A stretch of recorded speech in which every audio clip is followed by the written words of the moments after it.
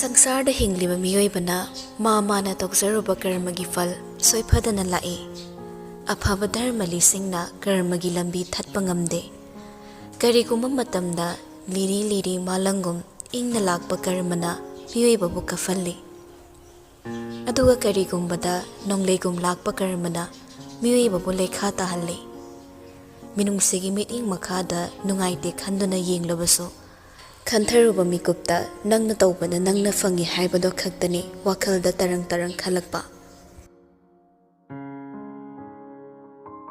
पैसा वातबा मी वातबा हाइबसिमक्तबो निंगनु निंगलुबा खुदक्ता पांगथोकपा ngami लोइना लोइना BP अमदे अतै मरु ओइबा खरा चेक तौदना नॉर्मल लेरी हाइबगा अहिंगदुदा सर्जरी लोइसिनख्रे हेन खुदोंग थिरकपा दुदगी कलहौबना तोन थवाइदि ngauरे अदुबो वाफम असे कना अमगी नाकोंग योहंदनबा मदुदा उखिबसिंगसो मचिन चेना मेंशनखि अंगम्बा कनागी मायोक्ता कनाने लेपलुबा ngamgani ओटीदगी पुथोरकलगा ज्ञान लाक्ट्रिंगे चेरक्तुदा लेरिबा मीसिंगदुदा चेक्सिना सिनरमलगा रोबोट युमदा हलकपने अदुबो अहिंगदु करमना हौखिबा नोंगान फोंगान तौरकले इरु माइथादुना मरु ओइबा पोचे खरा हापदुना हॉस्पिटल चटनबा थोरकपने अदुबो तोनगी नाक्ता लेहौबा मबोक्तो मयाई कादा इरेनसना फमदुना लेरमले मतौदुदा रोबोट चपलेपलगी यिंगले मबोकी नाक्ता चंगसिलकलगा अमुक लेपलरे केदौरगे बोक अंगांगदो मथंदा लेरमने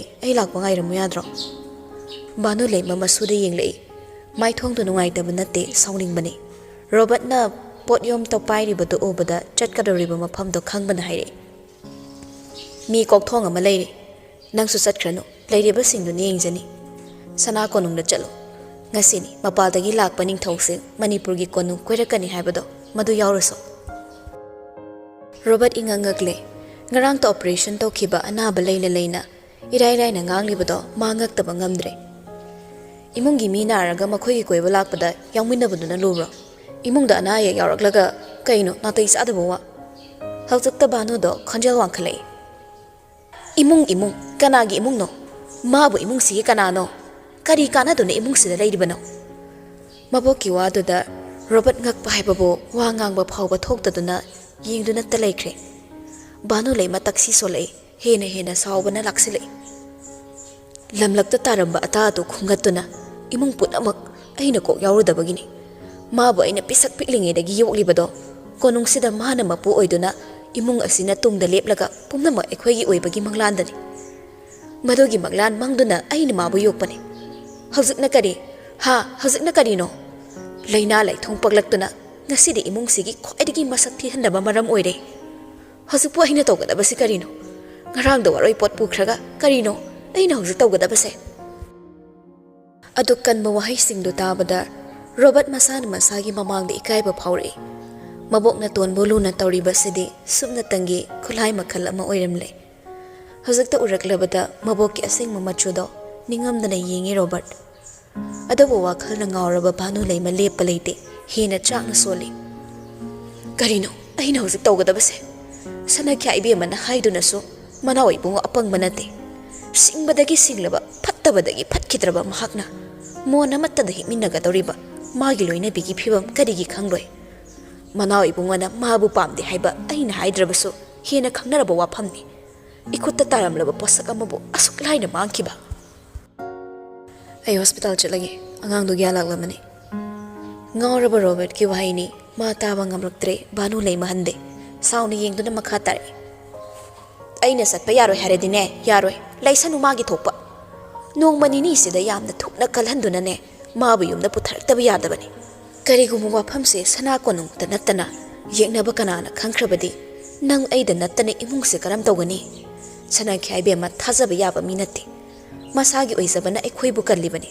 ꯃꯥꯒꯤ ꯑꯣꯏꯖꯕ ꯐꯪꯂꯔꯣꯏ ꯈꯪꯂꯛꯂꯕꯗꯤ ꯊꯣꯛ ꯍꯨꯟꯗꯣꯛꯂꯝꯃꯒ ꯑꯩꯈꯣꯏꯕꯨ ꯁꯛ ꯈꯪꯗꯦ ꯍꯥꯏꯒꯅꯤ. ꯂꯨꯁꯤꯜꯂꯛꯂꯕꯗꯤꯅꯦ ꯃꯥꯒꯤ ꯍꯥꯏꯗꯨꯅ ꯈꯥꯏꯗꯣꯛꯄꯁꯦ ꯅꯪ ꯑꯩꯅ ꯑꯍꯥꯟꯕ ꯅꯠꯇꯦ. ꯂꯨꯍꯣꯡꯕ ꯑꯁꯦ ꯀꯥꯏꯍꯟꯕ ꯌꯥꯔꯣꯏ. ꯅꯪꯅ ꯀꯦꯊꯣꯛꯍꯟꯗꯨꯅ ꯊꯝꯂꯕꯗꯤ ꯅꯥꯕ ꯐꯔꯣꯏ. ꯑꯗꯨꯅ ꯅꯪ ꯆꯠꯈꯤꯅꯨ.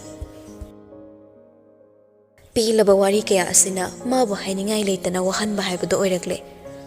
ꯔꯣꯕꯔꯠ ꯁꯣꯔ ꯇꯞꯅ ꯍꯣꯟꯊꯔꯒ ꯍꯥꯏꯔꯛꯏ, ꯃꯕꯣꯛꯄꯨ ꯂꯨꯔꯛꯅ ꯌꯦꯡꯂꯒ. ꯑꯩꯁꯦ ꯅꯣꯏ ꯃꯌꯥꯝ ꯆꯪꯗꯅ ꯐꯠꯂꯂꯣꯏꯗꯣꯔꯦ.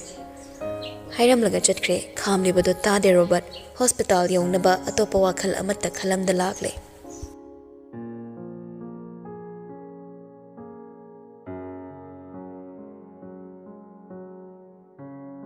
ꯂꯦꯞꯅꯤꯡꯂꯁꯨ ꯂꯦꯞꯄ ꯉꯝꯗꯕ ꯄꯨꯛꯅꯤꯡ ꯋꯥꯈꯜꯒꯤ ꯑꯄꯥꯝꯕꯅꯤ. ꯃꯥꯅ ꯃꯨꯟꯅ ꯈꯪꯉꯤ. ꯃꯤꯅ ꯇꯝꯂꯛꯄꯗꯒꯤ ꯇꯥꯔꯦ ꯑꯊꯦꯡꯕꯗ ꯃꯩꯔꯥꯕ ꯂꯥꯛꯂꯝꯃꯤ ꯍꯥꯏꯕ. ꯊꯃꯣꯏꯗ ꯁꯥꯎꯅꯤꯡꯂꯕꯁꯨ ꯃꯥꯏꯊꯣꯡꯗꯗꯤ ꯎꯠꯈꯤꯗ꯭ꯔꯦ. ꯄꯨꯝꯅꯃꯛꯇꯒꯤ ꯂꯥꯞꯊꯣꯛꯂꯕ ꯃꯍꯥꯛꯅꯤ. ꯃꯁꯤꯅ ꯃꯥꯒꯤ ꯂꯃꯟ ꯈꯨꯝꯕ ꯁꯛꯂꯤꯕꯅꯤ. ꯑꯌꯨꯛ ꯑꯉꯟꯕꯗ ꯎꯈ꯭ꯔꯨꯜ ꯌꯧꯔꯛꯇꯨꯅ ꯈ꯭ꯋꯥꯏ ꯀꯅꯥꯕꯨ ꯍꯟꯅ ꯌꯦꯡꯗ꯭ꯔꯤꯉꯩ ꯃꯆꯜꯒꯤ ꯅꯥꯛꯇ ꯆꯪꯂꯛꯏ. ꯅꯨꯄꯤꯗꯣ ꯇꯨꯝꯕ ꯍꯧꯒꯠꯂꯝꯗꯦ. ꯊꯣꯡꯖꯗ ꯂꯦꯞꯂꯝꯕꯗꯒꯤ ꯂꯤꯌꯣ ꯅꯣꯛꯃꯤ ꯆꯪꯉꯛꯂꯒ ꯐꯃꯨꯡ ꯃꯆꯤꯗ ꯐꯝꯊꯔꯛꯏ. ꯃꯀꯣꯛ ꯃꯔꯨ ꯀꯨꯞꯁꯤꯜꯂꯒ ꯇꯨꯝꯂꯤꯕꯗꯣ ꯃꯁꯥ ꯅꯣꯝꯂꯒ ꯍꯧꯗꯣꯛꯏ. ꯀꯥꯆꯪ ꯍꯧꯒꯠꯂꯨꯁꯦ. ꯄꯥꯎ ꯅꯨꯡꯉꯥꯏꯕ ꯑꯃ ꯄꯨꯔꯛꯏ. ꯍꯥꯏꯒꯦ ꯇꯥꯎꯁꯦ. ꯅꯨꯄꯤꯗꯣ ꯒ꯭ꯌꯥꯟ ꯃꯥꯡꯅ ꯇꯨꯝꯊꯕ ꯅꯠꯇꯦ. ꯎꯏꯔꯨꯝꯇ ꯃꯤꯠ ꯎꯏꯁꯤꯟꯕꯅꯤ. ꯃꯁꯤꯃꯛꯅ ꯃꯃꯤꯠꯇꯣ ꯄꯥꯡꯅꯤꯡꯗ ꯄꯥꯡꯂꯒ ꯐꯩꯖꯨꯞꯇ ꯍꯥꯏꯗꯣꯔꯛꯏ. ꯃꯁꯝ ꯑꯉꯥꯡꯕꯗꯨꯅ ꯏꯆꯥꯏ ꯆꯥꯏꯔꯤꯕꯗꯨ ꯎꯕꯗ ꯂꯤꯌꯣ ꯅꯣꯛꯏ. ꯅꯣꯛꯃꯤ ꯃꯈꯨꯠꯅ ꯇꯞꯅ ꯍꯥꯏꯗꯣꯛꯄꯤꯔꯒ ꯍꯥꯏꯔꯛꯏ, ꯃꯤꯠ ꯁꯤꯡꯉꯕ ꯅꯪꯕꯣ? ꯁꯦ ꯃꯤꯠꯇꯣ ꯂꯣꯏꯅ ꯄꯥꯡꯉꯨ. ꯑꯃꯩ ꯋꯥ ꯍꯥꯏꯒꯦꯕ. ꯅꯨꯄꯤꯗꯣ ꯑꯍꯤꯡ ꯃꯄꯨꯡ ꯐꯥꯅ ꯇꯨꯝꯗꯕꯒꯨꯝ ꯃꯥꯏꯊꯣꯡꯗ ꯏꯁꯨꯛ ꯁꯨꯛꯏ. ꯑꯗꯨꯕꯨ ꯇꯟꯅ ꯍꯤꯞꯂꯤꯕꯗꯣ ꯇꯞꯅ ꯍꯧꯒꯠꯇꯨꯅ ꯐꯝꯃꯤ. ꯑꯌꯨꯛ ꯉꯟꯇꯥ ꯑꯁꯤꯗ ꯑꯃꯩꯁꯨ ꯎꯈ꯭ꯔꯨꯜꯁꯦ ꯏꯝꯐꯥꯜ ꯕꯖꯥꯔ ꯀꯥꯕꯗꯧꯅ ꯍꯪꯒꯠ ꯍꯟꯗ. ꯌꯨꯝꯗ ꯏꯃꯥꯒ ꯅꯪꯒ ꯂꯩꯍꯧꯔꯒ ꯑꯩꯕꯨ ꯑꯥꯗ ꯑꯗꯨꯝ ꯂꯩꯊꯣꯛꯀꯗ꯭ꯔꯣ? ꯆꯠꯇꯕ ꯌꯥꯗꯕꯒꯤ ꯆꯠꯄꯅꯤ. ꯁꯤꯗꯒꯤꯗꯤ ꯏꯝꯐꯥꯜꯒꯤ ꯊꯕꯛ ꯑꯌꯥꯝꯕ ꯃꯤꯉꯣꯟꯗ ꯂꯣꯏꯅ ꯁꯤꯟꯅꯔꯗꯧꯅꯤ. ꯋꯥꯍꯩꯗꯨꯗ ꯂꯥꯏꯁ ꯄꯨꯛꯅꯤꯡꯗ ꯍꯔꯥꯎꯖꯩ. ꯃꯥꯁꯨ ꯏꯝꯐꯥꯜ ꯃꯥꯏꯀꯩ ꯑꯁꯦ ꯍꯟꯅ ꯌꯦꯡꯗꯕ ꯍꯥꯏꯕꯁꯤꯗ ꯌꯥꯝ ꯌꯥꯅꯤꯡꯕꯒꯨꯝ ꯇꯧꯔꯤ. ꯑꯗꯨꯝꯅ ꯂꯩꯔꯤꯉꯩ ꯂꯤꯌꯣ ꯐꯝꯂꯤꯕꯗꯣ ꯈꯖꯤꯛꯇꯪ ꯑꯃꯨꯛ ꯆꯪꯁꯤꯜꯂꯛꯂꯒ ꯍꯥꯏꯔꯛꯏ. ꯃꯆꯜꯕꯨ ꯃꯨꯟꯅ ꯌꯦꯡꯂꯒ, ꯅꯪꯕꯨ ꯎꯈ꯭ꯔꯨꯜꯁꯦ ꯍꯩꯅꯕ꯭ꯔꯥ? ꯂꯤꯟꯗꯥꯅ ꯇꯝꯕꯗꯩ ꯈꯪꯉꯤ. ꯄꯤꯛꯂꯤꯉꯩꯗꯒꯤ ꯃꯤꯔꯝꯗ ꯂꯩꯔꯛꯏ. ꯃꯤꯔꯝꯒꯤ ꯑꯔꯪ ꯑꯔꯥꯛꯇ ꯆꯥꯎꯔꯛꯄ ꯅꯪꯅ ꯑꯁꯨꯝꯅ ꯆꯤꯡꯒꯤ ꯆꯤꯡꯃꯥꯏꯁꯤꯗ ꯗꯟꯗꯤꯒꯨꯝ ꯂꯩꯕꯗꯤ ꯑꯩ ꯄꯥꯝꯗꯦ. ꯀꯔꯤ ꯍꯥꯏꯅꯤꯡꯂꯤꯕꯅꯣ ꯈꯪꯗꯦ. ꯑꯗꯨꯕꯨ ꯂꯥꯏꯁ ꯇꯞꯅ ꯈꯨꯝꯂꯛꯏ. ꯌꯨꯝꯗ ꯂꯩꯕꯕꯨ ꯍꯩꯅꯕ ꯍꯩꯅꯗꯕ ꯍꯥꯏꯕ ꯂꯩꯕ꯭ꯔꯥ ꯑꯃꯩ? ꯏꯃꯥꯒ ꯅꯪꯒ ꯂꯩꯔꯤꯁꯤꯗꯤ ꯀꯔꯤꯒꯤ ꯎꯈ꯭ꯔꯨꯜꯗ ꯂꯩꯅꯤꯡꯉꯣꯏꯗꯣꯏꯅꯣ? ꯑꯋꯟꯅ ꯐꯖꯕ ꯃꯐꯝ ꯌꯥꯝ ꯄꯨꯕꯤ. ꯃꯤꯔꯝꯒꯤ ꯐꯖꯕꯅ ꯀꯔꯤ ꯍꯦꯟꯗꯣꯏꯅꯣ? ꯇꯥꯕꯗ ꯍꯔꯥꯎꯔꯁꯨ ꯃꯗꯨꯅ ꯑꯣꯏꯕ ꯌꯥꯗꯦ ꯈꯪꯕꯅ ꯂꯤꯌꯣ ꯅꯣꯛꯄꯗꯃꯛ ꯅꯣꯛꯂꯒ ꯇꯣꯛꯏ. ꯃꯁꯤꯅ ꯋꯥꯔꯤ ꯑꯣꯏꯅ ꯑꯩꯅ ꯆꯨꯝꯅ ꯍꯪꯕꯅꯤ. ꯀꯨꯏꯔꯦ ꯅꯪꯅ ꯃꯅꯤꯄꯨꯔꯗ ꯂꯩꯔꯛꯄ. ꯀꯣꯅꯨꯡꯗ ꯂꯩꯔꯤꯉꯩꯗꯁꯨ ꯅꯪꯅ ꯆꯠꯊꯣꯛ ꯆꯠꯁꯤꯟ ꯇꯧꯕꯁꯦ ꯑꯩ ꯎꯈꯤꯗꯦ. ꯎꯈ꯭ꯔꯨꯜꯗ ꯂꯥꯛꯂꯁꯨ ꯑꯩꯈꯣꯏꯒ ꯆꯠꯊꯣꯛꯄ ꯅꯠꯇꯅ ꯅꯪ ꯂꯥꯞꯅ ꯆꯠꯇꯦ. ꯋꯥꯍꯩꯗꯨꯒꯤ ꯀꯔꯤ ꯃꯈꯥ ꯇꯥꯔꯛꯄ ꯅꯤꯡꯁꯤꯡ ꯃꯥꯡꯖꯤꯡ ꯌꯦꯡꯗꯨꯅ ꯂꯩ. ꯍꯥꯏꯅ ꯂꯤꯌꯣ ꯅꯣꯛꯁꯤꯟꯅꯗꯨꯅ ꯃꯈꯥ ꯇꯥꯏ. ꯅꯪꯅ ꯆꯠꯅꯤꯡꯕ ꯃꯐꯝ ꯑꯃ ꯍꯥꯏꯌꯣ. ꯃꯇꯝ ꯈꯔꯗꯤ ꯅꯪ ꯃꯗꯨꯗ ꯀꯣꯏꯗꯨꯅ ꯂꯩꯊꯣꯛꯎꯆꯣ. ꯑꯋꯟ ꯄꯨꯒꯦ ꯍꯥꯏꯔꯁꯨ ꯑꯩ ꯏꯄꯥ ꯈꯨꯂꯥꯛꯄꯗ ꯉꯥꯡꯅꯒꯦ. ꯂꯤꯟꯗꯥꯕꯨ ꯄꯨꯅꯤꯡꯂꯁꯨ ꯅꯈꯣꯏ ꯑꯍꯨꯝꯃꯛ ꯆꯠꯂꯨ. ꯀꯨꯏꯔꯣꯏ. ꯑꯩꯁꯨ ꯅꯪꯕꯨ ꯀꯨꯏꯅ ꯊꯥꯗꯣꯛꯄ ꯄꯥꯝꯗꯦ. ꯊꯥ 2-3 ꯈꯛꯇꯅꯦ. ꯏꯟꯗꯤꯌꯥꯒꯤ ꯋꯥꯡꯃ ꯑꯣꯏꯔꯕꯁꯨ ꯆꯠꯅꯤꯡꯕ ꯂꯝꯇꯨꯇ ꯍꯥꯏꯌꯣ. ꯅꯪꯒꯤ ꯀꯔꯤ ꯋꯥꯠꯀꯅꯤ? ꯈꯪꯂꯦ ꯋꯥꯍꯩꯗꯨꯒꯤ ꯃꯔꯨꯝꯗ ꯐꯨꯝꯂꯤꯕꯗꯣ. ꯃꯩꯔꯥꯕꯒꯤ ꯂꯨꯍꯣꯡꯕ ꯑꯁꯤꯒ ꯌꯥꯝꯅ ꯅꯛꯅ ꯃꯔꯤ ꯂꯩꯅꯕ ꯋꯥꯍꯩ ꯑꯃꯅꯤ ꯍꯥꯏꯕ ꯂꯥꯏꯁꯅ ꯈꯪꯉꯤ. ꯃꯥꯁꯨ ꯃꯔꯩ ꯌꯦꯠꯂꯨꯗꯦ. ꯐꯣꯡꯗꯣꯛꯅꯗꯅ ꯃꯅꯨꯡꯗ ꯁꯥꯔꯤꯕ ꯑꯔꯣꯟꯕ ꯃꯆꯤꯟ ꯃꯅꯥꯎꯒꯤ ꯋꯥꯔꯤꯗꯣ ꯑꯃꯅ ꯑꯃꯕꯨ ꯌꯦꯡꯕꯗ ꯚꯥꯞ ꯇꯥꯅꯩ. ꯂꯥꯏꯁ ꯅꯣꯛꯃꯤ ꯃꯀꯣꯛꯇꯨ ꯇꯞꯅ ꯅꯣꯝꯃꯤ. ꯏꯔꯥꯠ ꯊꯥꯡꯕ ꯍꯧꯔꯛꯂꯕ ꯃꯤꯠꯁꯅꯥꯗꯨ ꯎꯕꯗ ꯂꯤꯌꯣ ꯆꯪꯁꯤꯜꯂꯛꯂꯒ ꯃꯆꯜꯕꯨ ꯅꯨꯡꯁꯤꯅ ꯀꯣꯟꯕꯤ. ꯃꯀꯣꯛꯇ ꯇꯞꯅ ꯅꯥꯟꯊꯕꯤꯔꯒ ꯍꯥꯏꯔꯛꯏ, ꯌꯥꯝ ꯅꯨꯡꯁꯤꯅ. ꯏꯃꯥꯒ ꯑꯩꯈꯣꯏꯅꯤꯅ ꯍꯤꯡꯂꯤꯁꯦ ꯅꯪꯒꯤꯗꯃꯛꯅꯤ. ꯅꯪꯅ ꯅꯣꯛꯂꯒ ꯑꯩꯈꯣই ꯅꯣꯛꯄꯅꯤ. ꯅꯪꯅ ꯀꯞꯂꯒ ꯑꯩꯈꯣꯏꯁꯨ ꯅꯇꯨꯡ ꯏꯟꯗꯨꯅ ꯀꯞꯄꯅꯤ. ꯀꯔꯤꯒꯨꯝꯕ ꯅꯪꯒꯤ ꯑꯅꯤꯡꯕ ꯑꯄꯥꯝꯕ ꯑꯗꯨꯒꯤꯗꯃꯛ ꯑꯩꯒꯤ ꯄꯥꯡꯒꯜ ꯊꯧꯅꯥ ꯄꯨꯝꯅꯃꯛ ꯀꯠꯊꯣꯛꯎ ꯍꯥꯏꯔꯕꯁꯨ ꯑꯩ ꯉꯝꯒꯅꯤ. ꯅꯥꯄꯜ ꯊꯥꯗꯣꯛꯇꯨꯅ ꯌꯦꯛꯅꯕꯗꯨ ꯆꯪꯖꯧ ꯍꯥꯏꯔꯕꯁꯨ ꯏꯆꯜꯒꯤꯗꯃꯛ ꯑꯩꯅ ꯇꯧꯕ ꯉꯝꯂꯣꯏꯗꯕ ꯀꯔꯤꯁꯨ ꯂꯩꯇꯕꯅꯤ. ꯑꯗꯨꯕꯨ ꯈꯥꯔꯤꯕ ꯄꯜ ꯃꯁꯤꯡ ꯌꯥꯝꯃꯤ ꯀꯆꯪ. ꯏꯆꯜꯒꯤ ꯅꯤꯡꯕ ꯊꯨꯡꯅꯕ ꯊꯃꯣꯏꯒꯤ ꯑꯄꯥꯝꯕ ꯄꯤꯅꯕ ꯂꯨꯍꯣꯡꯕ ꯆꯥꯝꯃ ꯊꯨꯒꯥꯏꯕ ꯉꯝꯒꯅꯤ ꯑꯗꯨꯕꯨ ꯄꯜ ꯄꯨꯝꯅꯃꯛ ꯁꯤꯕ ꯂꯣꯏꯔꯛꯂꯕꯗ ꯆꯠꯅꯕꯤ ꯑꯃꯁꯨꯡ ꯙꯔꯃꯒꯤ ꯄꯜꯗꯤ ꯑꯩꯅ ꯁꯤꯔꯨꯕ ꯉꯝꯂꯣꯏ ꯅꯪ ꯅꯤꯡꯁꯦꯟꯅꯤ ꯇꯥꯡꯈꯨꯜ ꯅꯤꯡꯉꯣꯜ ꯅꯪꯅ ꯀꯔꯤꯒꯤꯅꯣ ꯁꯅꯥ ꯀꯣꯅꯨꯡꯒꯤ ꯃꯪꯂꯨꯔꯤꯕ ꯆꯩꯔꯤꯕ꯭ꯔꯥ ꯊꯦꯝꯂꯤꯕ꯭ꯔꯥ ꯑꯗꯨꯕꯨ ꯄꯨꯛꯅꯤꯡꯗꯨ ꯅꯧꯊꯈ꯭ꯔꯦ ꯂꯥꯏꯖ ꯃꯈꯨꯠꯅ ꯂꯤꯌꯣꯕꯨ ꯇꯞꯅ ꯀꯣꯟꯁꯤꯜꯂꯛꯂꯒ ꯈꯣꯟꯖꯦꯜ ꯄꯤꯛꯅ ꯀꯞꯂꯛꯏ ꯍꯥꯏꯈꯤꯕꯗꯨꯃꯛꯅꯤ ꯃꯜꯆꯜꯒꯤ ꯄꯤꯔꯥꯡ ꯎꯕꯗ ꯂꯤꯌꯣ ꯍꯧꯅꯔꯨꯕ ꯇꯧꯗ ꯃꯄꯤ ꯇꯥꯔꯛꯂꯦ ꯃꯤꯀꯨꯞ ꯈꯔ ꯑꯗꯨꯝꯅ ꯂꯩꯔꯝꯂꯒ ꯃꯆꯜꯕꯨ ꯃꯊꯥꯗꯒꯤ ꯇꯞꯅ ꯂꯧꯊꯣꯛꯇꯨꯅ ꯃꯄꯤ ꯇꯩꯊꯣꯛꯄꯤ ꯁꯦ ꯃꯇꯝꯁꯤ ꯊꯦꯡꯂꯦ ꯍꯧꯒꯠꯅꯕ ꯇꯧꯔꯣ ꯈꯨꯂꯥꯛꯄ ꯌꯨꯝꯗ ꯊꯧꯔꯝ ꯂꯩꯕꯗꯣ ꯊꯦꯡꯂꯕꯗꯤ ꯑꯋꯣꯟꯅ ꯅꯨꯡꯉꯥꯏꯈꯤꯔꯣꯏ ꯑꯃꯩꯔꯝꯊꯔ ꯂꯩꯔꯝꯒꯅꯤ ꯉꯔꯥꯡꯇ ꯗꯦꯜꯂꯤꯗꯒꯤ ꯊꯣꯔꯛꯄꯅꯤ ꯃꯥꯅ ꯋꯥ ꯉꯥꯡꯕꯗꯅꯦ ꯈꯨꯝꯅꯤꯡꯗꯕꯒꯨꯝ ꯇꯧꯒꯅꯨ ꯑꯉꯥꯡ ꯑꯣꯏꯔꯤꯉꯩꯗ ꯃꯥꯁꯨ ꯑꯩꯒꯨꯝ ꯅꯪꯒꯤ ꯌꯥꯝ ꯋꯥꯖꯕꯅꯤ ꯂꯥꯏꯖ ꯃꯀꯣꯛ ꯇꯞꯅ ꯅꯣꯝꯃꯤ ꯂꯤꯌꯣ ꯑꯃꯨꯛꯁꯨ ꯃꯆꯜꯒꯤ ꯁꯝꯂꯥꯡꯗꯣ ꯅꯥꯔꯨꯝꯗ ꯌꯦꯞꯁꯤꯟꯕꯤꯔꯒ ꯍꯥꯏꯔꯛꯏ ꯄꯛꯁꯦ ꯑꯩꯈꯣꯏ ꯁꯅꯥꯁꯦ ꯁꯝ ꯉꯥꯡꯕꯁꯦ ꯅꯪꯉꯣꯟꯗ ꯌꯥꯝ ꯄꯛꯁꯦ ꯅꯪꯅ ꯉꯁꯤ ꯁꯦꯠꯀꯗꯕ ꯐꯤ ꯐꯅꯦꯛ ꯑꯃꯩꯅ ꯑꯅꯧꯕ ꯂꯩꯔꯛꯄꯅꯤ ꯌꯨꯝꯗ ꯃꯌꯥꯝ ꯂꯩꯔꯁꯨꯅꯦ ꯑꯩꯅ ꯑꯅꯧꯕ ꯁꯦꯠꯍꯟꯅꯤꯡꯗꯨꯅ ꯂꯩꯔꯛꯄꯅꯤ ꯅꯍꯥꯟ ꯃꯈꯩ ꯅꯪꯅ ꯁꯦꯠꯄꯗꯨꯒ ꯃꯥꯟꯅꯗ꯭ꯔꯁꯨ ꯌꯥꯝ ꯐꯖꯕꯅꯤ ꯇꯥꯡꯈꯨꯜ ꯅꯨꯄꯤꯒꯤ ꯑꯣꯏꯕ ꯐꯤꯖꯣꯜꯁꯤꯡꯁꯦ ꯂꯣꯏꯅ ꯐꯖꯕꯅꯤ ꯌꯨꯝꯗ ꯁꯨꯅꯕ ꯂꯩꯔꯁꯨ ꯑꯃꯩꯅ ꯅꯪꯒꯤꯗꯤ ꯏꯅꯧ ꯅꯧꯕ ꯃꯌꯦꯛ ꯂꯣꯏꯅ ꯁꯨꯅꯕ ꯂꯩꯒꯦ ꯆꯣꯠꯂꯤ ꯆꯣꯠꯂꯤ ꯇꯧꯕ ꯃꯃꯤꯠꯇ ꯈꯨꯖꯤꯜꯂꯞ ꯇꯧꯅ ꯅꯣꯛꯂꯒ ꯃꯕꯨꯡꯕꯨ ꯌꯦꯡꯂꯛꯏ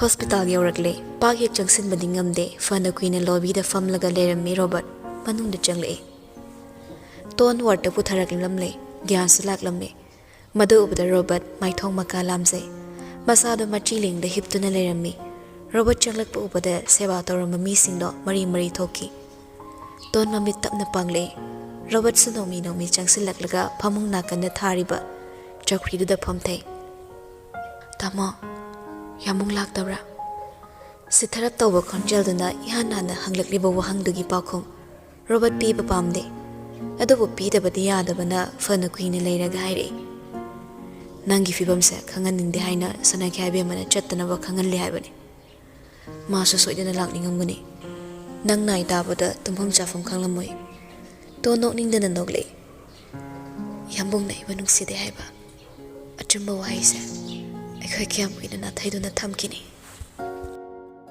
ꯔꯣꯕꯔꯠ ꯇꯞꯅ ꯀꯧꯔꯛꯏ ꯏꯕꯦꯝꯃ ꯇꯣꯟ ꯃꯃꯤꯠ ꯇꯞꯅ ꯎꯏꯁꯤꯜꯂꯒ ꯇꯥꯔꯛꯂꯤꯕ ꯄꯤꯔꯥꯡꯗꯣ ꯈꯥꯡꯅꯕ ꯍꯣꯠꯅꯩ ꯑꯗꯨꯕꯨ ꯍꯧꯔꯛꯂꯤꯕ ꯏꯍꯨꯜꯒꯤ ꯈꯣꯡꯖꯦꯜꯗꯤ ꯂꯦꯞꯇꯕꯅ ꯍꯥꯏꯔꯛꯏ ꯑꯩ ꯈꯪꯉꯤ ꯑꯩ ꯌꯥꯝ ꯃꯨꯟꯅ ꯈꯪꯉꯤ ꯍꯧꯈꯤꯕ ꯄꯨꯟꯁꯤ ꯈꯛꯇꯗ ꯅꯠꯇ ꯍꯌꯦꯡ ꯑꯩꯅ ꯁꯤꯔꯝꯗꯥꯏ ꯃꯤꯀꯨꯞ ꯑꯗꯨ ꯐꯥꯎꯕ ꯌꯥꯝꯕꯨꯡꯅ ꯑꯩꯕꯨ ꯅꯨꯡꯁꯤ ꯃꯤꯠꯌꯦꯡꯅ ꯌꯦꯡꯂꯣꯏ ꯂꯨꯍꯣꯡꯂꯕ ꯃꯇꯨꯡ ꯂꯣꯏꯅꯕꯤ ꯑꯃꯗ ꯌꯦꯡꯒꯗꯕ ꯃꯤꯠꯌꯦꯡ ꯑꯗꯨ ꯌꯦꯡꯂꯕꯁꯨ ꯍꯌꯦꯡ ꯑꯩꯅ ꯁꯤꯔ ꯐꯥꯎꯕ ꯌꯥꯝꯕꯨꯡꯒꯤ ꯅꯨꯡꯁꯤꯕꯗꯤ ꯑꯩ ꯐꯪꯂꯔꯣꯏ ꯈꯖꯤꯛꯇꯪ ꯅꯥꯕꯗ ꯀꯔꯤꯒꯤ ꯅꯄꯨꯡ ꯑꯗꯨꯝ ꯁꯣꯟꯊꯔꯤꯅꯣ ꯅꯪꯒꯤ ꯅꯤꯡꯕ ꯑꯍꯣꯡꯕ ꯂꯩꯇꯦ ꯂꯦꯞꯅ ꯑꯗꯨꯝ ꯊꯨꯡꯒꯅꯤ ꯍꯧꯖꯤꯛ ꯐꯥꯎꯕ ꯂꯨꯍꯣꯡꯕꯁꯦ ꯃꯆꯤ ꯂꯦꯡꯗꯨꯅ ꯂꯩꯔꯤꯕꯅꯤ ꯑꯩꯕꯨ ꯊꯦꯝꯒꯅꯨ ꯇꯥꯃꯣ ꯀꯌꯥꯝ ꯀꯨꯏꯅ ꯃꯤꯅꯝꯗꯨꯅ ꯅꯪ ꯑꯩꯕꯨ ꯊꯦꯝꯕ ꯉꯝꯒꯅꯤ ꯑꯩ ꯈꯪꯉꯤ ꯑꯩ ꯑꯁꯦ ꯈꯨꯃꯟꯁꯤꯒꯤ ꯑꯁꯦꯡꯕ ꯅꯤꯡꯉꯣꯜ ꯅꯠꯇꯦ ꯍꯥꯏꯕ ꯑꯗꯨꯕꯨ ꯅꯈꯣꯏꯒꯤ ꯃꯤꯅꯨꯡꯁꯤꯅ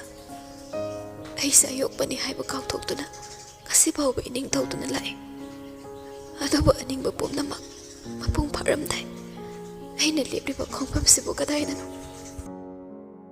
ꯉꯛꯂꯨꯗꯦ ꯔꯣꯕꯔꯠ ꯋꯥꯐꯝꯗꯣ ꯈꯪꯐꯝ ꯊꯣꯛꯏ ꯈꯪꯉꯤ ꯑꯗꯨꯕꯨ ꯑꯌꯣꯛꯄꯅꯤ ꯍꯥꯏꯕꯁꯦ ꯏꯃꯨꯡꯒꯤ ꯑꯣꯏꯕ ꯋꯥꯔꯤꯅꯤ ꯀꯅꯥꯅꯁꯨ ꯃꯆꯤꯟ ꯊꯣꯛꯇ꯭ꯔꯤꯕ ꯋꯥꯔꯤ ꯑꯃ ꯑꯣꯏꯕꯅ ꯔꯣꯕꯔꯠꯅ ꯑꯅꯤꯔꯛ ꯍꯟꯅ ꯄꯜꯍꯟꯅꯤꯡꯗ꯭ꯔꯦ ꯋꯥꯗꯣ ꯃꯈꯥ ꯇꯥꯔꯅꯨ ꯅꯪ ꯄꯣꯊꯥꯔ ꯂꯩꯌꯨ ꯑꯍꯦꯟꯕ ꯈꯟꯒꯅꯨ ꯑꯩꯈꯣꯏꯅ ꯂꯣꯏꯅ ꯁꯤꯟꯒꯦ ꯅꯪꯅ ꯃꯤꯅꯝꯕ ꯅꯨꯡꯉꯥꯏꯇꯦ ꯍꯥꯏꯔꯒ ꯃꯩꯔꯥꯕꯗ ꯁꯦꯡꯅ ꯈꯪꯍꯟꯁꯤ ꯅꯪꯒꯤ ꯅꯨꯡꯁꯤꯕꯗꯣ ꯃꯌꯦꯛ ꯁꯦꯡꯅ ꯎꯠꯂꯨ ꯅꯈꯣꯏꯅ ꯌꯥꯅꯔꯗꯤ ꯃꯁꯤ ꯀꯩꯁꯨ ꯅꯠꯇꯦ ꯐꯟ ꯑꯃ ꯑꯣꯏꯗꯨꯅꯁꯨ ꯀꯩꯗꯧꯅꯨꯡꯗ ꯃꯩꯔꯥꯕꯅ ꯅꯨꯄꯤ ꯑꯃꯒꯤ ꯑꯁꯣꯟꯕ ꯐꯤꯕꯝꯗ ꯈꯨꯗꯣꯡꯆꯥꯕ ꯂꯧꯗꯨꯅ ꯃꯥꯒꯤ ꯑꯣꯏꯖꯕ ꯊꯤꯔꯣꯏ ꯃꯁꯤꯃꯗꯤ ꯑꯩꯅ ꯃꯥꯒꯤ ꯃꯐꯝꯗꯒꯤ ꯌꯥꯝ ꯃꯨꯟꯅ ꯈꯪꯉꯤ ꯇꯣꯟ ꯂꯥꯡꯇꯛꯅꯅ ꯃꯀꯣꯛꯇꯣ ꯇꯞꯅ ꯅꯥꯛ ꯌꯦꯠ ꯍꯥꯏ ꯂꯦꯞꯄ ꯂꯩꯇꯕ ꯄꯤꯔꯥꯡ ꯁꯤꯟꯊꯗꯨꯅ ꯊꯋꯥꯏ ꯁꯥꯛꯅ ꯈꯨꯝꯂꯛꯏ ꯃꯗꯨ ꯑꯩꯒꯤꯗꯃꯛ ꯅꯠꯇꯦ ꯋꯥꯐꯝꯗꯣ ꯑꯩꯒꯤꯗꯃꯛ ꯅꯠꯇꯦ ꯀꯔꯤꯒꯨꯝꯕ ꯑꯩꯅ ꯁꯅꯥ ꯑꯣꯏꯔꯝꯂꯗꯤ ꯋꯥꯈꯜ ꯑꯃꯠꯇ ꯈꯟꯊꯔꯝꯗ ꯌꯥꯝꯕꯨꯡꯅ ꯑꯩꯕꯨ ꯀꯣꯟꯈꯠꯄꯤꯒꯅꯤ ꯀꯔꯤꯁꯨ ꯇꯧꯔꯣꯏ ꯅꯪꯒꯤꯗꯃꯛ ꯑꯩ ꯂꯩꯔꯤ ꯍꯥꯏꯅ ꯆꯠꯅꯕ ꯆꯠꯅꯗꯕ ꯊꯤꯗ ꯑꯩꯕꯨ ꯊꯥꯗꯣꯛꯂꯣꯏ ꯍꯥꯏꯒꯅꯤ ꯑꯗꯨꯕꯨ ꯑꯩꯗꯤ ꯁꯅꯥ ꯅꯠꯇꯦ ꯇꯥꯃꯣ ꯑꯩꯗꯤ ꯁꯅꯥ ꯅꯠꯇꯦ ꯑꯁꯨꯛ ꯏꯀꯥꯏꯕ ꯑꯁꯨꯛ ꯊꯋꯥꯏ ꯆꯥꯛꯄ ꯑꯩꯒꯤ ꯐꯤꯕꯝ ꯈꯪꯂꯒ ꯁꯅꯥꯅ ꯑꯩꯕꯨ ꯅꯣꯛꯅꯈꯤꯅꯤ ꯌꯥꯝꯕꯨꯡꯅ ꯅꯨꯄꯤ ꯆꯥꯝꯃ ꯊꯤꯔꯕꯁꯨ ꯁꯅꯥꯕꯨꯗꯤ ꯑꯩꯅ ꯌꯥꯕ ꯉꯝꯂꯣꯏ ꯑꯩ ꯃꯥꯕꯨ ꯌꯥꯕ ꯉꯝꯂꯣꯏ ꯀꯔꯤꯒꯨꯝꯕ ꯌꯥꯝꯕꯨꯡꯅ ꯑꯩꯒꯤ ꯐꯤꯕꯝ ꯈꯪꯂꯕꯗꯤ ꯁꯅꯥꯒꯤ ꯅꯥꯛꯇ ꯆꯠꯈꯤꯅꯤ ꯇꯥꯃꯣ ꯅꯪ ꯃꯥꯕꯨ ꯀꯗꯥꯏꯅ ꯅꯪ ꯄꯨꯔ ꯆꯠꯈ꯭ꯔꯣ ꯌꯥꯝꯕꯨꯡꯅ ꯊꯤꯕ ꯐꯪꯂꯣꯏꯗꯕ ꯃꯐꯝꯗ ꯅꯪ ꯁꯅꯥꯕꯨ ꯄꯨꯔꯒ ꯆꯠꯈ꯭ꯔꯣ ꯋꯥꯍꯩꯗꯨ ꯍꯥꯏꯅ ꯍꯥꯏꯅ ꯇꯣꯟ ꯈꯣꯟꯖꯦꯜ ꯄꯤꯛꯅ ꯀꯞꯂꯦ ꯑꯁꯨꯛ ꯁꯣꯟꯊꯔꯝꯃꯤ ꯀꯨꯞꯊꯨ ꯐꯥꯎꯕ ꯃꯩꯔꯥꯕꯒꯤ ꯃꯩꯅ ꯉꯥꯎꯔꯤ ꯂꯥꯏꯖꯕ ꯑꯁꯨꯛ ꯇꯥꯊꯤꯔꯤꯕꯁꯦ ꯃꯐꯝꯗ ꯃꯩꯔꯥꯕꯅ ꯌꯦꯡꯕꯤꯗ꯭ꯔꯕ ꯃꯤꯠꯌꯦꯡ ꯑꯃ ꯁꯅꯥ ꯏꯕꯦꯝꯃꯗ ꯇꯠꯇꯅ ꯌꯦꯡꯂꯤꯕꯗꯣ ꯎꯔꯒꯅꯤ ꯍꯥꯏꯕ ꯔꯣꯕꯔꯠ ꯈꯪꯂꯦ ꯍꯧꯖꯤꯛ ꯐꯥꯎꯕ ꯉꯥꯎꯔꯤ ꯃꯥ ꯀꯔꯤꯁꯨ ꯈꯪꯗꯦ ꯃꯥꯒꯤ ꯍꯥꯏꯕꯕꯨ ꯂꯥꯏꯖꯅ ꯃꯉꯣꯟꯗꯒꯤ ꯉꯝꯈꯤꯅꯤ ꯍꯥꯏꯕ ꯋꯥꯈꯜꯗ ꯑꯃꯨꯛꯁꯨ ꯃꯈꯥ ꯇꯥꯔꯛꯂꯦ ꯌꯥꯝꯕꯨꯡ ꯑꯩꯒꯤꯅꯦ ꯇꯥꯃꯣ ꯀꯣꯅꯨꯡꯒꯤ ꯂꯩꯃ ꯁꯤꯖꯁꯤꯡꯒꯤ ꯃꯔꯛꯇ ꯑꯩꯅ ꯌꯥꯝꯕꯨꯡꯒꯤ ꯁꯤꯖ ꯑꯣꯏꯗꯨꯅ ꯃꯉꯥꯜ ꯂꯩꯅ ꯍꯤꯡꯕ ꯑꯩꯒꯤ ꯃꯪꯂꯥꯟꯅꯤ ꯍꯥꯏꯕ ꯇꯥꯃꯣ ꯅꯪ ꯀꯥꯎꯔꯕ꯭ꯔꯥ ꯅꯪ ꯑꯩꯒꯤ ꯃꯪꯂꯥꯟꯁꯦ ꯀꯥꯎꯔꯕꯣ ꯑꯩ ꯆꯥꯛꯑꯦ ꯊꯃꯣꯏꯗ ꯂꯩꯔꯤꯕ ꯑꯋꯥꯕꯁꯤꯅ ꯃꯩꯔꯤ ꯑꯣꯏꯅ ꯆꯥꯛꯂꯛꯂꯕꯗꯤ ꯄ꯭ꯔꯤꯊꯤꯕꯤ ꯄꯨꯝꯅꯃꯛꯁꯦ ꯃꯤꯀꯨꯞꯇ ꯎꯠ ꯑꯣꯟꯒꯅꯤ ꯌꯥꯝꯕꯨꯡꯒꯤ ꯃꯥꯡꯗ ꯁꯅꯥ ꯎꯍꯟꯕꯤꯒꯅꯨ ꯇꯥꯃꯣ ꯃꯥꯕꯨ ꯌꯥꯝꯕꯨꯡꯒꯤ ꯃꯐꯝꯗꯒꯤ ꯂꯥꯞꯅ ꯄꯨꯗꯨꯅ ꯆꯠꯈ꯭ꯔꯣ ꯑꯩ ꯋꯥꯔꯦ ꯑꯩ ꯌꯥꯝꯕꯨꯡꯕꯨ ꯀꯥꯎꯊꯣꯛꯄ ꯉꯝꯃꯣꯏ ꯊꯋꯥꯏ ꯌꯥꯎꯗ꯭ꯔꯕ ꯍꯛꯆꯥꯡꯅ ꯑꯔꯩꯕ ꯄꯥꯡꯒꯜ ꯄꯨꯊꯣꯛꯇꯨꯅ ꯍꯤꯡꯅꯕ ꯍꯣꯠꯅꯕꯒꯨꯝ ꯑꯗꯨꯛ ꯁꯥꯡꯅ ꯀꯞꯂꯤꯕ ꯃꯥꯕꯨ ꯎꯕꯗ ꯔꯣꯕꯔꯠ ꯊꯃꯣꯏꯗꯨ ꯃꯆꯦꯠ ꯂꯤꯁꯤꯡ ꯊꯣꯛꯂꯦ ꯑꯀꯥꯏꯕ ꯊꯃꯣꯏ ꯃꯆꯦꯠ ꯃꯆꯦꯠꯁꯤꯡ ꯑꯗꯨꯅ ꯈꯜꯂꯤꯕ ꯋꯥꯈꯜ ꯃꯥꯟꯅꯗꯦ ꯑꯐꯕ ꯐꯠꯇꯕ ꯑꯊꯤꯕ ꯐꯖꯕ ꯃꯆꯦꯠꯁꯤꯡ ꯑꯗꯨꯅ ꯄꯨꯟꯁꯤꯜꯂꯒ ꯀꯔꯝꯕ ꯃꯁꯛ ꯑꯃꯗ ꯂꯦꯞꯈꯤꯅꯤ ꯔꯣꯕꯔꯠ ꯃꯁꯥ ꯐꯥꯎꯕ ꯈꯪꯈꯤꯗ꯭ꯔꯦ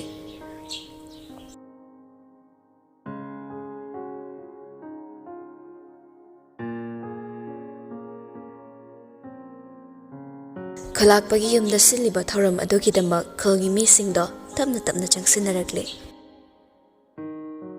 ꯃꯌꯥꯝꯒꯤ ꯃꯔꯛ ꯑꯗꯨꯗ ꯂꯥꯏꯁ ꯇꯔꯨ ꯇꯔꯨ ꯌꯥꯎꯖꯔꯤ ꯃꯕꯨꯡꯅ ꯂꯩꯕꯤꯔꯛꯄ ꯐꯤ ꯐꯅꯦꯛꯇꯣ ꯃꯉꯣꯟꯗꯗꯤ ꯑꯗꯨꯛꯀꯤ ꯃꯇꯤꯛ ꯄꯛꯆꯈ꯭ꯔꯦ ꯑꯁꯪꯕꯗ ꯃꯝꯁꯤꯜꯂꯛ ꯇꯧꯕ ꯃꯆꯨ ꯑꯃꯒ ꯑꯁꯪꯕꯗ ꯋꯥꯔꯞ ꯇꯧꯕ ꯃꯆꯨꯒ ꯑꯉꯥꯡꯕ ꯃꯆꯨ ꯀꯣꯝꯂꯥ ꯃꯆꯨ ꯄꯨꯟꯅ ꯄꯨꯟꯅ ꯑꯣꯝꯁꯤꯟꯅꯔꯒ ꯂꯥꯡꯕ ꯐꯤꯖꯣꯜꯅꯤ ꯃꯝꯁꯤꯜꯂꯛ ꯇꯧꯕ ꯑꯁꯪꯕ ꯃꯆꯨꯒꯤ ꯅꯨꯄꯤ ꯌꯥꯝ ꯃꯥꯟꯕ ꯐꯨꯔꯤꯠꯇꯨꯒ ꯅꯤꯡꯁꯦꯟꯒꯤ ꯀꯥꯆꯪ ꯑꯣꯏꯅ ꯆꯞ ꯆꯥꯕ ꯃꯨꯔꯇꯤꯗ ꯂꯦꯞꯂꯔꯦ ꯃꯌꯥꯝꯅ ꯉꯥꯡꯅ ꯁꯛꯅꯔꯤꯕꯗꯣ ꯈꯔ ꯈꯔ ꯉꯥꯡꯕ ꯈꯪꯕ ꯍꯧꯔꯛꯂꯕꯅꯤ ꯃꯤꯅ ꯇꯥꯡꯈꯨꯜ ꯃꯔꯣꯜꯗ ꯋꯥ ꯍꯪꯂꯛꯄꯗ ꯃꯇꯦꯛ ꯃꯇꯦꯛ ꯈꯨꯝꯕꯁꯨ ꯍꯩꯔꯛꯂꯦ ꯃꯤꯌꯥꯝ ꯃꯔꯛꯇꯒꯤ ꯈꯖꯤꯛꯇꯪ ꯂꯥꯞꯊꯣꯛꯂꯒ ꯇꯔꯛ ꯇꯔꯛ ꯂꯦꯞꯂꯤꯕꯗꯣ ꯎꯕꯗ ꯔꯥꯝꯊꯔ ꯅꯣꯛꯃꯤ ꯅꯣꯛꯃꯤ ꯆꯪꯁꯤꯜꯂꯛꯂꯒ ꯆꯞ ꯂꯦꯞꯄꯤ ꯀꯧꯔꯛꯏ ꯃꯤꯅꯣꯛꯇꯨꯒ ꯂꯣꯏꯅꯅ ꯀꯥꯆꯪ ꯑꯃꯨꯛ ꯇꯧꯈꯤꯗ꯭ꯔꯤꯕ ꯁꯛꯇꯝꯗꯨꯗ ꯅꯨꯄꯤꯗꯨꯁꯨ ꯉꯛꯂꯛ ꯌꯦꯡꯂꯛꯏ ꯈꯨꯟꯗ ꯍꯦꯛ ꯌꯧꯔꯛꯄꯒ ꯂꯥꯏꯖꯒꯤ ꯄꯥꯎ ꯃꯆꯤꯟ ꯑꯋꯣꯟꯅ ꯇꯝꯗꯨꯅ ꯇꯥꯕꯅ ꯅꯨꯄꯥꯗꯨꯗ ꯏꯔꯥꯏ ꯂꯥꯏꯊꯣꯛꯂꯦ ꯑꯃꯩ ꯔꯥꯝꯊꯔꯅꯦ ꯀꯔꯤꯒꯤ ꯑꯩꯕꯨ ꯀꯥꯎꯕ꯭ꯔꯅꯦ ꯂꯩꯁꯥꯕꯤ ꯐꯥꯔꯕꯗꯤ ꯃꯤꯕꯨ ꯀꯥꯎꯊꯣꯛꯄ ꯍꯧꯅꯒꯦꯔꯥ ꯅꯤꯡꯁꯤꯡꯂꯛꯏ ꯂꯤꯌꯣꯅ ꯆꯦꯛꯁꯤꯟꯅ ꯁꯤꯟꯅꯔꯛꯄꯗꯣ ꯀꯥꯎꯕ ꯅꯠꯇꯦ ꯑꯃꯩ ꯑꯩꯈꯣꯏ ꯑꯃꯩꯅ ꯆꯦꯛꯁꯤꯟꯅ ꯍꯥꯏꯕꯅꯦ ꯑꯃꯩꯁꯨ ꯄꯥꯈꯪ ꯐꯥꯔꯝꯕꯒꯤ ꯑꯩꯅ ꯈꯪꯗꯕꯅꯦ ꯑꯉꯥꯡ ꯑꯣꯏꯔꯤꯉꯩꯗ ꯇꯧꯈꯤꯕ ꯃꯇꯧꯗꯨꯒ ꯋꯥ ꯌꯥꯝ ꯉꯥꯡꯂꯝꯕꯗꯣ ꯔꯥꯝꯊꯔ ꯉꯛꯂꯞ ꯇꯧꯏ ꯑꯗꯨꯕꯨ ꯃꯗꯨ ꯑꯐꯕꯅꯤ ꯃꯥꯅ ꯋꯥꯍꯩ ꯑꯃ ꯈꯨꯝꯒꯦ ꯇꯧꯕꯒ ꯑꯋꯟ ꯄ꯭ꯔꯄꯞ ꯆꯪꯁꯤꯜꯂꯛꯂꯒ ꯂꯥꯏꯖꯒꯤ ꯈꯨꯗꯥꯡꯗꯣ ꯄꯥꯏꯗꯨꯅ ꯆꯤꯡꯏ ꯅꯪꯒꯤ ꯏꯄꯥꯕꯨ ꯇꯦꯂꯤꯐꯣꯟ ꯇꯧꯒꯦ ꯍꯥꯏꯕꯗꯥꯏ ꯍꯧꯖꯤꯛ ꯇꯧꯈ꯭ꯔꯣ ꯉꯥꯏꯍꯥꯛ ꯂꯩꯔꯗꯤ ꯆꯥꯛ ꯆꯥꯒꯗꯧꯕꯅꯦ ꯃꯤꯒꯤ ꯋꯥꯒ ꯇꯥꯗꯦ ꯁ꯭ꯔꯣ ꯁ꯭ꯔꯣ ꯆꯤꯡꯗꯨꯅ ꯄꯨꯏ ꯔꯥꯝꯊꯔꯗꯨ ꯃꯆꯜꯒꯤ ꯃꯇꯧꯗ ꯁꯥꯎꯅꯤꯡꯂꯞ ꯌꯦꯡꯗꯨꯅ ꯂꯩꯍꯧꯏ ꯅꯨꯄꯥ ꯑꯅꯤꯗꯣ ꯀꯥ ꯑꯃꯗ ꯆꯪꯂꯛꯂꯦ ꯅꯤꯡꯁꯦꯟꯒꯨꯝ ꯄꯥꯊꯣꯛꯄ ꯃꯈꯩ ꯄꯥꯏꯗ꯭ꯔꯕꯁꯨ ꯈꯨꯂꯥꯛꯄꯒꯤ ꯌꯨꯝꯅꯤ ꯇꯖꯣꯞ ꯇꯖꯣꯞꯇꯦ ꯑꯃꯠꯇ ꯋꯥꯠꯇꯅ ꯂꯩ ꯅꯨꯄꯤꯗꯨꯁꯨ ꯇꯦꯂꯤꯐꯣꯟ ꯃꯈꯣꯡ ꯆꯪꯉꯛꯂꯦ ꯌꯨꯝꯗ ꯂꯩꯔꯕꯗꯤ ꯃꯄꯥꯒ ꯋꯥꯔꯤ ꯁꯥꯕꯗ ꯀꯣꯅꯨꯡꯒꯤ ꯄꯥꯎ ꯍꯪꯕ ꯉꯝꯗꯦ ꯃꯔꯝꯁꯤꯅ ꯊꯑꯣꯏꯅ ꯃꯐꯝꯁꯤꯗ ꯇꯧꯒꯦ ꯈꯟꯕꯅꯤ ꯌꯥꯝꯅ ꯍꯪꯅꯤꯡꯂꯨꯗ꯭ꯔꯕꯁꯨ ꯆꯨꯝꯅꯇ ꯀꯣꯅꯨꯡ ꯀꯝꯗꯧꯔꯤ ꯍꯥꯏꯕ ꯐꯥꯎ ꯃꯌꯨꯝꯗ ꯋꯥꯔꯤ ꯁꯥꯔꯕꯗꯤ ꯂꯥꯏꯖꯅ ꯍꯪꯕ ꯉꯝꯖꯗꯦ ꯑꯍꯥꯟꯕ ꯑꯣꯏꯅ ꯃꯈꯣꯏꯒꯤ ꯀꯥꯗ ꯂꯩꯕ ꯅꯝꯕꯔꯗꯨ ꯅꯝꯂꯒ ꯗꯥꯏꯜ ꯇꯧꯏ ꯑꯅꯤꯔꯛ ꯇꯧꯕꯗꯣ ꯄꯥꯏꯔꯛꯇꯦ ꯆꯥꯛꯈꯨꯝꯗ ꯂꯩꯔꯝꯂꯅꯤ ꯈꯟꯅ ꯀꯣꯅꯨꯡꯒꯤ ꯆꯥꯛꯁꯪꯗ ꯊꯝꯕ ꯇꯦꯂꯤꯐꯣꯟ ꯅꯝꯕꯔꯗꯣ ꯅꯝꯂꯒ ꯗꯥꯏꯜ ꯇꯧꯏ ꯐꯅ ꯀꯨꯏꯅ ꯔꯤꯡ ꯆꯠꯂꯝꯂꯒ ꯑꯔꯣꯏꯕ ꯔꯤꯡꯗ ꯄꯥꯏꯔꯛꯏ ꯑꯁꯣꯝꯗꯩ ꯈꯣꯟꯖꯦꯜ ꯑꯃꯠꯇ ꯇꯥꯗ꯭ꯔꯤꯉꯩ ꯃꯥꯒꯤ ꯍꯧꯅꯕ ꯄꯥꯈꯠꯂꯨꯕꯒꯤ ꯌꯧ ꯌꯧ ꯇꯧꯏ ꯕꯕꯥꯔꯣ ꯀꯔꯤꯒꯤ ꯇꯦꯂꯤꯐꯣꯟ ꯄꯥꯏꯗ꯭ꯔꯤꯅꯣ ꯍꯛꯆꯥꯡꯗꯣ ꯀꯝꯗꯧꯔꯦ ꯍꯪꯒꯦ ꯇꯧꯔꯒ ꯊꯕꯛ ꯑꯃꯨꯛ ꯁꯨꯔ ꯂꯩꯊꯣꯛꯂꯤ ꯑꯣꯏꯔꯝꯅꯤꯅꯦ ꯑꯩꯅ ꯅꯍꯥꯟ ꯍꯥꯏꯗ꯭ꯔꯣ ꯀꯣꯅꯨꯡꯗ ꯂꯩꯔꯅꯨ ꯄꯥꯈꯠꯂꯦꯅ ꯃꯤ ꯐꯠꯇ꯭ꯔꯕ ꯃꯔꯛꯇꯨꯗ ꯕꯕꯥꯕꯨ ꯀꯌꯥꯝ ꯀꯨꯏ ꯂꯩꯅꯤꯡꯒꯦ ꯑꯩꯅꯦ ꯀꯀꯥ ꯂꯩꯔꯝꯗꯦ ꯈꯣꯟꯖꯦꯜꯗꯨꯗ ꯈꯪꯄ꯭ꯔꯦꯛ ꯈꯪꯉꯤ ꯅꯨꯄꯤꯗꯣ ꯐꯣꯟꯗꯣ ꯀꯛꯊꯠꯁꯤꯔ ꯈꯜꯂꯦ ꯑꯗꯨꯕꯨ ꯃꯄꯥꯒꯤ ꯄꯥꯎ ꯇꯥꯅꯤꯡꯕꯅ ꯅꯥꯀꯣꯡꯗ ꯇꯞꯅ ꯑꯃꯨꯛ ꯄꯨꯁꯤꯜꯂꯒ ꯍꯪꯉꯤ Chakhomgi telephone-ina manawai bungo pairakani thazarode. Akhoi babadi baba leitabro. Leite kanamta leite. Ngasi gi asam lai adugi thabak chinari. Kari hainingi aingonda hayo. Ai kakada tamge. Somda lai sa phone do thamningle. Adubu thamning nakongdagi machi lengde. Baba do masanga maudabane. Khara di farindi hai kayam pharabano hangi tawbane. Hana dauna yang na le. Kaishu tawramaroi. Atai kari hangkini.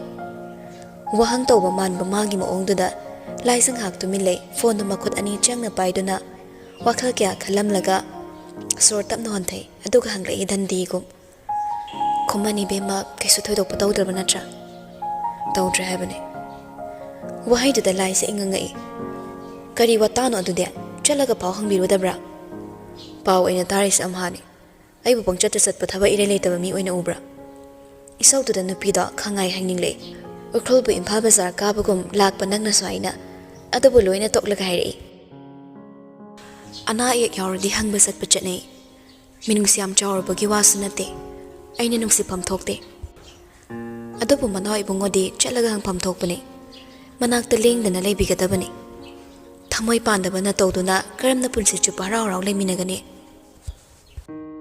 somdana pado tawfam ma khangde konongda luhongbagini saduna irang langlibado mayam hainadre mafam khuding yow langlibado taninglotraduna krasik chakhomsida laktuna leiribani charangnaramba pumnamak sanai bemagi khonjel tabada phakre adabu telephone da taba khonjel duna pelaktra meraba tapna hairi ukrul da iboy ko tawgi nangna changsiliba khongjangse kayang kuikini sorak panamit masing hairo wahai da bab yoi oi hogda laisa khongdong dokthori somda na pado sumamo noki tuminna adubu noktaba saduna hairi khumo ina hangise konong sipiba mam tawre yengo aki amo ngaktani heiwo leiwo manam sina kadai deino khangde nungsiba kachin ko ya thongdaba leitre somnam sila sowai laisa tamak nomi tawre ningthong machana bu atopa yum gam talaisadra konong da langladi mafam atai da leirso kari yu khultan laktoino somda na pado chumna le amlambadu chair ama irenjana chengsilaga phamlaga pakhom pirei chumna leibagi orade laifamgi laifam ngaktani pothafam haiba male pothafam doni aina thirise ukhulna natana aina pothaba yaba mafam leitre laisa khumlaktre khomluba natraga wahang oina hanglubada khumlakadaba pakhomdo kizabana tumin leibani meraba tapna makha tare ukrul leiba nungaiba mafamni haiba khangi ado nangi ukrul di kamdawe leiriba mi singduna nangmu karam loinaba narol na kaya mo hairaba chaba thakpadi kamdawe kanana su hangdaba wahang mana yamna hanganingba wahang ama meraba na hanglakpada laisa khumdaba ngamde pumnamak hek kauthoi nakan na khinduna thamliba bes aduda taru habliba ahingba lili mapul adugi leinado makutna tapna paina sanaraga khumla imamo noktuna Eigi ukrul yam nungai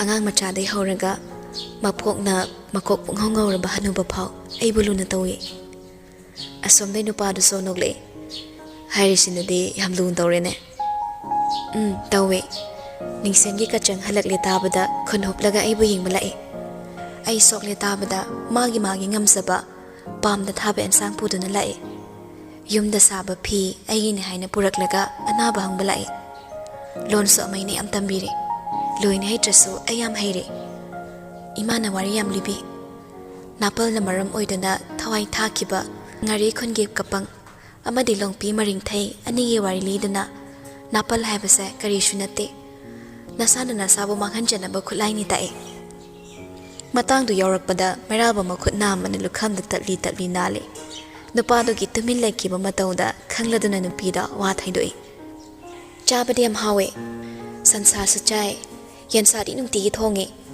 khundalam ok haladi ekhoyumda soidana thilai ai isar soli haina amai hoina chingdagi sabi pharaga kabak putoklaga sup oin semlaga nungti ipithai henjinba amasu yauna khomlaklibadu taraga mairaba kari nungi hanglubana yawi somda madi mabuktu mathagang olabani sauduna marak thalurabadi nupido saukani khanmana taribani adubu sabi sukki matangdu yorakpada khangai hairi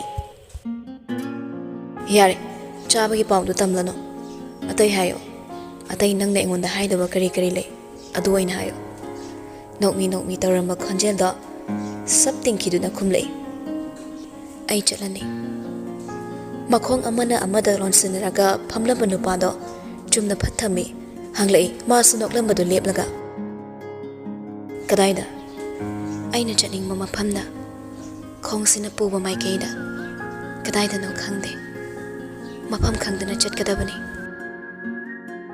ꯃꯩꯔꯥꯕ ꯈꯨꯝꯂꯛꯇ꯭ꯔꯦ ꯈꯨꯝꯂꯔꯣꯏ ꯍꯥꯏꯕ ꯈꯪꯕꯅ ꯏꯇꯞ ꯇꯞꯅ ꯍꯥꯏꯔꯛꯏ ꯐꯕ ꯐꯠꯇꯕ ꯀꯟꯕ ꯊꯣꯠꯄ ꯊꯃꯣꯏ ꯑꯃꯗꯤ ꯄꯥꯟꯕꯅꯤꯅ ꯋꯥꯔꯧꯕ ꯍꯩꯒꯅꯤ ꯍꯩꯔꯝꯗꯅ ꯆꯠꯂꯗꯤ ꯋꯥꯔꯧꯒꯗ꯭ꯔꯥ ꯈꯟꯗꯨꯅ ꯍꯥꯏꯕꯅꯤ ꯑꯩ ꯆꯠꯂꯅꯤ ꯃꯇꯝ ꯈꯔꯗꯤ ꯃꯁꯤꯅꯁꯨ ꯐꯔꯦ ꯈꯜꯂꯦ ꯎꯈ꯭ꯔꯨꯜꯗ ꯂꯩꯕ ꯅꯨꯡꯉꯥꯏꯇꯕꯒꯤꯔ ꯀꯔꯤ ꯃꯔꯝ ꯂꯩ ꯋꯥꯍꯪꯗꯨꯗ ꯊꯃꯣꯏꯗ ꯃꯩ ꯁꯠꯀꯦ ꯇꯧꯏ ꯑꯗꯨꯕꯨ ꯍꯩꯅ ꯐꯥꯖꯤꯜꯂꯤ ꯎꯈ꯭ꯔꯨꯜꯕꯨ ꯑꯩꯅ ꯌꯥꯝ ꯅꯨꯡꯁꯤ ꯑꯩ ꯎꯈ꯭ꯔꯨꯜꯗ ꯄꯣꯛꯄꯅꯤ ꯎꯈ꯭ꯔꯨꯜꯗ ꯁꯤꯒꯅꯤ ꯑꯗꯨꯕꯨ ꯃꯤꯀꯨꯞꯁꯤꯒꯤ ꯑꯣꯏꯅꯗꯤ ꯁꯤꯔꯣꯏꯒꯤ ꯑꯋꯥꯡꯕ ꯆꯤꯡꯁꯥꯡ ꯑꯁꯦ ꯑꯩꯒꯤ ꯌꯦꯛꯅꯕꯅꯤ ꯃꯥꯒꯤ ꯁꯕꯥꯟꯅ ꯋꯥꯡꯃꯟꯈꯤꯕꯅ ꯆꯤꯡꯃꯥꯏꯗꯒꯤ ꯌꯦꯡꯕꯗ ꯇꯝꯄꯥꯛ ꯂꯝꯗꯝ ꯎꯔꯤꯕꯁꯦ ꯑꯩ ꯄꯥꯝꯗꯦ ꯍꯥꯏꯗꯨꯅ ꯌꯦꯡꯗꯕꯁꯨ ꯉꯝꯗꯦ ꯄꯨꯛꯆꯦꯜ ꯄꯤꯛꯄꯤ ꯑꯣꯏꯔꯨꯕꯅ ꯇꯝꯄꯥꯛꯀꯤ ꯑꯀꯦ ꯑꯃꯧꯒꯤꯗꯃꯛ ꯁꯅꯥ ꯀꯣꯅꯨꯡꯗꯒꯤ ꯋꯥꯡꯅ ꯊꯥꯜꯂꯛꯄ ꯃꯩꯉꯥꯜ ꯑꯗꯣ ꯑꯩ ꯌꯦꯡꯕ ꯉꯝꯂꯔꯣꯏ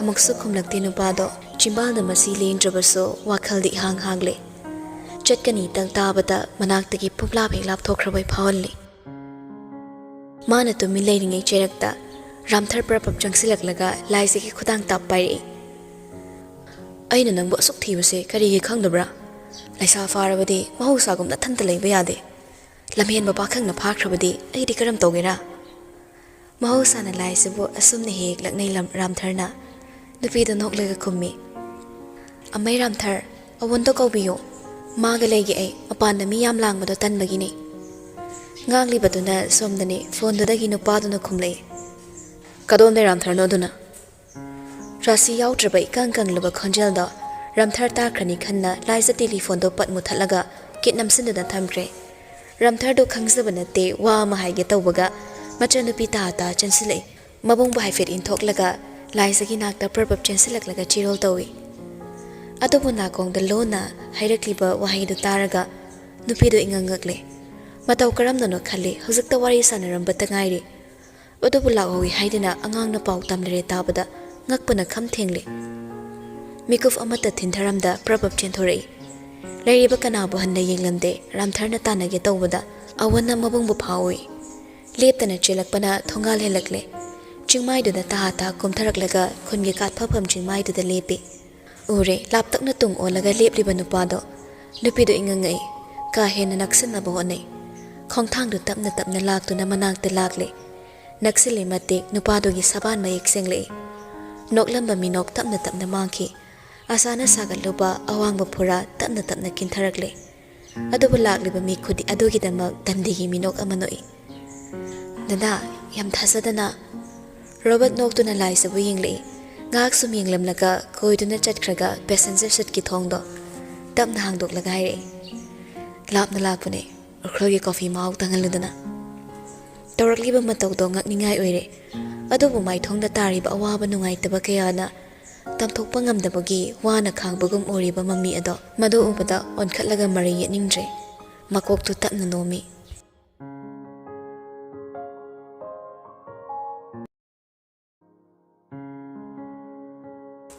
ꯇꯨꯃꯤꯟ ꯂꯤꯔꯤ ꯇꯥꯔꯝꯕ ꯃꯃꯤ ꯑꯗꯨꯅ ꯑꯁꯨꯛ ꯃꯊꯧꯅꯥ ꯂꯩꯔꯝꯒꯅꯤ ꯈꯜꯂꯨꯗꯦ ꯊꯋꯥꯏꯒꯤ ꯄꯣꯊꯥꯐꯝ ꯀꯥꯅꯨꯡꯗ ꯂꯨꯈꯥꯛ ꯁꯒꯨꯝ ꯍꯨꯟꯗꯣꯛꯐꯝ ꯑꯄꯨꯝ ꯃꯁꯥꯒꯤ ꯃꯐꯝ ꯑꯣꯏꯈ꯭ꯔꯕꯁꯨ ꯂꯨꯔꯕ ꯊꯃꯣꯏꯒꯤ ꯃꯁꯛꯅ ꯄꯨꯟꯁꯤꯒꯤ ꯐꯤꯔꯦꯞ ꯃꯥꯏꯀꯩ ꯆꯨꯝꯍꯜꯂꯤ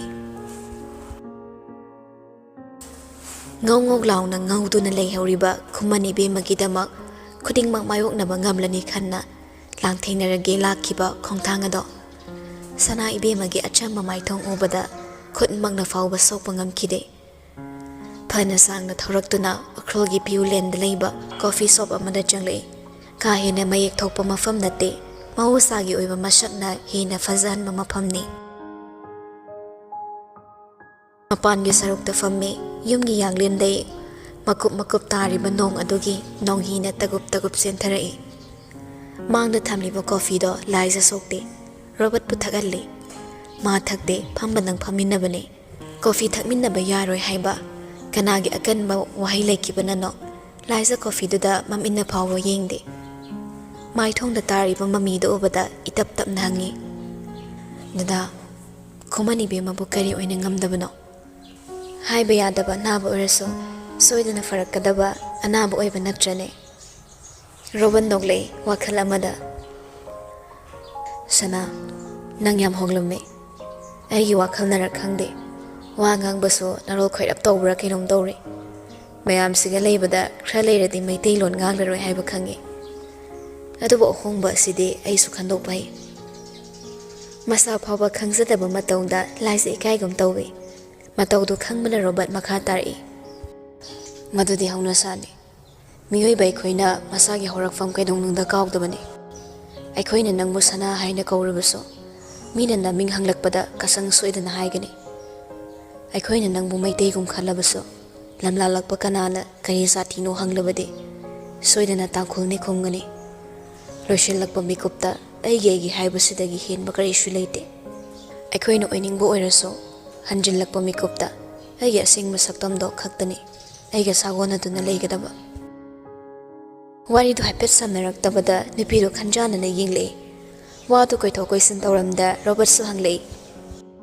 Nang aikhoi be mabu ngakpiba ngamgadra. Karigumba mahakna nangondagi hena tonba.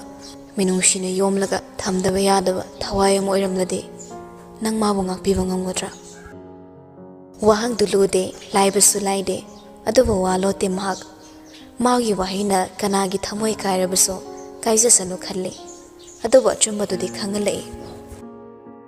Atonba lairaba aswanba haibaduna magi punsi masakni. Aduga fattaba lamchat haibaduna magi thamoi amasung maithongi masakni. Minungsi darkar oiba mahakti minungsibu konduna hingadabani. Minungsi haibadudi aina piraba tongda inakta amu halakpa. Aduna khwaidagi mamal leibane. Aduga wafamdugi oinadi ai ngammoi. Aduga aina mabu ngakpiba ngamloi haiduna so. Mabu manghalagi khankiba leite. Adum oinama karigumba mahakna laibak thiduna lambida thawai yauduna taramba thoklade. Mabu kanthoklaga aigi lambi satkani. Pukjal pi harabaso aidi ngakpiba ngamloi. Tabada mabu nungai handaba wahai oiraso Robert kaisu khumba ngamde.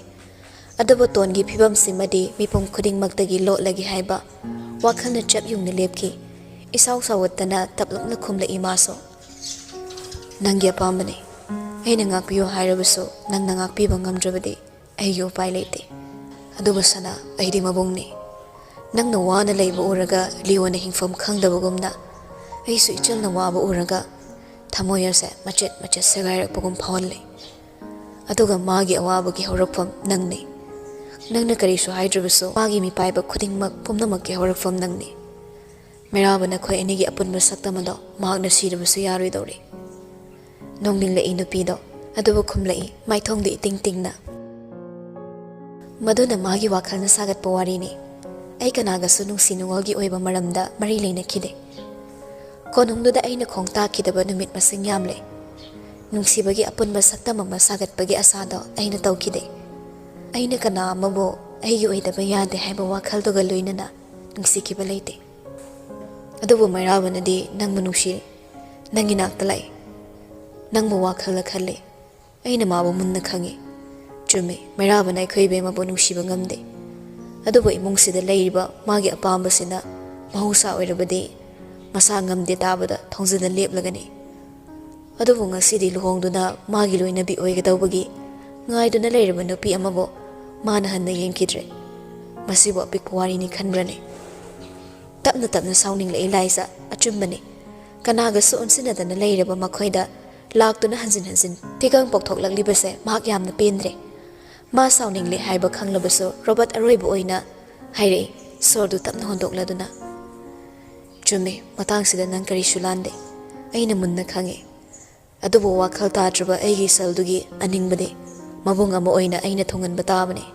Ningshengi imong mumingcha thialaga ꯑꯃꯨꯛ ꯍꯟꯅ ꯁꯅꯥ ꯀꯣꯅꯨꯡꯒ ꯂꯣꯏꯅꯕ ꯌꯥꯔꯣꯏꯗꯕ ꯃꯑꯣꯡ ꯑꯃꯗ ꯂꯩꯈ꯭ꯔꯕꯗꯤ ꯃꯥꯒꯤ ꯊꯃꯣꯏ ꯈꯖꯤꯛꯇꯁꯨ ꯏꯪꯂꯛꯀꯅꯤ. ꯃꯍꯥꯛꯅ ꯀꯤꯔꯤꯕꯁꯦ ꯅꯪꯕꯨ ꯅꯠꯇꯦ, ꯃꯩꯔꯥꯕꯅꯤ. ꯃꯩꯔꯥꯕꯅ ꯅꯪꯕꯨ ꯅꯨꯡꯁꯤꯕꯅ ꯃꯥꯒꯤ ꯑꯀꯤꯕ ꯍꯦꯟ. ꯑꯗꯨꯕꯨ ꯑꯁꯥꯎꯕꯁꯤꯅ ꯃꯩꯔꯥꯕꯒꯤ ꯃꯊꯛꯇ ꯑꯣꯏꯔꯕꯁꯨ ꯀꯔꯤꯅꯣ ꯑꯩꯈꯣꯏꯅ ꯇꯧꯒꯗꯕ? ꯅꯪ ꯑꯩꯅ ꯐꯅ ꯊꯧꯕ ꯏꯃꯨꯡꯗꯒꯤ ꯍꯧꯔꯛꯄ ꯑꯣꯏꯗꯨꯅꯁꯨ ꯂꯩꯕꯥꯛ ꯑꯃꯒꯤ ꯅꯤꯡꯊꯧ ꯁꯥꯒꯩꯁꯤꯗ ꯁꯤꯡꯅꯔꯒ ꯑꯩꯈꯣꯏꯒꯤ ꯍꯤꯡꯐꯝ ꯂꯩꯈꯤꯗ꯭ꯔꯥ? ꯐꯔꯦ, ꯃꯁꯤꯅ ꯃꯁꯤ ꯑꯣꯏꯔꯁꯅꯨ. ꯅꯪꯕꯨ ꯃꯤꯡꯆꯠ ꯊꯤꯍꯟꯒꯦ ꯈꯟꯅ ꯂꯥꯛꯈꯤꯕꯅꯤ. ꯑꯗꯨꯕꯨ ꯑꯩꯒꯤ ꯑꯁꯣꯟꯕ ꯊꯃꯣꯏꯅ ꯅꯪꯕꯨ ꯅꯤꯡꯄꯨ ꯅꯨꯡꯁꯤꯔꯨꯕꯅ ꯅꯪꯕꯨ ꯈꯨꯠꯅ ꯐꯥꯎꯕ ꯁꯣꯛꯄꯒꯤ ꯄꯥꯡꯒꯜ ꯂꯩꯇ꯭ꯔꯦ. ꯑꯗꯨꯕꯨ ꯅꯪ ꯅꯠꯇꯕ ꯑꯇꯩ ꯀꯅꯥꯗ ꯑꯩꯅ ꯁꯣꯛꯂꯛꯂꯕꯁꯨ ꯅꯪꯒꯤ ꯑꯃꯩꯒꯨꯝꯅ ꯑꯩꯁꯨ ꯃꯆꯜꯒꯤꯗꯃꯛ ꯁꯤꯕ ꯀꯤꯗꯕ ꯃꯕꯨꯡꯅꯦ ꯍꯥꯏꯕꯁꯤ ꯈꯛꯇ ꯅꯤꯡꯁꯤꯡꯂꯒ ꯑꯩꯕꯨ ꯂꯥꯟꯅ ꯂꯧꯒꯅꯨ. ꯍꯥꯏꯅꯤꯡꯂꯤꯕ ꯑꯗꯨꯒꯤ ꯑꯥꯔꯊ ꯂꯧꯁꯤꯟꯐꯝ ꯈꯪꯗ꯭ꯔꯕꯁꯨ ꯆꯠꯂꯒꯤ ꯍꯣꯠꯅꯔꯛꯄ ꯔꯣꯕꯔꯠꯀꯤ ꯈꯣꯡꯊꯥꯡ ꯎꯕꯗ ꯂꯥꯏꯁꯨ ꯑꯣꯟꯈꯠꯇꯨꯅ ꯍꯪꯂꯨꯗ꯭ꯔꯦ.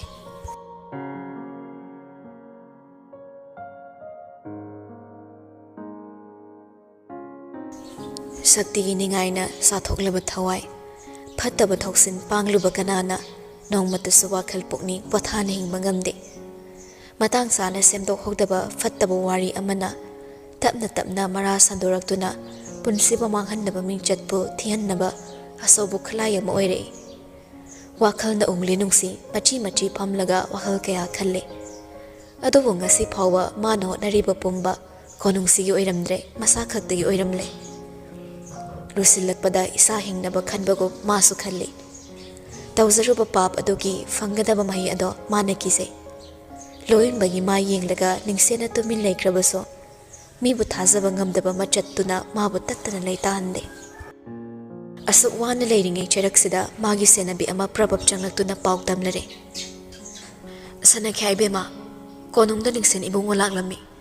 ꯁꯅꯥꯈ꯭ꯌꯥ ꯏꯕꯨꯡꯉꯣꯅ ꯀꯨꯏꯅ ꯋꯥꯔꯤ ꯇꯧꯔꯝꯂꯒ ꯍꯧꯖꯤꯛꯇ ꯆꯠꯈ꯭ꯔꯦ ꯇꯥꯛꯄꯤꯔꯛꯏ. ꯆꯨꯝꯅ ꯂꯥꯛꯄ ꯑꯣꯏꯔꯝꯃꯣꯏꯗ꯭ꯔꯥ ꯆꯤꯡꯅꯖꯩ ꯅꯅꯥꯏꯗꯤ. ꯋꯥꯐꯝꯗꯨ ꯇꯥꯕꯗ ꯅꯨꯡꯁꯤ ꯋꯥꯈꯜ ꯃꯥꯡꯉꯛꯂꯦ. ꯃꯈꯥ ꯇꯥꯕ ꯋꯥꯍꯩ ꯑꯃꯠꯇ ꯇꯥꯔꯝꯗ ꯐꯨꯛ ꯍꯧꯒꯠꯂꯛꯂꯒ ꯂꯣꯏꯍꯨꯝꯕꯒꯤ ꯂꯩꯐꯝ ꯇꯝꯗ ꯂꯥꯛꯏ. ꯃꯥ ꯌꯥꯝꯅ ꯄꯥꯈꯠꯈ꯭ꯔꯦ. ꯂꯝꯕꯤꯗ ꯃꯥꯕꯨ ꯊꯤꯡꯂꯛꯄ ꯌꯦꯜꯂꯛꯄ ꯄꯨꯝꯅꯃꯛ ꯍꯟꯅ ꯌꯦꯡꯂꯝꯗ. ꯆꯪꯉꯛꯂꯦꯀꯥꯟꯗ ꯂꯣꯏꯍꯨꯝꯕꯗꯤ ꯏꯔꯥꯏ ꯂꯥꯏꯅ ꯂꯦꯞꯇꯨꯅ ꯂꯩꯔꯝꯃꯤ.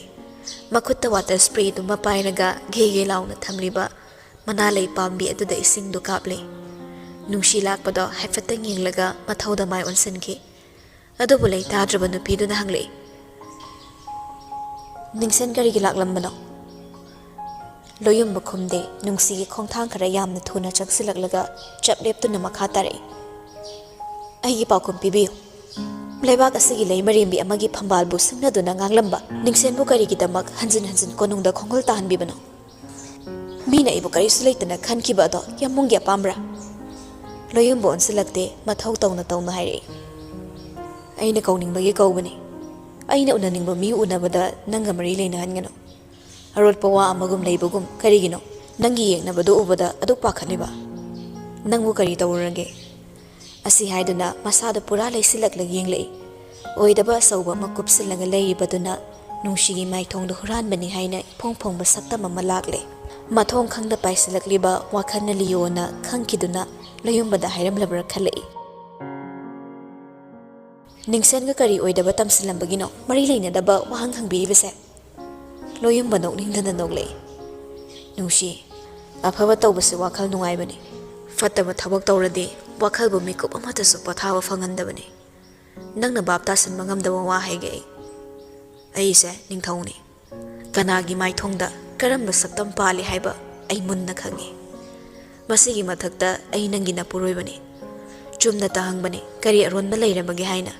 ꯑꯗꯨꯕꯨ ꯅꯪꯒꯤ ꯃꯥꯏꯊꯣꯡꯗ ꯇꯥꯔꯤꯕ ꯃꯃꯤꯗꯨꯅ ꯇꯥꯛꯂꯦ ꯃꯗꯨꯗꯤ ꯅꯪꯅ ꯑꯔꯥꯟꯕ ꯊꯕꯛ ꯑꯃꯕꯨ ꯀꯨꯞꯁꯤꯟꯗꯨꯅ ꯂꯩꯔꯦ ꯍꯥꯏꯕ. ꯁꯦꯡꯅ ꯍꯥꯏꯌꯨ. ꯃꯇꯝ ꯂꯩꯔꯤꯉꯩ ꯑꯩꯕꯨꯁꯨ ꯈꯪꯍꯜꯂꯣ. ꯑꯃꯨꯛꯇꯤ ꯅꯪꯕꯨ ꯉꯥꯛꯄꯤꯈ꯭ꯔꯦ. ꯑꯩ ꯅꯪꯕꯨ ꯑꯅꯤꯔꯛ ꯍꯟꯅ ꯉꯥꯛꯄꯤꯕꯗꯤ ꯉꯝꯂꯣꯏ. ꯋꯥꯍꯩꯗꯣ ꯅꯨꯡꯁꯤꯕꯨ ꯂꯩꯇꯥꯍꯟꯗꯦ. ꯏꯄꯥ ꯄꯥꯈꯠꯅ ꯈꯨꯝꯂꯛꯏ. ꯑꯆꯨꯝꯕꯗꯣ ꯑꯗꯨꯃꯛ ꯂꯣꯠꯇꯨꯅ. ꯄꯨꯝꯅꯃꯛ ꯀꯣꯅꯨꯡꯒꯤꯅꯤ. ꯌꯥꯝꯕꯨꯡꯗꯤ ꯅꯤꯡꯊꯧꯅꯤ ꯍꯥꯏꯗꯨꯅ ꯆꯨꯝꯅ ꯂꯩꯊꯣꯛꯄꯅꯤ. ꯌꯥꯝꯕꯨꯡꯒꯤ ꯃꯔꯨꯝꯗ ꯂꯩꯗꯨꯅ ꯄꯨꯝꯅꯃꯛ ꯍꯣꯠꯅꯔꯤꯕꯁꯤꯅ ꯅꯅꯥꯎ ꯏꯕꯨꯡꯉꯣꯅꯤ. ꯃꯍꯥꯛꯅ ꯁꯛꯈꯥꯏꯔꯛꯄ ꯄꯨꯝꯅꯃꯛ ꯑꯩꯅ ꯈꯣꯝꯖꯤꯟ ꯇꯥꯁꯤꯟꯕꯅꯤ. ꯑꯁꯣꯏꯕ ꯀꯌꯥ ꯂꯩꯔꯛꯂꯁꯨ ꯄꯨꯝꯅꯃꯛ ꯃꯅꯥꯎ ꯏꯕꯨꯡꯉꯣꯗꯨꯒꯤ ꯁꯛꯇꯤ ꯄꯥꯝꯕ ꯏꯍꯨꯜꯅ ꯁꯦꯝꯈꯤꯕ ꯃꯔꯤꯁꯤꯡ ꯑꯗꯣ ꯃꯗꯨꯅ ꯊꯣꯛꯍꯟꯕ ꯉꯥꯛꯇꯅꯤ. ꯁꯥꯎꯔꯝꯗꯕ ꯅꯨꯄꯥꯗꯨ ꯁꯥꯎꯔꯛꯂꯦ. ꯍꯣꯟꯖꯜ ꯀꯂꯞ ꯍꯥꯏꯔꯛꯏ. ꯍꯥꯏꯔꯨꯔꯒꯅ ꯅꯅꯥꯎ ꯏꯕꯨꯡꯉꯣ, ꯀꯔꯤꯒꯤꯅꯣ ꯅꯪꯅ ꯍꯤꯔꯝ ꯈꯨꯗꯤꯡꯃꯛꯇ ꯃꯥꯕꯨ ꯄꯨꯁꯤꯟꯅꯕ ꯍꯣꯠꯅꯔꯤꯕ? ꯆꯨꯝꯃꯤ, ꯑꯩꯒꯤ ꯏꯅꯥꯎꯗꯣ ꯐꯠꯂꯝꯗꯕ ꯌꯥꯏ. ꯑꯍꯦꯟꯕ ꯄꯥꯝꯂꯝꯕ ꯌꯥꯏ, ꯑꯣꯏꯖꯕ ꯊꯤꯔꯝꯕꯁꯨ ꯌꯥꯏ꯫ ꯑꯗꯨꯕꯨ ꯃꯥꯒꯤ ꯑꯣꯏꯖꯕ ꯑꯁꯤꯅ ꯉꯁꯤ ꯐꯥꯎꯕ ꯃꯔꯥꯜ ꯂꯩꯇꯕ ꯀꯅꯥ ꯑꯃꯕꯨꯗꯤ ꯃꯤ ꯅꯦꯛꯇꯨꯅ ꯃꯈꯣꯡ ꯐꯥꯎꯕꯗꯤ ꯊꯨꯗꯦꯛꯍꯟꯈꯤꯗ꯭ꯔꯤ꯫ ꯃꯥꯒꯤ ꯑꯍꯦꯟꯕ ꯄꯥꯝꯕ ꯋꯥꯈꯜꯅ ꯀꯅꯥ ꯑꯃꯕꯨ ꯁꯤꯡꯃꯥꯏꯗꯒꯤ ꯏꯟꯊꯔꯒ ꯍꯥꯠꯅꯕ ꯍꯣꯠꯅꯔꯝꯕ ꯂꯩꯇ꯭ꯔꯤ꯫ ꯀꯣꯅꯨꯡ ꯑꯁꯤꯒꯤꯗꯃꯛ ꯍꯣꯠꯅꯕꯗꯤ ꯅꯪ ꯅꯠꯇꯦ ꯃꯍꯥꯛꯅꯤ꯫ ꯅꯪꯅ ꯑꯣꯏꯖꯕ ꯊꯤꯕꯅꯤ ꯍꯥꯏꯔꯤꯕ ꯏꯅꯥꯎꯗꯣ ꯃꯁꯥꯒꯤ ꯑꯣꯏꯖꯕ ꯄꯨꯝꯅꯃꯛ ꯊꯥꯗꯣꯛꯂꯒ ꯀꯣꯅꯨꯡ ꯑꯁꯤꯒꯤꯗꯃꯛ ꯉꯁꯤꯁꯨ ꯃꯁꯥꯅ ꯄꯥꯝꯗ꯭ꯔꯕ ꯂꯨꯍꯣꯡꯕꯁꯤꯗ ꯂꯦꯞꯇꯨꯅ ꯂꯩꯔꯤ꯫ ꯃꯔꯝꯗꯤ ꯂꯨꯍꯣꯡꯕ ꯀꯥꯏꯕꯒꯤ ꯃꯅꯤꯜꯅ ꯂꯩꯕꯥꯛ ꯁꯔꯥ ꯁꯟꯗꯨꯅ ꯀꯣꯅꯨꯡꯁꯤꯗ ꯊꯤꯜꯂꯛꯀꯗꯕ ꯃꯤꯍꯨ ꯇꯩꯔꯕ ꯈꯨꯗꯣꯝꯕꯤꯁꯤꯡꯗꯣ ꯄꯥꯝꯗꯗꯨꯅ ꯄꯥꯝꯗ ꯉꯁꯤꯁꯨ ꯂꯦꯞꯂꯤꯕꯅꯤ꯫ ꯉꯁꯤꯁꯨ ꯅꯨꯡꯁꯤ ꯀꯞꯄꯛꯂꯦ꯫ ꯂꯣꯌꯨꯝꯕꯅ ꯃꯉꯣꯟꯗ ꯌꯦꯡꯂꯝꯕ ꯅꯨꯡꯁꯤ ꯃꯤꯠꯌꯦꯡ ꯃꯥꯡꯈ꯭ꯔꯦ꯫ ꯍꯪꯒꯣꯏꯕ ꯇꯨꯀꯠꯆꯕꯒꯤ ꯃꯤꯠꯌꯦꯡ ꯌꯦꯡꯂꯛꯂꯦ꯫ ꯃꯔꯛꯁꯤꯗ ꯂꯤꯌꯣꯅ ꯑꯍꯦꯟꯕ ꯍꯥꯏꯖꯤꯜꯂꯝꯗꯨꯅ ꯂꯣꯌꯨꯝꯕꯗ ꯍꯨ ꯁꯥꯏꯔꯦ ꯍꯥꯏꯅ ꯋꯥꯈꯜꯁꯤꯗ ꯆꯞ ꯌꯨꯡꯅ ꯂꯦꯞꯂꯤ꯫ ꯑꯗꯨꯕꯨ ꯂꯣꯌꯨꯝꯕꯒꯤ ꯀꯟꯈꯤꯕ ꯊꯃꯣꯏ ꯑꯗꯨꯒꯤꯗꯃꯛ ꯀꯞꯇꯨꯅ ꯍꯥꯏꯔꯛꯏ, ꯑꯩꯗꯤ ꯃꯔꯨ ꯍꯨꯟꯗꯕꯤꯅꯤ, ꯍꯩꯔꯨ ꯌꯥꯎꯗꯕ ꯍꯩꯔꯥꯡꯅꯤ꯫ ꯑꯩꯅ ꯌꯥꯝꯕꯨꯡꯒꯤꯅ ꯅꯤꯡꯊꯧꯍꯟꯕ ꯉꯝꯗꯦ ꯍꯥꯏꯕꯒꯤꯗꯃꯛ ꯊꯃꯣꯏꯗ ꯐꯣꯝꯗꯨꯅ ꯊꯝꯂꯝꯕ ꯄꯦꯟꯗꯕ ꯀꯌꯥꯗꯨꯅ ꯉꯁꯤꯗꯤ ꯌꯥꯝꯕꯨꯡꯕꯨ ꯂꯥꯛꯁꯤꯜꯂꯕ ꯅꯠꯇ꯭ꯔꯥ?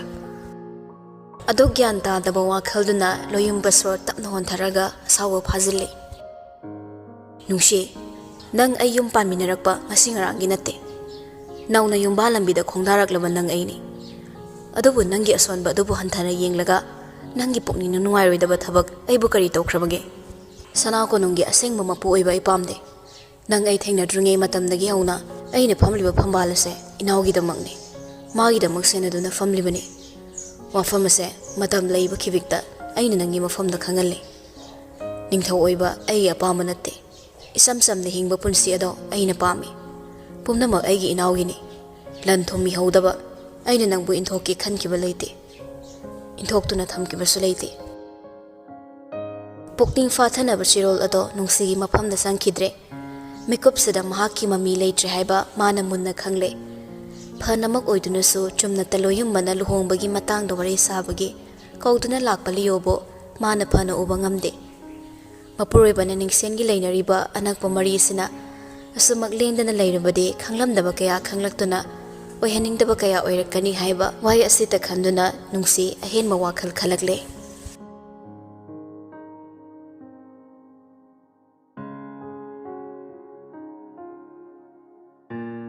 ꯁꯍꯔꯒꯤ ꯃꯌꯣꯜꯗ ꯅꯤꯡꯊꯤꯅ ꯃꯉꯥꯜꯅ ꯉꯥꯜꯂꯤꯕ ꯇꯔꯨꯕ ꯂꯥꯏꯁꯅ ꯏꯀꯣꯏ ꯀꯣꯏꯁꯤꯜꯂꯒ ꯃꯌꯥꯏꯗ ꯇꯔꯪ ꯇꯔꯪ ꯂꯦꯞꯂꯤꯕ ꯑꯆꯧ ꯃꯆꯥ ꯈꯥꯏꯗ ꯊꯋꯥꯏ ꯄꯥꯟꯕ ꯀꯌꯥꯒꯤ, ꯎꯆꯦꯛ ꯋꯥꯌꯥ ꯀꯌꯥꯒꯤ, ꯍꯩꯔꯥꯡ ꯂꯩꯔꯥꯡ ꯀꯌꯥꯒꯤ, ꯍꯩꯀꯣꯜ ꯂꯩꯀꯣꯜ ꯀꯌꯥꯒ ꯂꯣꯏꯅꯅ ꯐꯨꯝꯖꯤꯟꯈ꯭ꯔꯕ ꯅꯨꯡꯁꯤ ꯋꯥꯔꯤ ꯀꯌꯥꯒꯤ ꯍꯧꯔꯛꯐꯝ ꯑꯣꯏꯔꯤꯕ ꯀꯪꯂꯥ ꯀꯣꯅꯨꯡ꯫ ꯊꯤꯠꯂꯤ ꯊꯤꯠꯂꯤ ꯆꯨꯕ ꯅꯣꯡꯗꯨꯗ ꯄꯣꯊꯥꯐꯝ ꯈꯪꯗ꯭ꯔꯕ ꯗꯤꯍꯦꯗꯣ ꯀꯣꯟꯗꯨꯅ ꯄꯥꯛꯂꯕ ꯄꯣꯂꯣ ꯒ꯭ꯔꯥꯎꯟꯗ ꯁꯒꯣꯜ ꯀꯥꯡꯖꯩ ꯁꯥꯟꯅꯔꯒ ꯑꯋꯥ ꯅꯨꯡꯉꯥꯏ ꯄꯣꯊꯥꯐꯝ ꯊꯤꯔꯨꯕꯅꯤ꯫ ꯉꯥꯏꯍꯥꯛꯀꯤ ꯃꯃꯥꯡꯗ ꯆꯨꯈꯤꯕ ꯑꯀꯟꯕ ꯅꯣꯡ ꯑꯗꯨꯅ ꯕꯖꯥꯔ ꯃꯌꯣꯜꯗꯨ ꯏꯆꯤꯛ ꯆꯤꯛꯍꯜꯂꯤ꯫ ꯅꯥꯛ ꯌꯦꯠꯇ ꯆꯠꯂꯤꯕ ꯒꯥꯔꯤ ꯑꯗꯨ ꯅꯠꯇꯅ ꯃꯝꯁꯨꯛ ꯃꯝꯁꯨꯛꯄ ꯅꯨꯃꯤꯗꯥꯡꯗꯨꯗ ꯃꯤꯒꯤ ꯃꯅꯤꯜ ꯏꯐꯪ ꯐꯪꯗꯦ꯫ ꯃꯗꯨꯒꯤ ꯇꯥꯟꯖꯥ ꯂꯧꯔꯒ ꯄꯣꯂꯣ ꯒ꯭ꯔꯥꯎꯟꯗꯒꯤ ꯊꯧꯗꯣꯔꯛꯄ ꯁꯒꯣꯜꯗꯨꯅ ꯀꯪꯂꯥ ꯃꯃꯥꯡ ꯌꯧꯔꯛꯂꯦ꯫ ꯃꯥꯅ ꯒꯥꯔꯤ ꯇꯣꯡꯂꯦ, ꯃꯅꯥꯏꯁꯤꯡ ꯒꯥꯔꯤ ꯇꯣꯡꯂꯤ꯫ ꯃꯥꯅ ꯏꯁꯤꯡ ꯀꯨꯝꯂꯦ, ꯃꯅꯥꯏꯁꯤꯡ ꯏꯁꯤꯡ ꯀꯨꯝꯃꯤ꯫ ꯃꯥꯅ ꯁꯒꯣꯜ ꯇꯣꯡꯂꯦ, ꯃꯅꯥꯏꯁꯤꯡ ꯁꯒꯣꯜ ꯇꯣꯡꯉꯤ꯫ ꯃꯝꯁꯤꯜꯂꯛꯄ ꯅꯨꯃꯤꯗꯥꯡꯋꯥꯏꯔꯝ ꯑꯗꯨꯒꯤ ꯂꯩꯊꯈ꯭ꯔꯕ ꯀꯪꯂꯥꯒꯤ ꯒꯦꯠꯇ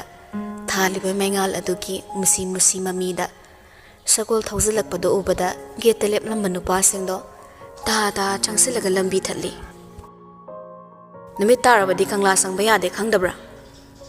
ꯃꯥꯡ ꯊꯥꯔꯛꯄ ꯃꯩꯔꯥꯕ ꯀꯔꯤꯁꯨ ꯈꯨꯝꯗꯦ, ꯁꯒꯣꯜꯗꯒꯤꯁꯨ ꯀꯨꯝꯊꯗꯦ꯫ ꯇꯨꯡꯗ ꯁꯒꯣꯜ ꯃꯊꯛꯇ ꯐꯝꯂꯝꯕ ꯅꯥꯎꯕꯗꯣ ꯐꯟ ꯆꯣꯡꯊꯔꯒ ꯍꯥꯏꯔꯛꯏ, ꯃꯅꯥꯎ ꯏꯕꯨꯡꯉꯣꯅꯤ, ꯃꯤ ꯃꯁꯛ ꯌꯦꯡꯂꯒ ꯋꯥ ꯉꯥꯡꯉꯨ꯫ ꯋꯥꯍꯩꯗꯨꯗ ꯅꯨꯄꯥꯁꯤꯡꯗꯣ ꯆꯞ ꯆꯞ ꯂꯦꯞꯇꯨꯅ ꯌꯦꯡꯉꯛꯂꯦ꯫ ꯆꯩꯁꯨ ꯆꯩꯔꯝꯗꯦ, ꯁꯥꯎꯁꯨ ꯁꯥꯎꯔꯝꯗꯦ꯫ ꯃꯤꯆꯤꯅ ꯍꯥꯏꯐꯦꯠꯇꯪ ꯌꯦꯡꯂꯝꯂꯒ ꯁꯒꯣꯜ ꯊꯧꯖꯤꯜꯂꯛꯂꯦ꯫ ꯅꯥꯎꯕꯁꯨ ꯐꯠ ꯀꯥꯈꯠꯇꯨꯅ ꯇꯨꯡ ꯏꯟꯅꯔꯛꯏ꯫ ꯍꯦꯛ ꯆꯪꯂꯛꯄꯒ ꯌꯦꯠꯂꯣꯝꯗ ꯍꯥꯏꯐꯦꯠꯇꯪ ꯂꯩꯊꯣꯛꯇꯨꯅ ꯌꯦꯡꯂꯨꯏ꯫ ꯅꯣꯡꯅ ꯆꯣꯠꯁꯤꯜꯂꯕ ꯅꯥꯄꯤꯁꯤꯡꯗꯨꯅ ꯏꯆꯣꯠ ꯆꯣꯠꯅ ꯏꯁꯥꯏ ꯁꯥꯏꯅ ꯂꯩꯔꯤꯕꯗꯣ ꯎꯕꯗ ꯃꯩꯔꯥꯕ ꯁꯒꯣꯜꯗꯣ ꯂꯦꯞꯍꯜꯂꯒ ꯇꯨꯡ ꯑꯣꯏꯅꯅ ꯌꯦꯡꯂꯒ ꯍꯥꯏꯔꯛꯏ, ꯅꯥꯎꯕ, ꯁꯤꯕꯨ ꯍꯩꯀꯣꯜꯂ ꯂꯩꯀꯣꯜꯂ? ꯅꯥꯄꯤ ꯉꯥꯛꯇ ꯉꯥꯏꯔꯦꯅꯦ꯫ ꯅꯥꯎꯕꯁꯨ ꯍꯥꯏꯐꯦꯠ ꯌꯦꯡꯂꯛꯂꯒ ꯈꯨꯝꯃꯤ, ꯅꯨꯔꯥ ꯍꯩꯀꯣꯜ ꯍꯥꯏꯕꯗꯨꯅꯤ ꯌꯥꯝꯕꯨꯡ꯫ ꯂꯝꯇꯨ ꯁꯦꯡꯕꯁꯤꯡꯅ ꯆꯤꯊ ꯅꯥꯟꯊꯕ ꯑꯣꯏꯔꯝꯒꯅꯤ, ꯂꯥꯛꯂꯤꯉꯩꯗ ꯆꯦꯛꯁꯤꯟꯅ ꯁꯤꯟꯅꯖꯔꯝꯒꯦ꯫ ꯃꯩꯔꯥꯕ ꯈꯨꯝꯂꯛꯇ꯭ꯔꯦ꯫ ꯁꯒꯣꯜꯗꯨ ꯃꯅꯨꯡ ꯌꯧꯅ ꯊꯧꯖꯤꯜꯂꯛꯂꯦ꯫ ꯃꯄꯥꯟꯗꯒꯤ ꯄꯥꯎ ꯄꯤꯔꯛꯇꯨꯅ ꯄꯥꯎ ꯐꯪꯂꯕ ꯕꯤꯔꯖꯤꯠ ꯎꯇ꯭ꯔꯥ ꯁꯪꯂꯦꯟ ꯃꯃꯥꯡꯗ ꯂꯦꯞꯇꯨꯅ ꯃꯩꯔꯥꯕꯒꯤ ꯃꯥꯏꯀꯩ ꯌꯦꯡꯂꯝꯃꯤ꯫ ꯕꯤꯔꯖꯤꯠ ꯂꯦꯞꯂꯝꯕ ꯎꯕꯗ ꯃꯩꯔꯥꯕ ꯁꯒꯣꯜꯒꯤ ꯈꯣꯡꯖꯦꯜ ꯇꯞꯊꯩ꯫ Tapna tapthaduna lefhallaga sagol-dagi fan chongtharai. Kangjai sanarubagi amuba polo shirt aduna color khasiktang haigatlibado thekthaduna semjille. Makhutap upliba gloves to tapna lauthoklaga changsilaktuna leblare. Bridget pu yenglaga haire. Sumkoi thorakpani po. Bridget noklage bebarutli. Machal ibe masude sanagi macha ibungo atombase. Bridget na luna chana tawzabani. Mama ibungo thoklabaso sana konongi ipo oibana mingau soibani. Bridget tapna yenglai. Nayumdabu karigi koi thorakpa hairibadone. Kanglada lingsinbabu pamlabani ikhoidi. Ningthem lemsilabadi semgat sagatpagi mathausu hina kallani. Mairabanoi anida wari sa sadana saglengi nakalda awangba paring khatuna leiriba aduda tapna chatli. Ipusu sana konongda he koi thorakte mayekidi aada leifam thokpani. Mathau leirakpadane hekta selaklibaduni. Adubu maipunana leibadi kangla sidana hinareda. Masida sunatana mafam sida leiragane lairik tamlibani. Ahal mayam asiga loinaduna matam amagi puwari nainaminaribani. Mairaba makok tapna nomi bir makha tarai. Sidagidi naha pakhangumna irai lai thokpa yadrabani. Sangoi lugoi tektuna nasagi yumpham nairakpa haibase punsigi khwaidagi aruba tangkakni. Lu hongba hainaribasigi atra munna khango. Ningthem masa nangdi nangi oiba laibakta yeknaba thamloidabani. Laibak pumlamakna nungsihangadaba nangna karigino. Tatna thanaba yararoidaba ningsenbu yeknaduna karigino nangna lapna leithokliba. Mairabu khumlakte ningsenbu palakpa khuding mabu langtaknaba mikup amada leihallei birna makha tarai. Saunaba nungainadaba leiminaba miyoibagi masatni. Chingtamgi apunbana Manipuri saktam lepkadabani. Lapthoknaba yararoidaba mari asida athiba machu sangjillaga nakhoi naha oibagi phathaba ngamdaba napalna waribu hondoklamgano. Nakhoina khangloi. Adungai konungda matam amadadine kangla konungsida ningthona phambal tongbada ningthemgi haksangda tangkhulgi fizol phisi amatta oirabasu thondaba yade.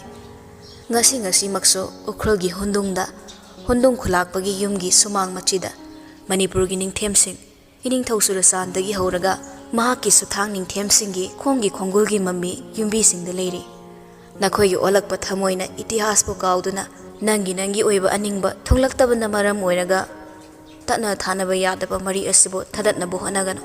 Masimak matang chabada ningsendasu aina haigani do. Amuksu khumde khumbangamde mairaba mamagi amatta yausaba mabung adusu mana lumna khanjai. Haigataba loirabada bir makhut ani maktungda pullaga ningsinglei. Angangdi ningthadagi khangi nangna pungkak saurakpa matamda namasina haiki cheksina haiki. Masa ibungo atombase konungbu nungsibada lamba leiroi. Adubu nangna konungbu nungsiba hemanbana mapalgi ising nungsit mahautang mahitadunane nongmadi soidana nathanta tarak tahawgani. Maram asinani namasi ibemana nayamuk sanakhyada ningthaugi magun tambiraga nangmuna minungsit tambiramliba. Mamabu palaklabada mairaba khongthang lepi birjasu leplaga mamaido nakal amaromda onduna makha tari. Shakti hakna pamgano nangi napal thado nang sumiyoibani konungi mathakta mina wa ngangbada thamoida singsinduna thamgano ngangning mangangjasano amuktang pokpa mapoksida nasana nasabu laksanjaduna hingliba karigino nangna ngasi hingliba punsi marel ase ubada namasi mamittagi mapi taramgani haiba nangna karigi khangdabano. Chummi ningsingling asiso mamana hinglingi matamda nongmata mabu ningthem macha amagumna loinakhide konungi maramda thoina takpi tambikide supnatagi nungsiba khaktabo mamana mafamda tambirei. Sangsarda miyoibana apunba saktamda hingba ngamlibase nungsibagi mapalnani tattana hairammi. Haiki khanglabaso hongma ngamdaba phirepna ngasisu matindo tapna yotharaga birda onsilai. Matamsi thengle nongsisu kansilakpa yari. Luhongba naklabanina ipusu sana konungda lengsinbiro. Aikhoi angang ngaktani ningthawarabasu yambung sanakya yamna nauri. Namaksi mula amna thamlaga ingaw ngawhanbigano. Aroiba oina nokphet tawramlaga mai leikre. Loinarakpa manai ahum marido sagolda prapap kakhatnei. Naubana mairabagi sagol pursulei sagol mathakta kakhatlaga phamkhraga akoiba kangla konungdo amuktang supni yinglei mairaba.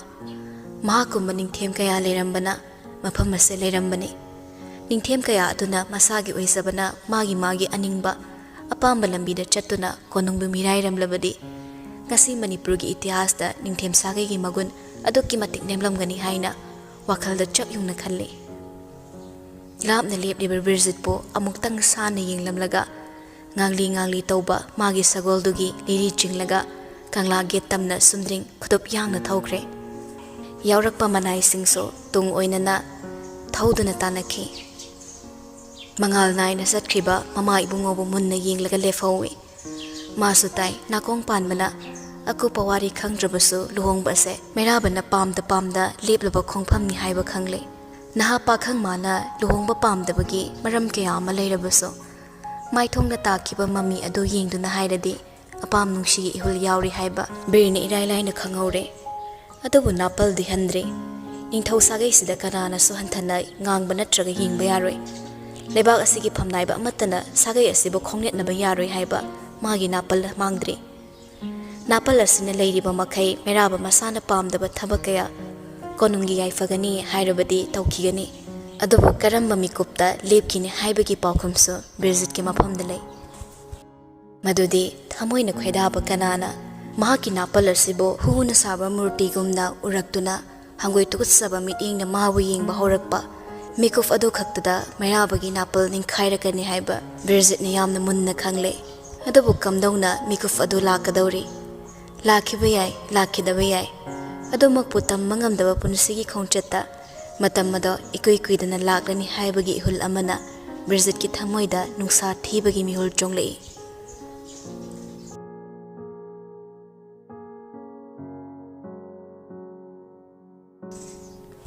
Tamda nong haithari chingda thabal mangal haithari nong dilai tabanate amuk muksu ingan ngana thoklamba thabal mangal do amuba lechil marakta leikiduna phana kuina tholak taba yawi. Longpi khungi khunja singna athengba numidangduda chapu sari. Longpi khunda saba nungbi chapu asibu khunja singna makut changna amadi matam changna taru tanana simi. Longpi mafam ani khaktada fangba chapu sabagi lebak adubo pekpada khunja singni isai saktuna awaba kongai kahalli. Ngasi su sapu sabi singna lebak pekpa chatpagi chingmaida paring leplaga kumthaduna thabal mangalda isai sakli. Adongai thingzagol amadi mara anigi nungsi warida serengba isai ado ningsinglaga punna ngangminai. Ningsengi thongal fauduna chatlibado mangolda famlaga samhatnariba mama macha ani dusu uri. Sumang machi tuda nupi mari manga punsilaga pausuri. Sumang machin amadana nongmai paiba khulgi nupasing omsununa mairi kaya fangdaba maipu adugi akoibada ikoina famli. Numit hek tabaga tumthakiba ukrulni adubu thabalgi mangal aduna ngasidi khunja singdo tumsilaga lehanningsde. Ningsengi sumang machida sapur sabana saba phau subana suba mai tikpana tikpa maraktuda cheng hawai manbasu yauri. Mayamdu yenglaga magi samhatpiriba mamada yengla ilaisado. Ima aisu chapu saninge ani hoina nungbi chapu saba sigum awondi chapmanana saba hai. Nungbi chapuda sa thongba sumadi yam hai. Thaba nogle ichana saningladi tamlaga loiredana adubo nani hoi mayam se thaba khara komba numitta isagi damuk nongma pura kaitholaga tamhansi. Aduga ima phi saba su tambiyo. Khwangna sari se aisu yam saba haininge phi phajaba sagiba. Thaba noklaga makok nomi hanjin hatlaba machagi samdo amuksu nongna hatpiri. Tanjadada liyo thongaldagi sanglei mai tikfuna leiriba singduga makhoi tangkhoi londa wari watai khra tawramlaga mama machal anine famliba atomda lai. Masu mangol machida tapna phamtharaktuna machal bulaknarai. Laisa farapho abuda samhatlalibani awon hoidi figa mapa ama saba loihorabani. Laisa sauningna yinglei thabana machana pabu chaithali. Taningdene he masibo hawjakta phi saba tambiyo phi sage haijariba isasida perfecta laklaga mana kari khangdana ngalino ne. Leo noklaga laisada sugali nupidu sapai thoklaga le. Nupadu mamada mo onsilaklaga makha tare. Ima hundungi yumda leiba afang angam hoido Kolkata da matragi manakta matam khra leiruni hairi. Fungyargi yum inkolduso yum thangnabado yum hongkibadagi hang le. Sigi yum sito adum thamlaga ekhoise hundungdara fungyardara khara toina chatlaga leirunaba tawrase. Mamana khundringe laiza ta hairei. Hundungda leise amai ima hundungdo oina leiruse. Nupado machalda marau leini yingle adabu no e karisu khandabagumna. Hoine nangna leining mafamda leise adabu fungyargido yum sajinnaba tawse. Hingol ahangbo oina sum leibase nungaite. Phare maduna nangna fanaba silo. Khun khudingmakta yum amamam thamlabasu karisu kaide. Nakhoi ani suna yumna kai palakhini nasana suleirakhini. Lan haibasidi lepsile kai phabani. Mamagi wahaiduda nupa nupi anima mamit singdo mamada phat yinglaktuna chap manana khumlei. Aidi yum palaroi. Wai su khondok sumanarakpaduda machin manau anido amana mada yingnei. Haidrabasu liona khangi meraba natrabadi yum palaroi khallibane haiba. Aduga somda nupidusu khangi maning singli. Adungai miramda leiringai monana manakta lakpa khuding liyogi pauktamki. Wari dida liona su mabu khalli haibagi thazaba yaba wari kaya yauki. Maramsina mabungnasu manabu fanglore khangmana palaroi hairibani. Macha anigi wahaida pendrabasu uthokde thaba matangdu phajatre khanna liona phagi tathore. Ai pandrasu nangdi pandaba yaroi. Nangi ramthar leirabani. Haujiksu ai makhoida chatlurido nangi wari ngaktani mana hanglise. Phagi ni khanglabasu phagi phauba tahoningde matangduda. Adugi wadi amaigi sa awan leiri. Ma amaiga awan ga luhongbirase. Hayeng magcharsta hairuse. Henjil lakpaduna liyo tumi leikre thabadi noi. Laijasu nokmi le. Adubu aduk ingna chikna leiriba tanjaduda. Thangal-dagi uniform setpa sangu ama saptra amada prapap changsilakle. Phamduna leiramba machal mabung mama phuppu hagonei. Sumangda mathau tawramba sing adusu chap leptuna yingli. Yengna lakliba singdo liyo lepliba mafamda tamna changakle. Yaurakliba Manipur police singdo ching oibanina dap kaya tawde. Ukrulni makhoi khaktang sangba ngamdabana mayang sipaisi yaurakle. Mang tharakpa osi ado liyogi mangda chap leplaga ikan dairei. Station fauda lengse athobagini. Wahaiduda ingangakle ahumma. Sumang machida mai tiklam nupa singdo tawriba matawduda fingna changsilaklaga liyogi tung oira flipi. Lakliba uniform setpa singdo aduna munna yinglibado madu ubada liyo nakalda tathak lepliba machalgi khudang paiduna chingsilaga magi tungda lehalle aduga hanglei osiduda. Kari leire. Police station yongnaba thabukti ai tawkidabra khalle. Osidu makhoigi hongnaba dap tawningle. Tamdo oiramlabadi wazaw nganglani. Adubu mana leplibado chingni khangmana tablamna hairei maramdo. Imphal Nagaramda leiba ningsengi yumda yamleba hirongi ma leiramle. Pasida sunatana hojik kangpokpigi checkpost amada faba hiron kesi 30 ningsengi mingda lakpani haibagi chapchabu witness leire. Lenglase akupa pawgi damak imung manung kairoi lekaina ISTV news da khanglasano. Wahaidu tabada leiriba mayamdo ngurung ngangnaragle. Mahai mai sagatnaragle. Oidaba wani haiba mikup amada khangkrabani. Tungda lepliba ningsengi misingsu saunaraktuna yam phingna osidu tamda changsinge tawi.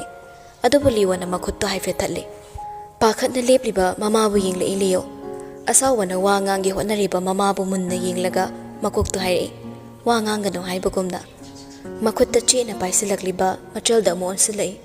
Pakhatna lepliba ubada nokmi tawrei. Phasana leiramo kigano. Amay hoy mayam leisi ubra. Ay kuirakloi yam thuna halake. Nangna haidai ukrul sa aigidi Fal Bazarga chap manarena. Se ay yam thuna halake. Imaga ningthina leiramo. Laisa makut thadokte makokto nak yatam nairei. Chatkino amay moina thawai na nangmu mangna basin bane nang chatkino. Police da mo onsilaga hairei. Wa ngang na mapisu tap tarakle. Akhoi adum bataude madugi karba da fanglakpa paisa do akhoi da mathau tade akhoi gi watana balai sei noi da mi wana boiramni amai pu ba yare kharaga sounding leibaga police to sanai be mada sound yingle machal da yingliba meeting do ubada leo osi gi manak nakna khangsang silaklaga pretty color tap pai meeting du kanada no si na khoi gi tampak natte Tamdana khoina pangtau tawrasu chingdadi yaroi. Aina miyoibagi chatnabi yenglaga nakhoi gi tung inge khalinge ahenba tawrakano. Khunsiga akoibada aigi su khulai paiba mi yam lei. Amuk hana ukhul changma ngamloigera. Sauning labasu upai lete police to midyeng thaidok lepki. Liyo su pairam mamakut thadok laga tung ondana yenglammi. Leiba ningsengi nupa singduda ingi taramlaga mang thana thakre. Miko khragi matungda thaba gyan ngauni imungda sensinkre. Leptana laithokpa yaba matam nate. Macha ibungodo punsi chupa kaisum sangyawba yaba matangni. Mari leinaba kana no pau launaba imung chensinkre. Mabungu kauduna pakhatna kapliba sanai bemabu themlaga leiba mi singduna phazille. Machalna kaplibado liyotai. Chatna wakhal khalle. Mabu pibam si tanaba silibase kanano merabara khalle. Adubu oiroi. Yengnaba amabu asumna huralanada lanthengnaba merabagi lamchat natte. Khongthang mana lapthokli makhai thamogi arum behengatle. Wakhalda khalle kanano asuk thina mabu laksariba. Malangda paiba wakhalga lechil onkraba asaga phazaraba machugi leikolda nongsup singya pakhiba tamya kori chenbagi pitrai mahi luplaba thamoigi mafam amada korigi mangal pusille lamzaw kon banami bana tasin khomsin ngamkhidraba maktraba thamoigi sahomna maning tammi achikpada khangde kari olakpa khangde kari oirakpa mikupsida lepliba khongpham khangde kari oigani heng haibado laklaga tare khangli pumnamak konung khakta natana lebak thongna sarasanki paugi oiba thongzil khuding chap chana yaurare khara amana thazade khara amana thazai hainei soidana tawrungani mapagi machani adobu thazadaba singi marakta merabasu yauri mana munna khangi liona kaidongnungdaso tawroidaba thabak amani haiba pungdu fanadi thengjinkre adobu urkhul maikeida kanasu tumthanadabagumna meraba tumthaba yade mayai ka oiriba magi famfamduda chatuna lei mapaldana haithari kumdam thina tamlakpa inga ingengi nongsuna thongnawdagi haizilakpa nogliksindu yengli thongnaw manakta ta changsilaklaga wanglaba dalan mathaktagi akoiba chingsang yengli tawfam ama khangde lamna satpi mahakpo kamdawramgani khalli awangba singdolda satkibana tamgi fura dalanda leplabaso mami phawba uba fangde cheraksida koppa paw puduna nawba prabab changlei changsilaga magi yambungi nakta lepi yambo kamdawni wang pahong hokre mafam se yumpham yaudana semjin sajalaga haiba wani ningsen bu thuna mak thado haina ukhulgi khundagi khunja sing thoraklaga ukhulgi district headquarter da punduna leire haiba paw phangle mera basor makhol thoknu hondoi tawfam khangdabana makhutta lumangi samdo chena paisilaga makhut namana makhwang metlaga lepi nawbana langtakna na makha tare matang sidadi yawgana haidana yamung sana khyana takpire yambungi asengba wahai dinate iton sibungo kulap sana linglei mana haibani wahai do laksinde meraba yeknei hairabasu thamoy yawba asawba natabana marupkidama karigumba amadi tawba chanei haiba wakhal khalle wakalduna lamjingduna liyogi nakta chatke khanna mai lerei adubu maton se gulab sana leplere chapleplaga lambi thatpagum haire kadaidano thengwasida mairaba khumde haifatang yenglamlaga thaiduna chatke honai gulab sana khonwanglap haire konung sige sagai sige karimata yengdana leibak miyamda yadaba thabak ama tawrambagi pharabado kallugi hairibra chatlambado lepi mayundi onsilakte gulab sana changsilaglaga mairabagi mangda lepi nangna ibunga si phawba napani khandrabaso ainadi nangbu isani khalle luongba yengda ngairaba nangna asiguma mathong maram khangdaba thodok-sida nakut lansingi khallibado nangbu wakhal yawdabra nisa thingliba lamdam sida asigumba mi amabu konungdagi kankhatlubada miyamsina khoibu kari hainagani sagai asibu su karamna ngangnagani haiba nang khangdabra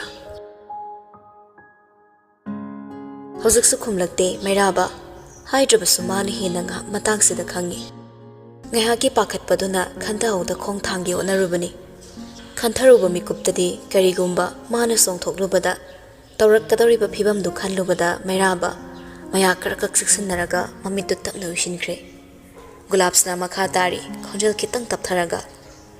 Tawganu mairaba khaliba wakhaldu thuna hongdo. Nang misam nate. Changning mamaphamda yawningba hiramda kusi tawba yaba nate. Khajiktang su khallo.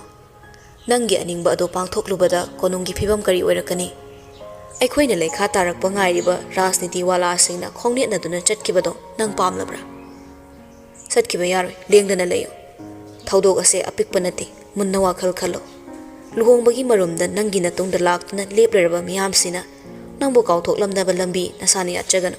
Aina haribasini konungsida lengdana leyo. Hairamlaga Gulabsana tha thokre. Maton sigi wahida mairabana inkiba nate. Sumnatagi magi mangluraba gyan tahalambani. Wakhaldo puba ngamlaktre. Tapna tung halaklaga sofaduda gitfam thay. Makok paiduna khangle. Somda tha thorakpa Gulabsanagi khongthangbagi hena yangba khongthang ama thongzilda thainare. Gulabsana haiphetang yingle. Nupidusu Gulabsana bu yinglami. Adobo mikup ani thintharamda thaiduna manungda tha chensilai. Sahom naina thongzilda mi changlakpa matawduda mairaba yingle. Adobo saktamda ubada phuhawalaga lepi. Wakhalni ngawraba nupido kagi akoibada koying yinglamlaga mangda lepliba mairaba bu ure. Nongna luplaba haksanga pina luplaba maithongda chensilaklaga mairabagi makut chingi. Amai phakre. Akoy amai phakre. Nang ningthau masa natabra. Nang nahairadi yani. Akoy amai kanbiyo. Aiba amai ginakta pubiyo. Imada yam kapore. Khunni mising na haidana so. Akoy gi sasinaba brahmaduna amai bu thadoklaroi. Lao yambo amai ginakta chatse. Akoy amai kanbiyo. Khangli magi maithongdo pakhatpana niglaba masado tamna pairaktuna hairi. Fiyong cholise favanate. Yade laisa madogi matam nate langtak nan hairi. Nangai na isa tada bro. Amai kaluse haibane. Nang naharadi makoina thazagani ye. Akoy amai do aduguma minate haruse. Ma leitrade akoy kamai tawdoino. Amai leitrade ma akoy ni ngawrani ye. Seyambo amai ginakta chatse. Aibu magi mnakta pubiyo. Ting mangamlaktre nauba. Magi yambungi simbaldagi thorakadaba wahina. Sana ibemagi thamoi kaigani khangmana. Tapna changsilaktuna hairi. Sana fiyano hongluse. Lao thongnaba tawsi. Laise yade masado leishilaga lei. Mairabana naubada yingle. Nauba mapanda leiramo. Makha tarudre wahaiduda laisaba amuktang yinglamlaga khonglei thuna thokre. Kaplibado munni yinglaga amuka swairi nupado. Nangna thokpa talaso aigida leiba karino honglaga nasasi lumna lehense. Asi haiduna makutto lamakki tawi. Adobo amuksu thaidoklaga haire. Khonjeldu wangkhattana. Hawsak aibu sugumba karishu leitaba sigidama waramgadaba manbra. Aina aisa kari oina tabibagino aduk thoksadana ngangliba. Amai ginhangta chase hairaga kaigino yambungna sum leptuna leise. Lao yambo. Aigi aibungdo adugumba minate haruse. Nang khangba natra. Amai na dugumba tawa minate haiba. Nang muna khangba natra. Khangde. Kaplambadu chap lepi. Aten mapau khumduda laisa mairababu munna yingle. Nupadu sunon tharaba mamaido haigatlaga. Mekuptuda lumtharakpa thamoyado lapna thamlaga hairi. Ai mabu masak khangde. Magi asengwa masak aina khangde. Aina khangba ningshendudi kuire. Aiga lapna hingba punsi amada hingkiba. Aibu yeknabagum yenglamba nang namin uhobadai. Ai khangde. Ai mabu masak khangde. Aroiba wahengi chekhe adutani yehellamba. Mekup amata pantharamda sauna yingba mityeng aduga loinana. Nupadugi oi thangba khazaida khopangna sapo kanna thazili. Tholaba khusadugi chaipuda chaina walabaso. Thamoidi tamthina sokhiduna ikheng sentharagle. Saurude mairaba. Masimak tawrakani haiba mana munna khangi. Asawbana lakhallaba mipaibana wahallaba nupido. Khaisawna kaplaga amuksu nupadugi thabak paiduna illi. Mipata thamoi panaba thubi malkhangda oning thau macha. Adu kanba wahe. Adu sunangi na magna. Ibunga tu nadi nangi damak. Nangi konung sige damak thawai kubak tahaptana nakhoi ki damak lepkiba. Mara leite khanglubasu nakhoi mo mina ngangda kini haida tumina leithokiba natro. Hayo lante kangna khangna nasagi khandu na ngasisu nasa khaktu kanjana ba nang achumba phumsilaga thamlage khanba natro khungfam khangdaba mikupni tafam khangdraba wakhalni mikup sigi oina wai amata thoktana ba kauri itap tapna sana laisa makok tu nak get hairaga ami chen oisilaga lauri kaurakano nachilduna himing kaurakano aina butu ko chai adok pukchil pikpa tobi ma khangdaba sa ai thamoi sinan nangumba ma bu latuna thamrei khalubada ai isane isa butu ko chai angamba tau pasingi magundi achumba na jatpa aton pasingbu nusibana lepane adubu nangde khwaidagi matik chadaba leiba ke thobane maya yaudaba thang nangi prajana nangbu thadoklamlaga nangi prajana nangbu yaningtraga sana mahi taiduna nahakna semjariba konungsibo magul leigani khanbra lon thoktaba oiraba nupa adugi mai thongdo sakni yenglaga soli kaptuna pendana soli nangnane pumnamak nangnane nangi oisaba thibaduna maram oiragane yengnaba leitana hinglamba aigi ibung na ngasidi yengnaba masing hablagtuna mahabunsi yawat pangamloitaba komda chingthana bohnarakliba amaina nangi mayokda lepkibagi horakphamsu nangne nangi konungsinane mibu kaisu leitana khanbana taimaduna ai wana bona kiba madu pumnamaktu yenglabadi nakoi khudingmak tumna pangamba ibungduna miyoibagi minungsi yenglaga lapna leituna magi laman khumba sakkibane lepanaida sintharakpa pirangdo makhutna loinaidana taithoklamlaga khablibado khasiktang taptharaklaga makha tari ai kaplaroi thamoi pandaba nangi namakda ai kaplaroi adubu aina kaptrabaso nangdi soidana kaplakhini konungi ai fanabagi mingda nangna thugaiba thamoi kaya asigi mahai oina nongmadi nangi napal lekha ta'duna thingba ngamda nang soidana kaplakhini adubu matamnuda nangi mitagi pi taithokpinaba khutsa amata leiramloi sanana heiduna saba nangi konungsina nanakta sangsilaktuna nangi damak ai leiri haibirakloi marol thoktaba chekpal marina koisinba konungsida nangna nathanda lenba punsi mareldo siroi chingdolda leplaga imit pena yenglakki matamdu yodru phauba aigi chimbalsida haraubagi minok tablaroi nangi napalsina nangu machet setuna charakba mikupto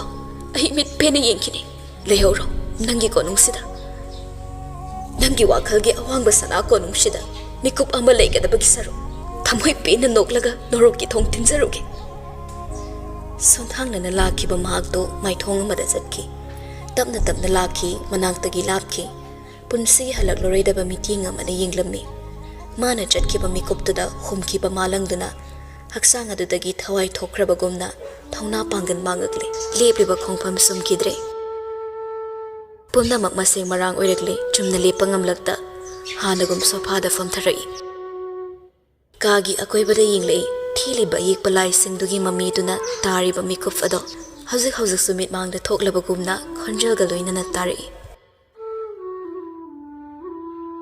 ye thangba faglangduda thiliba paklaba ayekpalai ado munna yenglei adungai numit amada matam amagi isilna turei ire sendringegi nungshiba mikup amada sana khwangda khamen chatpa phaizom haksangda tholi ngorok ngoba pumyat inafi amana ko yetpagumna ko ki sarukte yetsile kadambagi mathakta tonglaga noktuna leiba magi saktam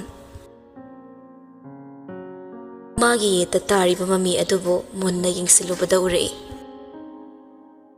isam samba amuba khongao maselaga tangkhulgi mapop kaidana tangang laba haufiado khawon onduna ilaga dongan basagol amada famlaga oi thangba makhut aduna magi lengsumda paibai khonmai tawduna nokliba ingsen selungba magi oida mu yenglubada phaizom pumnyar so ngoba ngakta set chaduna magi lamhin basagolduna chumna lepningdabagi tawriba ningai adubo sagolduda tona sagoldubu laksina bo honariba magi luang selungba makoidagi khazak lap thokna lepliba mami adubu su yingle amuba machugi pumyatne angauba machuda amuba namapal chenba faizom ama shetlaga sagol mathakta phamduna makhoi ahumbu yenglaga nokliba matam amagi khuman selungba makhoi gi mang oinana leimai da lepliba ani do da yengle ꯅꯤꯡꯊꯤꯖꯅ ꯃꯌꯦꯛ ꯅꯥꯏꯕ ꯐꯅꯦꯛꯅ ꯅꯤꯡꯊꯤꯔꯕ ꯅꯤꯡꯉꯣꯜꯒꯤ ꯈ꯭ꯋꯥꯡꯗ ꯑꯃꯃꯝ ꯊꯣꯜꯂꯒ ꯃꯁꯥꯒ ꯆꯥꯟꯅꯕ ꯐꯨꯔꯤꯠ ꯑꯃꯗꯤ ꯏꯅꯐꯤꯅ ꯅꯤꯡꯉꯣꯜꯒꯤ ꯍꯛꯆꯥꯡꯗ ꯄꯥꯔꯐ ꯏꯟꯗꯨꯅ ꯅꯣꯛꯃꯤ ꯅꯣꯛꯃꯤ ꯃꯈꯣꯏꯕꯨ ꯌꯦꯡꯂꯒ ꯂꯦꯞꯂꯤꯕ ꯈꯨꯃꯟ ꯏꯕꯦꯝꯃ ꯑꯃꯗꯤ ꯕ꯭ꯔꯥꯍ꯭ꯃꯤꯟꯒꯤ ꯏꯕꯦꯝꯃ ꯁꯔꯃ ꯃꯃꯤ ꯈꯛꯇ ꯉꯥꯏꯍꯧꯔꯦ ꯀꯅꯥꯁꯨ ꯂꯩꯇ꯭ꯔꯦ ꯃꯅꯥꯛꯇ ꯃꯣꯅꯥꯅ ꯆꯦꯛꯁꯤꯟꯅ ꯍꯥꯏꯔꯝꯕꯒꯨꯝ ꯃꯇꯝ ꯄꯨꯝꯅꯃꯛꯇ ꯐꯥꯒꯤ ꯇꯧꯗꯨꯅ ꯃꯥꯕꯨ ꯅꯣꯛꯍꯜꯂꯝꯕ ꯂꯨꯋꯥꯡ ꯁꯦꯂꯨꯡꯕ ꯉꯁꯤꯗꯤ ꯃꯅꯥꯛꯇꯒꯤ ꯂꯥꯞꯈ꯭ꯔꯦ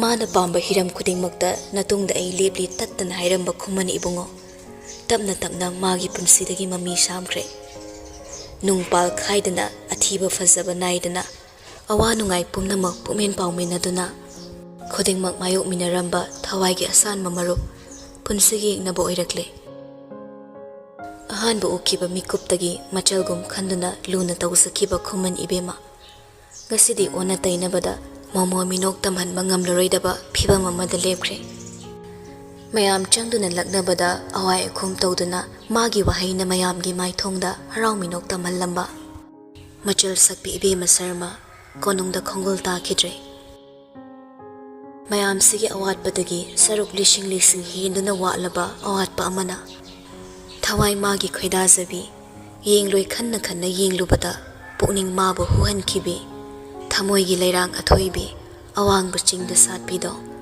ꯊꯃꯣꯏꯒꯤ ꯀꯥꯆꯤꯜ ꯑꯃꯗ ꯂꯣꯟꯅ ꯊꯨꯞꯅ ꯇꯧꯕ ꯆꯤꯔꯣꯜꯗ ꯁꯤꯔꯣꯏ ꯃꯥꯒꯤ ꯆꯤꯡꯁꯥꯡꯗꯒꯤ ꯍꯦꯛꯇꯨꯅꯕꯨ ꯄꯨꯔꯛꯂꯒ ꯃꯥꯒꯤ ꯁꯅꯥ ꯀꯣꯅꯨꯡꯗ ꯂꯩꯁꯥ ꯇꯝꯍꯟꯒꯦ ꯅꯤꯡꯂꯨꯕ ꯋꯥꯈꯜ ꯇꯥꯔꯛꯄ ꯃꯤꯀꯨꯞꯇ ꯃꯅꯥꯛꯇꯒꯤ ꯂꯥꯞꯈꯤꯔꯝꯂꯦ ꯃꯁꯛ ꯃꯁꯥ ꯎꯗꯅ ꯄꯨꯟꯁꯤꯒꯤ ꯑꯣꯏꯅ ꯂꯥꯞꯈꯤꯔꯝꯂꯦ ꯋꯥꯈꯜꯅ ꯃꯪꯂꯤꯉꯩ ꯆꯩꯔꯛꯇ ꯅꯥꯎꯕ ꯁꯪꯉꯛꯇꯨꯅ ꯂꯦꯞꯂꯔꯦ ꯃꯅꯥꯏ ꯑꯆꯥꯟꯕ ꯑꯗꯨꯗꯤ ꯍꯧꯖꯤꯛ ꯐꯥꯎꯕ ꯃꯥꯒꯤꯗꯃꯛ ꯂꯩꯔꯝꯂꯦ ꯃꯅꯥꯛꯇ ꯂꯦꯞꯇꯨꯅ ꯍꯥꯏꯔꯛꯏ ꯌꯥꯝꯕꯣ ꯌꯥꯃꯨꯡ ꯆꯥꯛ ꯆꯥꯈꯤꯗꯦ ꯍꯥꯏꯕꯗꯨꯗ ꯆꯥꯛꯈꯨꯝꯗꯒꯤ ꯅꯅꯥꯏꯁꯤꯡ ꯂꯥꯛꯂꯒ ꯊꯣꯡꯖꯤꯜꯗ ꯉꯥꯏꯔꯤ ꯌꯥꯃꯨꯡꯒꯤ ꯆꯥꯅꯤꯡꯕ ꯃꯊꯦꯜ ꯇꯥꯛꯄꯤꯔꯣ ꯃꯤꯀꯨꯞ ꯈꯔ ꯈꯨꯝꯗꯦ ꯅꯣꯟꯊꯔꯒ ꯂꯩ ꯁꯥꯏꯈꯥꯏꯔꯛꯄ ꯋꯥꯈꯜ ꯑꯃꯗꯤ ꯊꯃꯣꯏ ꯊꯋꯥꯏ ꯍꯛꯆꯥꯡ ꯄꯨꯝꯅꯃꯛ ꯐꯥꯖꯤꯜꯂꯒ ꯇꯞꯅ ꯍꯧꯒꯠꯂꯛꯂꯦ ꯃꯥꯡꯗ ꯂꯦꯞꯂꯤꯕ ꯅꯥꯎꯕꯕꯨ ꯃꯨꯟꯅ ꯌꯦꯡꯂꯛꯇꯨꯅ ꯍꯥꯏꯔꯛꯏ ꯈꯣꯟꯖꯦꯜꯗꯨ ꯏꯇꯞ ꯇꯞꯊꯅ ꯅꯥꯎꯕ ꯇꯥ ꯆꯩꯊꯥꯕꯗ ꯍꯥꯏꯌꯨ ꯍꯧꯖꯤꯛꯃꯛ ꯒꯥꯔꯤ ꯊꯧꯗꯣꯔꯛꯎ ꯑꯩ ꯁꯅꯊꯣꯡꯗ ꯉꯥꯏꯔꯝꯒꯦ ꯍꯥꯏꯔꯝꯂꯒ ꯆꯠꯈ꯭ꯔꯦ ꯃꯩꯔꯥꯕ ꯅꯥꯎꯕ ꯉꯛꯅ ꯌꯦꯡꯍꯧꯏ ꯀꯗꯥꯏꯗꯅꯣ ꯍꯪꯕꯒꯤ ꯃꯇꯝ ꯐꯥꯎꯕ ꯄꯤꯔꯝꯗ ꯆꯠꯈꯤꯕ ꯃꯥꯕꯨ ꯌꯦꯡꯂꯒ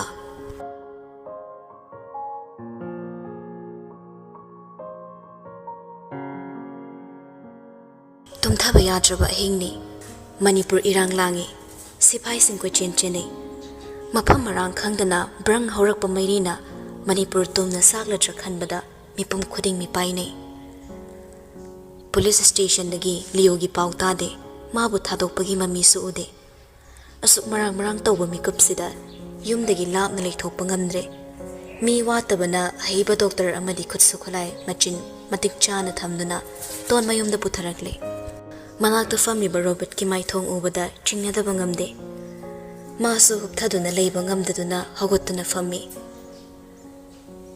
ꯇꯥꯃꯣ ꯅꯣꯡꯁꯤꯁꯨ ꯂꯦꯞꯇꯦ ꯀꯔꯤ ꯄꯥꯎ ꯂꯩ ꯍꯥꯏꯒꯦ ꯀꯣꯅꯨꯡꯗꯗꯤ ꯀꯔꯤꯁꯨ ꯇꯧꯗꯕ꯭ꯔꯥ ꯔꯣꯕꯔꯠ ꯃꯀꯣꯛ ꯇꯛꯅ ꯅꯣꯝꯃꯤ ꯇꯣꯟꯅ ꯃꯈꯥ ꯇꯥꯔꯛꯏ ꯑꯩ ꯌꯥꯝ ꯄꯥꯈꯠꯂꯦ ꯃꯤꯡꯁꯦꯟꯒ ꯇꯤꯡꯅꯩ ꯍꯥꯏꯅ ꯑꯩꯈꯣꯏꯗꯁꯨ ꯆꯤꯡꯅꯔꯒ ꯂꯥꯛꯂꯗꯤ ꯀꯝꯗꯧꯅꯤ ꯃꯈꯣꯏꯅ ꯐꯠꯇꯕ ꯊꯕꯛ ꯇꯧꯔꯒ ꯑꯩꯈꯣꯏꯕꯨꯁꯨ ꯆꯦꯟꯅꯔꯗꯤ ꯀꯝꯗꯧꯅꯤ ꯔꯣꯕꯔꯠ ꯇꯣꯟꯕꯨ ꯃꯨꯟꯅ ꯌꯦꯡꯂꯛꯏ ꯃꯤꯀꯨꯞꯁꯤꯗ ꯈꯜꯂꯤꯕ ꯋꯥꯈꯜꯒꯤ ꯃꯌꯦꯛꯇꯨ ꯇꯥꯕꯗ ꯃꯥ ꯋꯥ ꯐꯥꯎꯕ ꯉꯥꯡꯅꯤꯡꯗ꯭ꯔꯦ ꯑꯗꯨꯕꯨ ꯇꯣꯟ ꯆꯤꯝꯕꯥꯜꯗ ꯄꯥꯈꯠꯅ ꯁꯣꯜꯂꯕꯁꯨ ꯊꯃꯣꯏꯗꯗꯤ ꯅꯦꯅꯥ ꯇꯥꯕꯒꯤ ꯃꯤꯍꯨꯜ ꯑꯃ ꯇꯠꯇꯅ ꯆꯣꯡꯂꯛꯏ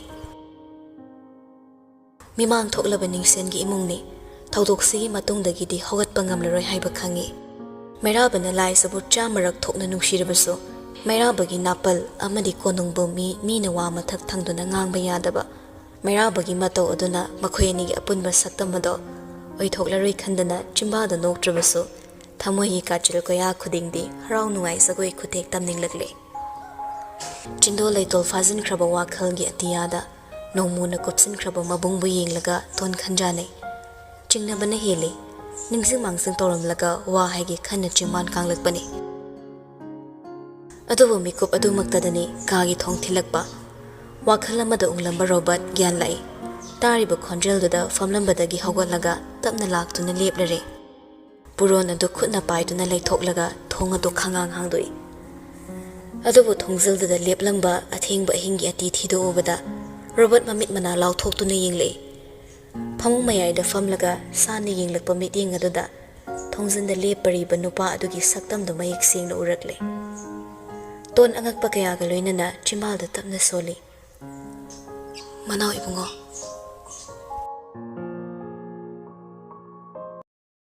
Nanggidamak. Sembang mathot karakle. Masa panduna painingle. Lamta thagi thamaida. Wauri pamlakpa sajibugi lehaw leirenna. Leinam thongna yenbagum. Anawba pukninggi ithilda malangi dolai tongduna. Wakhalna lambu helakpa. Mathot karakpa thazana. Masagi khoithumlaba maithong adubu uzaraga. Taibangbu lenaragi khalakpada. Paisalakpa amuba nonggi nongphaida khudi thiduna. Malem leimaida hikthaduna kenbagum. Kelare ngasidi lokhatpa yada khomjinba ngamda. Manaw ibungo lenglakhlambagi maram khanglaba bhanu leima. Saubata nata mamittagi mapi phawba taduna kaple. Phattaba mibu pharakpa ngaibadi samudra mapana leplaga bus lakpa ngaibagumbani. Phararoige khanna phatrabadi punsi konaba phawba phattaduna leikigani. Robert khambasu yada ngasidi majil pena ngangle. Tarasano khanna ngangba nate. Mitmangda leplaga kaptuna taksi soli. Karigi kaptuna leiri. Pumnamak lekha tahallaga hawjik nangna kapsinaraga leithokpa matamlo. Kadai aigi sanako nungi manglan. Namana pa mathong khangda leiramba na punsi adubu lukha komdagi singkhatlaga yokluba madugi mahiro aina ngasi fanglibase. Robert tongi mangoinana leplaga asawbana wakhal tadraba banu buthalle. Phamungda kaptaga phamlibido mikap helaklabadi Robert pakhatna mabokto ansile. Nangi asa kairaga karigino angangsida taina birise. Pharasu patrasu aigi jalni. Puboki sunasune ayok payokdaba sukuina imungoina laiminaraklaga ahal atok oiraga nganglibo khondu karino. Hai nang tumi layo. Nangna kari khanglage. Ha. Thauna amasung saktigi maramda nangna kari khangle. Ai loire ai pumloi loire. Aningba pumnamak thongzilda leplaraba matamsida hawjikti pumnamak kauthoklagi hingba tarabra.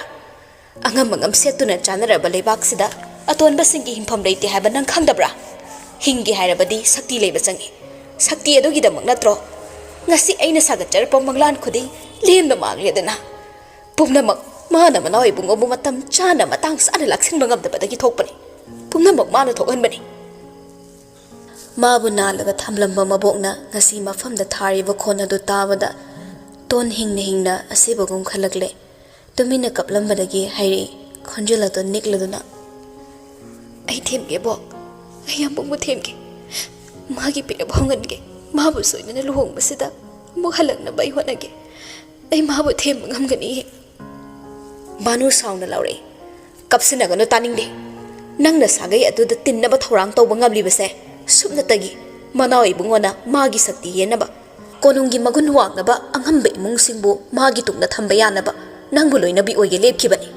Mana nangbu nungside haiba imungsida nattana leibak miyamna khangi. Nangi kari natikleituna pumnamak thadokraba mabu themba ngamgadoriba. Heni hena khanjilobada oiraroi pumnamak magli haiba wakhal aduga khanbada banu loiba naidre amuksu chakna hairi. As laina mangkiba. Khutta taraklaba mani amabu irai laina nakthakiba. Konungna kadaida saktina kadaida. Mikupsida kari haiduna mari yelugani. Laitre hawjikti pumnamak loire.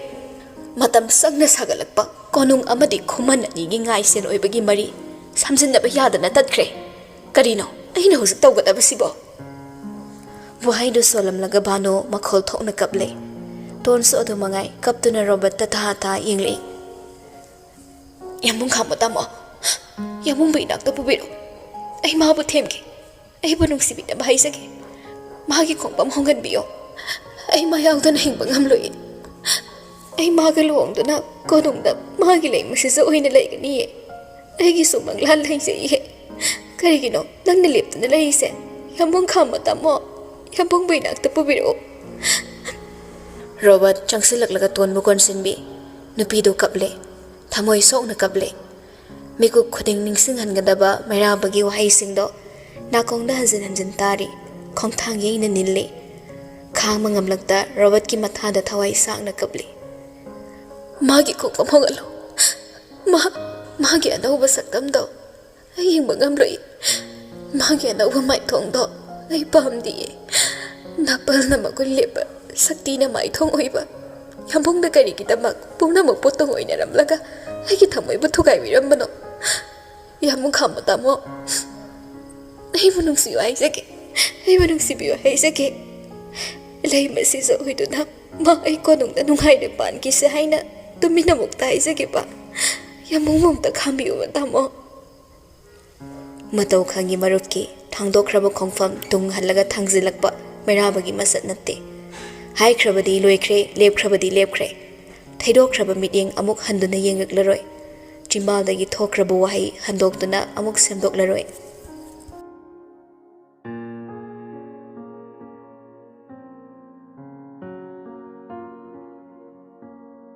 नोंपोक थोंगी थोंगालदा क्वाकना लाकना खोंगी थवाई Panba कयादा माइकई सलाई खंगनदे कुइरगले वाखलना लुमलकपा कयाम कुइने लुमखिदौरी फलादा थांगतलगा ओलबदी पृथ्वीगी अरुंबदगिसु हेने लुमलकपा याना Larry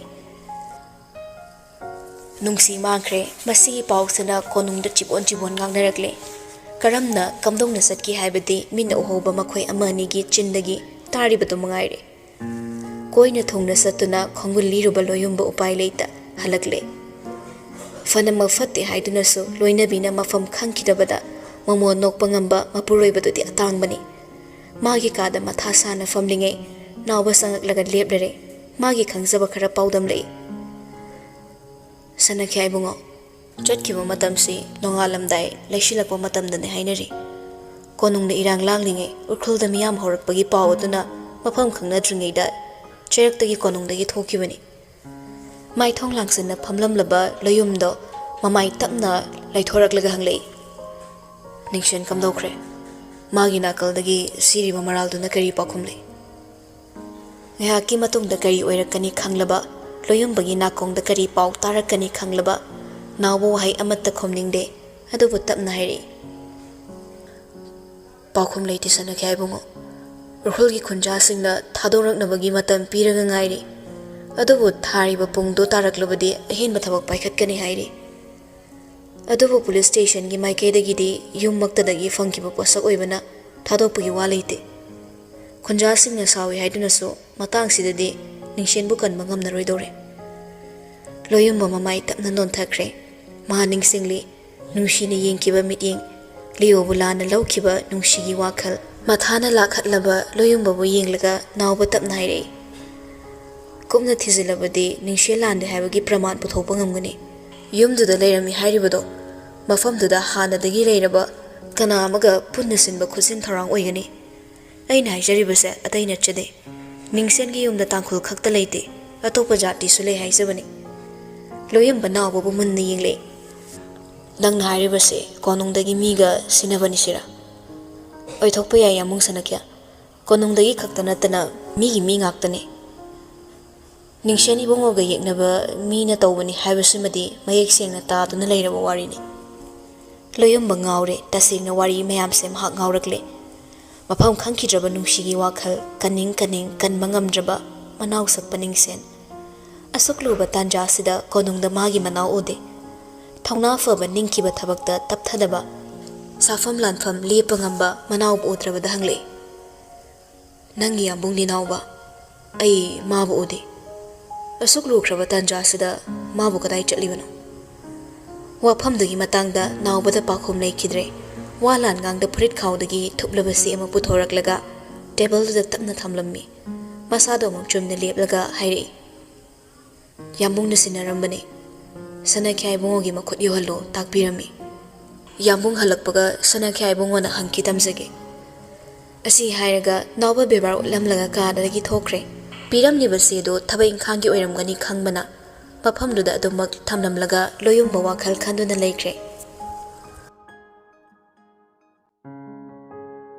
lamzen yangba angangumna haigalakpa koromgi khongthangna tamna tapna chatkiduna nemthaduna nungshana menglaba matam numitna chingya paklaba malangna lili humlaba chimai khonduna laklabaso ing taplaba chanura kanagi maithongum leplarabaso thamoi pokning anida ongkhatuna chakliba lamai dudi muthatpa ngamde chinggi ayingbana khundagi makok thongba machin chatpa mi laktuna pullaga khanaba yaba wa kaya khanaramlaga satkre mayam langlamlagi siksik laba matamduda yumgi yana khana thoklaga leptuna lei lepriba khongpham adudagi yengtharakpada chingmaini chingda naptuna saba yum aduna chingleipakta yanduna leibagum magi wakhalsu yanduna leire machanupagi wakhalna tawpham khangdrabasu thaba macha ibemagi damak lotsile angang oiringai matamda wakhalna amadi ningsingbagi anaba leikibana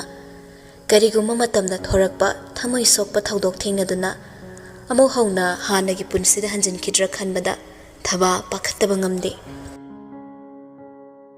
makhut ani thabakta punsinaraga aying manungsit marakta leplibado tung oinan leplaga ngak munna yenglamlaba tung thaba changsilaklaga makhutta tapna pairaklaga inafido tungdagi tapna yengsinbiri laisa tahata yengle mama leptana lerambada praba umhaire kaigi thora ino ima potharaga leiba yadro thaba noi nangda mu iben saraklibani ne potharoi aina pothaduna leithokladi nandi karam tawni yengoi wakhal hena khanjingano aikhoibu kana leisadaba mirane nabungna chatkibado ngarangtani aikhoigida manglepliba mayamse nangsu khangliba natra mapokni nushire e wahaido mamana lona taba pirang uthoktrabasu uba ngammi haukiba singbo mayek singna ningsing mangamdrabasu magi I mari haibasidi thamoigi lengdaba marini mabung leitrabada masa kakthatpiraba use kumna sonthaduna hairi mamabu kapning yenglaga ima aikhoy amaido saksaramgadro mabu tumlamgadro ima amai leitradi aikhoyni di kamdawni karigino misingsina asukoisaba thiriba tawbimal kauduna aikhoybu kana leisadabako thazadaba bidilni yenglise kaigino konung chatlaga amaibu kanbiu haijarubado yamongna yapiraktre ima magi damak thawai khubak da hapdana lantemnerakpa marupudi magi konungni lumkhre pende thabaso yamna pende adobo pende haidunaso chatnaba yaba wa nattabana hai madoni ningthem mapok haibado ningthogidi phambalni do phambalbu hinba leitabani phambalgi damak in masen hanai machin manaw yengthinai phambalgi damak ningthona kathokpa ngamloidaba karisu leite ningthem singi asengma marup leite nungsibasu leite minungsi leirabasu thamoida leigani mapal thokna minungsi sauba ningthau adubo apangba ningthawni hainabani makhoigidi khubamna pumnamakni do makhoida nungsiba leirabasu leite phambal natanane makhoida karimata maru oide adugumlaba hongba yararoidaba mapoki oina tamlaklaba khongpham amada lepliba makhoida karigi mateng niruri asengma ningthem amatana makhutmakna konungda amuba hamok taisanjana bohonaroi aina soibane aina lanbani ima nangna haiba chumi ima makhoigi maphamda madudagi henba graisu leramdre thamoisu palamdre minungsisu leramde nongi murti amabu thamoi palanninguba asaba murti madagi minungsi ngairuba pumnamak aina lanbani losalakpada masakattagi khanba oiramle konung phasaraga loire khalamle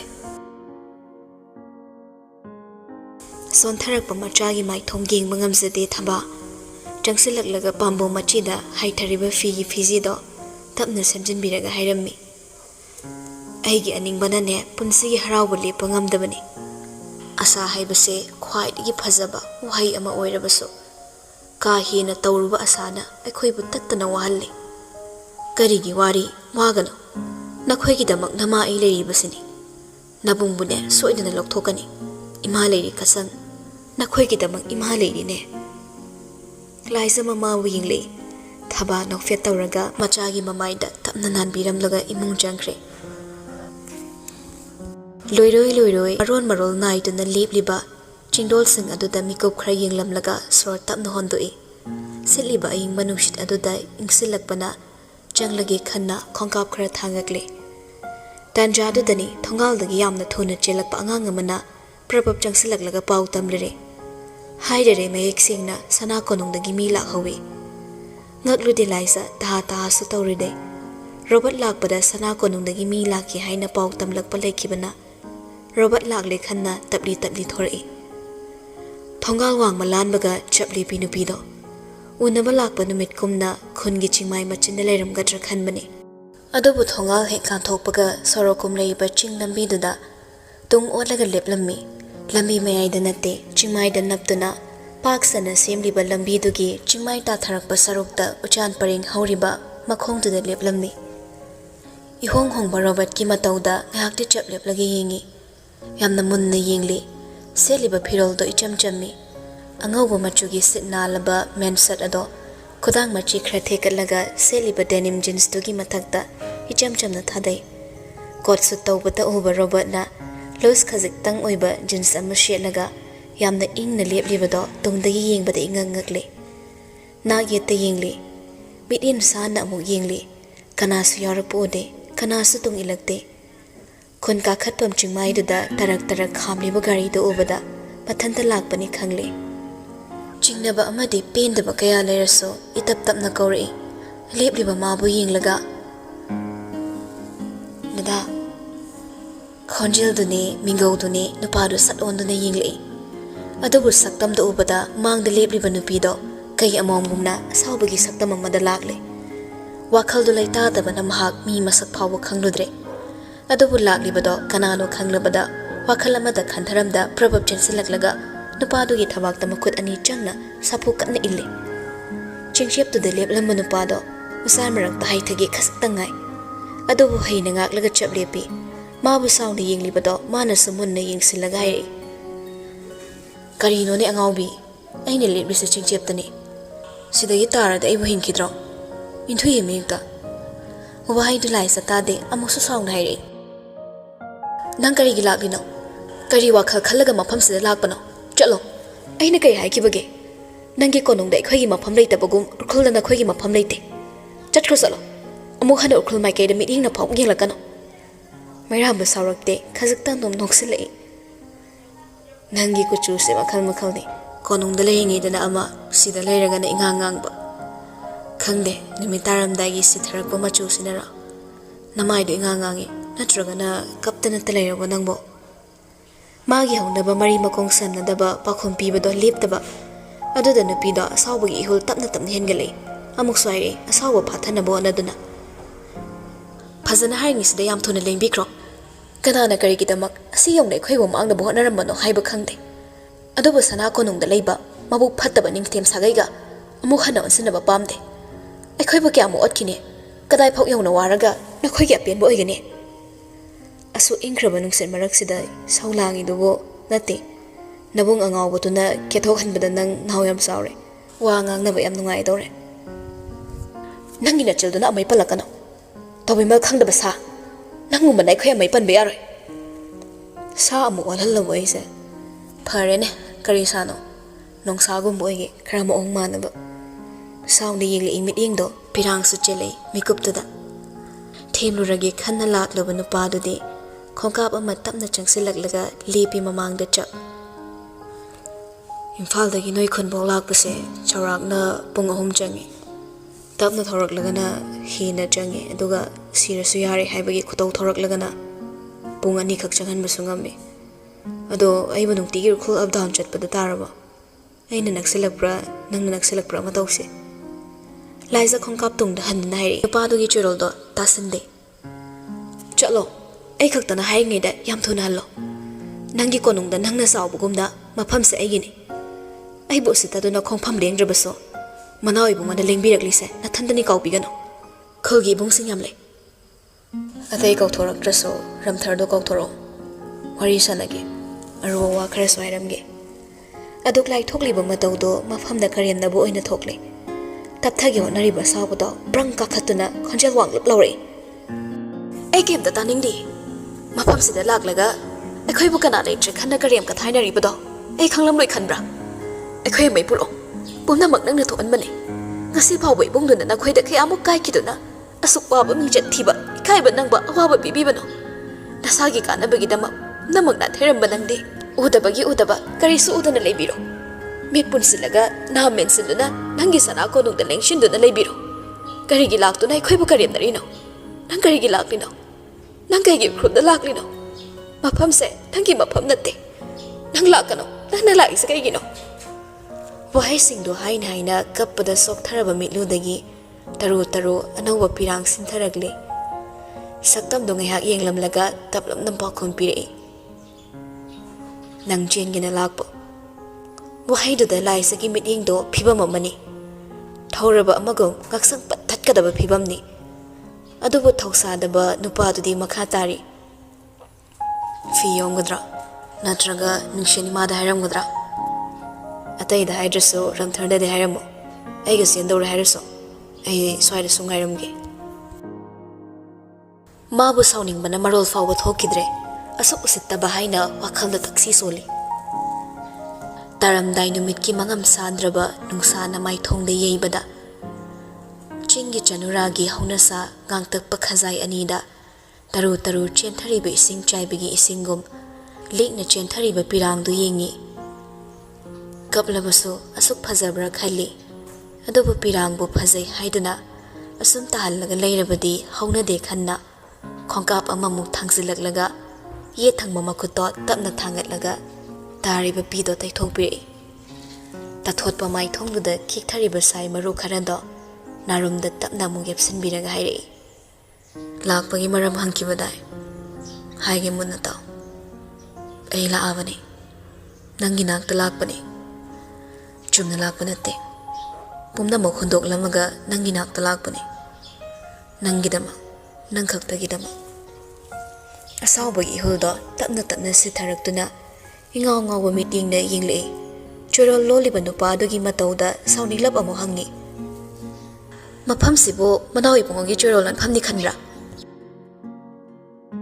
Wahay dugi paring na luitringe meraba makut khodombiduna Wangangakliba chimbalduda kitnamsilaga thamdunayai. Nokmi chirol gumna. Manawi bungo hairano. Yambung kausana. Yambung kak. Angak pamit yang ni yinglabaso ngakpagiloi banaidre. Haining libado karino haibo hang amana tattana wakhalda laktuna. Karino haibo mairababo ngakna yinglei. Wahang puba mit yang amana.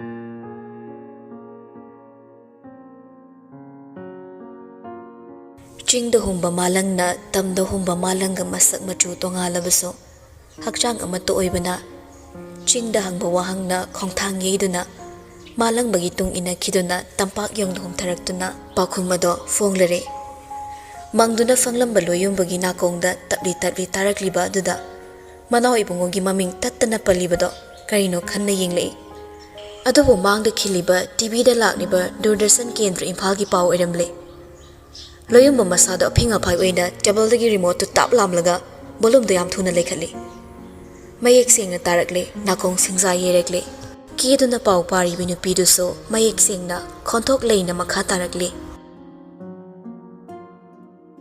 ngarang fa ki ba mamal yamna matrak adugi mapo ningsen selungbani haiduna maral sikiba do minambani mayai kabani sa asigi aseng mamapu mahakni haiduna sana konungdagi thorak pacherol amada manaw ibungona fongdorakle Matang asiga mari leinana sana konungi royal family member oibata natana lebak asigi thokeyada chawna thodang lobiramba manaw ibungo ming oina panjarabada mairaba ningthemcha ngasi ingagi tarik 13 numida yumsa kaisa ingsok lisangani ga kunmari hairiba numitsida masamaki mafamda leiramba royal title lauthok sakre manaw ibungo gi makha tarakpa punsida ichamchamba commoner oina lelagani haiba cherol asiga loinana athoba matamda sana konungdagi official announcement thogalaklagani hainaso makhatana fongdorakli ichumchumna famlamba haksangna kamdongna leptuna leirambano loyumba gyan takhidre nakongda tariba pawgi khonjelado isai sekhairaktuna wakhalgi kanungda changsin mangam kidre hairiba wado aranbani haibadi loyumbada nattana mipom khudingmakna khanglamgani liyobo kannaba hotnabada ngasidi konungsida khudombi thinba phawba yadaba mahakna maral gitanni su nattaba Mana suktok tokidaba thabak amabo tawi haizillaga makhutmakna sana konungda amuba tauthi taisinjakre. Taibang wakhal mangaklaba mikuptuda ta ningsinglei. Ngasai naubana piramba manaw ibungona sinarakli hairamba chemaido. Mikuf amata fantharamda loyumba table machina thuptuna leiriba. Piktak pasejeto lauduna yam thuna hangdoklaga manungda iriba wahido panabo hone. Apak pasemaida nate piktak sengtak palaimaiduda taru irami. Amuba kalamgi khudina mayek lana irami. Yambong, the life of being a royal is lonely. Ten krabo wahiduda puriba atralisingni. Mitte irat jelagle, chinlay fazankre sakti pamba manaudo, napal chawo manaudo, sokthara maling asidi. Sakti gila lepkre, napal gi mahu kamkre, kaya muk yamna choktha kiduna, ngasidi ningthem mapok miraikre, sana konong thadokle. Tapna kakhalakpa thamoy gi awabana, loyumba bulak silagle, makok paiduna famtharaglaga mamit tapno ishinkre.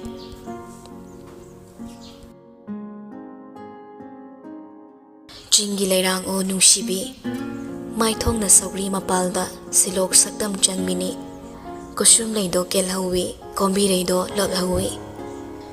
Tangang laba hayayna, ikay na nang buying hawi. Chingu kanagi mafamda at hinpot pukat lawaso, nang busalan bangam dedo, siroy chingsang da nattana. Nang busok pa itikla, nang munatay bangambara. Siroy magi mafamda, lili nang nasatpadi, chingsang magi limsapam, ukril magi pathafam. Chingda ngan bi pamubi, chingda satbi sakhinbi. Malim thong na koirabaso, nang buhin balaytida. Anisu na satabi, mafam kuding pomdabi, ukril magi tampakta da satlibi, Eigi siroy lili. Nang gini, nang tagi, nang kaktagini, nang gidama.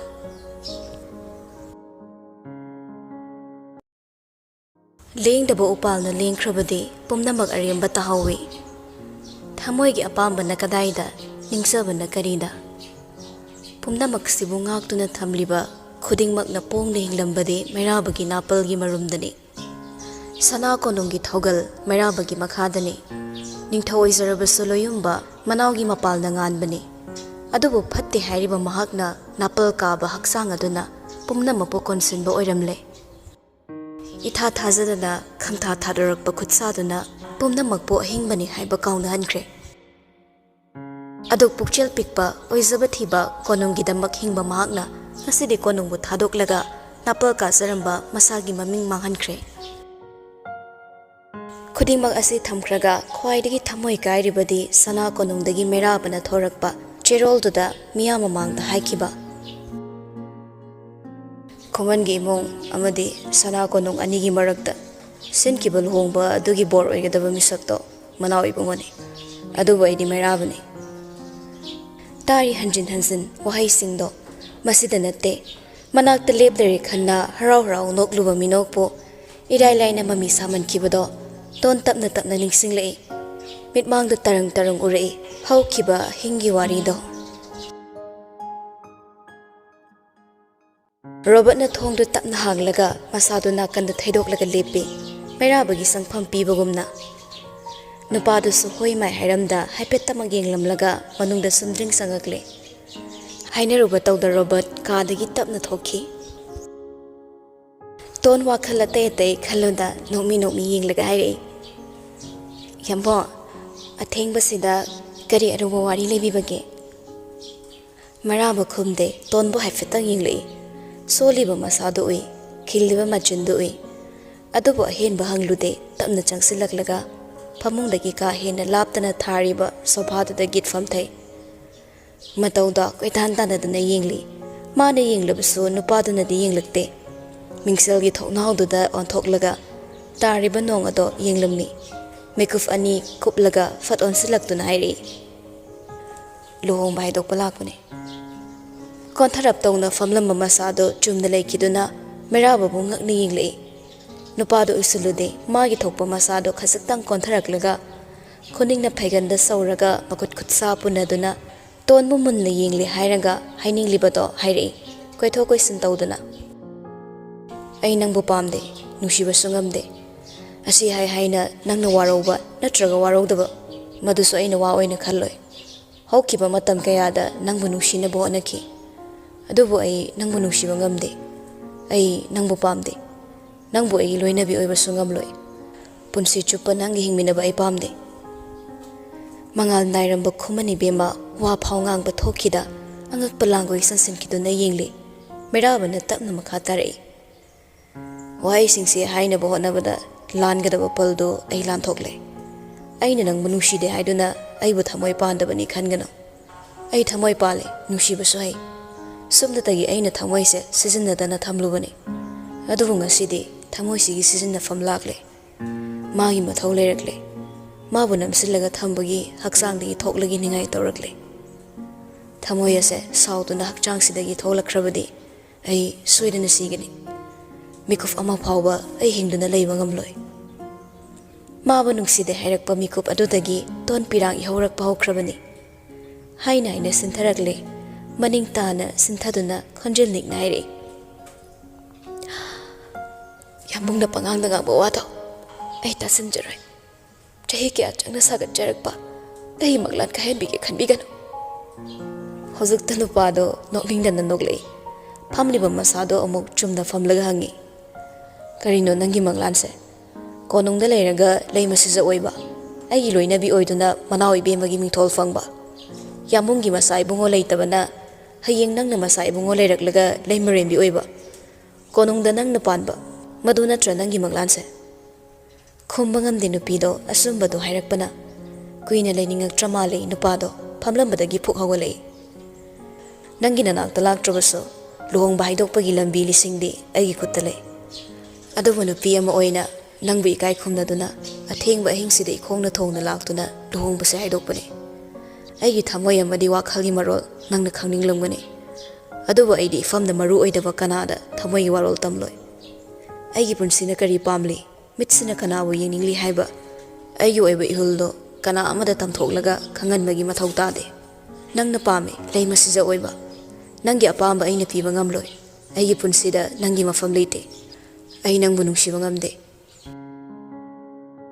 ꯃꯌꯥꯛ ꯀꯟꯕ ꯋꯥꯍꯩ ꯀꯌꯥꯅ ꯊꯃꯣꯏꯕꯨ ꯍꯤꯡꯅ ꯍꯤꯡꯁꯥꯜꯂꯝꯂꯒ ꯃꯐꯝꯗꯨꯗꯒꯤ ꯇꯍꯥ ꯊꯣꯔꯛꯂꯦ ꯃꯗꯨꯗꯒꯤ ꯍꯦꯟꯅ ꯆꯥꯎꯕ ꯗꯟꯗꯤ ꯑꯃ ꯈꯨꯃꯟ ꯏꯕꯦꯝꯃꯒꯤ ꯃꯐꯝꯗ ꯂꯩꯇꯦ ꯇꯣꯟꯅ ꯀꯔꯝꯅ ꯂꯩꯍꯧꯕ ꯌꯦꯡꯂꯝꯗꯦ ꯑꯃꯨꯛ ꯍꯟꯗꯨꯅ ꯈꯣꯟꯖꯦꯜ ꯊꯣꯛꯅ ꯀꯞꯍꯧꯔꯦ ꯈꯪꯅ ꯃꯥꯒꯤ ꯈꯣꯡꯊꯥꯡ ꯂꯦꯞꯈꯤꯗꯦ ꯍꯟꯅ ꯌꯦꯡꯂꯝꯗ ꯆꯠꯈꯤ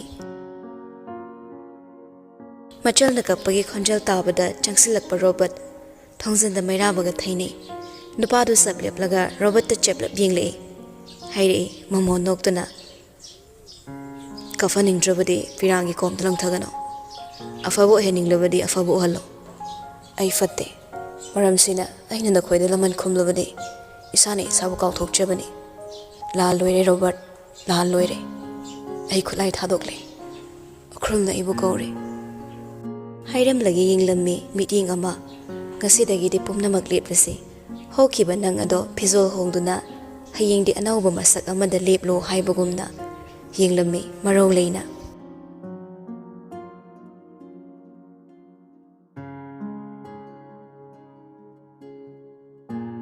ꯅꯦꯁꯅꯦꯜ ꯃꯦꯗꯤꯌꯥ ꯌꯧꯈ꯭ꯔꯕ ꯄꯥꯎ ꯑꯃꯕꯨ ꯁꯦꯝꯗꯣꯛꯄ ꯀꯅꯥꯒꯤ ꯃꯇꯤꯛ ꯑꯣꯏꯈꯤꯗ꯭ꯔꯦ ꯀꯅꯥꯗ ꯇꯥꯛꯂꯝꯗ ꯃꯔꯣꯝꯗꯣꯝ ꯂꯧꯈꯤꯕ ꯐꯤꯔꯦꯞꯇꯨꯅ ꯉꯁꯤꯗꯤ ꯑꯆꯧꯕ ꯃꯩꯖꯥꯎ ꯍꯧꯗꯨꯅ ꯃꯩꯁꯥ ꯑꯃ ꯂꯥꯡꯒꯗꯧꯔꯦ ꯅꯨꯡꯁꯤꯅ ꯃꯐꯝ ꯈꯪꯈꯤꯗꯕ ꯑꯗꯨ ꯀꯅꯥꯁꯨ ꯃꯔꯨ ꯑꯣꯏꯈꯤꯗ꯭ꯔꯦ ꯀꯅꯥꯅ ꯂꯤꯌꯣꯕꯨ ꯁꯤꯡꯊꯔꯝꯕ ꯀꯅꯥꯅ ꯀꯅꯥꯕꯨ ꯌꯦꯛꯅꯔꯝꯕ ꯃꯅꯥꯎ ꯏꯕꯨꯡꯉꯣꯅ ꯀꯣꯅꯨꯡ ꯊꯥꯗꯣꯛꯂꯅꯤ ꯍꯥꯏꯕ ꯋꯥ ꯑꯁꯤꯈꯛꯇꯗ ꯂꯣꯏꯌꯨꯝꯕ ꯃꯃꯤꯠꯇꯒꯤ ꯃꯄꯤ ꯇꯥꯔꯦ ꯒꯨꯂꯥꯞ ꯁꯅꯥ ꯑꯃꯗꯤ ꯅꯣꯡꯗ꯭ꯔꯦꯟ ꯈꯣꯝꯕ ꯁꯥꯎꯅ ꯀꯣꯅꯨꯡꯗ ꯂꯥꯛꯂꯝꯃꯤ ꯃꯩꯔꯥꯕꯨꯕꯨ ꯍꯪꯂꯝꯃꯤ ꯄꯦꯔꯦ ꯄꯦꯅꯥ ꯊꯣꯛꯄ ꯃꯈꯩ ꯉꯥꯡꯂꯝꯂꯒ ꯆꯠꯈ꯭ꯔꯦ ꯃꯌꯥꯝꯗꯨ ꯆꯠꯅꯈ꯭ꯔꯒ ꯏꯪꯊꯔꯛꯄ ꯃꯇꯥꯡꯗ ꯂꯣꯏꯌꯨꯝꯕ ꯃꯥꯒꯤ ꯅꯥꯀꯟꯗ ꯂꯦꯞꯂꯤꯕ ꯅꯥꯎꯕꯗ ꯇꯞꯅ ꯍꯪꯂꯛꯏ ꯅꯥꯎꯕ ꯅꯪꯒꯤ ꯑꯃꯨꯛ ꯍꯜꯂꯛꯇ꯭ꯔꯤꯕ꯭ꯔꯥ ꯀꯗꯥꯏꯗ ꯆꯠꯈꯤꯕꯅꯣ ꯍꯥꯏꯕꯗꯤ ꯅꯪ ꯈꯪꯕ꯭ꯔꯥ ꯕꯦꯕꯥꯔ ꯍꯥꯏꯐꯦꯠꯇꯪ ꯎꯠꯂꯝꯂꯒ ꯃꯁꯥꯗꯨ ꯆꯨꯝꯅ ꯑꯃꯨꯛ ꯂꯦꯞꯄꯤ ꯉꯥꯛꯄꯤꯒꯅꯤ ꯁꯅꯈ꯭ꯌꯥ ꯑꯩꯗꯤ ꯌꯥꯝꯕꯨꯡꯒꯤ ꯃꯅꯥꯏꯅꯤ ꯑꯁꯨꯛ ꯂꯨꯕ ꯇꯥꯡꯀꯛꯁꯤꯗ ꯌꯥꯝꯕꯨꯡꯒꯤ ꯑꯁꯤꯠ ꯑꯀꯣꯝ ꯑꯣꯏꯒꯗꯕ ꯄꯥꯎ ꯑꯃꯠꯇ ꯀꯅꯥꯒꯤ ꯃꯐꯝꯗ ꯇꯝꯖꯔꯣꯏ Wahaydu tabada awawa wakhal marakta loyumba tapna noglei makoktu tapna nomlaga hairei. Phare nangi apambani aina ngammi haina yetloi. Adubu masi matangdi nang khomo. Matam pumnamakta nangga loinaduna leibani. Kari wakhal khanbadagi nangi yambongna firepsi lawrakpano. Mayamba aibu waraubagira mana lawriba firepsingse ai bab tadre. Khumdaba tawde nolakna khumlei nupamchado. Waraude sana kya adoga yambongna kari wakhal khanbano haibadumadi akaknana khangzade. Aina khangzaba haibabu yambongda wakhal yamna khalle. Kana leitaba matamda madom lenba ahingda wakhana laksalaga yambongbu yam wahalle.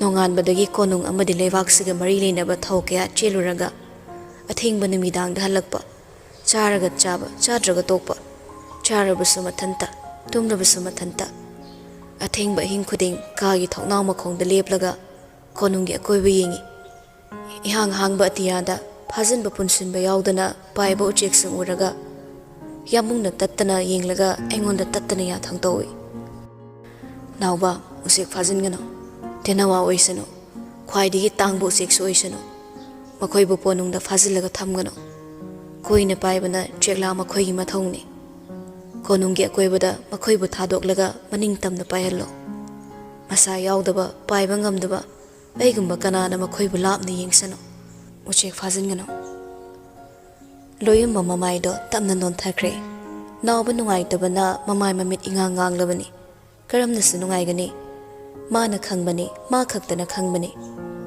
phatte haina mipom khudingmakna lana obeiba mahaki yambongna kayamuk yamna aphaba mi ama oina hingningi haibado mana munna khangi masimakna khonjeldo niktanaba yamna wana phajillaga haire sanakhe aibungo kuire aina yambonggi tung illaga konungsida lelakba miyamna hu taret mo kharabaso aigi famdadi yambongmu matik saba mathongna leiba ningthem ama leisade yambong dattaba atopa ningthem amagi manai oiraga konungsida lelhauba aidi ngamjaroi kanagi matung illaga atopa thoba kana amagi matung illaga hingba ai hapamjade sidagide yambonggi mafam honglani ya school da leiba ningthem sangaida yambong lengsilani takpirami yambonggi firepna thokaningdaba kaya thoklaklabaso aibu mafamdada iningtamna chatkiba yahanbiyo aigi mapu leitaba konungsida manai aibu phajinbigano nawbagi wahaiduda manawbu tasingna konung thadoklani haiba wafam ama lakpada loyumba laktaknani yenglei hairi itaptapna nawba nangna nangi yambong nushibagumna magi yambongnasu mabu nushi napal pambe inauni saktina khwang koiduna hingbana magi saktam lepani wazaw ngangbada pakchabani maduna magi leitingni ai mayambani aina mabu themge aina themlabadi ma soidana yaganine ai inawbu kanlaba thiri mabu kandaba yaroi thangdokhraba khongfam amok hanjina thanglakba hitaba manawni haiba khangna khangna loyumba thabak amata paikhatana manawbu themkige haiba wakhalsida chapleplaga lei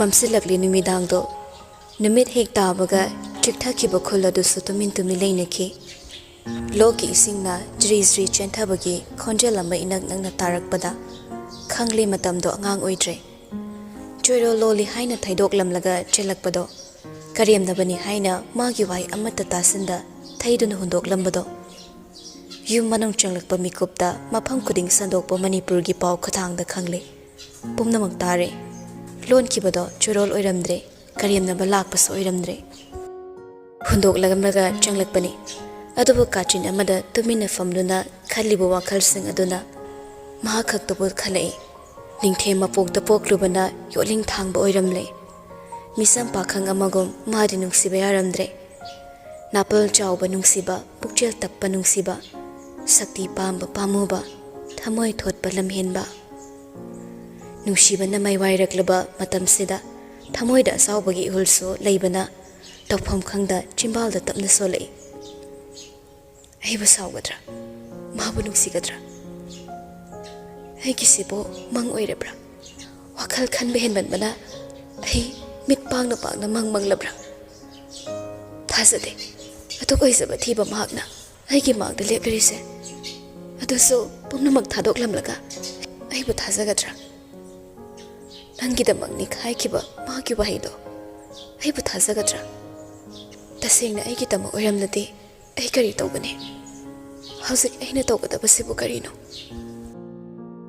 ꯋꯥꯈꯜꯗꯣ ꯈꯟꯅ ꯈꯟꯅ ꯃꯍꯥꯛꯅ ꯐꯝꯗꯨꯅ ꯂꯩꯊꯣꯛꯂꯤꯕꯗꯣ ꯑꯁꯣꯏꯕꯅꯤ ꯈꯜꯂꯛꯂꯦ ꯃꯥ ꯃꯩꯔꯥꯕꯨ ꯁꯥꯎꯔꯤ ꯉꯥꯛꯄꯤꯕ ꯉꯝꯗꯦ ꯑꯗꯨꯕꯨ ꯍꯪꯅꯤꯡꯕ ꯋꯥꯍꯪ ꯈꯔꯅ ꯃꯥꯕꯨ ꯑꯃꯨꯛ ꯍꯟꯅ ꯊꯣꯡꯒꯥꯜꯗ ꯆꯦꯟꯊꯣꯛꯂꯒ ꯃꯩꯔꯥꯕ ꯂꯩꯔꯤꯕ꯭ꯔꯥ ꯌꯦꯡꯅꯤꯡꯂꯛꯏ ꯆꯠꯂꯝꯂꯗ꯭ꯔꯥ ꯈꯟꯅ ꯃꯤꯄꯥꯏꯔꯛꯇꯨꯅ ꯐꯨꯛ ꯍꯧꯒꯠꯂꯛꯂꯦ ꯊꯣꯡꯅꯥꯎꯗ ꯄꯔꯕꯞ ꯆꯪꯁꯤꯜꯂꯛꯂꯒ ꯄꯔꯗꯥꯔ ꯍꯥꯏꯗꯣꯛꯂꯒ ꯌꯦꯡꯂꯤ ꯁꯨꯃꯥꯡ ꯃꯆꯤꯗ ꯂꯣꯡꯄꯤ ꯈꯨꯂꯥꯛꯄ ꯑꯃꯗꯤ ꯔꯝꯊꯔꯅꯆꯤꯡꯕ ꯅꯍꯥ ꯈꯔ ꯂꯣꯏꯅꯅ ꯃꯃꯥ ꯏꯕꯦꯝꯃꯒ ꯋꯥꯔꯤ ꯁꯥꯔꯤ ꯑꯗꯨꯕꯨ ꯂꯥꯟꯊꯣꯛꯂꯒ ꯆꯠꯄ ꯄꯥꯝꯗ꯭ꯔꯗꯨꯅ ꯂꯥꯏꯁ ꯃꯅꯤꯡꯊꯣꯡꯂꯣꯝꯗ ꯆꯦꯟꯊꯣꯔꯛꯂꯦ ꯊꯣꯛꯄꯒꯤ ꯃꯔꯝ ꯑꯣꯏꯕ ꯌꯥꯕ ꯊꯤꯔꯛꯄꯗ ꯉꯁꯤꯁꯨ ꯄꯔꯦꯡ ꯌꯥꯜꯂꯤꯕ ꯁꯝ ꯑꯗꯨꯗꯒꯤ ꯑꯃ ꯇꯥꯞ ꯂꯧꯏ ꯐꯛꯂꯥꯡꯗ ꯉꯥꯔꯒ ꯂꯩꯔꯤꯕ ꯄꯨꯡꯀꯛ ꯆꯥꯎꯕ ꯏꯁꯤꯡ ꯄꯨꯟ ꯑꯅꯤ ꯇꯥꯞ ꯄꯥꯏꯈꯠꯂꯒ ꯁꯝꯗꯨꯗ ꯍꯥꯞꯆꯤꯜꯂꯤ ꯍꯥꯊꯨ ꯍꯥꯊꯨ ꯇꯧꯔꯒ ꯍꯩꯕꯨ ꯍꯩꯇꯕꯩ ꯁꯝꯗꯣ ꯀꯣꯛꯇ ꯊꯣꯡꯒꯠꯂꯤ ꯅꯥꯛ ꯌꯦꯠ ꯌꯦꯡꯗꯨꯅ ꯆꯠꯀꯦ ꯍꯦꯛ ꯇꯧꯕꯗ ꯇꯨꯡꯗꯒꯤ ꯁꯤꯡꯉꯝꯂꯥꯅ ꯀꯧꯔꯛꯏ ꯀꯥꯁꯪ ꯀꯗꯥꯏ ꯆꯠꯀꯦꯔꯥ ꯃꯝꯒꯗꯧꯔꯦꯅꯦ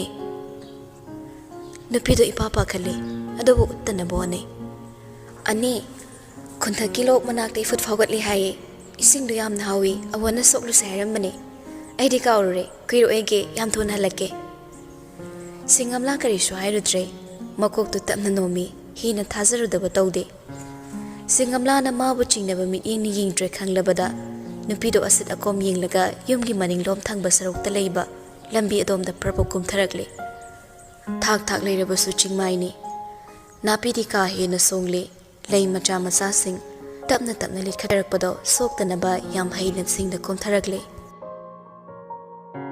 ꯅꯨꯄꯥꯗꯨ ꯂꯩꯔꯝꯈꯤꯗ꯭ꯔꯥ ꯈꯜꯂꯤ ꯊꯣꯡꯒꯥꯜꯗꯗꯤ ꯂꯩꯔꯝꯗ꯭ꯔꯕꯁꯨ ꯑꯅꯛꯄ ꯖꯒꯥ ꯑꯃꯗ ꯂꯩꯔꯝꯒꯗ꯭ꯔꯥ ꯈꯟꯕꯅꯤ ꯑꯗꯨꯕꯨ ꯃꯥꯅ ꯍꯨꯟꯗꯣꯛꯂꯝꯂꯒ ꯆꯪꯂꯛꯂꯤꯕꯗꯣ ꯐꯅ ꯀꯨꯏꯔꯛꯂꯦ ꯋꯥꯈꯜꯗꯣ ꯈꯟꯅ ꯈꯟꯅ ꯂꯥꯡꯇꯛꯅꯅ ꯀꯣꯏꯌꯦꯡ ꯌꯦꯡꯂꯒ ꯆꯤꯡꯃꯥꯏ ꯂꯥꯟꯊꯔꯛꯂꯦ ꯍꯥꯏꯕꯒ ꯇꯧꯕꯒ ꯃꯤꯒꯤ ꯃꯤꯠꯌꯦꯡꯐꯝ ꯑꯣꯏꯗꯕ ꯃꯔꯨꯝ ꯈꯖꯤꯛꯇꯪ ꯇꯥꯕ ꯆꯤꯡꯁꯦꯞ ꯑꯃꯗ ꯅꯤꯡꯉꯥꯏꯗꯅ ꯍꯧꯔꯤꯕ ꯎ ꯊꯝꯕꯥꯜ ꯃꯈꯣꯡꯗꯨꯗ ꯂꯦꯞꯇꯨꯅ ꯂꯩꯔꯝꯂꯦ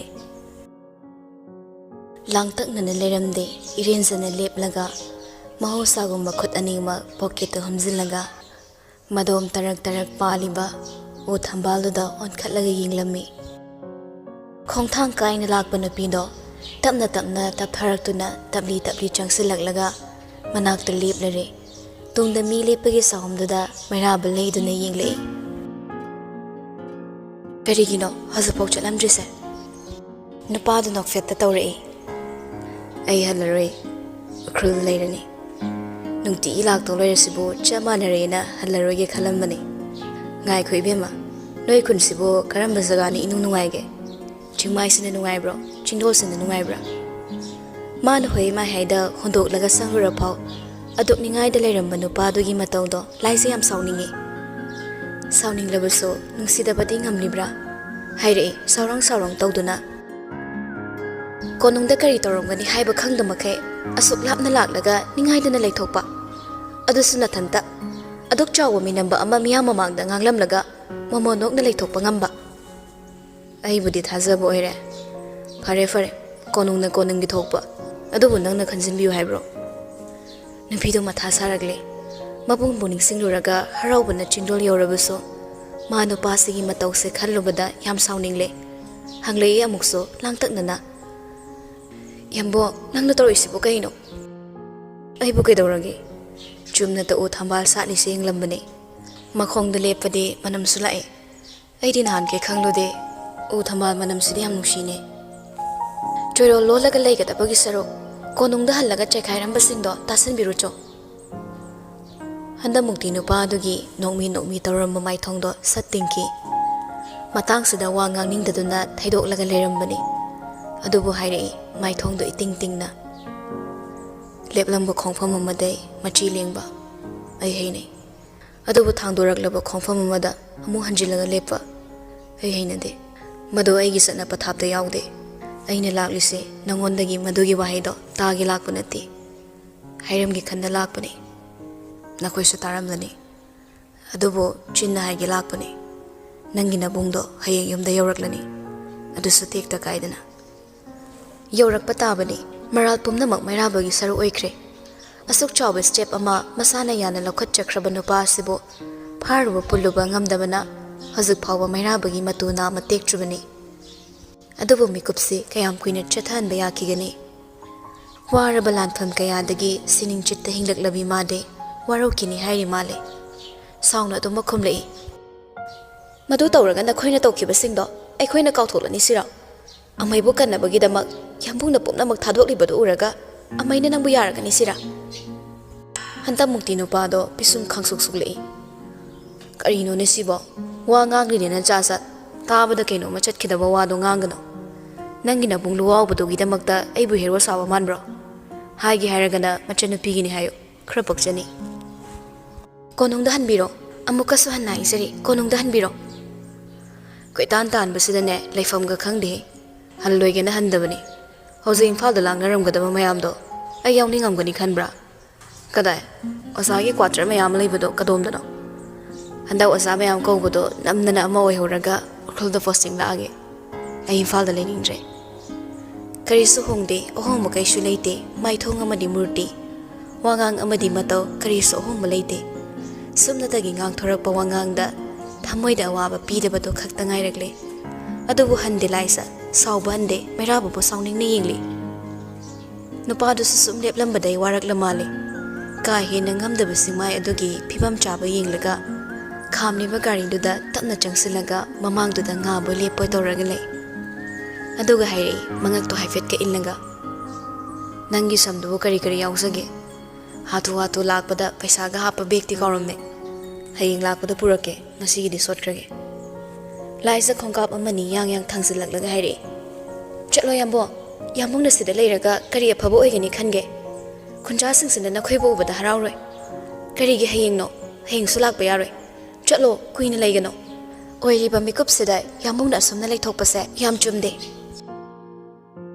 ꯃꯥꯁꯨ ꯈꯪꯉꯤ ꯃꯐꯝꯁꯤꯗ ꯀꯨꯏꯅ ꯂꯩꯕ ꯆꯨꯝꯗꯦ ꯑꯗꯨꯕꯨ ꯏꯝꯐꯥꯜꯗ ꯍꯜꯂꯒꯅ ꯃꯥꯅ ꯊꯦꯡꯅꯔꯨꯒꯗꯕ ꯂꯥꯟ ꯃꯌꯥꯝꯗꯣ ꯈꯜꯂꯨꯕꯗ ꯃꯩꯔꯥꯕ ꯃꯊꯥ ꯁꯥꯅ ꯑꯃꯨꯛꯁꯨ ꯍꯥꯏꯔꯛꯏ ꯏꯝꯐꯥꯜꯗ ꯂꯩꯅꯤꯡꯗ꯭ꯔꯦ ꯎꯈ꯭ꯔꯨꯜꯗ ꯂꯩꯅꯤꯡꯂꯦ ꯂꯥꯏꯁ ꯃꯃꯤꯠ ꯈꯥꯅ ꯌꯦꯡꯂꯛꯏ ꯑꯁꯨꯛ ꯃꯩ ꯍꯧꯅꯔꯨꯕ ꯃꯤꯀꯨꯞꯁꯤꯗ ꯃꯥꯅ ꯑꯁꯨꯝꯅ ꯂꯩꯊꯣꯛꯂꯤꯕꯁꯦ ꯑꯐꯕ ꯅꯠꯇ꯭ꯔꯦ ꯈꯪꯂꯕꯁꯨ ꯃꯩꯔꯥꯕ ꯂꯩꯊꯣꯛꯂꯤꯕꯅꯤ ꯑꯗꯨꯕꯨ ꯂꯣꯏꯁꯤꯜꯂꯝꯂꯕ ꯋꯥꯔꯤꯗꯨꯅ ꯑꯔꯣꯏꯕ ꯆꯩꯈꯩ ꯆꯤꯡꯂꯝꯗ꯭ꯔꯤꯕꯗꯣ ꯅꯤꯡꯁꯤꯡꯂꯨꯕꯗ ꯒꯥꯔꯤꯗ ꯉꯥꯗꯨꯅ ꯃꯈꯨꯠ ꯑꯅꯤ ꯊꯕꯥꯛꯇ ꯄꯨꯟꯁꯤꯜꯂꯒ ꯅꯤꯡꯉꯥꯏꯗꯅ ꯂꯦꯞꯂꯝꯕꯗꯣ ꯆꯨꯝꯅ ꯂꯦꯞꯄꯤ ꯃꯥꯡ ꯑꯣꯏꯔꯞ ꯈꯖꯤꯛꯇꯪ ꯂꯥꯞꯅ ꯂꯦꯞꯂꯤꯕ ꯅꯨꯄꯤꯗꯨꯗ ꯃꯨꯟꯅ ꯌꯦꯡꯂꯛꯏ ꯍꯥꯏꯔꯛꯏ ꯑꯗꯨꯃꯛ ꯌꯦꯡꯂꯒ ꯈꯨꯠꯂꯥꯏ ꯊꯥꯗꯣꯛꯂꯒ ꯂꯥꯟꯐꯨꯡꯗꯒꯤ ꯃꯥꯏ ꯂꯩꯔꯛꯂꯕ ꯑꯩꯕꯨ ꯄꯥꯡꯗꯕꯅꯤ ꯈꯜꯂꯕꯁꯨ ꯑꯩ ꯏꯁꯥꯅ ꯌꯥꯖꯔꯦ ꯅꯪꯒꯤ ꯑꯀꯟꯕ ꯋꯥꯍꯩꯅ ꯑꯩꯕꯨ ꯍꯟꯖꯤꯟ ꯍꯟꯖꯤꯟ ꯍꯥꯠꯂꯕꯁꯨ ꯑꯩ ꯃꯃꯣꯟ ꯅꯣꯛꯂꯒꯦ ꯑꯗꯨꯕꯨ ꯅꯪꯅ ꯈꯪꯒꯗꯕꯗꯤ ngasi nangbu sawa themnaba lepkhiba phirim natte punsi chupa nangbu themnaba lawkhiba aigi hongba naira roidaba phirimni karibu themnaba leibiribage konung khaktabu lining oiraga leiramba nahangni napalna nangi nagunni mingsat kidamak siba kidaba nahangni adubu nakhutmangna nangi mingsat pulok mai da haptuna hondoklamlaga inakta laklaba nagonda aibu thembiyu haikigatra kari leiri sidagi henba Wahai du harabaso tasing na tamning bihulde fongdok pangamda makut china tasilaga mathot karak pamai thongdo lo na bohne wakal kaya khallaga mathanda pal kaya khazaduna khamkraba mahakna merabada naksin mangamde mabu nungshini yingbasu ngamde mamai do nontharaga le adubu tawningbata tawba aningba khuding chimbalda da thona phaba natana thabak oina utpa nupa mahakti ngasi su magi sardu da halamdai mikuptuda Manakta tapna changsilaklaga mamangda sungtrim lepi mana wanglabasu nupido kahina pikpa oide khenarabasu tathi khenaba natte naksilaklabada takhangi nupido na mabu hanna yinglaktrabasu hairei ikai daba sariba pakhangi maithongduda wana mamon noglaga kacham mission ina nali leishie nontharamba mamaido yamna thuna haigatlagi yinglei ngakpa haibabu aduk thina ngakre phamal thadokladuna laklaba mahaki thamoigi oiba ahanbu wahi aina nangbu nungsi haiba wahi sina oikre matangduda nautharakpa sanai bemagi thamoi tholaba andar gulab amadasu ikai jagani Mairaba makhuto thangatlaga khudang gari du dai fetang yinglamlaga mangda lepliba mabu yinglaga makha tarai maidai lon da harabade nangi thamoi manong yona changma ngamdaduna thamoi gi thongalda aigi wahai pareng do lepkhiduna thamoi thong hanglak pangaibada irai laina kengphigatro khanbana nangi londa nakhoi tangkhul londa nangi asing manam ming kauraga haibane mathang urkhul lakpadadi nupi da karamna nungsi phongdoklaga nupi na yagane haibado tamlaga lakke ngasi go iba pakhom amadi piro ai matam leitre konsingning labaso machi leng mangam khide uning labasu ying mangam khide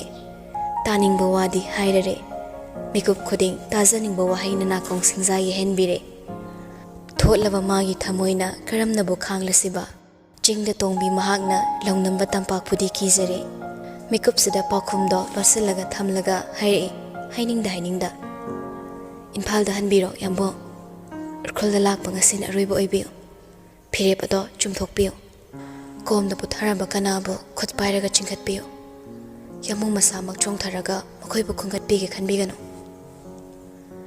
langtaknabani helaba mikupsida pakhum adusu pibidre magi wakhalgi angkana hotuna yengbada meraba khangle thangnaba mikup kharada oirakpa yaba thodoksin haire leithoktuna lepliba nupidubu langtaknana yenglaga ngangthokkiba wana chimalda mu hanjilaktabagum haukiba matam amu handuna lakte haikrabadi haikre lepkrabadi lepkre nangna thembada yaroidaba matang ama hairade aina lokkiba pirepsini loina thamko wamadi hairo thiba fazaba hawba hawtaba pakhum amadi ai takhige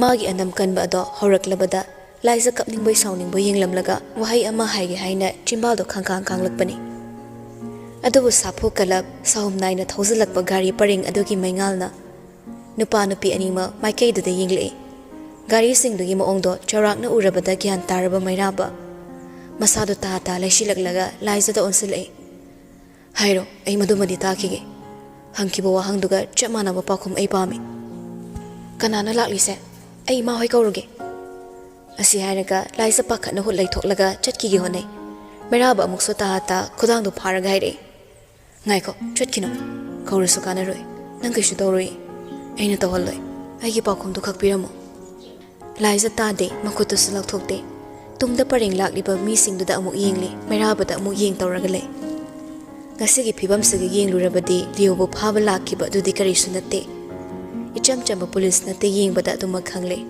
kotsu tawduna laklabaso musuk muba gari sing adudagi makhongda lepliba nupa sing ado masadu khutlai amamamdi loina yebli changsilaklaga khongthang sing adugi makhol mairaba tai mangduna tathak lepliba nupidoda yamna langtaknani yengli magi pakhom ngaibagum adubu miyoibagi aningba apamba khudingmak imangda pop taraktabagumna changsilaklaga nupa sing aduna mangoinana chaplepsilakle laisabu pharama makutto tapna thadokre langtaknana yenglamba meeting ado thaidoklaga mangda lepliba nupa singduda yengle inop nop amata yaude laklibado Manipuri sunatra haiba khangle mana yengna mangda kotu tai tawduna chapchaba officer amagi maithongde lepliba nupadun haire Kuramzari manaibungo ai Rex Kawanganba Sub Inspector Narcotics Control Bureau si hairaga magi ID udli loina na khut yena pairakpa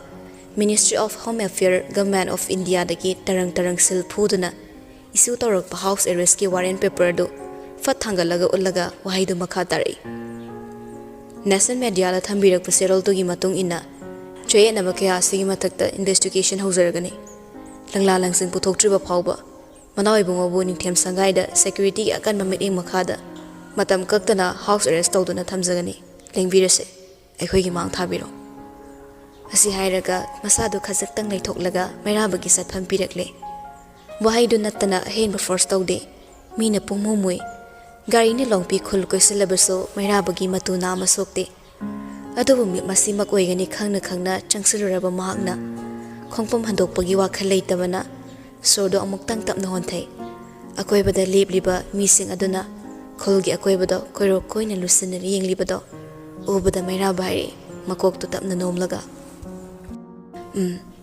makhal amatagi marai yatana house arrest ki order ai ingani ꯑꯗꯨꯕꯨ ꯎꯈ꯭ꯔꯨꯜꯗꯤ ꯁꯣꯛꯄ ꯌꯥꯔꯣꯏ ꯈꯨꯜ ꯑꯁꯤꯒꯤ ꯃꯤ ꯑꯃꯠꯇꯗ ꯆꯤꯡꯅꯕ ꯃꯤꯠꯌꯦꯡꯅ ꯌꯦꯡꯕ ꯌꯥꯔꯣꯏ ꯎꯈ꯭ꯔꯨꯜꯒꯤ ꯄ꯭ꯔꯖꯥ ꯁꯣꯛꯀꯅꯨ ꯃꯗꯨ ꯑꯐꯕ ꯑꯣꯏꯔꯣꯏ ꯋꯥꯍꯩꯗꯨ ꯊꯥꯖꯕ ꯄꯤꯕ ꯑꯣꯏꯅ ꯔꯦꯛꯁ ꯃꯀꯣꯛ ꯇꯞꯅ ꯅꯣꯝꯃꯤ ꯆꯠꯂꯒꯦ ꯈꯜꯂꯛꯄ ꯃꯤꯀꯨꯞꯇ ꯀꯅꯥꯕꯨ ꯍꯟꯅ ꯌꯦꯡꯂꯛꯇꯦ ꯃꯥꯡꯗ ꯂꯦꯞꯂꯤꯕꯤ ꯃꯥꯕꯨ ꯂꯨꯔꯛꯅ ꯌꯦꯡꯂꯛꯏ ꯑꯃꯨꯛꯇꯪ ꯅꯨꯄꯤꯗꯨꯒꯤ ꯇꯉꯥꯡ ꯃꯃꯥꯏꯊꯣꯡꯗꯨꯗ ꯄꯤꯅ ꯄꯨꯡꯂꯨꯞ ꯂꯨꯞꯇꯨꯅ ꯂꯩꯔꯝꯂꯦ ꯋꯥꯗꯤ ꯉꯥꯡꯅꯤꯡ ꯉꯥꯡꯊꯣꯛꯄꯗꯤ ꯉꯝꯗ ꯆꯤꯝꯕꯥꯜꯗꯨ ꯇꯅꯤꯛ ꯑꯋꯥꯕ ꯈꯥꯡꯂꯤꯕꯗꯣ ꯌꯦꯡꯕ ꯉꯝꯗ ꯃꯩꯔꯥꯕ ꯃꯤꯠꯌꯦꯡ ꯑꯗꯣ ꯐꯠ ꯊꯩꯗꯣꯛꯂꯒ ꯔꯦꯛꯁꯇ ꯌꯦꯡꯂꯛꯏ ꯑꯗꯨꯒ ꯆꯠꯂꯁꯤ ꯍꯥꯏꯕꯒꯨꯝ ꯏꯪꯒꯤꯠ ꯇꯧꯈꯤ ꯃꯩꯔꯥꯕꯅ ꯃꯥꯡ ꯊꯥꯔꯒ ꯄꯨꯝꯅꯃꯛꯅ ꯇꯨꯡ ꯏꯟꯅꯈꯤ ꯒꯥꯔꯤ ꯀꯥꯔꯝꯗꯥꯏ ꯃꯤꯀꯨꯞꯇꯨꯗ ꯑꯃꯨꯛꯇꯪ ꯍꯟꯗꯨꯅ ꯌꯦꯡꯂꯝꯃꯤ ꯆꯤꯡꯃꯥꯏꯗ ꯇꯇꯨ ꯂꯦꯞꯂꯒ ꯃꯥꯕꯨ ꯌꯦꯡꯗꯨꯅ ꯂꯩꯍꯧꯕꯗꯣ ꯂꯥꯛꯀꯅꯤ ꯍꯥꯏꯔꯝꯕꯗꯣ ꯎꯈ꯭ꯔꯨꯜꯗ ꯅꯨꯡꯁꯤ ꯍꯥꯏꯕ ꯇꯝꯗꯨꯅ ꯂꯥꯛꯈꯤꯅꯤ ꯍꯥꯏꯔꯝꯕꯗꯣ ꯃꯅꯥꯛꯇ ꯂꯥꯛꯈꯤꯒꯗ꯭ꯔꯥ ꯑꯃꯨꯛ ꯍꯟꯅ ꯑꯣꯜꯂꯛꯈꯤꯗ꯭ꯔꯥ ꯎꯈ꯭ꯔꯨꯜꯒꯤ ꯃꯥꯏꯀꯩ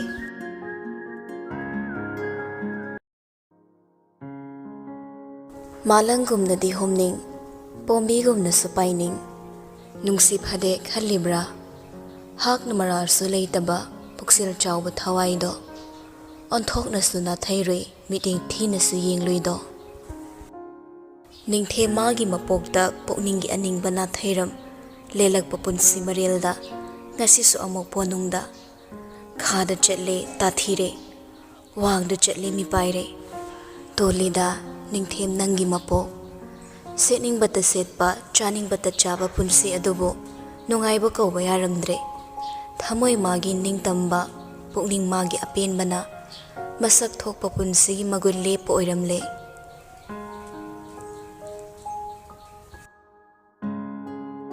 ꯌꯥꯏꯁ꯭ꯀꯨꯜ ꯖꯟꯃꯁꯊꯥꯟꯗ ꯂꯩꯕ ꯅꯤꯡꯊꯦꯝ ꯁꯪꯒꯥꯏꯗ ꯃꯩꯔꯥꯕ ꯍꯥꯎꯁ ꯑꯦꯔꯦꯁ ꯇꯧꯈ꯭ꯔꯦ ꯑꯀꯟꯕ ꯁꯦꯀ꯭ꯌꯨꯔꯤꯇꯤꯅ ꯃꯥꯕꯨ ꯉꯥꯛꯂꯒ ꯂꯩ ꯀꯣꯅꯨꯡꯒꯨꯝꯅ ꯆꯥꯎꯗ꯭ꯔꯕꯁꯨ ꯅꯤꯡꯊꯦꯝ ꯁꯪꯒꯥꯏ ꯑꯋꯥꯠꯄ ꯂꯩꯇꯦ ꯃꯃꯥ ꯏꯕꯦꯝꯃ ꯁꯨꯗꯦꯁꯅꯥꯅ ꯃꯆꯥ ꯏꯕꯨꯡꯉꯣ ꯑꯅꯤꯒꯤ ꯇꯣꯉꯥꯟꯕ ꯃꯔꯜ ꯃꯊꯨꯝ ꯀꯌా ꯑꯃ ꯂꯦꯞꯁꯤꯟꯕꯤꯔꯝꯃꯤ ꯃꯁꯤꯒꯤ ꯃꯅꯨꯡꯗ ꯅꯤꯡꯊꯦꯝ ꯁꯪꯒꯥꯏꯁꯨ ꯑꯃꯅꯤ ꯃꯩꯖꯥꯎꯕꯤ ꯑꯣꯏꯔꯕꯅꯤ ꯈꯟꯗꯨꯅ ꯅꯩꯅꯔꯝꯕ ꯋꯥꯔꯤ ꯀꯌꯥ ꯇꯞꯅ ꯄꯤꯛꯁꯤꯟꯈꯤꯗꯨꯅ ꯃꯩꯔꯤꯛꯄꯤ ꯑꯣꯏꯔꯛꯂꯦ ꯐꯨꯗꯨꯅ ꯆꯩꯗꯨꯅ ꯇꯊꯤ ꯉꯥꯡꯂꯝꯗ꯭ꯔꯕꯁꯨ ꯐꯥꯗꯨꯅ ꯗꯟꯗꯤ ꯄꯤꯔꯨꯗ꯭ꯔꯕꯁꯨ ꯈꯨꯃꯟꯒꯤ ꯃꯐꯝꯗꯗꯤ ꯃꯩꯔꯥꯕꯅ ꯂꯧꯈꯤꯕ ꯐꯤꯔꯦꯞꯁꯤꯅ ꯈ꯭ꯋꯥꯏꯗꯒꯤ ꯆꯥꯎꯕ ꯗꯟꯗꯤ ꯁꯤꯟꯅꯕꯤꯔꯛꯄꯒ ꯆꯞ ꯃꯥꯟꯅꯈ꯭ꯔꯦ ꯏꯇꯦꯟ ꯇꯦꯟꯕ ꯋꯥꯍꯩꯒꯤ ꯄꯔꯦꯡꯗꯨꯅ ꯉꯁꯤꯗꯤ ꯈꯨꯃꯟ ꯏꯕꯦꯝꯃꯒꯤ ꯋꯥꯈꯜꯒꯤ ꯀꯥꯆꯤꯟ ꯈꯨꯗꯤꯡ ꯆꯪꯈꯤꯗꯨꯅ ꯍꯦꯟꯅ ꯃꯁꯥ ꯀꯣꯛꯊꯣꯔꯛꯇꯨꯅ ꯃꯥꯕꯨ ꯋꯥꯅꯕ ꯃꯆꯥꯛ ꯑꯃ ꯑꯣꯏꯔꯛꯂꯦ ꯏꯀꯟ ꯀꯟꯗ꯭ꯔꯤꯕ ꯍꯛꯆꯥꯡ ꯑꯗꯣ ꯄꯨꯗꯨꯅ ꯈꯨꯃꯟ ꯁꯪꯒꯥꯏꯒꯤ ꯑꯍꯥꯡꯕ ꯇꯦꯔꯦꯁ ꯃꯊꯛꯇ ꯐꯝꯂꯝꯕꯅꯤ ꯏꯃꯪ ꯃꯪꯗꯨꯅ ꯐꯝꯂꯤꯕꯗꯣ ꯀꯥꯈꯠꯂꯛꯄ ꯔꯣꯕꯔꯠꯅ ꯎꯔꯗꯨꯅ ꯇꯞꯅ ꯆꯪꯁꯤꯜꯂꯛꯏ ꯑꯗꯨꯒ ꯃꯅꯥꯛꯇ ꯂꯦꯞꯄꯤ ꯀꯅꯥꯒ ꯀꯥꯔꯛꯏꯅꯣ ꯅꯪꯕꯣ ꯀꯥ ꯍꯦꯟꯅ ꯂꯦꯡꯊꯣꯛ ꯂꯦꯡꯁꯤꯟ ꯇꯧꯕꯁꯨ ꯐꯔꯣꯏ ꯈꯣꯟꯖꯦꯜꯗꯨ ꯇꯥꯕꯗ ꯋꯥꯈꯜꯅ ꯃꯪꯂꯝꯕꯗꯣ ꯇꯥ ꯂꯩꯊꯣꯛꯇꯨꯅ ꯌꯦꯡꯂꯛꯏ ꯇꯥꯃꯣ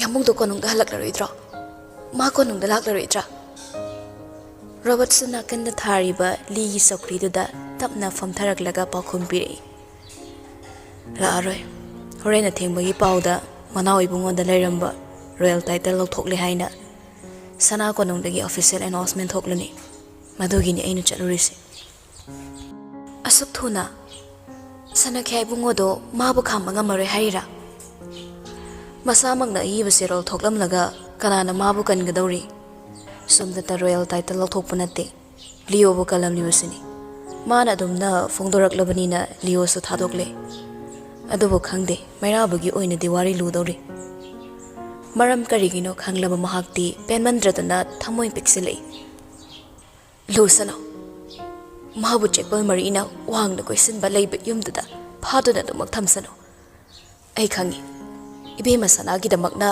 ꯃꯥ ꯄꯨꯝꯅꯃꯛ ꯀꯠꯊꯣꯛꯄꯅꯤ ꯃꯥꯅ ꯃꯅꯥꯎ ꯏꯕꯨꯡꯉꯣ ꯑꯣꯏꯗꯨꯅ ꯑꯗꯨꯃꯛ ꯂꯩꯔꯕꯗꯤ ꯑꯩꯒ ꯂꯨꯍꯣꯡꯗꯕ ꯌꯥꯔꯣꯏ ꯃꯁꯤꯅ ꯑꯆꯧꯕ ꯃꯔꯝ ꯑꯣꯏꯔꯒ ꯃꯥꯅ ꯃꯁꯥꯒꯤ ꯃꯁꯛ ꯊꯥꯗꯣꯛꯄꯅꯤ ꯔꯣꯕꯔꯠ ꯈꯣꯟ ꯋꯥꯡꯈꯠꯂꯞ ꯇꯧꯔꯛꯏ ꯅꯨꯡꯁꯤꯕꯅꯦ ꯅꯨꯡꯁꯤꯕꯒꯤ ꯂꯨꯍꯣꯡꯕ ꯈꯛꯇꯒꯤ ꯈꯟꯒꯅꯨ ꯄꯨꯛꯆꯦꯜ ꯆꯥꯎꯔꯕ ꯃꯥꯒꯨꯝꯕ ꯑꯃꯒ ꯃꯇꯝ ꯈꯔ ꯂꯣꯏꯅꯔꯝꯕꯅꯤ ꯍꯥꯏꯕꯒꯤ ꯃꯥꯏꯗꯨꯃꯗꯤ ꯅꯪꯁꯨ ꯉꯥꯛꯂꯒ ꯁꯤꯗꯒꯤꯗꯤꯅꯦ ꯑꯁꯦꯡꯕ ꯑꯆꯨꯝꯕ ꯑꯦꯛꯁꯦꯞ ꯇꯧꯅꯕ ꯍꯣꯠꯅꯧ ꯅꯪꯒꯤ ꯑꯍꯦꯟꯕ ꯅꯇꯧ ꯎꯔꯒ ꯑꯩꯕꯨ ꯐꯠꯇꯕ ꯑꯣꯏꯍꯟꯅꯤꯡꯂꯛꯄꯒꯤ ꯏꯍꯨꯜ ꯑꯁꯤꯗ ꯃꯍꯨ ꯍꯥꯞꯂꯛꯀꯅꯨ ꯈꯪꯇꯞ ꯑꯃꯨꯛ ꯇꯞꯊꯔꯛꯂꯦ ꯏꯕꯦꯝꯃ ꯃꯩꯔꯥꯕꯅ ꯍꯥꯏꯔꯕꯒꯨꯝ ꯑꯩꯁꯨ ꯍꯥꯏꯒꯦ ꯂꯥꯟ ꯂꯦꯞꯂꯁꯤ ꯈꯨꯠꯂꯥꯏ ꯊꯥꯗꯣꯛꯂꯁꯤ ꯅꯪꯅ ꯅꯀꯣꯛ ꯂꯩꯕꯥꯛ ꯇꯥꯗꯨꯅ ꯂꯤꯁꯤꯡꯂꯛ ꯈꯨꯔꯨꯝꯗꯨꯅ ꯍꯥꯏꯖꯔꯕꯁꯨ ꯃꯩꯔꯥꯕꯅ ꯑꯃꯨꯛ ꯍꯜꯂꯛꯂꯒ ꯅꯪꯕꯨ ꯅꯨꯡꯁꯤꯔꯛꯂꯔꯣꯏ. ꯅꯪꯒꯤꯗꯃꯛ ꯑꯩ ꯂꯩꯔꯤ, ꯕꯨꯕꯣꯛ ꯂꯩꯔꯤ. ꯑꯍꯜꯅꯤ, ꯅꯪꯕꯨ ꯀꯨꯏꯅ ꯁꯥꯎꯔꯣꯏ. ꯄꯦꯟꯖꯗꯕꯒꯤ ꯑꯗꯨꯛ ꯉꯥꯡꯂꯤꯕꯅꯤ. ꯃꯇꯥꯡꯁꯤꯗꯗꯤ ꯃꯍꯥꯛꯁꯨ ꯈꯪꯂꯤꯕꯅꯤ ꯃꯩꯔꯥꯕꯒꯤ ꯑꯄꯥꯝꯕꯅꯤ ꯍꯥꯏꯕ. ꯂꯥ ꯂꯦꯞꯂꯁꯤ ꯏꯕꯦꯝꯃ, ꯂꯥ ꯂꯦꯞꯂꯁꯤ. ꯋꯥꯍꯩꯗꯨꯃ ꯍꯥꯏꯔꯝꯂꯒ ꯔꯣꯕꯔꯠ ꯅꯤꯡꯉꯝꯗꯅ ꯃꯃꯥꯏ ꯂꯩꯊꯣꯛꯈꯤ.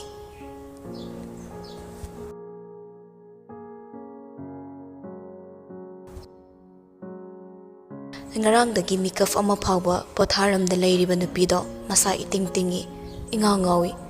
ꯊꯣꯡꯒꯥꯜꯗꯒꯤ ꯂꯥꯞꯇꯛꯅ ꯒꯥꯔꯤ ꯃꯈꯣꯜ ꯇꯥꯕ ꯈꯨꯗꯤꯡ ꯑꯃꯨꯛ ꯑꯃꯨꯛ ꯆꯦꯟꯊꯣꯔꯛꯇꯨꯅ ꯌꯦꯡꯂꯤ. ꯀꯔꯤ ꯑꯁꯥꯕ ꯇꯧꯔꯤꯕꯅꯣ? ꯏꯝꯐꯥꯜ ꯃꯥꯏꯀꯩ ꯇꯠꯇꯅ ꯌꯦꯡꯂꯤ. ꯃꯝꯁꯨꯛ ꯃꯝꯁꯨꯛ ꯇꯧꯔꯛꯄ ꯅꯨꯃꯤꯗꯥꯡ ꯋꯥꯏꯔꯝ ꯆꯤꯡꯒꯤ ꯆꯤꯡꯃꯥꯏꯁꯤꯡꯗ ꯂꯀꯛ ꯂꯪꯀꯛ ꯄꯛꯂꯤꯕ ꯅꯣꯡꯖꯥꯕꯤꯁꯤꯡꯅ ꯃꯥꯂꯦꯝꯕꯨꯁꯨ ꯇꯉꯥꯡ ꯇꯉꯥꯡꯍꯜꯂꯤ. ꯂꯤꯔꯤ ꯂꯤꯔꯤ ꯍꯨꯝꯂꯛꯄ ꯅꯥꯄꯣꯝꯗ ꯃꯥꯒꯤ ꯃꯄꯥꯎ ꯌꯥꯎꯔꯛꯂꯕꯗꯤ ꯈꯟꯅ ꯃꯥꯂꯪꯅ ꯍꯨꯝꯂꯛꯄ ꯃꯥꯏꯀꯩ ꯈꯨꯗꯤꯡ ꯑꯣꯟꯗꯨꯅ ꯂꯦꯞꯂꯤ. ꯍꯧꯖꯤꯛ ꯍꯧꯖꯤꯛꯃꯛꯁꯨ ꯈꯨꯜꯒꯤ ꯉꯝꯇꯛꯄ ꯆꯤꯡꯃꯥꯏꯗꯨꯗ ꯇꯨꯃꯤꯟ ꯂꯦꯞꯂꯒ ꯂꯩ. ꯌꯨꯝꯗ ꯌꯧ ꯌꯧ ꯂꯥꯡꯅꯍꯧꯕ ꯃꯌꯥꯝꯗꯣ ꯃꯍꯥꯛ ꯌꯥꯎꯅꯤꯡꯗꯦ. ꯃꯩꯔꯥꯕꯒꯤ ꯋꯥꯍꯩ ꯊꯥꯖꯗꯕ ꯀꯌꯥꯅꯤ, ꯑꯗꯨꯒ ꯇꯧꯔꯝꯒꯅꯤ ꯍꯥꯏꯗꯨꯅ ꯊꯥꯖꯕꯁꯨ ꯀꯌꯥꯅꯤ. ꯃꯅꯥꯛꯇꯒꯤ ꯂꯥꯞꯈ꯭ꯔꯕ ꯃꯍꯥꯛꯄꯨ ꯆꯠꯇꯨꯅ ꯎꯅꯔꯨꯕꯁꯨ ꯉꯝꯗꯦ. ꯎꯅꯕ ꯐꯪꯂꯣꯏ ꯈꯪꯕꯅ ꯃꯍꯥꯛꯄꯨ ꯄꯥꯡꯒꯜ ꯌꯥꯎꯍꯟꯗꯦ. ꯑꯥꯁꯥ ꯀꯌꯥꯒ ꯂꯣꯏꯅꯅ ꯆꯤꯡꯃꯥꯏꯗ ꯂꯦꯞꯂꯤꯉꯩ ꯇꯍꯥ ꯇꯍꯥ ꯂꯥꯛꯏ ꯆꯤꯡꯂꯩꯕꯥꯛꯀꯤ ꯁꯤꯅꯣ ꯑꯆꯥꯟꯕꯤꯗꯣ. ꯂꯥꯞꯇꯛꯅ ꯂꯦꯞꯂꯤꯕꯗꯣ ꯆꯞ ꯂꯦꯞꯇꯨꯅ ꯌꯦꯡꯂꯝꯂꯒ ꯄ꯭ꯔꯞ ꯄ꯭ꯔꯞ ꯆꯪꯁꯤꯜꯂꯛꯇꯨꯅ ꯃꯅꯥꯛꯇ ꯂꯦꯞꯂꯒ ꯍꯥꯏꯔꯔꯦ. ꯀꯆꯪ, ꯑꯃꯩꯕꯨ ꯊꯥꯗꯣꯛꯂꯦ. ꯍꯣꯔꯦꯟ ꯑꯊꯦꯡꯕꯗ ꯎꯈ꯭ꯔꯨꯜ ꯌꯧꯔꯛꯀꯅꯤ ꯍꯥꯏꯗꯨꯅ ꯏꯄꯥꯅ ꯍꯥꯏꯕꯗꯣ ꯅꯪ ꯇꯥꯈ꯭ꯔꯕ꯭ꯔꯥ? ꯋꯥꯍꯩꯗꯨ ꯇꯥꯔꯒ ꯂꯥꯏꯖ ꯅꯣꯛꯐꯦꯠ ꯇꯧꯏ.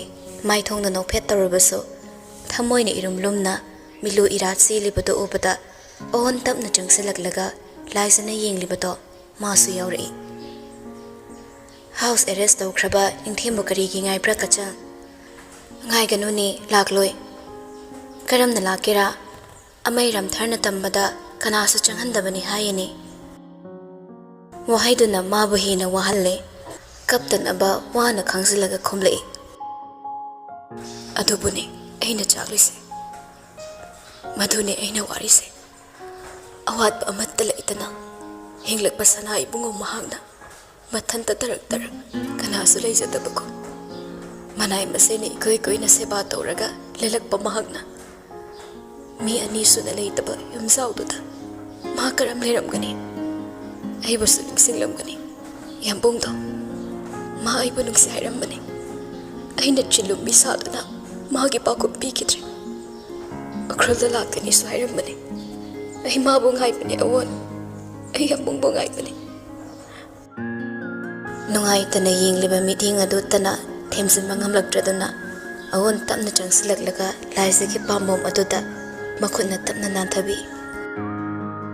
ꯂꯥꯟꯗꯕ ꯃꯤꯕꯨ ꯀꯌꯥꯃꯨꯛ ꯀꯨꯏꯅ ꯐꯥꯖꯤꯟꯒꯅꯤ? ꯑꯃꯩ ꯂꯥꯛꯂꯒ ꯑꯃꯩꯕꯨ ꯍꯥꯏꯁꯦ. ꯃꯇꯦꯡ ꯁꯣꯏꯗꯅ ꯄꯥꯡꯒꯅꯤꯗ. ꯈꯨꯜꯒꯤ ꯃꯤꯁꯨ ꯍꯌꯦꯡ ꯆꯔꯆꯇ ꯃꯤꯇꯤꯡ ꯇꯧꯒꯅꯤ. ꯑꯩꯈꯣꯏꯁꯨ ꯆꯠꯂꯒ ꯌꯥꯎꯁꯦ. ꯅꯪꯒꯤ ꯅꯤꯡꯊꯦꯝꯒꯤꯗꯃꯛ ꯍꯥꯏꯖꯁꯤ ꯀꯆꯪ. ꯑꯁꯨꯝꯅ ꯂꯦꯞꯂꯒ ꯂꯥꯛꯂꯣꯏ ꯈꯪꯅ ꯈꯪꯅ ꯃꯥꯕꯨ ꯉꯥꯏꯒꯅꯨꯅꯦ. ꯌꯥꯝꯕꯨꯡꯗꯣ ꯑꯩꯕꯨ ꯋꯥꯔꯧꯔꯝꯅꯤ. ꯃꯍꯥꯛ ꯄꯨꯝꯅꯃꯛꯄꯨ ꯋꯥꯔꯧꯔꯝꯒꯅꯤ. ꯀꯔꯤꯒꯤꯅꯣ ꯑꯋꯣꯟ? ꯃꯇꯝ ꯂꯩꯕ ꯈꯤꯕꯤꯛꯇ ꯑꯩꯅ ꯃꯥꯕꯨ ꯅꯨꯡꯁꯤꯅꯕ ꯃꯔꯝ ꯊꯤꯗꯅ ꯁꯥꯎꯅꯕ ꯃꯔꯝ ꯈꯛꯇ ꯊꯤꯔꯨꯔꯤꯁꯦ. ꯅꯧꯅ ꯏꯃꯥꯁꯤꯕꯦꯝꯃ ꯀꯥꯏꯅꯗꯨꯅ ꯑꯄꯣꯛꯄ ꯃꯃꯥ ꯌꯥꯎꯗ ꯀꯣꯅꯨꯡꯒꯤ ꯆꯠꯅꯕ ꯊꯥꯞ ꯈꯛꯇꯗ ꯍꯤꯡꯂꯛꯄ ꯃꯉꯣꯟꯗ ꯀꯔꯤꯒꯤ ꯑꯩꯅ ꯅꯨꯡꯁꯤ ꯑꯁꯥ ꯇꯧꯗꯨꯅ ꯇꯝꯕꯤꯕꯒꯤ ꯃꯍꯨꯠꯇ ꯎꯠꯂꯛꯄ ꯉꯥꯏꯔꯨꯕꯅꯣ? ꯐꯠꯇ꯭ꯔꯤꯕꯗꯤ ꯑꯩ ꯑꯣꯏꯔꯝꯂꯦ ꯑꯋꯣꯟ, ꯑꯩ ꯑꯣꯏꯔꯝꯂꯦ. ꯀꯅꯥꯅ ꯅꯪꯕꯨ ꯐꯠꯇꯦ ꯍꯥꯏꯕ꯭ꯔꯥ? ꯅꯪ ꯀꯔꯤꯁꯨ ꯇꯧꯗꯦ. ꯑꯁꯨꯝ ꯇꯧ ꯍꯥꯏꯗꯨꯅ ꯏꯁꯣꯔꯅ ꯇꯝꯕꯤꯕꯅꯦ. ꯂꯥꯛꯈ꯭ꯔꯣ, ꯆꯪꯈ꯭ꯔꯁꯦ. ꯁꯦꯀ꯭ꯌꯨꯔꯤꯇꯤꯅ ꯉꯥꯛꯇꯨꯅ ꯂꯩꯔꯒ ꯀꯔꯝꯅ ꯎꯈ꯭ꯔꯨꯜꯗ ꯂꯥꯛꯀꯅꯤ? ꯂꯥꯏꯕꯛ ꯂꯩꯔꯕꯗꯤ ꯍꯌꯦꯡ ꯏꯝꯐꯥꯜ ꯆꯠꯇꯨꯅ ꯎꯅꯒꯦ ꯍꯥꯏꯖꯁꯦ. ꯑꯃꯩꯕꯨ ꯍꯥꯏꯔꯒ ꯃꯇꯦꯡ ꯄꯥꯡꯍꯟꯁꯦ ꯀꯆꯪ. ꯂꯥꯛꯂꯣꯏ ꯈꯪꯅ ꯈꯪꯅ ꯅꯤꯡꯊꯦꯝꯕꯨ ꯉꯥꯏꯒꯅꯨꯅꯦ. ꯊꯦꯝꯗꯨꯅ ꯍꯥꯏꯔꯦ. ꯑꯗꯨꯕꯨ ꯆꯤꯡꯗ ꯇꯥꯡꯕꯤ ꯃꯍꯥꯛꯅ ꯇꯝꯗ ꯕꯟꯗꯤ ꯑꯣꯏꯈ꯭ꯔꯕ ꯃꯍꯥꯛꯀꯤ ꯅꯤꯡꯊꯦꯝꯕꯨ ꯉꯥꯏꯗꯕꯗꯤ ꯉꯝꯒꯗ꯭ꯔꯥ? ꯆꯤꯡꯁꯥꯡ ꯅꯥꯄꯣꯝꯗ ꯂꯦꯞꯂꯒ ꯆꯤꯡꯗ ꯉꯥꯟꯕꯤ ꯀꯆꯪꯅ ꯃꯥꯒꯤ ꯅꯤꯡꯊꯦꯝꯒꯤ ꯃꯥꯏꯀꯩ ꯌꯦꯡꯗꯕꯗꯤ ꯉꯝꯈꯤꯒꯗ꯭ꯔꯥ?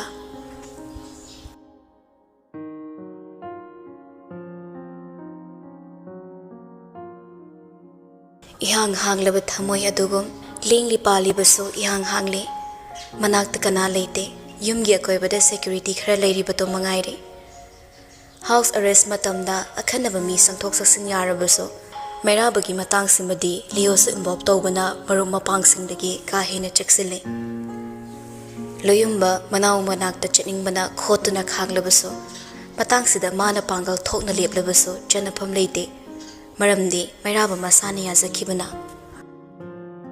hautrabadi chade pangthong thongba mathel pangsada sadaba manawni khangmana loyumbana cha isingwa ong maril tana sinlang halaga ningthem sangai tamna nawba puhalle chaba thakpagi matang oibana cheksina check torabatung nawbu changalle chaksang de leplaga purak pachana thaknaba sinlang liba nawbu yenglaga wakhal khalli mairaba dining chair da famlaga wakhal toramlaga haire nawba ukhul chaluso nupa do thongnarom da haifit yenglaga amuk leisilaga khomlei kaino da yambungso numi pungta tare matamse thengle aina hing taibang chatpati ngamlaga nangna kari ngamle doino aruba thabak leibagani yamdoba anta mukti nawa masado pura lei thoraglaga mairaba bo yingdu naire khontoksi ampinda bagum sotawi hoze house arrest toraga thangnaba mikupta kari oini tambangam dana leiriba yambunggi pibam sidagi hina luba kari matang mu lebirige investigation manungda yambunggi anam kanba ngangna saknaba yadaba matawdo tawbiradi soire sana khay bungona cheksina sinabire khangde khaktama haiduna lei khwaina amai ningsensu konungda lakani takpi hawi yambungbu phibam sidagi laukthoknaba makhoina wana sambado yambungna manghanbigano liu palakpada mairaba mami laukthoragli kaino ma tawriduna thadokladi khulda chumjing hallaga machana pidu themu kedawge maba ingondadi machal nungsibe am sadaine angang ka phoridu ma khangde aibu kanana kanbiu haige moida aina thabak pangthopa kudingi consequences sumna munna yengwa mini matang sida so munna yenglaga laukiba phirimni yamungda so ayo karisu tawdana leibiyona ningshianda hayo ukhulda chatlaga ne machana pidu ai laktrpo thimlaga thamamona masagi toklaga laisagi wakatlakpaduda nawa proksai fagi tawbira kano yambo hozi fagi yatrabani sana khaibim mafam khangdana mangkhre yambung su kono mirai ramle kanana karigidama phibam sitana basinbano haibu khangde adubu atandana ningsiana tawraklaga adu pukchel pikpa yambungda dandi phangbase ekhoi loina ngawre aina nushijaba nupidugi imungda thokpa thodoktumadi aigi su saruk thungma tabani ne angawba wari siam sangdoklano aina thokpa tawge investigation loibaga makhoina tawningba tawbudo ai yaragena leplabani nungsijaba nupiga hairakpaduda nawbati pukning wakhalga loina na yu ar hakrabani saram mama thapum namak toklaga haire itap tapna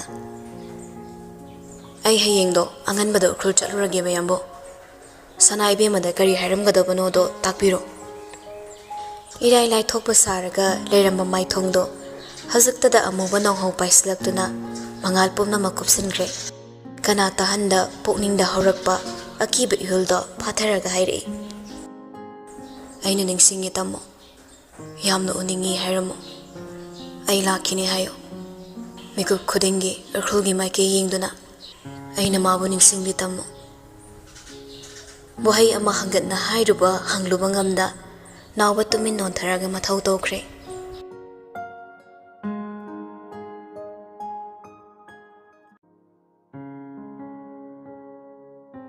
thamoi amadi pale miyoibagi thamoi nungsiba haiba thamoi minungsi pokpa thamoi ngakpiba haiba thamoi adubu ngakpibagi akaknaba matangsu thamliba thamoi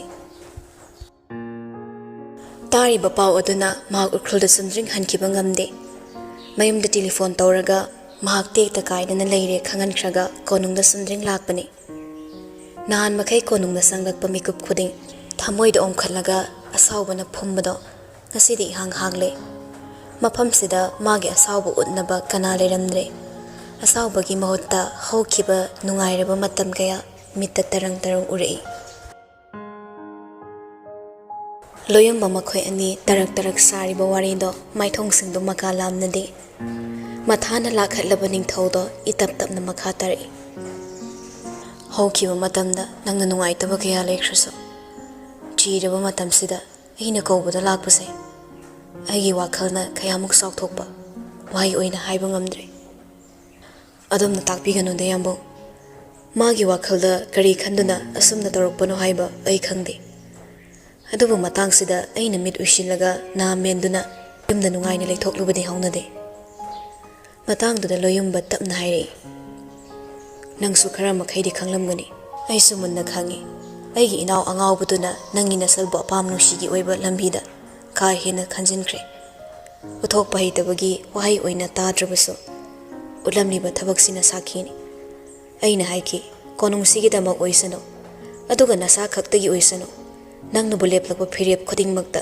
ꯅꯇꯨꯡꯗ ꯑꯩ ꯂꯦꯞꯂꯤ ꯑꯗꯨꯕꯨ ꯃꯥꯒꯤ ꯍꯧꯔꯛꯐꯝ ꯑꯣꯏꯔꯤꯕ ꯀꯣꯅꯨꯡ ꯑꯃꯗꯤ ꯃꯌꯥꯝꯕ ꯑꯩꯕꯨꯁꯨ ꯌꯥꯎꯅ ꯑꯃꯠꯇ ꯈꯥꯛꯇꯅ ꯍꯨꯟꯗꯣꯛꯂꯝꯕꯁꯤꯅ ꯑꯩꯕꯨꯗꯤ ꯌꯥꯝꯅ ꯅꯨꯡꯉꯥꯏꯍꯟꯗ꯭ꯔꯦ ꯄꯨꯝꯅꯃꯛ ꯅꯁꯜꯒꯤꯗꯃꯛꯅꯤ ꯍꯥꯏꯕꯁꯦ ꯑꯇꯩ ꯀꯅꯥꯅ ꯈꯪꯗ꯭ꯔꯕꯁꯨ ꯅꯪꯗꯤ ꯃꯨꯟꯅ ꯈꯪꯂꯝꯒꯅꯤ ꯃꯆꯜꯒꯤ ꯃꯇꯥꯡꯁꯤꯃꯗꯤ ꯂꯤꯌꯣ ꯇꯁꯦꯡꯅ ꯅꯩꯅꯅꯤꯡꯗꯦ ꯃꯆꯜ ꯈꯛꯇ ꯅꯠꯇꯅ ꯃꯩꯔꯥꯕ ꯑꯃꯗꯤ ꯁꯅꯥ ꯏꯕꯦꯝꯃ ꯑꯅꯤꯒꯤ ꯅꯨꯡꯁꯤ ꯅꯨꯡꯉꯣꯜ ꯃꯇꯥꯡꯗ ꯅꯩꯅꯅꯤꯡꯗꯗꯨꯅ ꯍꯥꯏꯔꯛꯏ ꯋꯥꯗꯨ ꯏꯊꯩ ꯊꯩꯗꯣꯛꯂꯒ ꯇꯥꯕꯤꯌꯨ ꯌꯥꯝꯕꯨ ꯃꯈꯣꯏꯅ ꯑꯩꯒꯤ ꯌꯨꯝꯗꯒꯤ ꯐꯥꯔꯤꯕ ꯄꯣꯠꯁꯤꯡꯗꯣ ꯏꯁꯝ ꯁꯝꯅ ꯐꯥꯕ ꯅꯠꯇꯦ ꯃꯈꯣꯏꯅ ꯍꯥꯏꯕ ꯋꯥꯍꯩꯗ ꯃꯤꯅ ꯇꯦꯂꯤꯐꯣꯟ ꯇꯧꯔꯛꯂꯒ ꯄꯣꯠꯁꯛꯇꯨ ꯂꯩꯔꯦ ꯇꯥꯛꯂꯛꯄꯅꯤ ꯍꯥꯏꯔꯤ ꯃꯗꯨꯅ ꯇꯥꯛꯄꯗꯤ ꯀꯅꯥꯅ ꯁꯤꯟꯕ ꯊꯧꯔꯥꯡꯅꯤ ꯑꯗꯨꯕꯨ ꯑꯩꯅ ꯊꯥꯖꯕ ꯑꯃ ꯍꯥꯏꯔꯗꯤ ꯑꯩꯒꯤ ꯌꯨꯝꯗ ꯂꯩꯔꯤꯕ ꯑꯩꯃꯛꯀꯤ ꯇꯥꯡꯈꯨꯜꯒꯤ ꯃꯤꯁꯤꯡꯅ ꯑꯁꯤꯒꯨꯝꯕ ꯊꯕꯛ ꯑꯃꯗꯤ ꯑꯩꯒꯤ ꯊꯛꯇ ꯄꯥꯏꯈꯠꯂꯝꯂꯣꯏ ꯂꯣꯌꯨꯝꯕ ꯃꯀꯣꯛ ꯇꯞꯅ ꯅꯣꯝꯂꯒ ꯑꯩꯅ ꯆꯤꯡꯅꯔꯤꯕ ꯃꯤ ꯑꯁꯤꯃꯛ ꯅꯪꯒꯤ ꯋꯥꯈꯜꯅꯁꯨ ꯆꯤꯡꯅꯔꯝꯒꯅꯤ ꯍꯥꯏꯕ ꯑꯩꯅ ꯈꯪꯏ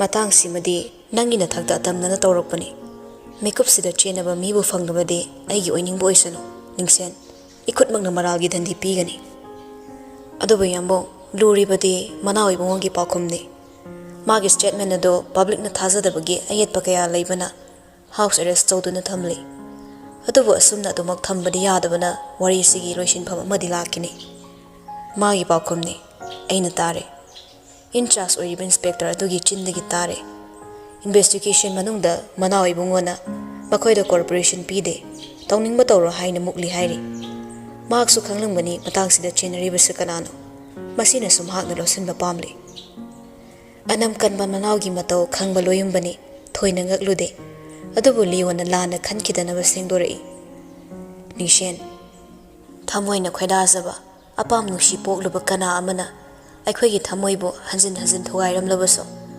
ꯑꯩꯈꯣꯏꯕꯨ ꯃꯁꯤꯡ ꯈꯪꯗꯅ ꯋꯥꯍꯜꯂꯕꯁꯨ ꯅꯨꯡꯁꯤꯕ ꯀꯧꯕ ꯃꯍꯥꯛꯅ ꯃꯈꯣꯏꯕꯨꯗꯤ ꯑꯋꯥꯕ ꯄꯤꯅꯤꯡꯗꯦ ꯃꯈꯣꯏꯒꯤ ꯃꯥꯏꯊꯣꯡꯗ ꯑꯊꯤꯕ ꯃꯆꯨ ꯁꯪꯖꯅꯤꯡꯗꯦ ꯑꯗꯨꯒꯨꯝꯅ ꯑꯩꯒꯤ ꯏꯅꯥꯎꯁꯨ ꯃꯃꯥ ꯁꯛꯂꯤꯕꯤ ꯃꯇꯩꯃꯕꯨ ꯅꯥꯀꯣꯟꯕꯤꯔꯛꯄꯤ ꯑꯃ ꯑꯣꯏꯕꯒꯤ ꯃꯤꯅꯨꯡꯁꯤꯗꯨꯅ ꯃꯇꯥꯡꯁꯤꯗ ꯐꯠꯇꯕ ꯂꯝꯆꯠ ꯁꯦꯝꯗꯣꯛꯄꯒꯤꯅꯦ ꯇꯥꯡꯀꯛ ꯑꯃ ꯄꯤꯔꯝꯕꯅꯤ ꯑꯩꯒꯤ ꯏꯅꯥꯎꯗꯣ ꯊꯃꯣꯏ ꯌꯥꯝꯅ ꯆꯥꯎꯕꯅꯤ ꯅꯤꯡꯁꯦꯟ ꯄꯨꯛꯆꯦꯜ ꯄꯤꯛꯄ ꯅꯠꯇꯦ ꯆꯥꯎꯃꯟꯗꯨꯅ ꯃꯥꯕꯨ ꯐꯠꯇꯦ ꯍꯥꯏꯅꯕꯅꯤ ꯍꯥꯏꯗ꯭ꯔꯕꯁꯨ ꯈꯪꯉꯤ ꯂꯤꯌꯣ ꯑꯗꯨꯕꯨ ꯃꯥꯅ ꯊꯑꯣꯏꯅ ꯀꯥꯎꯒꯤ ꯈꯟꯅ ꯀꯥꯎꯊꯣꯛꯄꯅꯤ ꯃꯤꯀꯨꯞꯁꯤꯗ ꯃꯩꯔꯥꯕꯒꯤꯗꯃꯛ ꯊꯥꯒꯩ ꯁꯦꯡꯅ ꯋꯥꯗꯕ꯭ꯔꯥ ꯍꯪꯂꯕꯗꯤ ꯃꯥ ꯈꯨꯝꯕ ꯉꯝꯂꯣꯏ ꯂꯣꯌꯨꯝꯕꯒꯤ ꯅꯨꯡꯉꯥꯏꯇꯕ ꯃꯌꯦꯛ ꯁꯦꯡꯅ ꯈꯪꯕꯅ ꯏꯇꯞ ꯇꯞꯊꯔꯛꯂꯦ ꯌꯥꯝꯕꯨꯡꯅ ꯃꯥꯕꯨ ꯎꯅꯕ ꯆꯪꯕꯗꯤ ꯃꯤꯒꯤ ꯃꯤꯠꯌꯦꯡꯗ ꯐꯖꯕ ꯑꯣꯏꯔꯣꯏ ꯅꯨꯡꯁꯤꯕ ꯀꯅꯥꯅ ꯏꯌꯥ ꯌꯥꯔꯕꯁꯨ ꯅꯨꯡꯁꯤꯗꯕ ꯀꯅꯥꯅꯗꯤ ꯃꯗꯨ ꯏꯁꯨ ꯑꯃ ꯁꯥꯒꯠꯂꯒ ꯌꯦꯜꯂꯛꯀꯅꯤ ꯇꯦꯂꯤꯐꯣꯟꯁꯨ ꯃꯣꯅꯤꯇꯔꯤꯡ ꯇꯧꯕꯅ ꯃꯇꯥꯡꯁꯤꯗ ꯋꯥꯔꯤ ꯁꯥꯕ ꯌꯥꯔꯣꯏ ꯃꯔꯝꯁꯤꯅ ꯑꯩꯅ ꯃꯥꯕꯨ ꯑꯃꯨꯛꯇꯪ ꯎꯅꯅꯕ ꯌꯥꯝꯕꯨꯡꯅ ꯁꯤꯟꯕꯤꯌꯨ ꯑꯩꯒꯤ ꯏꯔꯥꯏ ꯂꯥꯏꯅ ꯎꯅꯕ ꯌꯥꯒꯗꯕ ꯃꯤꯀꯨꯞ ꯑꯣꯏꯗꯕꯅ ꯑꯩꯅ ꯌꯥꯝꯕꯨꯡꯗ ꯍꯥꯏꯖꯕꯅꯤ ꯂꯣꯌꯨꯝꯕ ꯃꯀꯣꯛ ꯇꯞꯅ ꯅꯣꯝꯃꯤ ꯑꯗꯨꯒ ꯋꯥꯔꯤ ꯑꯃꯗ ꯂꯨꯁꯤꯟꯅ ꯄꯨꯊꯔꯛꯂꯤ ꯍꯧꯖꯤꯛ ꯂꯨꯔꯤꯕꯗꯤ ꯆꯦꯟꯅꯔꯤꯕ ꯃꯤ ꯑꯁꯤ ꯐꯪꯅꯕ ꯊꯤꯕꯅꯤ ꯃꯔꯥꯜ ꯂꯩꯗꯨꯅ ꯂꯣꯠꯈ꯭ꯔꯕ ꯃꯤ ꯑꯃꯕꯨ ꯊꯤꯔꯨꯕ ꯑꯔꯥꯏꯕ ꯑꯣꯏꯗꯦ ꯃꯁꯤꯒ ꯃꯔꯤ ꯂꯩꯅꯅ ꯃꯍꯥꯛ ꯂꯨꯋꯥꯡ ꯏꯃꯨꯡꯒꯤ ꯅꯤꯡꯉꯣꯜꯅꯤ ꯃꯤꯠꯅ ꯎꯕ ꯄ꯭ꯔꯃꯥꯟ ꯂꯩꯇꯅ ꯃꯥꯕꯨ ꯍꯦꯛꯇ ꯐꯥꯔꯨꯕ ꯄꯨꯜꯂꯨꯕ ꯌꯥꯔꯣꯏ ꯑꯗꯨꯃꯛꯄꯨ ꯑꯩꯒꯤ ꯏꯅꯥꯎꯒꯤ ꯃꯊꯛꯇ ꯑꯀꯟꯕ ꯁꯦꯟꯇꯦꯟꯁ ꯂꯥꯛꯂꯕꯗꯤ ꯈꯨꯔꯨꯝꯗꯨꯅ ꯐꯥꯎ ꯃꯉꯣꯟꯗ ꯍꯥꯏꯖꯔꯒ ꯃꯥꯒꯤ ꯃꯔꯥꯜ ꯁꯦꯡꯗꯣꯛꯍꯟꯒꯅꯤ ꯀꯔꯤꯒꯨꯝꯕ ꯃꯇꯝꯗ ꯁꯛꯇꯤꯗꯒꯤ ꯚꯛꯇꯤꯅ ꯉꯝꯃꯤ ꯃꯥꯅ ꯑꯩꯕꯨ ꯈꯖꯤꯛꯇꯪ ꯐꯥꯎꯕ ꯅꯨꯡꯁꯤꯔꯕꯗꯤ ꯑꯩꯒꯤ ꯋꯥ ꯇꯥꯒꯅꯤ ꯈꯜꯂꯤ ꯑꯗꯨꯕꯨ ꯌꯥꯝꯕꯨꯡ ꯂꯨꯔꯤꯕꯗꯤ ꯂꯩꯔꯝꯒꯗꯕ ꯃꯐꯝꯗꯨꯅꯤ ꯌꯥꯝꯕꯨꯡꯅ ꯍꯥꯏꯕꯤꯕꯗꯒꯤ ꯑꯩ ꯇꯥꯔꯦ ꯂꯂꯥꯕꯨꯡꯗ ꯂꯩꯕ ꯂꯨꯋꯥꯡꯒꯤ ꯁꯪꯒꯥꯏꯗ ꯂꯩꯇꯦ ꯏꯝꯐꯥꯜꯒꯤ ꯑꯅꯛꯄ ꯃꯐꯝꯁꯤꯡꯗ ꯂꯩꯔꯤꯕ ꯂꯨꯋꯥꯡꯒꯤ ꯃꯐꯝꯁꯤꯡꯗ ꯂꯩꯇꯦ ꯃꯐꯝ ꯀꯗꯥꯏꯗ ꯂꯩꯔꯝꯒꯅꯤ ꯍꯥꯏꯕ ꯌꯥꯝꯕꯨꯡ ꯈꯪꯕꯤꯕ꯭ꯔꯥ ꯂꯣꯌꯨꯝꯕ ꯃꯀꯣꯛꯇꯨ ꯅꯥꯛ ꯌꯦꯠ ꯇꯞꯅ ꯍꯥꯏꯔꯛꯏ Ai khangde ningshen, ai karisu khangde. Magi tongan mamaithong ama palamgani haiba khangdabana. Magi asit akom amatta aina munna yengsilude. Maramsina ai khangde. Pakhumdu tabada matha sahanle. Karigumba asengba chumba sungthok motholaktrabadi. Public interest na house arrest sa khakta tawduna thamliba mairabagi matam loikiduna. Magi mathakta asoba sentence ama lakani khangmana mi paire. Matha sarabasu liyo wahai ama haigi khanna. Chimbaldu he kanglakpaga.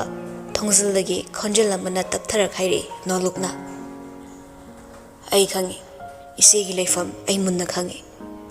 Khonjel dune wahai dune nupa animak punna leiduna ta yengle. Numai fam khangdaba wari kaya na maithong da langsilaga luwang ibungo thongzilda tumpak leplammi. Simbal magi arumbana thamoibu marai bakthi halliba chingzau khoimu mahakbo ikang thokpa legolda insinduna paihanba mathanglen manje pamubado kangle ningthem chinglembado ningsinglakpa mikupta sangkhonbi tampha saktamna chingmaida bu leplaga lonna kapliba sagol bu thoduna lakadaboy khoimu bu oina ngangladawboy lasingi chingmaida bu leplaga liligi saktam bu langduna chingsang napom akoibada amukna chingdol matonda chap leptuna ningthem mabu ngairakpa numit masing hokhido Fongkidaba pakhumna ngaisabagi awabada inot hapliba pungsa khuding ka theklaba thamoina chingmaida sakpala maibu uraga maisa phaukhidaba wanglen kaya hokhido Machai bungogi wakhalda unglamba sapharakpaga thaba machai bi magi amuk warare Machai bi mana saba tumba sangnairaktaba numit masing khut thektuna paba horakle Magi kada tumin leiramba gari makhol tabaga praprak mumuk chenthokpa maithong langsinduna amo changduna leikhiba magi asigumba matau ase pau taraga liyo na machalbo yumdagi lamna chatkidana basinarakli ngasi susingamla kada changaklaga itap-tapna hairere kasang nangi amaina telephone tawbani line da leibani wari sanawo ko Hairam laga thokre singamla tasil laga tumin phamlambado tapna hogalaga magi telephone thamli baduda changsil laga paikhatli hek paikhatpaga kauri ho kachang lai kasi laisa khonjel pikna noglei liyo sumachal na nokpagi khonjel tabada khajiktang nena tan hai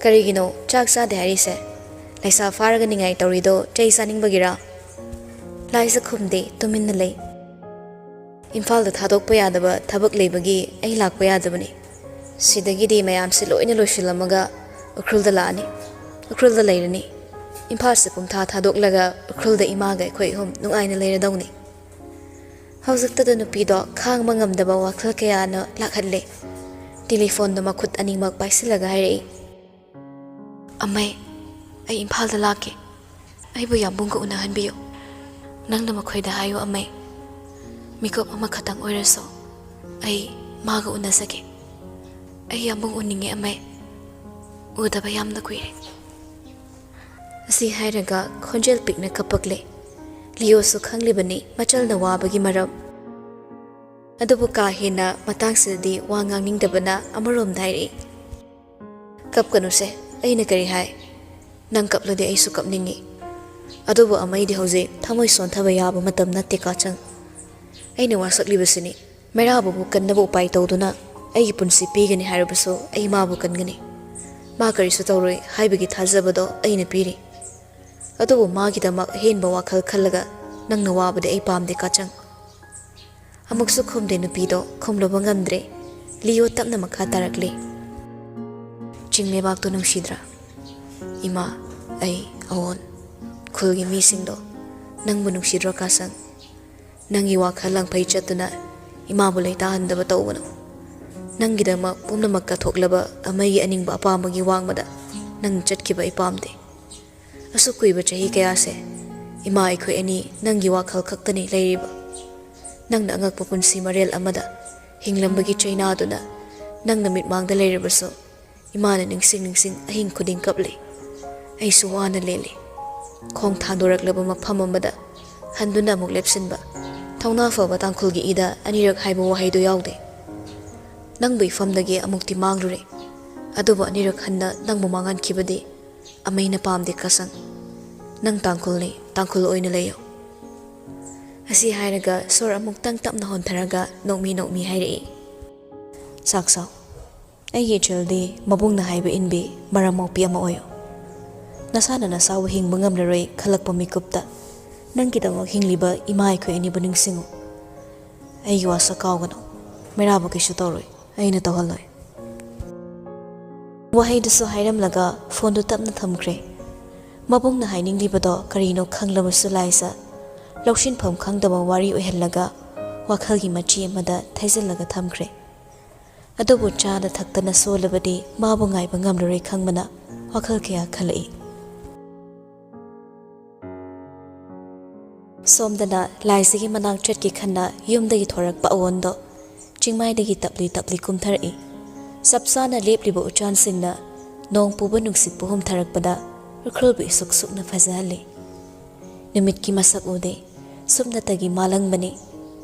Nong tagadawre haibagi mipaibana chingsang napom ga hakthengna saba yumsingi saijinda paring lengduna phoriba singdo yumgi khunja singna kochen chenduna loksile. Mayamdu supna yenglaga tapli kumtharakpani. Adubu ningsingi thongan yaurakpada awon chaplepi. Nupa amana thongal marumda leplaga cheptha yum manungda yenglibado ngak mana yenglamlaga prabab changsilaklaga nupadugi pambomda khupakna set thazali amadusu khangprai khangna leithori. Nathanda kari lakpra kasangna ningthem mungaibani nangbu ngaiba nattene. Nawbu su sugalaga khumi. Ningthem dai pa khone ina laisi. Hawk serious tokra kamai puroktuino. Mi sinagadaba wa. Adu erasu kuikrene kasangna kappase uba ngamde. Karama matamda lakira haituna mabu atum ngaibane. Nawbu masadu chumna mulai silaklaga khumi. Amhani khenaba leite. Ningsing magi wade ningsing minari. Adubu aikhoi yambungi wa ama ihong banaidabasida. Ningsing lasu angka hotpa loirakpada tagadaba foldo thiradi wari sakana fam leiroi. Aduna kachangdo yambungbu themnaba wa khara hayaningbani ai. Ngangliba wahaido bab tabasu yawi tadabasu yawi. Masu magi thokpa khumlei. Ningsing magi mabu ngaibani haikraso nakhoi tampakpa aikhoina onsinba pamdabani. Kachangna kaplaso mabu imphalda chatlandabase nakhoi di longnamba haibagini. Furup khudingmakta afaba phattaba haibadi yansilaga yawbani. Simadi loina phari haiba furup leitabani. Maiteidasu phattaba yamna lei. Madu ai chinthiroi. Aduba phabasu yamna leiri. Lapna leiba maiteina pharabaso nakna leiminnagadawba maiteina phatrabdi karam tawgira. Machin manaw mapa mama phawba nungsinataba ningthem sagaida amaina karamna kasangmu piningani. Imphalda lakte haibagi ningthemna kasangmu warawradi asi haina khumkro. Chatninglasu nakhoi thazadabagini. Ningthemna pharaso tampakpude khoina thazaba mangkrabane. Longnamtuna kari yimra leitaba mi bumra sipra. Amaso pendaba kaya itsinaraga nganglibado taraga leibagi matam nattabana nawba pocket humzilaga checksina purakpa posakto lawthoklaga pire. Se yamungna pirakpane. Kachangda soidana pibiyo. Mabu yambungna ningsingbane. Ukrulda lakani mabu yamna uningi. Mikup khuding ukrulgi maike yenglaga yamungna kasangmu ningsingli masimak masada tambiyo. Sontharakpa miyoibagi thamoina minungsi poktuna mikup sigi oiriba matawsibo kana amatabu nungai handre. Awon chedu lauraga makok tapna nomi.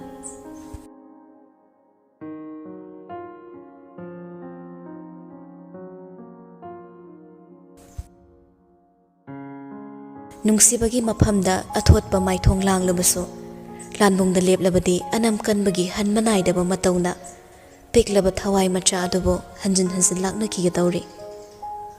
Wahang pahong tawba rex awab amadi mayo mayai ka aduda mai onsinaraga phamlaga hangliba wahang singdo pakhong bati haibabo kadaidano mamaral pifam khangdaba saga amadi yauri. Amuksu tapna hanglei khoisawnarakpa ihulpum nama phasilaga singna pakhong pibiyo. Hanagi record leiradi Manao ibungona thambirikpa statementdo aikhoi thajaba yare. Adubo mamangda sigumbagi matau amatta laikidabana aikhoi dafen galakpani. Landaba kana amada aikhoi dandi piningde tasengna ranba midu pizage. Record leiba harido yam soir inspector. Drug ki case senaba singbo thok faraga jail da kit namsinbagi mahot record oinin khalaga thambibra. Aina harisini matangsida kanasu yaude ai thandani. Ithandani haribasu Manao ibungo micham nate. Royal family sida siguma thabak ama adona paikhatpada kanasu chenade habiribra. Adomna tawba thabak sing sanakha ibungo khangpham thokpani. Mabus investigation hausaraga wari samayak senglakadra haibase. Wakhal sida laklibasini. Asengba chumba haiduna ko khanbiu. Khanpham thoi. Adubu nangna khangdrabasu lebak miyamni hena khangi. Madudi chinina oirasu yamungai khoini yam khenei. Nakhoina chaptuna hanglabasu chingnere haidunasu thajaba yadaba mafamdadi matam manghangano. Aidi fatte aina phaba thabak toramloi haibadi mayamgi achetpa thajabani. Adubu yambungdi sokano. Mada natana aina taba kana amabu warisida chingsilaga pusilakano. Aduga house arrest tawraga matam manghangadabagi saro. Thabak khudingma point laksi. Jailda leirasu leiba taredana. Hainingai leitre ngasiso. Magna lotuna laikibana asengma wafam thamlakpadabana bas on investigation chathabada makhoida araiba oidre. Matangsi yaurakadaba tasengna makhoisu makha chathaba pamraktraduna oiba yaba khanaragi khalakle.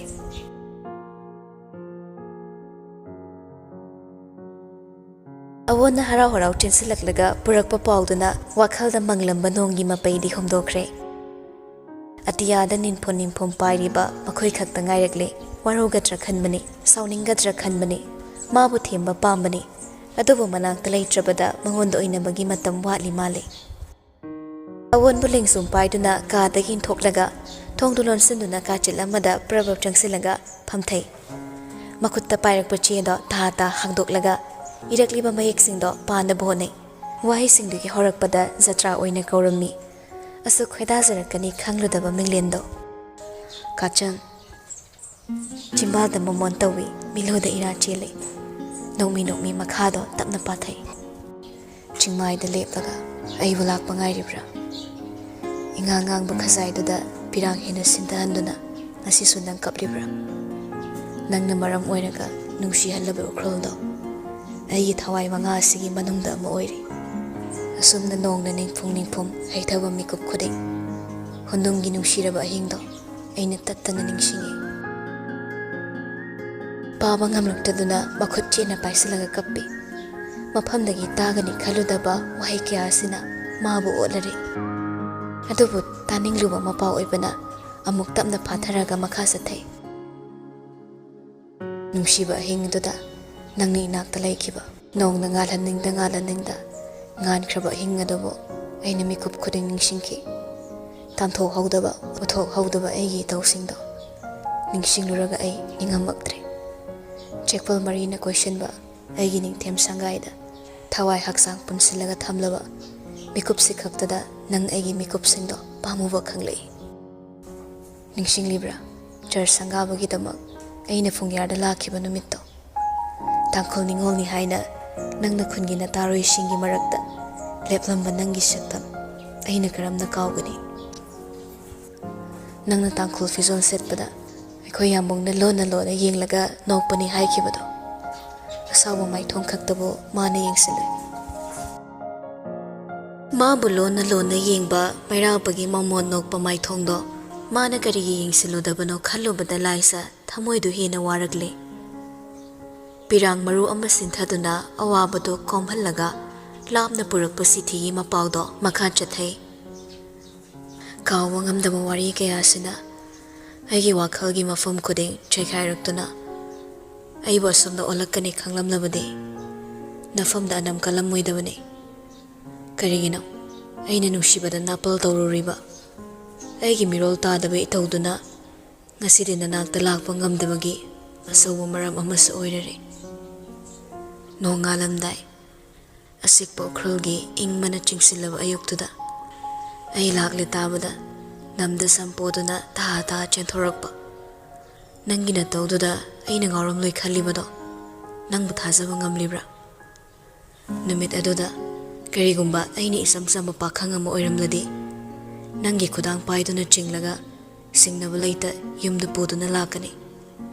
Nang ai khaktagi oiba sangsar ama leiramlabadiko khanduna ahing kaya konunggi dalanda leflaga nakhoigi ukhulgi maike yingduna nonganba khangkidaba ahing sing masing thibada chokthagani. Hen hen na sontaraklabada magi waheda mikup sing adobo ningsingluraga nupi magi thamoibu su kaihankrabani. Chimbal da yambung haina sonjaba nattana saktam muge fangdraba mahakpu ningsinglaga milu pirangdi hen hen na maning tamagle. Aroiba pandup ado pamubana amuk yenglei. Irammi mamondok hanba magi khoithoma wahaising. Aibu lakpa ngairamu aigi maike yenglamu. Ai laklaroi hairiba migi sirol tagano. Ai lakesana yambung lakini kasang nang aibu ngairamu. Siroi chingdol leplaga aigi maike yenglamu. Kulgi khunjinda leptuna nongmagi numit amada mikop amakhaktang oirabuso aibu ngaituna leplamu. Amunba komla masuda lengmanda haigatkiba nangi tangkul inafi fi adogi fizido munba ai soidana lakini hayeng oirabuso hangchit oiraso adoga karigumba kaisum sangda punsi ase lenkrabuso akrolda soidana lakini namangda leplakini. Loiheningda loikrabagi wahai pandupto amuksu hanna paningi adubu haksang do sontare magi wakhalda ngauringe dihe da diyaramdre mabu ngaige hairabadi haksang bu phana thamba changi khanna laisa phamlambadagi puk hagotuna chithi do cheksina thamlamlaga kadagi prabab chenthorei mangol da lepriba mamagi nakta ta changsilaklaga mamabu tungdagi koli tarakliba matawduda ingangakle thabado adubu macha ibe madudi nokmi hairei chaklami ima aigi chak sembiyo ipa khulakpagi yena khada panba kengoido angang thaduna hekhanlaga hauna kangsoi thongbiyo ani singamla da hairaga sansaga palakka thonganbiyo mana thongbada yam hawe ai saksaragi ima ai saksarage thabada nokla yengle sau tho yaramdaba machana tumna tayang tanga harakpado harauna noklaga leiriba singduda hairibadu mak tohonna botni.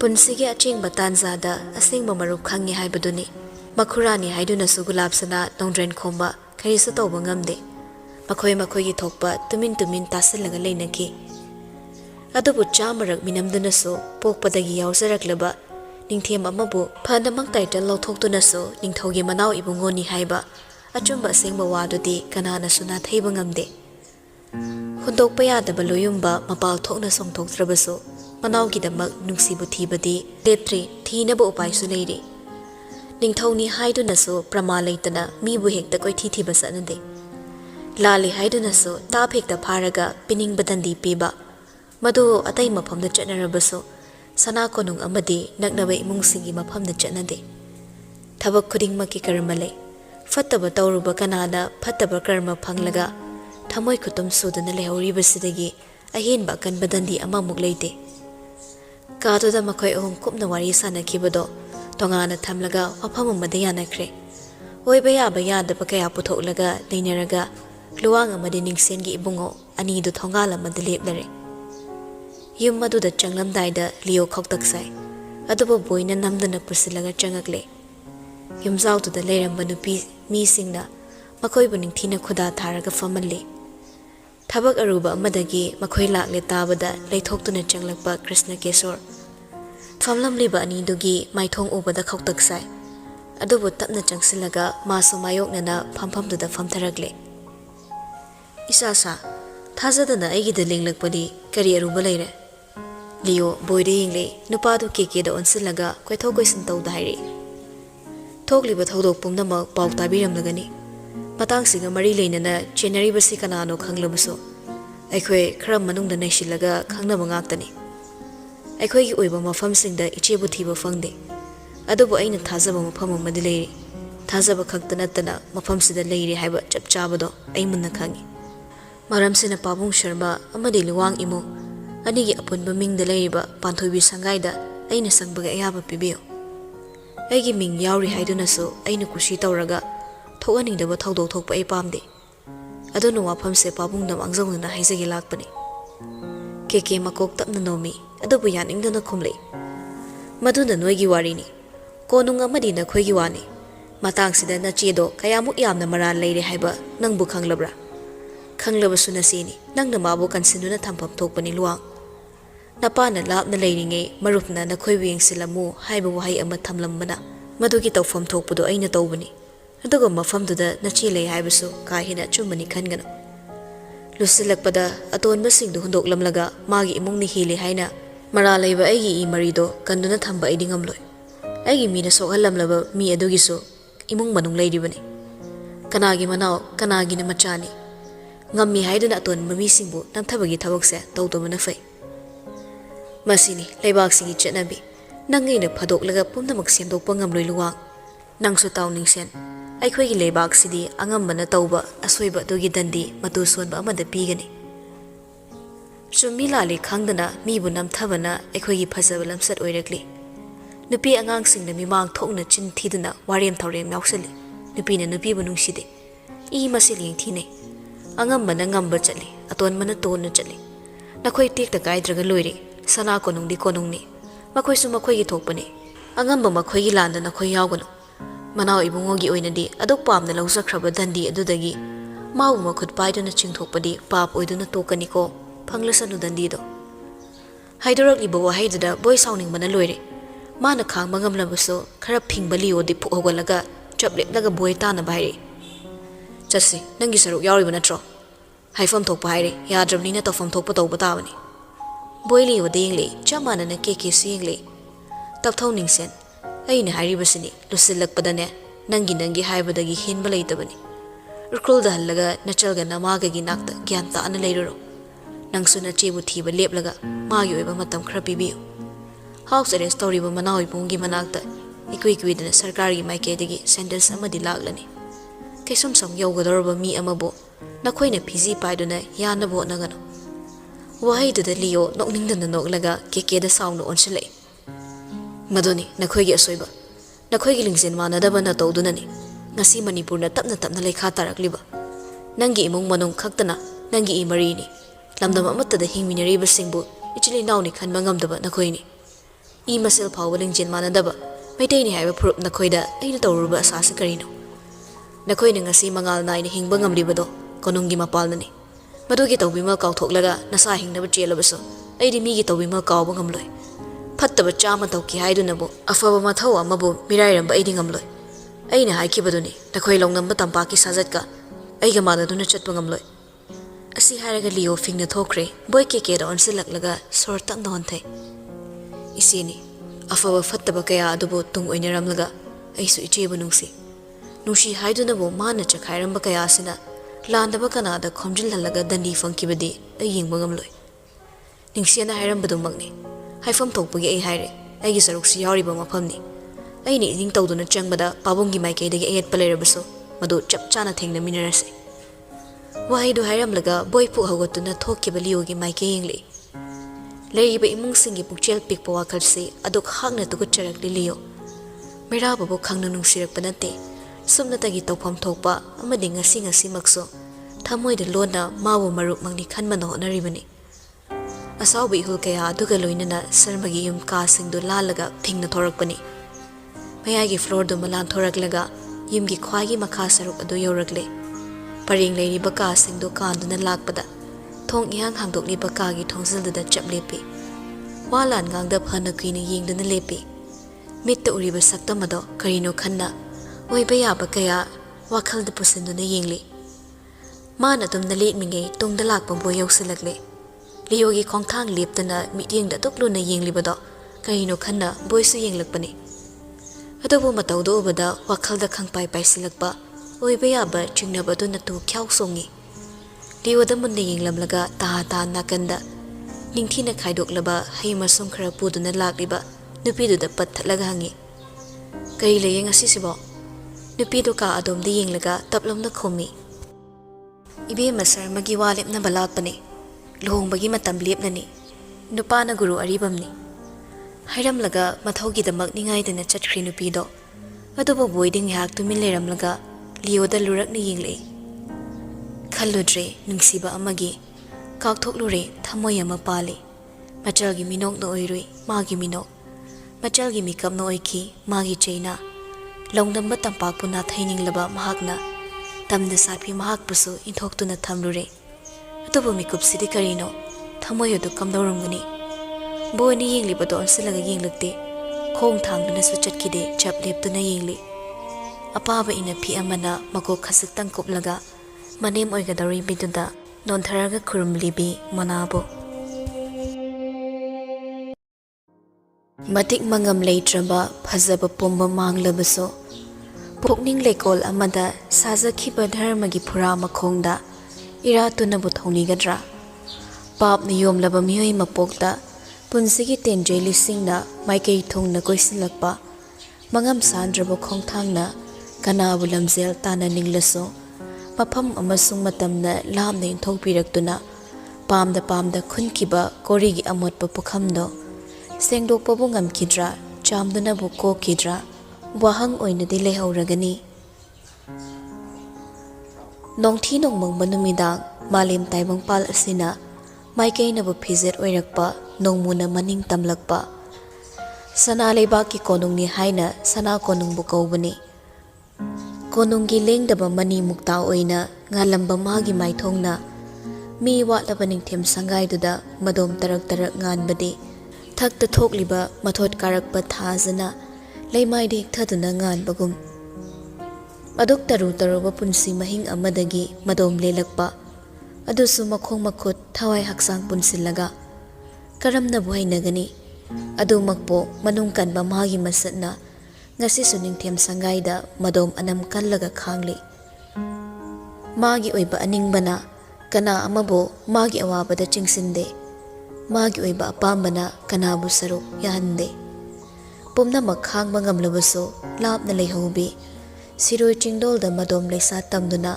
ꯈꯣꯏꯃꯨ ꯃꯥꯅ ꯁꯥꯈꯞ ꯊꯣꯏꯅ ꯆꯤꯡꯁꯥꯡ ꯅꯥꯄꯣꯝꯗ ꯈꯣꯡꯗꯣꯏ ꯍꯨꯜꯂꯛꯄꯕꯨ ꯉꯥꯏꯔꯤꯕꯤ ꯃꯥꯒꯤ ꯂꯤꯂꯤꯕꯨꯗꯤ ꯎꯅꯤꯡꯕꯅ ꯉꯥꯎꯔꯛꯏ ꯃꯍꯧꯁꯥꯒꯨꯝ ꯉꯁꯤꯁꯨ ꯅꯥꯎꯕꯅ ꯃꯥꯒꯤ ꯆꯥꯛ ꯏꯁꯤꯡꯒꯤꯗꯃꯛ ꯂꯦꯡꯉꯛꯂꯤ ꯔꯦꯛꯁ ꯂꯥꯛꯂꯝꯃꯤ ꯑꯗꯨꯕꯨ ꯉꯁꯤꯁꯨ ꯃꯔꯩ ꯇꯧꯗꯨꯅ ꯃꯥꯒꯤ ꯃꯅꯨꯡ ꯀꯟꯕ ꯃꯆꯠꯅ ꯉꯝꯈꯤ ꯅꯤꯡꯊꯦꯝ ꯁꯪꯒꯥꯏꯒꯤ ꯎꯐꯨꯜ ꯀꯥꯔꯕ ꯂꯥꯏꯕ꯭ꯔꯦꯔꯤ ꯑꯗꯨꯗ ꯃꯊꯟꯇ ꯇꯔꯛ ꯇꯔꯛ ꯂꯦꯞꯂꯒ ꯎꯐꯨꯜ ꯀꯥꯕ ꯂꯥꯏꯔꯤꯛ ꯑꯃ ꯁꯠꯂꯒ ꯂꯧꯊꯣꯛꯂꯒ ꯌꯦꯡꯉꯤ ꯂꯥꯏꯔꯤꯛꯇꯨꯒꯤ ꯃꯃꯥꯡꯗ ꯇꯔꯨ ꯇꯔꯨ ꯊꯥꯔꯝꯃꯤ ꯂꯩꯍꯥꯎ ꯂꯩꯔꯦꯟ ꯊꯤꯕꯗ ꯃꯩꯔꯥꯕ ꯅꯣꯛꯐꯦꯠ ꯇꯧꯔꯝꯂꯒ ꯂꯥꯏꯔꯤꯛꯇꯨꯒꯤ ꯑꯃꯣꯠꯄꯗꯣ ꯆꯤꯝꯕꯥꯜꯅ ꯐꯨ ꯐꯨ ꯀꯥꯝꯂꯒ ꯄꯛꯂꯛꯂꯤꯕ ꯎꯐꯨꯜꯁꯤꯡꯗꯣ ꯂꯧꯊꯣꯛꯅꯕ ꯍꯣꯠꯅꯩ ꯂꯩꯔꯤꯕ ꯇꯦꯕꯜ ꯑꯗꯣꯝꯗ ꯆꯪꯁꯤꯜꯂꯒ ꯃꯌꯦꯛ ꯊꯣꯛꯄ ꯁ꯭ꯇꯦꯟꯗꯨꯗ ꯌꯨꯡꯂꯤꯕ ꯀꯦꯟꯗꯜ ꯄꯔꯦꯡꯗꯣ ꯆꯨꯈꯠꯀꯦ ꯍꯥꯏꯅ ꯂꯥꯏꯇꯔꯗꯨ ꯍꯦꯛ ꯄꯥꯏꯈꯠꯄꯒ ꯊꯣꯡꯖꯤꯜꯗꯒꯤ ꯅꯥꯎꯕꯅ ꯀꯧꯔꯛꯏ ꯌꯥꯝꯕꯣ ꯂꯨꯛ ꯁꯦꯝꯕ ꯂꯣꯏꯔꯦ ꯑꯁꯤ ꯍꯥꯟꯅ ꯂꯣꯏꯁꯤꯟꯕꯤꯔꯣ ꯆꯨꯈꯠꯀꯦ ꯍꯣꯠꯅꯔꯝꯕ ꯂꯥꯏꯇꯔ ꯄꯣꯀꯦꯠꯇ ꯇꯞꯅ ꯍꯥꯞꯆꯤꯟꯈ꯭ꯔꯦ ꯄꯥꯏꯔꯝꯕ ꯂꯥꯏꯔꯤꯛ ꯇꯦꯕꯜꯗ ꯇꯞꯅ ꯊꯝꯂꯝꯂꯒ ꯑꯅꯤꯗꯨ ꯇꯨꯡꯗ ꯃꯥꯡꯗ ꯊꯣꯔꯛꯂꯦ ꯄꯥꯛ ꯆꯥꯎꯔꯕ ꯆꯥꯛꯁꯪꯗꯨꯗ ꯊꯥꯔꯤꯕ ꯗꯥꯏꯅꯤꯡ ꯇꯦꯕꯜꯗꯨꯗ ꯅꯤꯡꯊꯤꯖꯅ ꯁꯦꯝꯂꯕ ꯃꯥꯒꯤ ꯂꯨꯛ ꯆꯥꯎꯔꯕ ꯅꯤꯡꯊꯦꯝ ꯁꯪꯒꯥꯏ ꯏꯍꯥꯡ ꯍꯥꯡꯉꯤ ꯎꯕꯗ ꯃꯍꯧꯁꯥꯗꯤ ꯃꯥꯅ ꯆꯥꯛꯈꯨꯝꯗ ꯆꯪꯉꯛꯂꯕꯗꯤ ꯃꯅꯥꯏꯁꯤꯡ ꯍꯣꯕꯦ ꯍꯣꯕꯦ ꯆꯦꯜꯂꯒ ꯃꯤꯀꯨꯞ ꯑꯃꯠꯇ ꯃꯊꯟꯇ ꯇꯔꯛ ꯇꯔꯛ ꯂꯨꯛ ꯃꯅꯥꯛꯇ ꯐꯝꯗꯦ ꯑꯗꯨꯕꯨ ꯉꯁꯤꯗꯤ ꯇꯞꯅ ꯆꯪꯁꯤꯜꯂꯛꯂꯒ ꯃꯊꯟꯇ ꯐꯝꯃꯤ ꯅꯥꯎꯕꯁꯨ ꯉꯥꯏꯍꯥꯛ ꯌꯦꯡꯂꯝꯂꯒ ꯄꯔꯦꯡ ꯄꯥꯜꯂꯤꯕ ꯊꯣꯡꯅꯥꯎꯗꯨꯒꯤ ꯉꯧꯔꯨꯅꯕ ꯄꯔꯗꯥꯁꯤꯡꯗꯣ ꯆꯪꯁꯤꯜꯂꯒ ꯍꯥꯡꯗꯣꯛꯏ ꯍꯥꯏꯔꯛꯏ ꯃꯊꯧꯗꯣ ꯇꯧꯅ ꯇꯧꯅ ꯍꯥꯎꯁ ꯑꯦꯔꯦꯁ ꯃꯇꯝ ꯂꯣꯏꯔꯗꯤ ꯅꯅꯥꯏꯁꯤꯡ ꯂꯥꯛꯀꯅꯤ ꯌꯥꯝꯕꯨ ꯌꯥꯝꯕꯨꯡꯒꯤ ꯈꯨꯠ ꯆꯥꯕꯤ ꯅꯅꯥꯏ ꯈꯔ ꯁꯅꯥꯈ꯭ꯌꯥꯏ ꯏꯕꯨꯡꯉꯣꯗ ꯅꯦꯛꯂꯒ ꯊꯝꯂꯕꯅꯤ ꯐꯤꯃꯛꯇꯕꯨ ꯁꯨꯔꯦ ꯌꯥꯝꯕꯨꯡꯗꯤ ꯄꯨꯡꯁꯦꯡ ꯍꯦꯛ ꯁꯦꯡꯗꯕ ꯌꯥꯗꯦꯗꯣ ꯆꯥꯛꯃꯛꯇ ꯊꯣꯡꯂꯦ ꯍꯥꯎꯏꯒ ꯍꯥꯎꯇꯦꯒ ꯉꯥꯅꯝ ꯅꯝꯃꯤꯒ ꯃꯅꯝ ꯆꯦꯜꯂꯤꯒ ꯂꯩꯀꯣꯜꯃꯛꯇꯕꯨ ꯁꯦꯡꯂꯦ ꯃꯣꯠꯂꯤ ꯃꯣꯠꯇꯦ ꯆꯥꯏ ꯆꯥꯏꯗꯦ ꯋꯥ ꯄꯦꯠꯈ꯭ꯔꯕ ꯌꯥꯝꯕꯨꯡꯅ ꯅꯤꯡꯊꯦꯝ ꯁꯪꯒꯥꯏꯁꯤꯗ ꯅꯊꯟꯇ ꯂꯩꯒꯅꯤ ꯈꯜꯂꯨꯕꯗ ꯁꯅꯥꯈ꯭ꯌꯥꯏ ꯏꯕꯨꯡꯉꯣꯗꯤ ꯍꯧꯖꯤꯛꯇꯩ ꯍꯧꯅ ꯕꯤꯄꯤ ꯒꯨꯂꯤ ꯁꯦꯝ ꯁꯥꯈ꯭ꯔꯕꯅꯤ ꯃꯩꯔꯥꯕꯁꯨ ꯈꯪꯉꯤ ꯃꯥꯅ ꯀꯣꯅꯨꯡꯗꯒꯤ ꯂꯥꯞꯅ ꯂꯩꯔꯕꯁꯨ ꯃꯌꯥꯝꯕꯅ ꯃꯍꯥꯛꯄꯨꯗꯤ ꯀꯩꯗꯧꯅꯨꯡꯗ ꯏꯟꯊꯣꯛꯂꯒ ꯊꯝꯂꯣꯏ ꯑꯗꯨꯃꯛꯄꯨ ꯇꯝꯕ ꯉꯝꯗ꯭ꯔꯕ ꯃꯍꯥꯛꯅ ꯋꯥꯔꯤꯗꯨꯗ ꯃꯣꯃꯣꯟ ꯅꯣꯛꯂ ꯃꯤꯅꯣꯛ ꯇꯝꯂꯨꯕ ꯌꯥꯗꯕꯅ ꯆꯥꯅꯕꯗꯨꯗ ꯌꯦꯡꯂꯛꯏ ꯃꯈꯨꯝ ꯈꯨꯝꯂꯤꯕꯁꯤꯡꯗꯣ ꯃꯊꯪ ꯃꯊꯪ ꯇꯞꯅ ꯇꯞꯅ ꯍꯥꯡꯗꯣꯛꯏ amamamto oina sum hangdorakpada ngari thakta morok kahalaga iromba amu hangdokpada chamtakna thongba iru kamba hawai amu hangdokpada na magi thawai mathil sangom sana ado mapop kahenda nang launa thongba mathangi mathilda mayek thokpa angauba makhumna kopliba tengota fat hangdoi mathop naibasi ama tarak yawrami meraba nawbada khangyeng yingle nupa du suhana na yinglaga lerambadai nokmi tori telephone taraktuna chithi loba lakbiyo harakpadai numi leitharakpado khulda ngyak chacharubani yamungna khwaidagi pamjaba mathil hana khallaga charasanuna luksen badhap charambani wahid matek ama taramlaga thoina loksiludre chakta mitaramba mityengdo thaidoklaga mathop naiba chido prab phakdui awaba waring linglamde harau thokpa khonthokumna wahaigi mayek khuding khonjel oina nakhongda noklaga tarai ingbro yambong aikhoi ukruldi hauzik siamna ingli thongal wangmada hoba usan pambido khangidana makhongda leplaga yambongna ibu ngairambado madi ate upal singum liri khoiride mana hum tharak prasahumda sumangda hoba leihauda amata khaktana kenkre merabano ninglaktuna nokfet tawi nupido makha tarai ningtham matam yoraklabadi unsu taraklani hauriba upal wapal herang leirang amata khangba ngamlaroi aikhoi pamna thaba kobi masoi khara so hapkibani yambungi lokhaubada sengna chamthoklaga mathela ma oina thongbiyo haiduna sinakibani chingi lehauda hoba ensangdi yamna haubani haina drabaso charaga tangyingbiyo mahaudo yambung kahauba ngamloi wahidada mairaba michina haifetang luktuda yinglei ngasai makai urude maitei boriga thau ngoraga thonglaga mathil oina leiriba chingi athotpa kobi masoido madubu yengluraga amu hanjilaktana paribado makha sathai amuksu chingnei wakhalda punsige anganma matamgi ningsingba thoktraba matamduna puraki aibu nangi nanakta ahanba ubada khanki kanagi macha pakhangno nushirasi chendedako nupadu khonjel khasitang thokna nokthokli manakta leitrabaso makhut mangna irakpa wahai paringduna thamoiba kayada nungai hliba mapal thongi saktamna namangda sana oina leplaso punsi asengma masakna ningsangi kachang oirambana jingnabana aiba wahalli aigi senglaba leitolna maitei nangi naro lolabaso aibu kanana maitei ningolni haibigani hainingbadi kayane tamningbasu lisingni haukiba matamda nang aigi thamoina lanthingnaraga manghankiba matamdo madabu loina kauthoklaga jingda pokpi aigi yekta mityengsina yenglubada pamlai karigumbada khungi haraubana lakpada aina jagoi saringei yambungna ibu yenglakpa khanjillubada awaba warini wahini wakhal bulum thanba semai dung hak setna paisilaga thoknawromda yengle leptuna lehoba nawba leplamdre apaba angauba pardar singduna malengi sahumda maikei salai khangdana homdoklibado mangairamle ningthem sangagi wanglaba dalanduda paliba maning tamlaba thoknaw adugi wangmada uriba chingsang napom paringdo yengluraga ningsinghali mabu ngairamgadra khangningle ngairamdrabadi kamdogani irakliba wahaiduda mabu ngairoi hairaklabadi khanduna mairaba takna onsalaktuна yengle kumgi soipadraba kumhaina naksilakpada churchta chatlaga pakhang leisa singna jagoi tamduna isei tamduna magi oiba kanabu lona chilokna bu uraga nangbu tattana ningsinge nangne khut paiduna miyamangda leplaga isorbu sakhi thamduna aibu thadokloi haina wasakpa adubu nang aigi marakta khenaba chanabi amadi dharmana aigi ningba puthugairabasu pumnamakki mathakta aibu hena wahalibana yambongni mikupsida amo warobagi wahai Ngairi haiba wahai tumatangdi mafamdagi taningbani. Adubu anam kanba nupisina pagek haide. Aroiba pandupto yaurakle. Adubu ngairi haiba wahai taba phangnaroidra khanna melgi khongjildo yankhalei. Ningthem nangi sangaida bandi oina leiraban hakpo karamba asaga loinana ngairamo haina takpirakpano. Manung kanba nangi na chatna nadom chatkraba amamba lambiduda leplaga aigi ukrumai kaibo kayam kuini yenglakpa ngamgani. Nangi purada landagi siroi chingsang urabaso aigi chingsang napomdagi nangbu uba phangdiye. Asum aran phajaba thiba dharmagi mityeng pumdamaksigi mathakta nangi anam kanbana to. Matang aduda loishinkre hainingliba nunggi atradi mana chimbal masi lengdaba asina sagatchaba asa mangtharakle kanapam leitre haibane. Nakna ninglabasu manakta khongpham luraba mahakna machi khasaktang lenglubada kari oigani tamba ngamdabana ngasi sumabu ningsingmatamak ningsinglaga chedo hanago mathop naina thapsankre.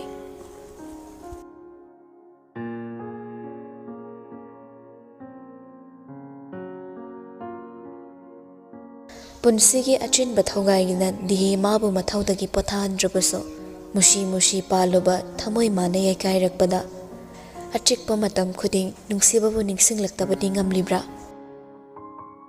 Nungsibana piba maichakti mai kaubalai faubana ikaizaba chainani. Aina ningluba kana amabo ngamkhai leitana nungsirabaso aigi oina phangjaba ngamlabadi nungsibagi magun yauramloi.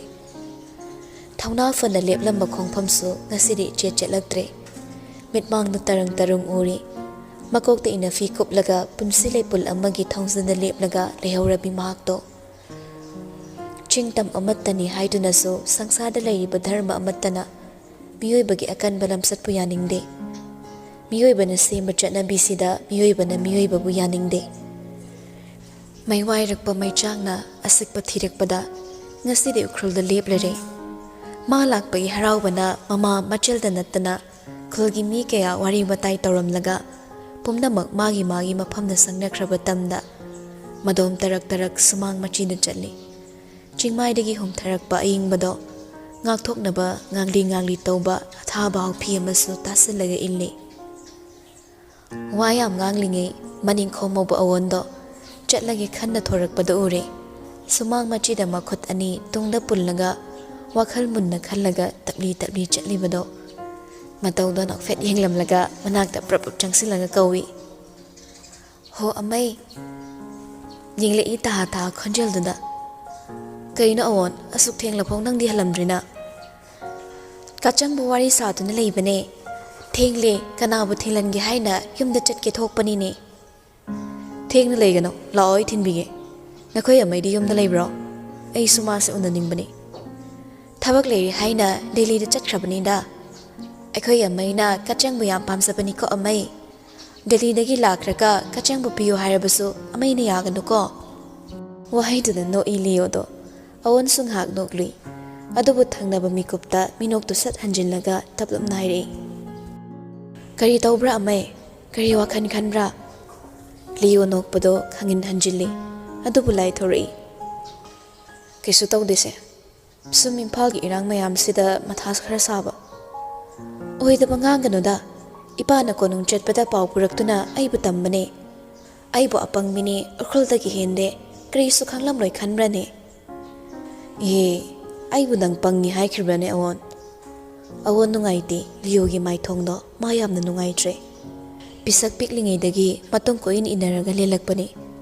Liyo ne imphal chatkringe thabagi nakta laklaga imungi thabag hek tawramba Liyo lakle tabada harauna chelaktuna amai haina koitan tanaraga loinaba ipang na chamlaba magi punsida Liyogi awaba maithong uba ngamda itap nairi.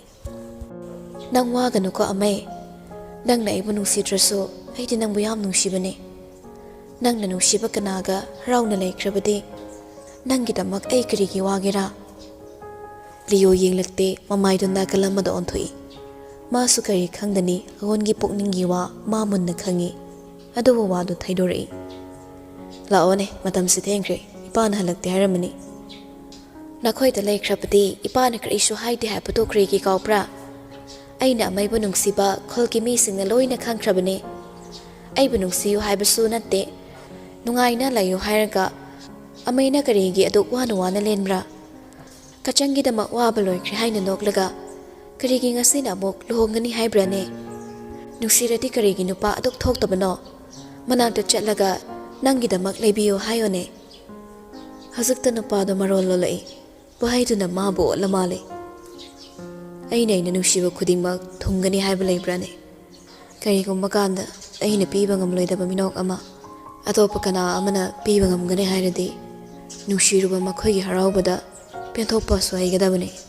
Karigumba aina tamgi pakhang oiramlaga mana chingmi ningol oiramlabadi aidi thawna fudoklamgani.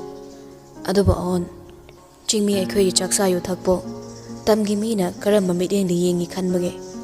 Chimbal da khaktani chingtam amattani. Thamoi manungdadi madugi khenabana amana mabu labna inthoknabani. Nungsirabadi loire. Zat panaraga nungsiba laitradi kari kanagera. Thamoi ya waba pumnamak tamthoktuna inaw nauba isam samba magi kokta tainafum oiningde. Mas awan manungsi icham chamna nungsi maram sina hairi wana nongthokladuna. Angang nang nungsi nungol yam khanglabagum ngangano. Lao ay thongal thok thinbige. Nang laisa farabani. Asum na thengba phaw laikai koiduna laithokano. Awan marai yetludre. Mang thaki beliyogi tung tatu inarai. Tung dagi cheptha yingse. Fagi tawduna nokhan mangamra yingi. Leo na amumuk tangna noglakpada. Awan bang nungay gani khalli.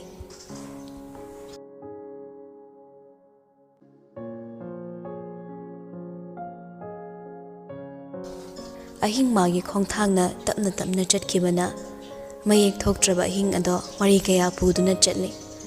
Hayengi mikapsida kari karamba anawba numit ama puraknaba chen chongduna honariba kayana magi ngamsaba thawna puthoklaga chili. Konungdagi sulaplaba mapuroidbadagi sulaplaba masi oira male dandi se masidagi henba dandi ama thongzada leplakkini haibadi wakhalna lamduna khallude. Tumthaba yadraba hingduda mathanda tarak wakhal khallaga phamlambani. Adubu thongzildagi sahum naina changsilakliba sahumduda nungsi onthoktuna khangyenglei. Tumina lotuna leire kanana suma phamsida changlaga kusi tawba ngamloi khallubado ma manawbudi kawrure. Saktamdu ubada phamlambadagi hagotlaga kawri. Ibungo boy machida ubada puning sonthaba yade khalli phazile. Kayang kuina laikine leibak mathak makha walalamaga asumna kyam kuina lotun laikine.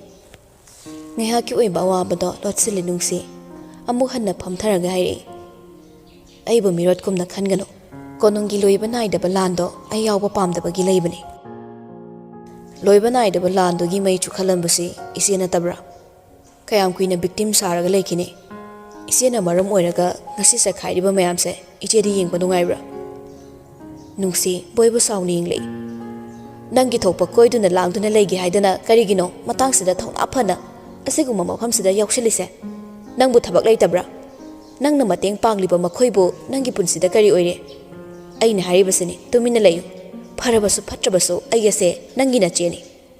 Ise oirambagini aina ngasi laktuna haijarise. Boy khonjeldu khasktang taptharai.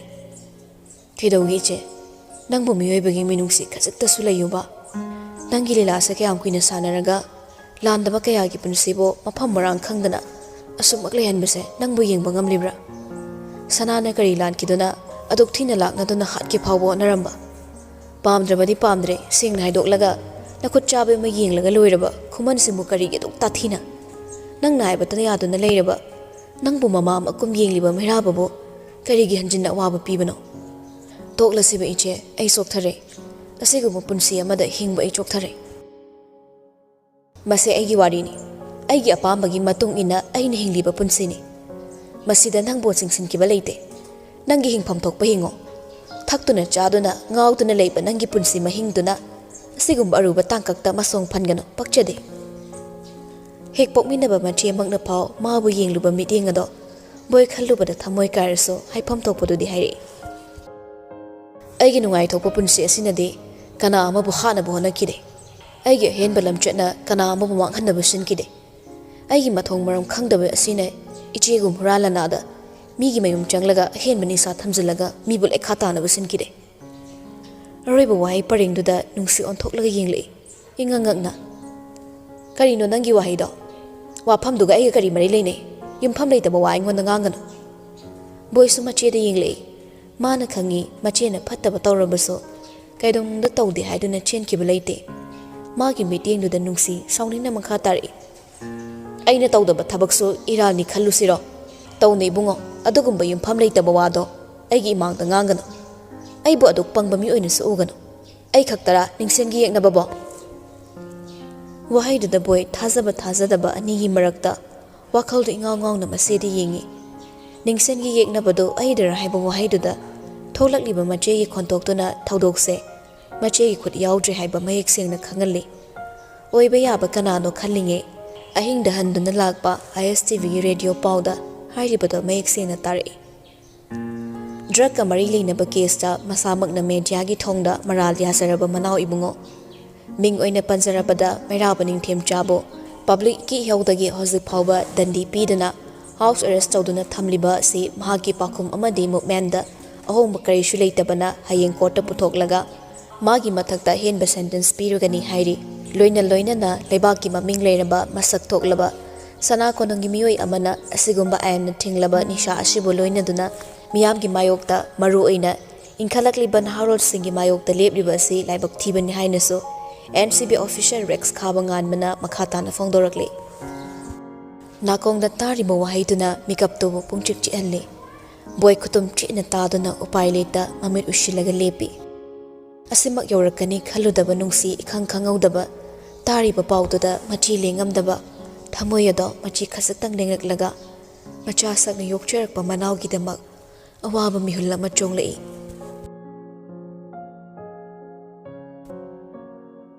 sandorakpa pawduna maram oinaga otlaba thawai kayagi manungda rombat leita from khangdaba terrace mathaktuda leplaga lei tanjaduda hingda lona khumani mungtamna lakpa nupa ado robert ki mana changaktuna leplare mani nagaramda leiba ningsengi yumda driver oina leiba nupa duni nupa do obada robert sor takna hontharaga nakalda leiriba envelope to tapai khatlaga pire se nangi tikeni leirugadaba yumdugi address uni check manasi yawbani walaga ingonda pauloro nupado kirup changsilaklaga envelope to lawi robert makok tapna illaga nupado bu chalo haing ingit tawi tung hallaga chatkrabada mathanda tarak le faure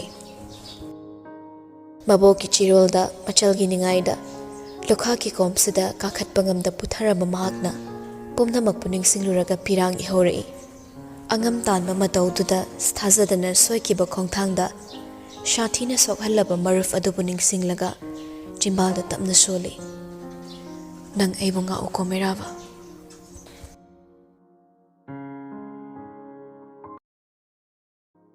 nong madinga lakano yade ai yoi pakanaga lapnarakpa punsida angakpa wari nate ningsinglaroi khanna ningsingba kaungna balambi thiringai paisilakpane mabu ningsingna papambai lising anam kanba kanagi thamoigi asing manushibana bidigi ahakpa phirep hongdokhan mangamde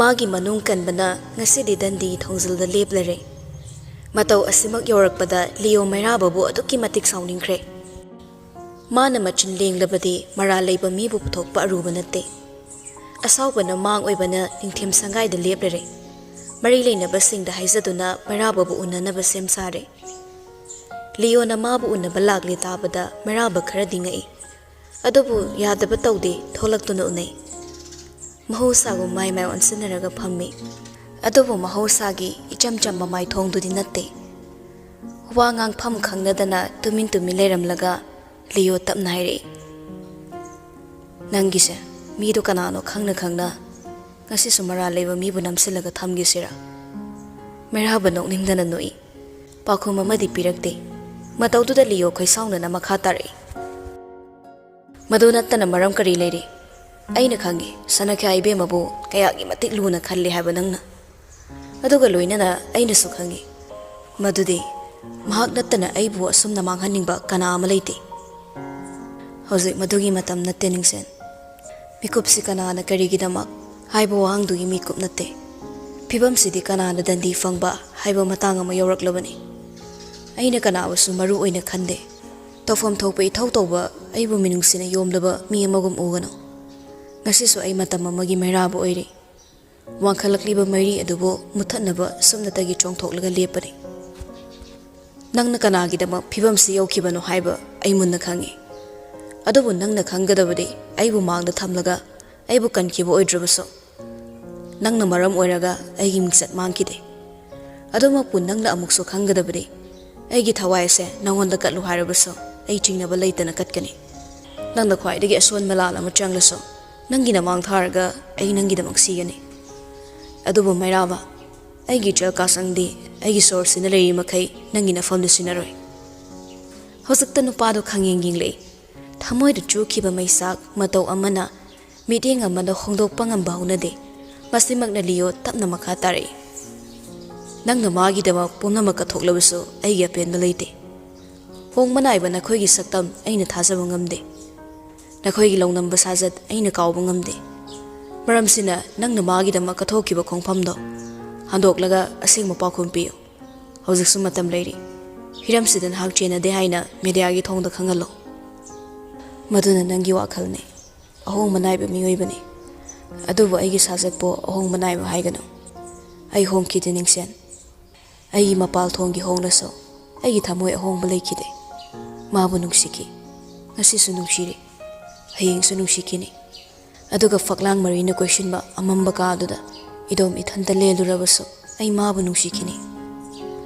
ꯃꯆꯜꯕꯨ ꯍꯤꯔꯝ ꯈꯨꯗꯤꯡꯗ ꯏꯆꯦꯟ ꯆꯦꯟꯅꯔꯛꯄ ꯃꯇꯧꯗ ꯂꯤꯌꯣ ꯁꯥꯎꯅꯤꯡꯕꯗꯒꯤ ꯐꯝꯂꯝꯕꯗꯩ ꯐꯨꯛ ꯍꯧꯒꯠꯂꯤ ꯃꯥꯕꯨ ꯇꯥꯟꯅꯔꯒ ꯃꯥꯌꯣꯛꯅꯗ꯭ꯔꯕꯁꯨ ꯃꯩꯔꯥꯕ ꯐꯝꯅ ꯐꯝꯅ ꯑꯗꯨꯃꯛ ꯃꯈꯥ ꯇꯥꯔꯤ ꯑꯩꯒꯤ ꯐꯤꯔꯦꯞ ꯑꯩꯅ ꯈꯪꯉꯤ ꯂꯧꯈꯤꯕ ꯐꯤꯔꯦꯞ ꯑꯗꯨꯒꯤ ꯃꯇꯨꯡꯗ ꯂꯥꯛꯀꯗꯕ ꯃꯊꯦꯜꯗꯣ ꯑꯩꯅ ꯃꯨꯟꯅ ꯈꯪꯉꯤ ꯅꯪꯕꯨ ꯐꯥꯈ꯭ꯔꯦ ꯇꯥꯕꯗ ꯏꯅꯥꯛꯇ ꯀꯞꯇꯨꯅ ꯆꯦꯜꯂꯛꯂꯝꯕ ꯃꯤꯀꯨꯞꯇꯨꯗ ꯃꯥꯒꯤ ꯄꯤꯔꯥꯡ ꯇꯩꯊꯣꯛꯍꯧꯗꯕꯒꯤ ꯉꯁꯤ ꯐꯥꯎꯕ ꯅꯤꯡꯉꯝꯗꯅ ꯂꯦꯜꯂꯤꯕ ꯑꯩꯅꯤ ꯃꯥꯒꯤꯗꯃꯛ ꯀꯠꯊꯣꯛꯄꯅꯤ ꯃꯁꯤ ꯍꯥꯏ ꯍꯥꯏꯅ ꯄꯨꯛꯆꯦꯜ ꯆꯥꯎꯕ ꯁꯥꯔꯒ ꯑꯩꯗꯤ ꯃꯥꯕꯨ ꯅꯨꯡꯁꯤꯕꯤꯔꯛꯀꯅꯨ ꯍꯥꯏꯔꯣꯏ ꯅꯨꯡꯁꯤꯕꯤꯌꯨ ꯍꯥꯏꯒꯅꯤ ꯑꯩꯒꯤ ꯏꯇꯧꯁꯤꯅ ꯑꯩꯁꯨ ꯊꯃꯣꯏ ꯄꯥꯜꯂꯤ ꯅꯪꯒꯤꯗꯃꯛ ꯁꯤ ꯌꯧꯅ ꯇꯧꯕ ꯉꯝꯃꯤ ꯍꯥꯏꯅ ꯅꯨꯄꯥ ꯑꯃ ꯑꯣꯏꯕꯒꯤ ꯃꯒꯨꯟ ꯎꯠꯄꯅꯤ ꯑꯗꯨꯕꯨ ꯃꯅꯥꯛꯇ ꯂꯥꯛꯈꯤꯅꯤ ꯍꯥꯏꯅ ꯊꯥꯖꯕ ꯄꯤꯈꯤꯕ ꯋꯥꯍꯩꯗꯨꯃꯗꯤ ꯑꯩꯅ ꯉꯥꯛꯄ ꯉꯝꯂꯣꯏꯗꯧꯔꯦ ꯑꯗꯨꯕꯨ ꯅꯤꯡꯁꯦꯟ ꯑꯩꯗꯤ ꯄꯨꯛꯆꯦꯜ ꯄꯤꯛꯏ ꯅꯨꯡꯁꯤꯕꯗꯁꯨ ꯑꯩ ꯄꯨꯛꯆꯦꯜ ꯄꯤꯛꯈꯤꯒꯅꯤ ꯅꯪꯒꯤ ꯑꯣꯏꯕ ꯑꯩꯕꯨ ꯌꯥꯅꯤꯡꯗꯕꯒꯤ ꯏꯍꯨꯜ ꯑꯗꯨꯅ ꯑꯩꯕꯨ ꯉꯥꯏꯔꯤꯕ ꯅꯆꯜꯕꯨ ꯑꯇꯣꯞꯄ ꯅꯪꯅ ꯈꯣꯏꯗꯥꯔꯦ ꯈꯟꯕ ꯀꯅꯥꯗ ꯁꯤꯟꯅꯔꯝꯒꯅꯨ ꯀꯩꯁꯨꯝꯁꯪꯗ ꯄꯨꯟꯁꯤ ꯇꯪꯈꯥꯏ ꯑꯃ ꯂꯦꯜꯂꯕꯁꯨ ꯑꯩ ꯅꯪꯒꯤ ꯎꯈ꯭ꯔꯨꯜꯗ ꯅꯪꯒꯤ ꯅꯆꯜꯕꯨ ꯂꯧꯕ ꯂꯥꯛꯈꯤꯅꯤ ꯑꯁꯥꯎꯕꯅ ꯐꯨꯟꯒꯠꯂꯛꯂꯤ ꯂꯤꯌꯣ ꯃꯩꯔꯥꯕꯕꯨ ꯅꯨꯡꯁꯤꯗꯕꯒꯤ ꯅꯠꯇꯦ ꯅꯥꯄꯜ ꯀꯥꯏ ꯑꯣꯏꯖꯕ ꯊꯤ ꯍꯥꯏꯅ ꯃꯥꯒꯤ ꯊꯃꯣꯏꯅ ꯍꯨ 8ꯃꯨꯛ ꯈꯥꯔꯨꯕ ꯃꯤꯁꯛ ꯑꯃꯕꯨ ꯆꯤꯅꯤ ꯍꯩꯉꯥꯟꯗꯒꯤꯁꯨ ꯍꯦꯟꯅ ꯊꯨꯝꯂꯝꯕ ꯃꯇꯧꯁꯤꯅ ꯃꯥꯕꯨ ꯃꯔꯥꯜ ꯂꯩꯕ ꯑꯣꯏꯍꯜꯂꯤꯕ ꯑꯁꯤꯕꯨ ꯈꯜꯂꯨꯕꯗ ꯃꯊꯟꯇ ꯁꯥꯎꯅꯤꯡꯕꯅꯤ ꯂꯣꯏꯅ ꯂꯣꯏꯅꯅ ꯃꯆꯜꯒꯤ ꯃꯃꯤꯡ ꯇꯠꯇꯅ ꯅꯞꯂꯤꯕꯁꯦ ꯄꯥꯝꯗꯕꯅ ꯍꯟꯖꯤꯟꯅ ꯑꯃꯨꯛ ꯍꯥꯏꯔꯛꯏ ꯑꯩꯒꯤ ꯏꯆꯜꯅꯤ ꯑꯩꯅ ꯌꯥꯔꯦ ꯈꯟꯕ ꯀꯅꯥꯗ ꯏꯆꯜ ꯁꯤꯟꯅꯕ ꯑꯩꯒꯤ ꯊꯧꯅꯤ ꯃꯥꯒꯤ ꯅꯨꯡꯉꯥꯏꯕꯅ ꯑꯩꯈꯣꯏ ꯄꯨꯝꯅꯃꯛꯀꯤ ꯑꯣꯏꯕꯅꯤ ꯁꯥꯒꯩ ꯅꯥꯇꯩ ꯐꯥꯎꯕ ꯌꯦꯡꯊꯤꯅꯕ ꯑꯃꯅ ꯑꯃꯕꯨ ꯅꯨꯡꯁꯤꯕ ꯉꯝꯗꯕ ꯅꯈꯣꯏꯗ ꯀꯔꯤ ꯑꯁꯥ ꯇꯧꯗꯨꯅ ꯑꯩꯒꯤ ꯏꯆꯜꯕꯨ ꯊꯥꯖꯒꯅꯤ ꯑꯃꯨꯛꯁꯨ ꯍꯟꯅ ꯍꯥꯏꯔꯤ ꯑꯩꯕꯨ ꯍꯥꯠꯀꯅꯤ ꯍꯥꯏꯔꯕꯁꯨ ꯑꯩ ꯆꯤꯡꯅꯗꯦ ꯑꯗꯨꯕꯨ ꯑꯩꯅ ꯍꯤꯡꯂꯤ ꯃꯈꯩꯗꯤ ꯅꯪꯒꯤ ꯅꯐꯝꯗ ꯑꯩꯒꯤ ꯏꯆꯜ ꯁꯤꯟꯅꯔꯣꯏ ꯃꯁꯤ ꯈꯟꯗꯨꯅ ꯅꯪꯒꯤ ꯐꯤꯔꯦꯞ ꯍꯣꯡꯉꯨ ꯑꯩ ꯅꯪꯕꯨ ꯍꯧꯖꯤꯛꯁꯨ ꯌꯥꯕ ꯉꯝꯗ꯭ꯔꯤ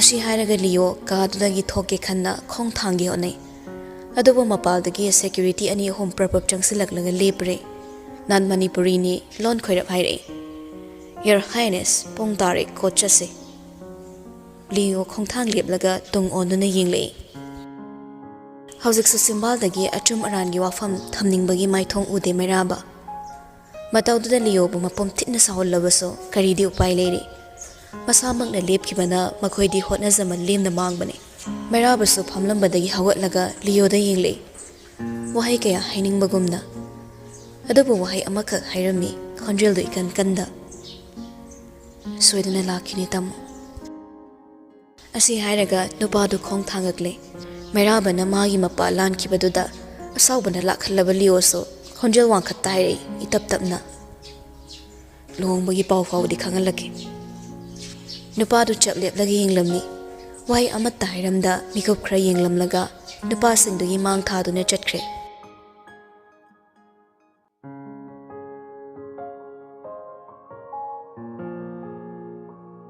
maral gidamak are padandi piragani haiba wafamduna mafam khuding sarasa lagle khallaroi khanna khandaba ngamdraba magi wakhalduna laiman oiraga ton laifam khangde robert su leitaba maramna mathandani tarak leiriba irang langliba kaya da uraga wakhalna unglaga mathanta soli laikro kaisum sangdana punsi chupagi laikro nangna naning tamlakpada hongki gataba nangi saktamda aying bangamloi punsi chupa phadok oiduna nang kaisum sangdalen khroyambo nakhoi ni gi amat toiba saktam aying bangamloi nang punsi naning tamlano wahai du haina ton mamitagi mapita na kable magi oiba oisaba khalingai nungshi hairiba mahakpo harauna rekiba dudi pangkidre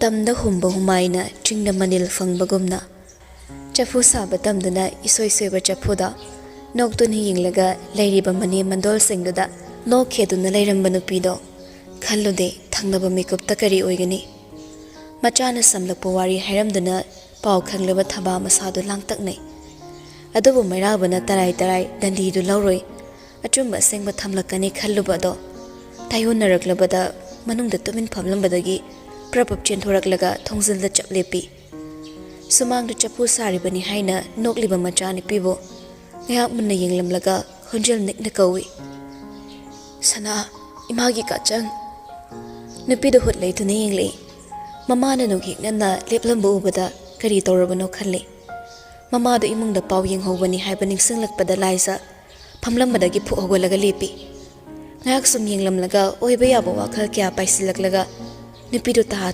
chensilagle mayai ka oiribat aduda chauna khiliba tv dugi mamangda chaplepi gari dagi kumtharakba maira babo wanga khangadabagi press mayamna omsili security singna mabu ngakselaga lambi pi na bo naribado mado batalaisa mama na tathak onsili ima yamung sa house arrest tawi hairaga kaiginu ima chumaran khangdringe yamung sa koi ko ta puthok doino thaba khumbangamdi tingak tengik leiriba machagi angak pamai thong do gyan tarakpada aphabo oiroi khanduna changsilaga tapnairi se ima wa haige nang pakhat kanu kaisu tawroi haibadine ima ngamloi adubo mikupsida kari upai di tawgani mama na changsilaklibado yade khongpham matung hallaga hairi aigi damangni ima pumnamak se aigi damangni haiba nakhoi kari gi khangdabano aibu kappa themnaba aibu nungsiba unnaba yamungna pumnamak thadoktuna aigi damang leplaga kaigino mahabu kan bangamjise thaba kapningmado khanglaga khongkap amamu changsilaga machagi khotto paisili nang tapthoi bema isati maram mokpani imagi wataw nabungso angambu watnabani adubo masana leptuna leikhraga aikhoigi kari upaino aikhoidana tana manawai bungobu mateng pangge khanna tingthoklaba khutsa khudingne magi matawna lemna manglibani ne ai taningde ai kaisu taningde anam kali khangdabra nakhoina haiba yadrasu aina harabati yani maga unage haina hanjin haizabada aigi wan oina karigi tabidabano ai mabu themagam gani yambungi khongpham aina hongat magam gani kaigino noina mabu aiga una handabase hayo ima na chagi da manglaisa pumba ka thoklaba mabu karigino amaina nungsiba gamdrise hazikta thabado wana khangduma mai chakto puthoraga khonjel warop lauri karamda nungsiu haibano makhoina maram oiraga natro magi mu makna nangbu na bo naramle kadu khangla phauba magi mi bo kallaga tumina leisin kiba ma boi khoina karamda nungsiu haibano nangda ga isu khangdrabasu nangi haksangda takiba ipum sanglaba dakpham singdo aikhoiding asi phauba ningsingli isamak bu hatna bo naramba makhoida kari thazaba thamlaga nangbu unaruso haina thagani imagi bema puksel pi harabasu nangbu kaina bagi maina ngaura bai khodine nangbu mi mangsidagi mikup ma phawba laphanduna nongsagi machinja oikiba pamdine ai sontharaktuna kapliba mamabu yinglaga nungaitaba poklabaso mikuptugi oiba sawbana khonjel nikna hairi mamabu warongni yinglaga yambungi kari maralno ima ningthema pokta pokluba adubu magi marala nangbu haiki bataini ima ningthema pokti konung amasung phambaldagi henba leite haina magi phambal kitamak magi konung kitamak aibu na thairabaso ayin khuding aibu ningsinglaga chaikhairabo magi wakalgi awabadi na khoina ubangam kibra luraba loknungda pattuna pomtuna siragadaba aibu kanbikiba misakto nangbu kaurabe ima thaba makok tamna hairaga pakhum pire nang wagano nang pakhatpa yade haibana khangliba natra chalo nangi kadane ningthina potharaga le nangna sumna kaptuna leiradi ikhoi karamda layu haibanu ibema mamagi tapthaba wahido taba ngablaktaduna khonjel hauna lauri aidi karamda hingo haibano mana igida makai sum sangda chahi ke alen kraka ai karamda hingo haibano ima ai mabu ngaibani numit kudengi khulgi khun khada leptuna ai yamung bungai ima chingsang na pomda leplaga yambung ki mai ke yenglise nakhoi ke khangdabanu ima napal chawa yambung do ai di nungsi ima oizabati ba yambung do ai ni yam nungsi ima ai themge ai mabu themba gamgani ai na themdrabadi mabu wa phangleroi ai mabu themgi ima ai yambung bu themruge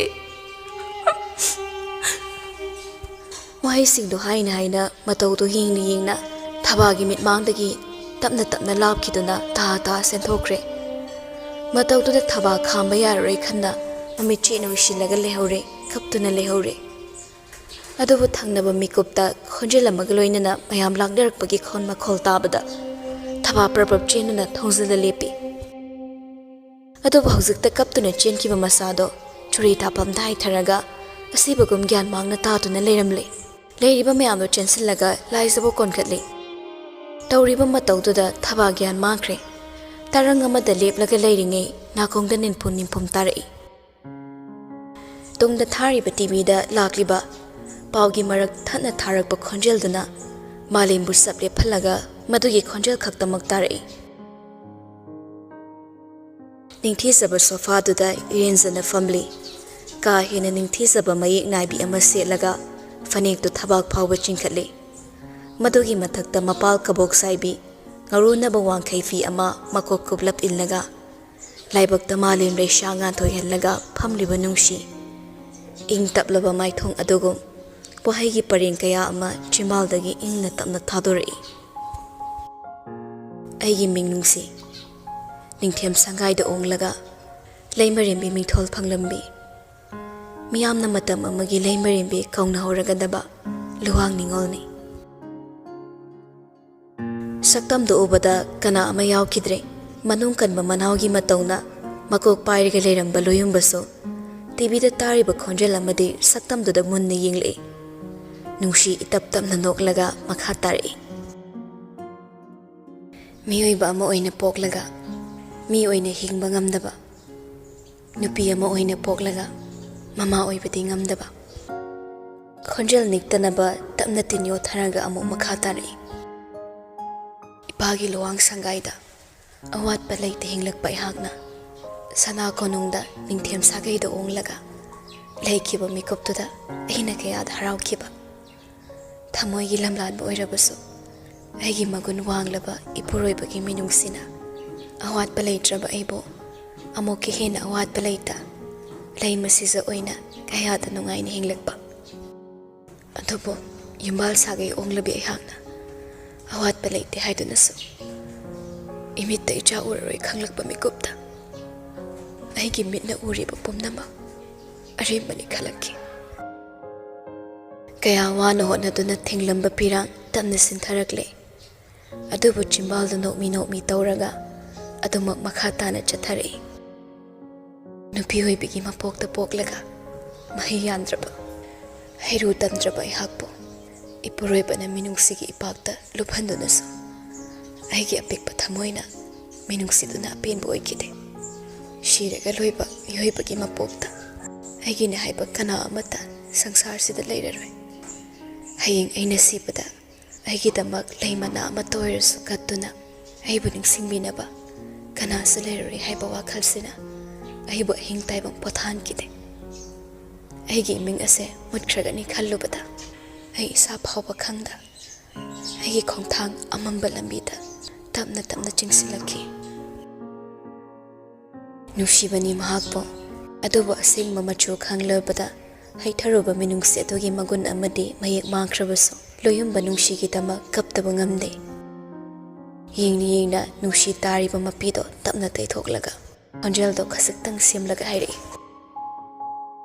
ꯍꯧꯈꯤꯕ ꯃꯇꯝꯁꯤꯗ ꯑꯩꯒꯤ ꯑꯣꯏꯕ ꯁꯛꯇꯤꯒꯤ ꯑꯅꯤꯡꯕ ꯑꯄꯥꯝꯕꯅ ꯈꯨꯃꯟꯒꯤ ꯏꯃꯨꯡꯕꯨ ꯉꯥꯏꯁꯦꯟ ꯑꯣꯏꯕꯒꯤ ꯃꯔꯤ ꯊꯝꯅꯕ ꯁꯤꯟꯈꯤ ꯃꯈꯣꯏꯒꯤ ꯃꯑꯣꯡꯗ ꯑꯩꯒꯤ ꯐꯠꯇꯕ ꯃꯤꯠꯌꯦꯡꯅ ꯄꯨꯝꯅꯃꯛ ꯂꯥꯟꯅ ꯎꯗꯨꯅ ꯄꯦꯟꯗꯕ ꯀꯌꯥ ꯊꯣꯔꯛꯇꯨꯅ ꯃꯈꯣꯏꯕꯨ ꯌꯦꯛꯅꯕ ꯑꯣꯏꯗꯨꯅ ꯈꯨꯃꯟ ꯑꯃꯗꯤ ꯁꯅꯥ ꯀꯣꯅꯨꯡꯒꯤ ꯃꯔꯤ ꯇꯠꯅꯕ ꯄꯣꯔꯝ ꯀꯌꯥ ꯌꯥꯠꯇꯨꯅ ꯑꯩꯒꯤ ꯈꯣꯡꯊꯥꯡ ꯇꯞꯅ ꯇꯞꯅ ꯈꯨꯃꯥꯡ ꯆꯥꯎꯁꯤꯜꯂꯛꯈꯤ ꯑꯩꯒꯤ ꯏꯅꯥꯎ ꯏꯕꯨꯡꯉꯣ ꯃꯩꯔꯥꯕꯕꯨ ꯁꯥꯎꯍꯜꯂꯒ ꯈꯨꯃꯟꯒꯤ ꯃꯔꯤ ꯇꯠꯅꯕ ꯌꯥꯅꯕ ꯊꯧꯗꯣꯛꯁꯤꯡ ꯁꯤꯜꯂꯒ ꯃꯔꯥꯜ ꯀꯩꯁꯨ ꯂꯩꯖꯗꯕ ꯏꯆꯝ ꯆꯝꯖꯕ ꯊꯋꯥꯏ ꯑꯃꯕꯨꯁꯨ ꯑꯩꯅ ꯃꯥꯡꯍꯟꯅꯕ ꯍꯣꯠꯅꯈꯤ ꯃꯁꯤꯗ ꯅꯠꯇꯅ ꯄꯨꯝꯅꯃꯛꯀꯤ ꯑꯄꯨꯟꯕ ꯁꯛꯇꯝꯕꯨ ꯊꯨꯒꯥꯏꯕ ꯄꯥꯝꯕꯗꯒꯤ ꯍꯧꯈꯤꯕ ꯅꯨꯃꯤꯠꯇ ꯅꯤꯡꯁꯦꯟꯒꯤ ꯌꯨꯝꯗ ꯃꯌꯥꯏ ꯀꯥꯕ ꯅꯤꯁꯥ ꯊꯝꯖꯤꯜꯂꯒ ꯑꯩꯅ ꯅꯤꯡꯁꯦꯟꯒꯤ ꯃꯤꯡꯆꯠ ꯊꯤꯅꯕ ꯍꯣꯠꯅꯈꯤ ꯂꯣꯌꯨꯝꯕ ꯃꯃꯤꯠꯇꯨ ꯇꯞꯅ ꯎꯏꯁꯤꯜꯂꯒ ꯁꯣꯐꯥꯗ ꯑꯃꯨꯛ ꯍꯟꯅ ꯐꯝꯈ꯭ꯔꯦ ꯋꯥꯔꯤ ꯄꯨꯝꯅꯃꯛ ꯊꯨꯞꯂꯒ ꯁꯝꯂꯛꯄꯗꯨ ꯈꯛꯇ ꯍꯥꯏꯔꯕꯁꯨ ꯃꯁꯥꯅ ꯃꯔꯥꯜ ꯌꯥꯖꯔꯛꯂꯕꯤ ꯃꯥꯕꯨ ꯂꯣꯌꯨꯝꯕ ꯃꯈꯥ ꯇꯥꯅ ꯌꯦꯡꯕ ꯉꯝꯂꯛꯇ ꯃꯃꯤꯠ ꯇꯞꯅ ꯎꯏꯁꯤꯟꯕꯅꯤ ꯍꯥꯏꯅ ꯅꯨꯡꯁꯤ ꯈꯣꯟꯖꯦꯜ ꯅꯤꯛꯅ ꯃꯈꯥ ꯇꯥꯔꯛꯂꯤ ꯃꯇꯝ ꯂꯩꯕ ꯈꯤꯕꯤꯛꯇ ꯑꯩꯕꯨ ꯃꯃꯥꯃꯛꯅꯤ ꯈꯜꯂꯤꯕ ꯑꯩꯒꯤ ꯏꯅꯥꯎ ꯏꯕꯨꯡꯉꯣ ꯃꯩꯔꯥꯕ ꯅꯪ ꯅꯇꯩꯃꯕꯨ ꯉꯥꯎ ꯑꯍꯦꯟꯕ ꯄꯥꯝꯖꯕꯅ ꯉꯥꯎꯔꯕ ꯑꯩꯒꯤ ꯑꯣꯏꯖꯕ ꯊꯤꯕ ꯏꯇꯧ ꯀꯌꯥꯅ ꯅꯃꯥꯅꯤ ꯈꯜꯂꯒ ꯑꯩꯒꯤ ꯐꯤꯁꯤ ꯄꯥꯏꯗꯨꯅ ꯇꯥꯟꯅꯔꯤꯕ ꯅꯪꯕꯨ ꯑꯩꯅꯗꯤ ꯏꯆꯥꯅꯤ ꯈꯟꯕ ꯉꯝꯂꯨꯗ꯭ꯔꯦ ꯃꯤꯀꯨꯞ ꯈꯨꯗꯤꯡ ꯃꯇꯝ ꯈꯨꯗꯤꯡꯗ ꯑꯩꯒꯤ ꯈꯣꯡꯊꯥꯡ ꯈꯨꯗꯤꯡ ꯃꯤꯅꯨꯡꯁꯤꯅ ꯃꯥꯡ ꯊꯥꯗꯨꯅ ꯑꯩꯕꯨ ꯅꯨꯡꯁꯤ ꯍꯥꯏꯗꯨꯅ ꯀꯧꯔꯒ ꯑꯁꯦꯡꯕ ꯏꯃꯤꯡ ꯀꯥꯎꯅꯍꯟꯕꯤꯗꯕ ꯁꯅꯥꯈ꯭ꯌꯥ ꯏꯕꯨꯡꯉꯣ ꯑꯔꯣꯏꯕ ꯃꯤꯀꯨꯞꯁꯤꯗ ꯅꯅꯥꯏꯅ ꯂꯥꯞꯅ ꯈꯨꯔꯨꯝꯖꯩ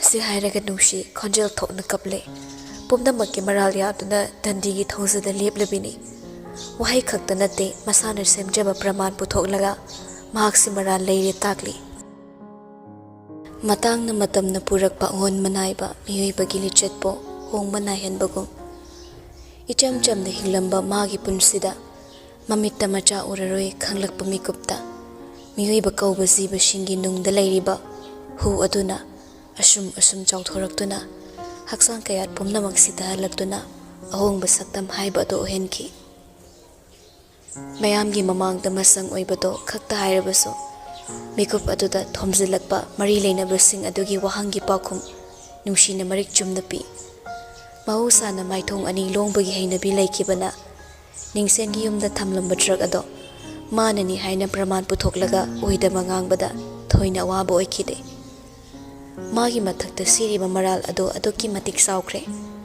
ꯅꯤꯁꯥ ꯈꯛꯇ ꯅꯠꯇꯅ ꯃꯤꯒꯤ ꯄꯨꯟꯁꯤ ꯃꯥꯡꯍꯟꯒꯦ ꯍꯣꯠꯅꯈꯤꯕ ꯑꯗꯨꯅ ꯅꯨꯡꯁꯤꯒꯤ ꯃꯊꯛꯇ ꯊꯝꯂꯤꯕ ꯆꯥꯔꯖꯇꯣ ꯑꯗꯨꯛꯀꯤ ꯃꯇꯤꯛ ꯋꯥꯡꯉꯤ ꯃꯔꯥꯜꯅ ꯃꯄꯣꯠ ꯐꯥꯔꯕꯗ ꯕꯟꯗꯤ ꯑꯣꯏꯅꯕꯒꯤꯗꯃꯛ ꯃꯌꯥꯝꯅ ꯀꯣꯏꯁꯤꯜꯂꯒ ꯊꯣꯔꯛꯂꯦ ꯃꯤꯠꯌꯦꯡ ꯁꯥꯅ ꯌꯦꯡꯂꯛꯄꯗ ꯎꯔꯛꯏ ꯂꯥꯞꯇꯛꯅ ꯃꯥꯕꯨ ꯌꯦꯡꯂꯒ ꯇꯨꯄꯛ ꯂꯦꯞꯂꯤꯕ ꯔꯣꯕꯔꯠ ꯃꯤꯀꯨꯞꯇꯨꯅ ꯂꯨꯋꯥꯡꯅ ꯆꯦꯜꯂꯛꯇꯨꯅ ꯂꯦꯞꯂꯗꯦ ꯅꯤꯡꯁꯤꯅ ꯆꯦꯜꯂꯛꯇꯨꯅ ꯂꯦꯞꯂꯗꯦ ꯔꯣꯕꯔꯠꯅ ꯂꯦꯞꯂꯝꯕ ꯑꯗꯨꯅ ꯍꯪꯖꯈꯤꯕ ꯋꯥꯍꯪꯒꯤ ꯄꯥꯎꯈꯨꯝ ꯐꯪꯂꯕꯗ ꯍꯥꯏꯔꯛꯏ ꯃꯥꯒꯤ ꯅꯥꯀꯜꯗ ꯂꯦꯞꯂꯤꯕ ꯅꯨꯄꯤ ꯄꯨꯂꯤꯁꯇꯨꯗ ꯃꯤꯀꯨꯞ ꯈꯔ ꯂꯧꯒꯦ ꯀꯨꯏꯔꯣꯏ ꯉꯥꯏꯍꯥꯛꯇꯅꯤ ꯅꯨꯄꯤꯗꯨꯁꯨ ꯌꯦꯠꯂꯨꯗ꯭ꯔꯦ ꯅꯨꯡꯁꯤꯅ ꯆꯠꯈꯤꯕꯗꯣ ꯂꯥꯞꯇꯛꯅ ꯇꯨꯡ ꯏꯟꯅꯩ ꯅꯨꯡꯁꯤꯅ ꯃꯥꯒꯤ ꯃꯥꯏꯀꯩꯗ ꯂꯥꯛꯂꯤꯕ ꯎꯕꯗ ꯔꯣꯕꯔꯠ ꯈꯣꯡꯀꯥꯞ ꯑꯃꯅꯤ ꯊꯥꯡꯖꯤꯜꯂꯒ ꯂꯦꯞꯄꯤ ꯅꯨꯄꯤꯗꯨꯁꯨ ꯌꯧꯁꯤꯜꯂꯛꯂꯒ ꯃꯃꯥꯡꯗ ꯆꯞ ꯂꯦꯞꯂꯔꯦ ꯋꯥꯗꯨ ꯏꯀꯣꯏ ꯀꯣꯏꯊꯣꯛꯇꯅ ꯅꯣꯛꯃꯤ ꯍꯥꯏꯔꯛꯏ ꯈꯨꯃꯟ ꯌꯨꯝꯊꯣꯡ ꯈꯨꯗꯤꯡ ꯑꯩꯒꯤ ꯅꯥꯀꯣꯡ ꯂꯩ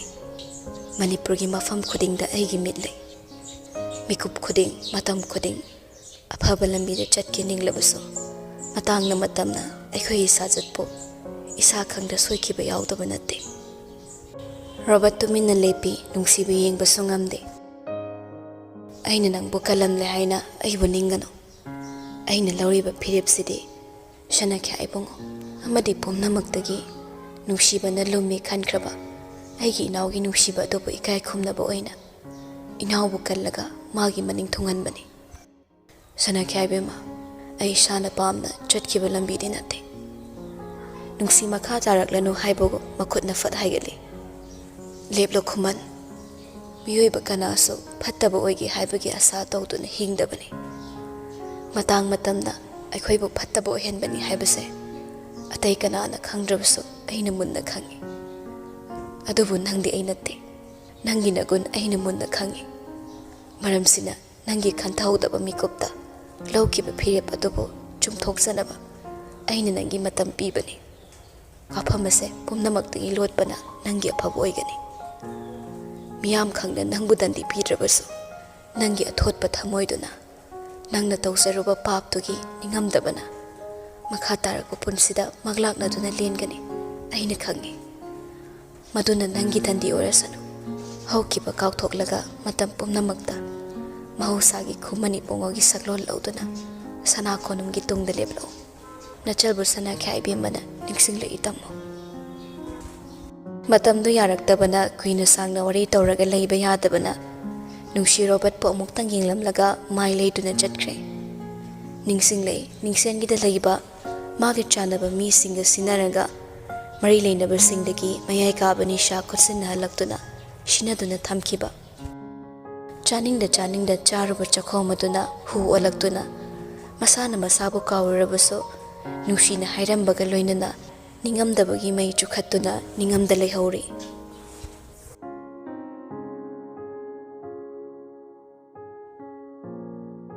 Churabasu nongsuna ayingba haibadu leitaba.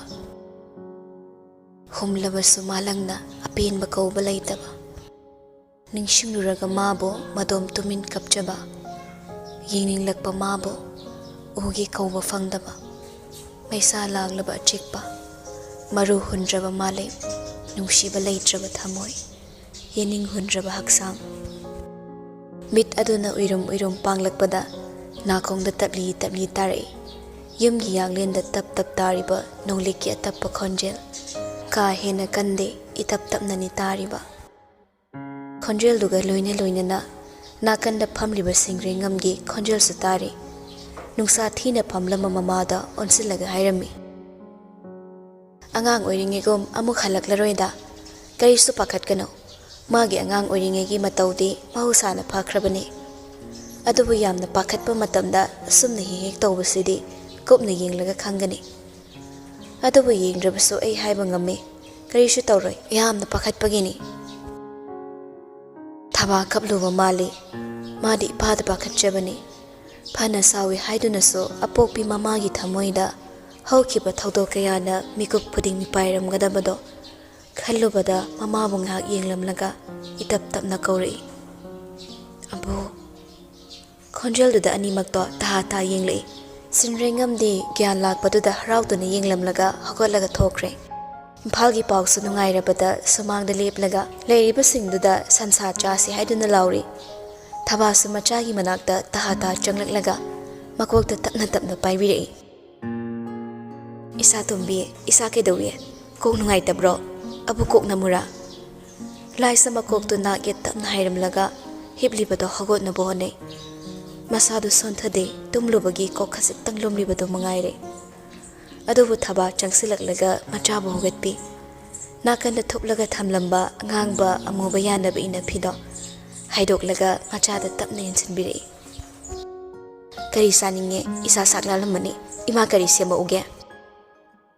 Laisa lay thoktuna leite itap tapna hairi. Nahan pamda yihelakpa thabido champut phutpiyo ima champut chage. Mahaiduda thintharamde thaba machabu irinzana phamallaga awat apa yenglamlaga thoragle. Mana thongzil yawbaga sumangdagi saptra amada awon chelaklibado ui. Macha gyan lakpagi paw tabadagi oiramgani khallaga thaba noktuna yenglamlaga chakhumna changkre. Hau thaduna chelakpa nupiduso kachang kasang kauduna laisagi katamna chensilakle. Magi saptraduda masamdu tasinana samun pullaga ꯍꯧꯒꯠꯀꯦ ꯍꯣꯠꯅꯔꯝꯕ ꯅꯨꯄꯤꯗꯣ ꯇꯤꯡꯉꯛ ꯌꯦꯡꯂꯒ ꯍꯥꯏꯔꯛꯏ, ꯀꯩꯅꯣ ꯑꯋꯣꯟ, ꯑꯩꯕꯨ ꯁꯤꯔꯝꯗꯥꯏꯗꯧꯅ ꯅꯪꯅ ꯅꯪꯍꯧꯔꯣꯏꯅ ꯆꯦꯜꯂꯛꯏꯗꯦ? ꯑꯋꯣꯟ ꯈꯨꯝꯕ ꯉꯝꯗꯦ, ꯑꯗꯨ ꯀꯟꯅ ꯆꯦꯜꯂꯛꯄꯒꯤ ꯁꯣꯔꯗꯣ ꯊꯕꯦꯠ ꯍꯣꯜꯂꯒ ꯂꯦꯞꯇꯨꯅ ꯂꯩ, ꯑꯗꯨꯕꯨ ꯃꯈꯨꯠꯇꯨꯅ ꯃꯄꯥꯟꯂꯣꯝꯗ ꯍꯤꯜꯂꯤ꯫ ꯃꯤꯠꯌꯦꯡꯗꯨꯗ ꯂꯥꯏꯁꯤꯕꯨ ꯂꯥꯡꯇꯛꯅꯅ ꯌꯦꯡꯂꯤ꯫ ꯆꯨꯝꯅ ꯇꯂꯥꯛꯄ꯭ꯔꯥ ꯈꯟꯕꯅꯤ, ꯑꯗꯨꯕꯨ ꯃꯇꯧꯗꯨꯗ ꯆꯤꯡꯅꯕꯅ ꯄꯤꯛ ꯊꯜꯂꯛꯂꯤ꯫ ꯃꯤꯀꯨꯞꯇꯨꯗ ꯑꯋꯣꯟꯕꯨ ꯃꯥꯒꯤ ꯃꯥꯏꯊꯣꯡꯗ ꯇꯥꯔꯤꯕ ꯃꯃꯤ ꯑꯗꯣ ꯃꯗꯨ ꯎꯕꯗ ꯑꯣꯏꯕ ꯌꯥꯕ ꯋꯥꯔꯤ ꯑꯃ ꯋꯥꯈꯜꯒꯤ ꯑꯇꯤꯌꯥꯗ ꯇꯔꯪ ꯉꯥꯜꯂꯛꯏ꯫ ꯃꯗꯨꯕꯨ ꯀꯔꯤꯅꯣ ꯈꯟꯖꯤꯜꯂꯒ ꯌꯦꯡꯂꯨꯕꯗ ꯂꯥꯏ ꯆꯐꯨ ꯍꯧꯒꯠꯇꯨꯅ ꯀꯅꯥ ꯑꯃꯕꯨ ꯍꯟꯅ ꯌꯦꯡꯂꯝꯗ ꯈꯣꯡꯂꯩ ꯊꯨꯅ ꯆꯦꯟꯊꯣꯔꯛꯂꯦ꯫ ꯃꯥꯒꯤ ꯈꯣꯡꯖꯦꯜ ꯑꯗꯨꯒꯨꯝ ꯇꯥꯟꯅꯕ ꯉꯝꯗ꯭ꯔꯕꯁꯨ ꯑꯋꯣꯟꯁꯨ ꯇꯨꯡ ꯏꯜꯂꯛꯏ꯫ ꯑꯅꯤꯗꯨꯅ ꯇꯨꯡꯗ ꯃꯥꯡꯗ ꯆꯦꯟꯈꯤꯕꯗꯣ ꯊꯣꯏꯅ ꯉꯛꯂꯨꯗꯦ꯫ ꯃꯌꯥꯝꯗꯣ ꯍꯥꯏꯐꯦꯠꯇꯪ ꯌꯦꯡꯅꯔꯒ ꯃꯊꯧ ꯇꯧꯅꯍꯧꯔꯤ꯫ ꯂꯦꯞꯄ ꯂꯩꯇ ꯆꯦꯜꯂꯛꯄ ꯈꯣꯡꯖꯦꯜꯅ ꯊꯣꯡꯒꯥꯜ ꯌꯧꯔꯛꯂꯦ꯫ ꯋꯥꯕ ꯈꯪꯗꯦ ꯂꯥꯏꯖ ꯊꯣꯡꯒꯥꯜꯗ ꯆꯞ ꯂꯦꯞꯂꯒ ꯀꯣꯏꯌꯦꯡ ꯌꯦꯡꯉꯤ꯫ ꯏꯍꯥꯟ ꯍꯥꯟꯅ ꯎꯆꯥꯟ ꯃꯈꯣꯡꯗꯨꯗ ꯌꯦꯡꯂꯛꯏ, ꯑꯗꯨꯕꯨ ꯎꯗꯦ, ꯀꯅꯥꯁꯨ ꯂꯩꯔꯝꯗꯦ꯫ ꯃꯇꯧꯗꯨꯗ ꯀꯨꯏꯅ ꯂꯩꯔꯝꯗ ꯍꯨꯠ ꯂꯩꯊꯣꯛꯂꯒ ꯆꯤꯡꯃꯥꯏꯗꯨꯗ ꯈꯣꯡꯂꯩ ꯊꯨꯅ ꯆꯦꯟꯊꯔꯛꯂꯦ꯫ ꯆꯤꯡꯖꯤꯟꯗꯨꯗ ꯂꯦꯞꯂꯝꯒꯗ꯭ꯔꯥ ꯈꯜꯂꯨꯕꯅꯤ, ꯑꯗꯨꯕꯨ ꯑꯃꯨꯛꯁꯨ ꯃꯥꯒꯤ ꯑꯁꯥ ꯀꯥꯏꯔꯦ꯫ ꯅꯥꯛ ꯌꯦꯠ ꯀꯣꯏꯂꯩ ꯂꯩꯗꯨꯅ ꯌꯦꯡꯉꯤ, ꯑꯗꯨꯕꯨ ꯃꯥꯒꯤ ꯋꯥꯈꯜꯗ ꯁꯥꯒꯠꯄ ꯑꯆꯧꯕ ꯑꯁꯥ ꯑꯃ ꯑꯣꯏꯔꯝꯂꯦ꯫ ꯄꯨꯝꯅꯃꯛ ꯇꯥꯌꯣꯟꯅꯔꯕꯗ ꯇꯨꯡꯗ ꯇꯞꯂꯤ ꯂꯥꯛꯂꯤꯕ ꯑꯋꯣꯟꯗ ꯂꯩꯗꯨꯅ ꯌꯦꯡꯂꯛꯏ꯫ ꯅꯨꯄꯤꯗꯨꯁꯨ ꯁꯣꯔ ꯈꯔ ꯍꯣꯟꯊꯔꯝꯂꯦ, ꯅꯣꯛꯃꯤ ꯍꯥꯏꯔꯛꯏ, ꯑꯩꯅ ꯀꯔꯤꯁꯨ ꯍꯥꯏꯗ꯭ꯔꯤꯉꯩ ꯀꯔꯤꯒꯤ ꯑꯗꯨꯛ ꯀꯟꯅ ꯆꯦꯟꯕ꯭ꯔꯥ? ꯂꯥꯏꯖ ꯈꯨꯝꯗꯦ, ꯀꯞꯅꯤꯡ ꯇꯧꯔꯒ ꯄꯦꯔꯤ ꯌꯦꯡꯂꯛꯏ꯫ ꯃꯇꯧꯗꯨꯗ ꯑꯋꯣꯟ ꯅꯣꯛꯂꯒ ꯂꯥꯏꯖꯒꯤ ꯁꯥꯒꯟ ꯄꯥꯏꯗꯨꯅ ꯃꯃꯥꯏꯗꯨ ꯂꯩꯊꯣꯛꯍꯜꯂꯒ ꯃꯐꯝ ꯑꯃꯗ ꯈꯨꯗꯣꯝꯕꯤ ꯊꯤꯜꯂꯤ꯫ ꯒꯦ ꯂꯥꯎꯅ ꯍꯧꯔꯤꯕ ꯎ ꯊꯝꯕꯥꯜꯗꯨꯒꯤ ꯃꯈꯣꯡꯗ ꯌꯦꯡꯍꯜꯂꯒ, ꯌꯦꯡꯉꯨꯅꯦ ꯀꯥꯆꯪ, ꯑꯥꯗ ꯂꯦꯞꯄꯤꯁꯤ ꯀꯅꯥꯔꯥ? ꯃꯔꯨꯝ ꯑꯣꯏꯕꯅ ꯌꯦꯡꯁꯤꯜꯂꯨꯗ꯭ꯔꯦ, ꯍꯧꯖꯤꯛꯇ ꯃꯌꯦꯛ ꯁꯦꯡꯅ ꯎꯔꯛꯏ꯫ ꯏꯆꯝ ꯍꯦꯛ ꯆꯝꯕ ꯄꯥꯈꯪꯒꯨꯝ, ꯂꯤꯠꯂꯤꯕ ꯑꯃꯨꯕ ꯖꯦꯀꯦꯠ, ꯁꯦꯠꯂꯤꯕ ꯗꯦꯅꯤꯝ ꯖꯤꯟꯁ, ꯃꯍꯧꯁꯥꯒꯨꯝ ꯃꯈꯨꯠ ꯑꯅꯤꯃꯛ ꯄꯣꯀꯦꯠꯇ ꯍꯨꯝꯂꯒ ꯎ ꯊꯝꯕꯥꯜꯗꯨꯗ ꯌꯦꯡꯂꯝꯃꯤ꯫ ꯃꯇꯧꯗꯨ ꯎꯕꯗ ꯁꯅꯥ ꯏꯕꯦꯝꯃꯗꯤ ꯃꯄꯤ ꯇꯥꯗꯨꯅ ꯀꯞꯂꯦ꯫ ꯑꯋꯣꯟꯒꯤ ꯅꯥꯛꯇ ꯀꯨꯏꯅ ꯂꯩꯔꯝꯗ꯭ꯔꯦ꯫ ꯀꯞꯂꯤ ꯄꯦꯔꯤ ꯃꯈꯣꯡꯗꯨ ꯅꯪꯍꯧꯔꯛꯏ ꯃꯇꯥꯒꯨꯝ ꯊꯥꯡꯂꯒ ꯎ ꯊꯝꯕꯥꯜ ꯍꯧꯔꯤꯕ ꯆꯤꯡꯃꯥꯏ ꯃꯇꯦꯛꯇꯨꯗ ꯄ꯭ꯔꯞ ꯀꯥꯈꯠꯂꯤ꯫ ꯃꯤ ꯂꯥꯛꯄꯒꯤ ꯁꯥꯎꯝꯗꯨꯗ ꯈꯪꯂꯕꯒꯨꯝ ꯃꯩꯔꯥꯕ ꯅꯣꯛꯃꯤ ꯇꯧꯔꯒ ꯂꯩꯊꯣꯔꯛꯏ꯫ ꯑꯗꯨꯕꯨ ꯁꯥꯎꯝꯗ ꯐꯪꯈꯤꯕ ꯅꯨꯄꯤꯗꯣ ꯃꯃꯥꯡꯗ ꯆꯞ ꯂꯦꯞꯂꯝꯂꯦ꯫ ꯄꯦꯔꯤꯕꯗꯨ ꯎꯕꯗ ꯅꯣꯛꯂꯝꯕꯗꯨ ꯆꯞ ꯂꯦꯞꯄꯤ꯫ ꯑꯍꯣꯡꯕ ꯀꯔꯤꯁꯨ ꯂꯩꯇ ꯃꯁꯥ ꯇꯅꯥꯟ ꯂꯦꯞꯂꯤꯕ ꯃꯩꯔꯥꯕꯕꯨ ꯁꯨꯛꯊꯅ ꯌꯦꯡꯂꯝꯂꯒ ꯃꯈꯨꯠꯇꯨꯅ ꯅꯨꯄꯥꯗꯨꯒꯤ ꯊꯕꯥꯛꯇ ꯈꯨꯇꯨꯝꯅ ꯀꯟꯅ ꯁꯨꯔꯒ ꯈꯣꯟꯖꯦꯜꯗꯨ ꯇꯅꯤꯛ, ꯃꯤ ꯐꯠꯇ, ꯃꯕꯨꯛ ꯐꯠꯇꯕ ꯅꯤꯡꯊꯧ ꯃꯆꯥ, ꯀꯩꯒꯤ ꯊꯦꯡꯅ ꯂꯥꯛꯏꯅꯣ? ꯑꯩꯅ ꯉꯥꯏꯔꯝꯒꯅꯤ ꯈꯪꯗꯕ꯭ꯔꯥ? ꯅꯣꯛꯄ ꯌꯥꯕ ꯃꯇꯝꯗꯤ ꯅꯠꯇ꯭ꯔꯦ, ꯑꯗꯨꯕꯨ ꯃꯤꯀꯨꯞꯇꯨꯗ ꯃꯩꯔꯥꯕ ꯅꯣꯛꯃꯤꯇ ꯇꯧꯈ꯭ꯔꯦ꯫ ꯑꯗꯨꯃꯛꯄꯨ ꯆꯤꯡꯃꯥꯏꯁꯤꯗ ꯂꯦꯞꯂꯒ ꯂꯩꯔꯕꯗꯤ ꯃꯅꯤꯡ ꯇꯝꯅ ꯊꯦꯝꯒꯦ ꯈꯜꯂꯤꯕꯗꯣ ꯑꯣꯏꯔꯔꯣꯏ ꯈꯪꯕꯅ ꯍꯥꯏꯔꯛꯏ, ꯇꯨꯡꯗ ꯇꯞꯂꯤ ꯆꯪꯁꯤꯜꯂꯛꯂꯤꯕ ꯑꯋꯣꯟꯕꯨ ꯌꯦꯡꯂꯒ, ꯑꯋꯣꯟ, ꯋꯥ ꯑꯝꯇ ꯍꯥꯏꯒꯦꯗꯅ? ꯀꯔꯤ ꯍꯥꯏꯒꯦꯔꯦ ꯅꯤꯡꯊꯦꯝ, ꯀꯁꯪꯕꯨ ꯀꯥꯏꯅꯒꯦ ꯍꯥꯏꯕ꯭ꯔꯥ? ꯃꯩꯔꯥꯕ ꯃꯃꯤꯠ ꯂꯥꯎꯊꯣꯔꯛꯏ, ꯄꯤꯁꯨꯝꯗ ꯈꯖꯤꯛ ꯁꯨꯛꯆꯤꯜꯂꯝꯃꯤ, ꯋꯥꯍꯩꯗꯨ ꯇꯥꯅꯤꯡꯗꯦ ꯍꯥꯏꯕꯒꯨꯝꯅ꯫ ꯑꯗꯨꯕꯨ ꯊꯪꯅꯕ ꯃꯤꯀꯨꯞꯇ ꯍꯥꯏꯔꯛꯏ, ꯁꯨꯛꯇꯨꯅ ꯃꯥꯕꯨ ꯌꯦꯡꯂꯤꯕ ꯅꯨꯄꯤꯗꯨꯗ ꯑꯣꯟꯁꯤꯜꯂꯛꯂꯒ, ꯀꯥꯆꯪꯁꯦ ꯑꯁ꯭ꯋꯥꯏꯐꯥꯎ ꯁꯨꯝ ꯋꯥꯀꯤꯡ ꯆꯠꯃꯤꯟꯅꯔꯨꯒꯦ, ꯅꯪ ꯌꯨꯝꯗ ꯆꯪꯈ꯭ꯔꯣ꯫ ꯑꯋꯣꯟ ꯃꯃꯤꯠ ꯂꯥꯎꯊꯣꯔꯛꯏ, ꯍꯧꯖꯤꯛꯄꯨ ꯀꯗꯥꯏ ꯆꯠꯀꯦꯔꯥ? ꯅꯨꯃꯤꯠ ꯇꯥꯈ꯭ꯔꯕꯅꯤꯅꯦ꯫ ꯀꯌꯥꯝ ꯀꯨꯏꯒꯦꯔꯥ? ꯀꯨꯏꯒꯅꯨꯀꯣ ꯅꯤꯡꯊꯦꯝ, ꯑꯃꯩ ꯂꯥꯛꯇ꯭ꯔꯗꯤ ꯑꯩꯕꯨ ꯁꯥꯎꯒꯅꯤ꯫ ꯍꯥꯏꯔꯤꯕꯁꯤꯡꯗꯣ ꯑꯃꯠꯇ ꯂꯧꯁꯤꯟꯗꯦ꯫ ꯃꯤꯀꯨꯞꯇꯨꯗ ꯑꯋꯣꯟꯅ ꯂꯤꯌꯣ ꯅꯤꯡꯁꯤꯡꯂꯕꯁꯨ ꯃꯥꯗꯤ ꯅꯤꯡꯁꯤꯡꯗꯦ꯫ ꯍꯥꯏꯔꯛꯏ ꯏꯂꯥꯏ ꯂꯥꯏꯅ, ꯃꯀꯣꯛꯇꯨ ꯇꯞꯅ ꯅꯣꯝꯂꯒ, ꯀꯨꯏꯔꯣꯏ, ꯍꯌꯦꯡ ꯊꯤꯜꯂꯛꯀꯦ꯫ ꯑꯁꯤ ꯍꯥꯏꯗꯨꯅ ꯃꯥꯡꯗ ꯂꯦꯞꯂꯤꯕ ꯅꯨꯄꯤꯗꯨꯒꯤ ꯈꯨꯗꯥꯡꯗꯣ ꯇꯥꯞ ꯄꯥꯏꯗꯨꯅ ꯈꯪꯁꯤꯡꯂꯒ ꯃꯥꯅ ꯃꯥꯡ ꯊꯥꯈꯤ꯫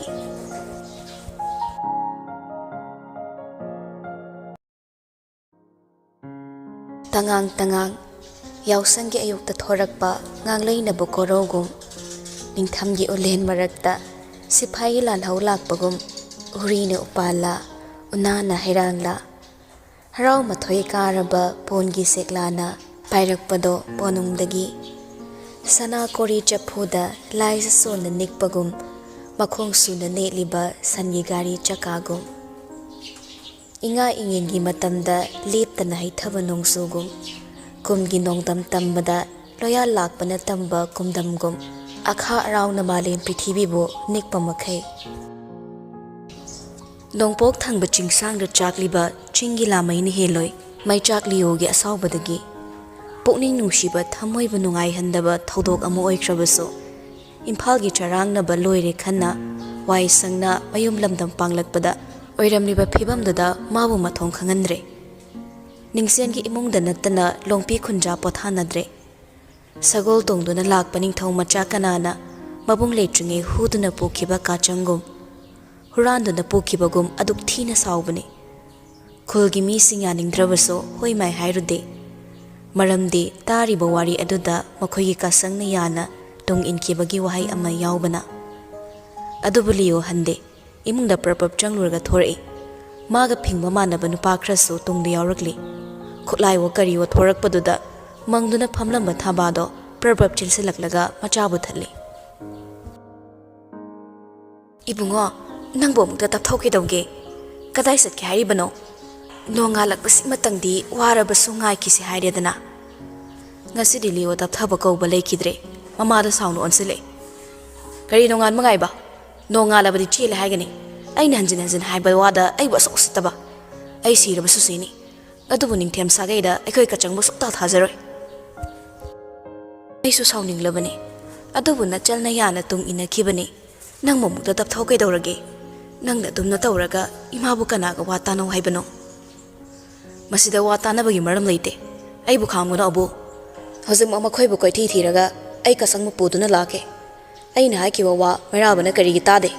ꯃꯥꯒꯤꯗꯃꯛ ꯑꯩꯒꯤ ꯊꯋꯥꯏꯁꯤ ꯀꯠꯊꯣꯛꯂꯕꯁꯨ ꯑꯩ ꯆꯤꯡꯅꯕ ꯂꯩꯇꯦ꯫ ꯑꯗꯨꯕꯨ ꯃꯥꯒꯤ ꯃꯤꯅꯨꯡꯁꯤꯒꯤ ꯗꯥꯟ ꯑꯣꯏꯅ ꯏꯆꯜꯕꯨ ꯃꯈꯣꯏꯗ ꯁꯤꯟꯅꯕꯗꯤ ꯉꯝꯃꯣꯏ꯫ ꯊꯥꯕꯥ ꯎꯄꯥꯏ ꯂꯩꯇ꯭ꯔꯦ꯫ ꯋꯥꯈꯜꯅ ꯍꯦꯟꯃꯟꯈꯤꯗꯅ ꯃꯥ ꯀꯞꯄ ꯐꯥꯎꯕ ꯁꯪꯗ꯭ꯔꯦ꯫ ꯂꯤꯌꯣꯁꯨ ꯃꯃꯥꯗ ꯌꯦꯡꯂꯒ ꯋꯥ ꯉꯥꯡꯂꯝꯕꯗꯒꯤ ꯃꯃꯥꯒꯤ ꯃꯔꯨꯝꯗ ꯀꯤꯊꯤ ꯀꯤꯔꯨꯝ ꯂꯦꯞꯂꯤꯕ ꯑꯑꯣꯟꯗ ꯊꯣꯛ ꯑꯣꯟꯁꯤꯜꯂꯒ ꯍꯥꯏꯔꯛꯏ, ꯈꯣꯟꯖꯦꯜꯗꯣ ꯍꯥꯟꯅꯒꯨꯝ ꯏꯀꯟ ꯀꯟꯅ꯫ ꯑꯩꯅ ꯀꯔꯤ ꯍꯥꯏ? ꯑꯩꯅ ꯃꯤꯀꯨꯞ ꯈꯨꯗꯤꯡ ꯅꯉꯣꯟꯗ ꯀꯔꯤ ꯍꯥꯏ ꯑꯑꯣꯟ? ꯀꯆꯪꯕꯨ ꯁꯦꯟꯅꯧ, ꯃꯥꯒꯤ ꯃꯅꯥꯛꯇꯒꯤ ꯂꯦꯡꯗꯅ ꯂꯩꯌꯨ, ꯃꯥꯒꯤ ꯈꯣꯡꯊꯥꯡ ꯈꯨꯗꯤꯡ ꯆꯦꯛꯁꯤꯟꯅ ꯃꯥꯕꯨ ꯌꯦꯡꯉꯨ ꯍꯥꯏꯔꯒ ꯅꯈꯨꯠꯃꯛꯅ ꯍꯨꯔꯥꯟꯕ ꯅꯤꯡꯊꯦꯝꯗꯨꯗ ꯀꯆꯪꯕꯨ ꯁꯤꯟꯅꯈꯤꯕ ꯅꯠꯇ꯭ꯔꯥ? ꯑꯑꯣꯟꯗꯣ ꯀꯤꯃꯟꯗꯅ ꯀꯞꯂꯕꯅꯤ꯫ ꯑꯑꯣꯟꯗꯣ ꯑꯣꯟꯁꯤꯟꯈꯤꯕꯗꯨꯗ ꯊꯥꯕꯥ ꯃꯆꯥꯕꯨ ꯆꯩꯔꯛꯏ꯫ ꯍꯥꯏ, ꯀꯔꯤꯒꯤꯅꯣ ꯅꯪꯅ ꯑꯉꯥꯡꯁꯤꯗ ꯑꯣꯟꯁꯤꯜꯂꯤꯕꯗꯣ? ꯃꯥꯅ ꯀꯔꯤ ꯈꯪꯒꯦ? ꯀꯔꯤꯒꯤꯅꯣ ꯅꯪꯅ ꯑꯑꯣꯟꯗ ꯇꯥꯏꯅꯔꯤꯁꯦ? ꯏꯃꯥ, ꯅꯪ ꯇꯨꯃꯤꯟ ꯂꯩꯌꯨ꯫ ꯇꯥꯏꯅꯐꯝ ꯊꯣꯛꯄꯒꯤ ꯇꯥꯏꯅꯕꯅꯤ꯫ ꯃꯥ ꯀꯔꯤꯒꯤ ꯈꯪꯒꯅꯤ? ꯃꯥꯅ ꯂꯣꯏꯅ ꯈꯪꯕꯅꯤ꯫ ꯄꯨꯝꯅꯃꯛ ꯅꯪꯅ ꯊꯣꯛꯍꯟꯕꯅꯤ꯫ ꯃꯩꯔꯥꯕ ꯂꯥꯛꯂꯕꯗꯤ ꯑꯩꯉꯣꯟꯗ ꯍꯥꯟꯅ ꯄꯥꯎ ꯄꯤꯔꯝꯗꯅ ꯃꯥꯅ ꯀꯆꯪꯕꯨ ꯀꯧꯊꯣꯛꯄꯅꯤ꯫ ꯅꯪ ꯂꯣꯏꯅ ꯈꯪꯂꯕꯅꯤꯅ ꯍꯥꯏꯌꯨ꯫ ꯃꯈꯣꯏ ꯀꯗꯥꯏꯗ ꯂꯩ? ꯍꯧꯖꯤꯛꯃꯛ ꯑꯩꯕꯨ ꯃꯈꯣꯏꯒꯤ ꯃꯅꯥꯛꯇ ꯄꯨ꯫ ꯍꯟꯗꯛꯃꯨꯛꯇꯤ ꯑꯑꯣꯟꯗꯣ ꯀꯞꯂꯤ ꯀꯞꯂꯤ ꯏꯇꯞ ꯇꯞꯅ ꯃꯆꯤꯟ ꯈꯨꯝꯂꯛꯏ꯫ ꯀꯆꯪꯅ ꯅꯤꯡꯊꯦꯝꯕꯨ ꯉꯥꯏꯔꯒ ꯅꯨꯃꯤꯠ ꯈꯨꯗꯤꯡ ꯀꯞꯄꯗꯣ ꯃꯩꯅ ꯀꯔꯤ ꯈꯪꯕ꯭ꯔꯥ? ꯂꯤꯌꯣ ꯈꯪꯂꯛ ꯂꯥꯎꯔꯛꯏ꯫ ꯀꯞꯄꯗꯨꯅ ꯑꯣꯏꯕ ꯌꯥꯕ꯭ꯔꯣ? ꯃꯗꯨꯅ ꯄꯨꯟꯁꯤꯒꯤ ꯑꯣꯏꯕ ꯌꯥꯕ꯭ꯔꯥ? ꯑꯩꯅ ꯀꯔꯤ ꯍꯥꯏꯈꯤ? ꯄꯨꯟꯁꯤꯁꯤꯗ ꯅꯨꯡꯁꯤꯕ ꯈꯛꯇꯅ ꯌꯥꯗꯕꯅꯤ꯫ ꯅꯨꯡꯁꯤꯕ ꯈꯨꯗꯤꯡꯃꯛ ꯊꯨꯡꯅꯤꯡꯕ ꯃꯇꯝꯗ ꯊꯨꯡꯕ ꯌꯥꯕ꯭ꯔꯥ? ꯆꯠꯂꯣ, ꯅꯪ ꯉꯁꯤꯗꯒꯤ ꯑꯩꯈꯣꯏꯗ ꯆꯪꯉꯛꯄ ꯌꯥꯔꯣꯏ꯫ ꯑꯃꯨꯛ ꯍꯟꯅ ꯀꯆꯪꯒ ꯂꯣꯏꯅꯕꯁꯨ ꯌꯥꯔꯣꯏ꯫ ꯆꯠꯂꯣ, ꯅꯪ ꯑꯩꯒꯤ ꯏꯃꯥꯡꯗ ꯀꯨꯏꯅ ꯂꯩꯒꯅꯨ꯫ ꯐꯅꯃꯛ ꯁꯥꯎꯏ ꯍꯥꯏꯗꯨꯅꯁꯨ ꯆꯤꯝꯕꯥꯜꯗꯒꯤ ꯊꯣꯔꯛꯂꯤꯕ ꯑꯀꯟꯕ ꯋꯥꯍꯩꯗꯨꯅ ꯆꯍꯤ ꯀꯌꯥ ꯆꯨꯞꯅ ꯃꯥꯒꯤ ꯇꯨꯡꯗ ꯃꯃꯤꯒꯨꯝ ꯂꯦꯞꯆꯔꯨꯕ ꯑꯗꯨꯒꯤ ꯇꯧꯕꯤꯃꯜ ꯑꯣꯏꯈ꯭ꯔꯦ꯫ ꯃꯤꯌꯥꯝ ꯃꯃꯥꯡꯗꯨꯗ ꯏꯀꯥꯏꯕꯅ ꯃꯥꯏ ꯊꯝꯐꯝ ꯂꯩꯇ꯭ꯔꯕꯗ ꯑꯑꯣꯟ ꯂꯤꯌꯣꯕꯨ ꯋꯥꯔꯧꯅ ꯌꯦꯡꯂꯝꯂꯒ ꯀꯞꯇꯨꯅ ꯆꯦꯟꯆꯠ ꯆꯠꯈ꯭ꯔꯦ꯫ ꯈꯥꯝꯕꯁꯨ ꯌꯥꯗꯕ ꯃꯇꯥꯡ ꯑꯣꯏꯕꯅ ꯊꯥꯕꯥ ꯃꯆꯥꯗ ꯁꯥꯎꯅ ꯑꯣꯟꯁꯤꯜꯂꯛꯏ꯫ ꯐꯔꯦꯗꯅꯁꯦ, ꯑꯉꯥꯡꯁꯤ ꯃꯄꯨꯛꯅꯤꯡ ꯅꯨꯡꯁꯤꯈ꯭ꯔꯦ꯫ ꯏꯃꯥꯅ ꯇꯞꯊꯧ ꯍꯥꯏꯕꯁꯤꯗ ꯅꯪꯕꯨ ꯇꯞꯊꯔꯣ ꯀꯩꯗꯧꯒꯦ? ꯅꯆꯜꯗꯣ ꯃꯐꯝ ꯈꯪꯗꯅ ꯃꯥꯡꯈꯤꯕ ꯑꯣꯏꯔꯕꯗꯤꯅꯦ ꯅꯪꯅ ꯁꯥꯎꯔꯤꯕꯗꯨ ꯌꯥꯏ, ꯑꯗꯨꯕꯨ ꯃꯈꯣꯡꯅ ꯊꯣꯡꯅ ꯊꯣꯛꯇꯨꯅ ꯆꯦꯟꯈꯤꯕꯅꯤꯅꯦ, ꯆꯦꯟꯈꯤꯕ꯫ ꯃꯃꯥꯒꯤ ꯋꯥꯍꯩꯗꯨꯗ ꯑꯁꯥꯎꯕꯗꯨ ꯍꯦꯟꯅ ꯑꯗꯨꯝ ꯍꯦꯜꯂꯛꯏ꯫ ꯆꯦꯟꯕ ꯍꯥꯏꯕ ꯋꯥꯍꯩꯗꯣ ꯑꯩꯒꯤ ꯃꯥꯡꯗ ꯑꯅꯤꯔꯛ ꯍꯟꯅ ꯄꯟꯕꯤꯔꯛꯀꯅꯨ꯫ ꯏꯃꯥ, ꯑꯩꯒꯤ ꯏꯆꯜꯗꯤ ꯃꯇꯤꯛ ꯆꯥꯕ ꯀꯅꯥꯒ ꯆꯔꯆꯇ ꯆꯥꯎꯅ ꯂꯨꯍꯣꯡꯗꯨꯅ ꯃꯇꯤꯛ ꯆꯥꯕ ꯕꯣꯔ ꯑꯃꯗ ꯑꯩꯅ ꯊꯥꯖꯒꯅꯤ ꯍꯥꯏꯗꯨꯅ ꯂꯦꯞꯄꯅꯤ꯫ ꯑꯩꯈꯣꯏꯒꯤ ꯆꯠꯅꯕꯤꯗ ꯆꯦꯜꯂꯕ ꯅꯨꯄꯥ ꯅꯨꯄꯤ ꯆꯔꯆꯇ ꯂꯨꯍꯣꯡꯕ ꯌꯥꯗꯦ ꯍꯥꯏꯕ ꯏꯃꯥ ꯀꯔꯤꯒꯤ ꯀꯥꯎꯕꯅꯣ? ꯑꯃꯨꯛ ꯍꯟꯅ ꯃꯥꯕꯨ ꯆꯦꯟꯕ ꯍꯥꯏꯒꯅꯨ꯫ ꯃꯩꯇꯩ ꯅꯤꯡꯊꯦꯝꯗꯨꯗ ꯑꯩꯅ ꯀꯆꯪꯕꯨ ꯊꯥꯖꯔꯣꯏ ꯍꯥꯏꯅ ꯍꯟꯖꯟ ꯍꯟꯖꯟ ꯋꯥꯁꯛꯂꯤꯕꯁꯤꯅꯤ꯫ ꯍꯟꯗꯛꯃꯨꯛꯇꯤ ꯊꯥꯕꯥ ꯑꯁꯥꯎꯕ ꯈꯖꯤꯛꯇꯪ ꯇꯞꯊꯔꯒ ꯃꯄꯨꯛꯅꯤꯡ ꯅꯨꯡꯁꯤꯔꯛꯏ꯫ ꯅꯪꯅ ꯃꯩꯇꯩ ꯍꯥꯏꯅ ꯁꯥꯎꯔꯤꯕꯗꯣ ꯅꯪꯕꯨ ꯍꯦꯛ ꯄꯣꯛꯂꯤꯕ ꯅꯃꯥ ꯑꯩꯍꯥꯛꯁꯦ ꯃꯩꯇꯩ ꯅꯤꯉꯣꯜꯅꯤ ꯀꯥꯎꯔꯕ꯭ꯔꯥ? ꯂꯤꯌꯣ ꯃꯃꯥꯗ ꯌꯦꯡꯂꯛꯏ꯫ ꯊꯥꯕꯥ ꯇꯞꯅ ꯃꯈꯥ ꯇꯥꯏ꯫ ꯆꯨꯝꯅꯇ ꯅꯪꯅ ꯅꯆꯜꯕꯨ ꯅꯤꯡꯊꯦꯝ ꯁꯥꯒꯩꯗ ꯊꯥꯖꯕ ꯄꯥꯝꯗꯦ ꯍꯥꯏꯕ ꯏꯃꯥꯅ ꯈꯪꯏ, ꯑꯗꯨꯕꯨ ꯅꯪꯒꯤ ꯋꯥꯉꯥꯡ ꯑꯃꯗꯤ ꯅꯇꯧꯗ ꯐꯨꯔꯨꯞ ꯑꯅꯤ ꯌꯦꯡꯊꯤꯅꯕꯒꯤ ꯃꯇꯧ ꯌꯥꯎꯔꯛꯂꯕꯗꯤ ꯃꯗꯨ ꯐꯠꯇꯦ ꯏꯕꯨꯡꯉꯣ꯫ ꯂꯤꯌꯣ ꯃꯆꯤꯟ ꯈꯨꯝꯃꯛꯇ꯭ꯔꯦ꯫ ꯇꯁꯦꯡꯅꯃꯛꯀꯤ ꯃꯍꯥꯛꯁꯨ ꯅꯤꯡꯊꯦꯝ ꯁꯥꯒꯩꯁꯤ ꯈꯛꯇꯗ ꯑꯇꯝꯅꯅ ꯁꯥꯎꯕꯅꯤ, ꯂꯥꯟꯗꯕ ꯀꯅꯥꯕꯨ ꯃꯥꯅ ꯆꯤꯡꯁꯤꯜꯂꯒ ꯁꯥꯎꯔꯨꯗꯦ꯫ ꯑꯁꯨꯝ ꯂꯦꯞꯇꯨꯅ ꯂꯩꯔꯤꯉꯩ ꯃꯅꯨꯡꯗꯒꯤ ꯅꯨꯄꯥ ꯑꯃ ꯊꯣꯔꯛꯂꯒ ꯇꯥꯡꯈꯨꯜ ꯂꯣꯟꯗ ꯍꯥꯏꯔꯛꯏ꯫ ꯑꯃꯩ, ꯇꯦꯂꯤꯐꯣꯟ ꯔꯥꯗ ꯂꯩꯌꯦ꯫ ꯇꯦꯂꯤꯐꯣꯟ ꯂꯥꯛꯂꯦ ꯇꯥꯕꯗ ꯂꯤꯌꯣ ꯈꯣꯡꯂꯩ ꯊꯨꯅ ꯏꯃꯨꯡꯗ ꯆꯪꯉꯛꯂꯦ꯫ ꯂꯥꯏꯟꯗ ꯂꯩꯔꯝꯂꯤꯕ ꯐꯣꯟꯗꯨ ꯇꯥꯞ ꯄꯥꯏꯈꯠꯂꯤ꯫ ꯇꯦꯂꯤꯐꯣꯟꯗꯒꯤ ꯉꯥꯛꯂꯛꯏ ꯏꯝꯐꯥꯜꯒꯤ ꯌꯨꯝꯗ ꯂꯩꯕ ꯃꯔꯤꯡ ꯅꯨꯄꯥꯗꯨꯅ ꯑꯃꯩ ꯅꯤꯡꯊꯦꯝ ꯁꯉꯥꯏꯗꯁꯨ ꯂꯩꯇꯕꯅꯤ ꯁꯅꯥ ꯀꯣꯅꯨꯡꯗꯁꯨ ꯂꯩꯇꯦ ꯍꯥꯏꯕꯅꯤ ꯀꯔꯝ ꯇꯧꯁꯤꯔꯥ ꯅꯤꯡꯊꯧꯕꯨ ꯋꯥ ꯍꯪꯒꯦꯔꯥ ꯂꯤꯑꯣ ꯁꯣꯔ ꯇꯞꯅ ꯍꯣꯟꯊꯔꯒ ꯉꯥꯏꯍꯥꯛ ꯋꯥꯈꯜ ꯇꯧꯏ ꯑꯗꯨꯒ ꯇꯞꯂꯞ ꯍꯥꯏꯔꯛꯏ ꯑꯩ ꯂꯥꯛꯀꯦ ꯈꯨꯗꯛꯇ ꯏꯝꯐꯥꯜ ꯌꯧꯔꯛꯅꯕ ꯎꯄꯥꯏ ꯇꯧꯗꯨꯅ ꯂꯥꯛꯀꯦ ꯁꯅꯥꯈ꯭ꯌꯥꯏ ꯏꯕꯨꯡꯉꯣꯕꯨ ꯑꯩꯅ ꯎꯅꯔꯕꯁꯨ ꯎꯅꯒꯦ ꯅꯈꯣꯏ ꯌꯥꯎꯒꯅꯨ ꯑꯁꯤ ꯍꯥꯏꯔꯒ ꯐꯣꯟꯗꯣ ꯍꯥꯟꯅꯒꯨꯝ ꯊꯝꯂꯝꯂꯒ ꯑꯃꯨꯛ ꯍꯟꯅ ꯊꯣꯔꯛꯂꯦ ꯃꯥꯒꯤ ꯅꯨꯄꯥꯁꯤꯡꯗꯨꯁꯨ ꯇꯨꯡ ꯏꯟꯅꯔꯛꯏ ꯆꯨꯔꯤ ꯇꯥꯐꯝꯗ ꯂꯦꯞꯂꯤꯕ ꯃꯃꯥꯕꯨ ꯍꯟꯅ ꯌꯦꯡꯂꯝꯗꯦ ꯈꯣꯡꯂꯩ ꯊꯨꯅ ꯊꯣꯡꯒꯥꯜꯗ ꯆꯨꯝꯗ꯭ꯔꯤꯡ ꯊꯣꯛꯈꯤ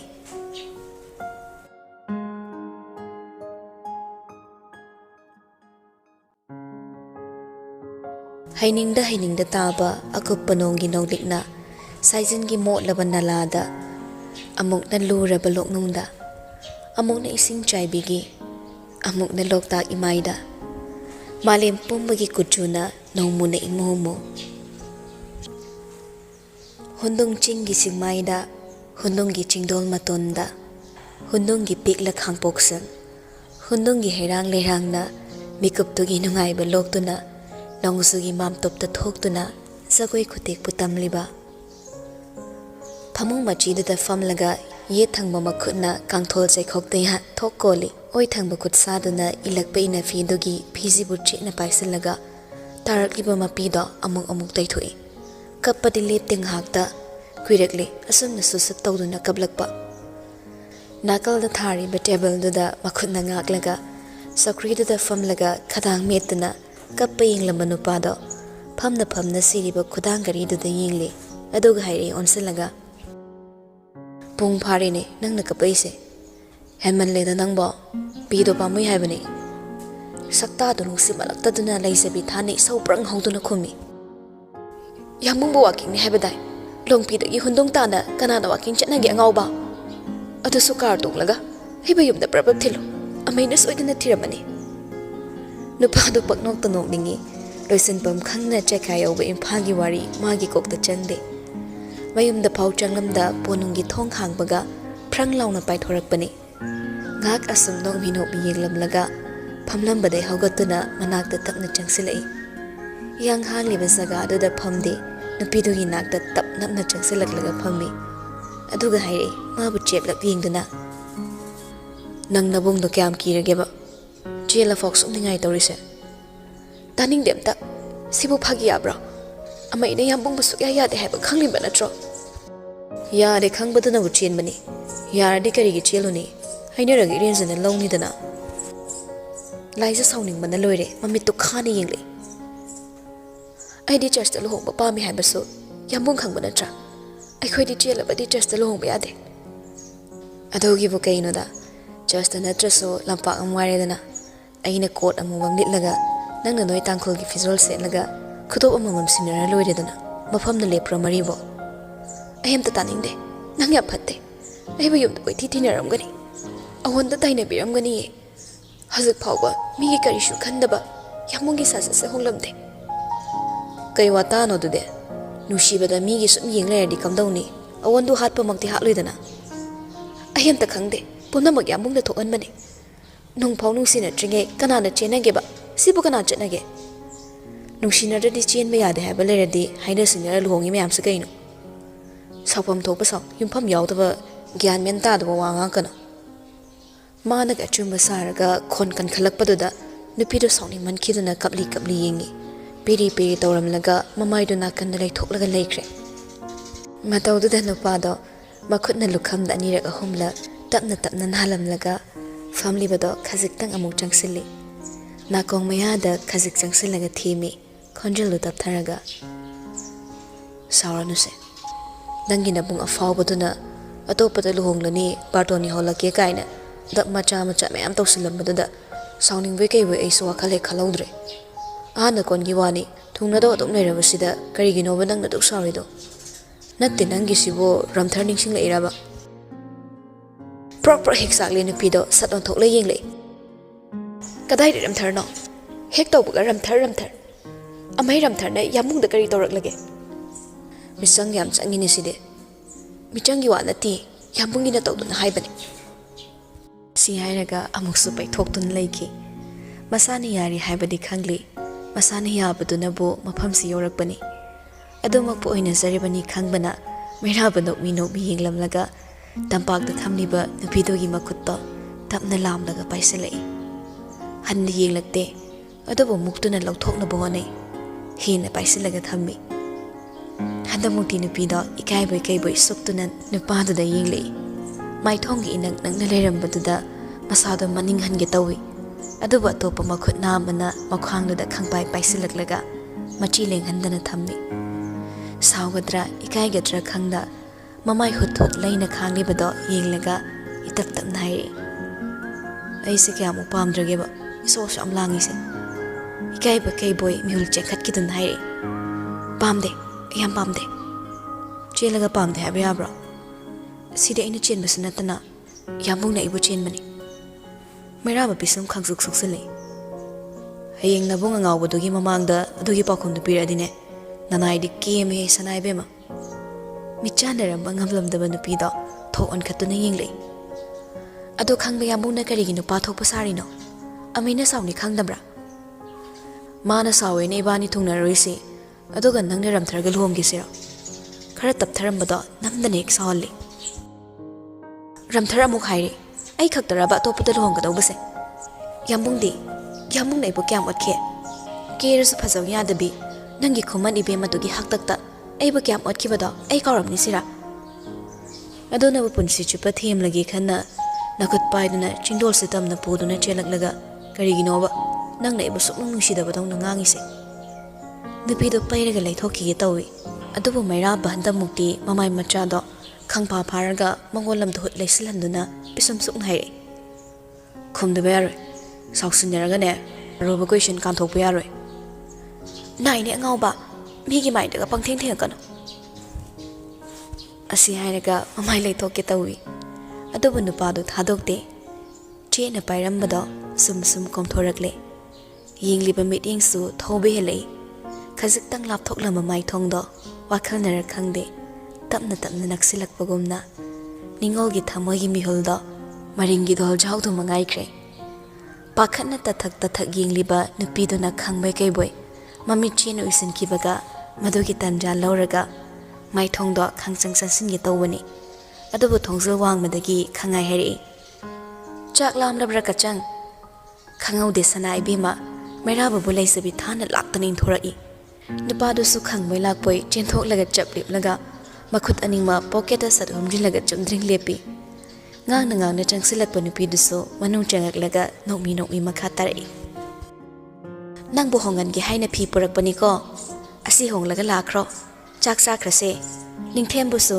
nangi pana sengna thongkrabani sanai be mado mamai mamit tathak makok tapna nomi nupidu su makhutta purakpa laisana hongtoknaba phi phane hanbado irensana thamlamlaga thokre sakhumna mating panggi sanglubada tanthokpiraktuna hazikti ikaibu nangle ikai khangda lebliba nupa aduda suktuna mu yengle ikaiba phawna ikaidaba sariba nupa aduso paketa humlama makutto puthoklaga lukhamda tapna nanduna hairami fiong laga lao ipagi imagase yabudi yaribu tambangamde yumlomda pawga haikradi phibam am taroi amuka fasana hairoge hairam laga thokre nupado matawdu yenglamlaga nupiduna thamlamba phida paikhatli yumda mamani hek setpa phizoldugi mayeka haifet manai tinda fana saurabuso maithongda sawbo labuso ikai boy harau boy figi fizi machet amachik laga ikai na nokmi lefhawi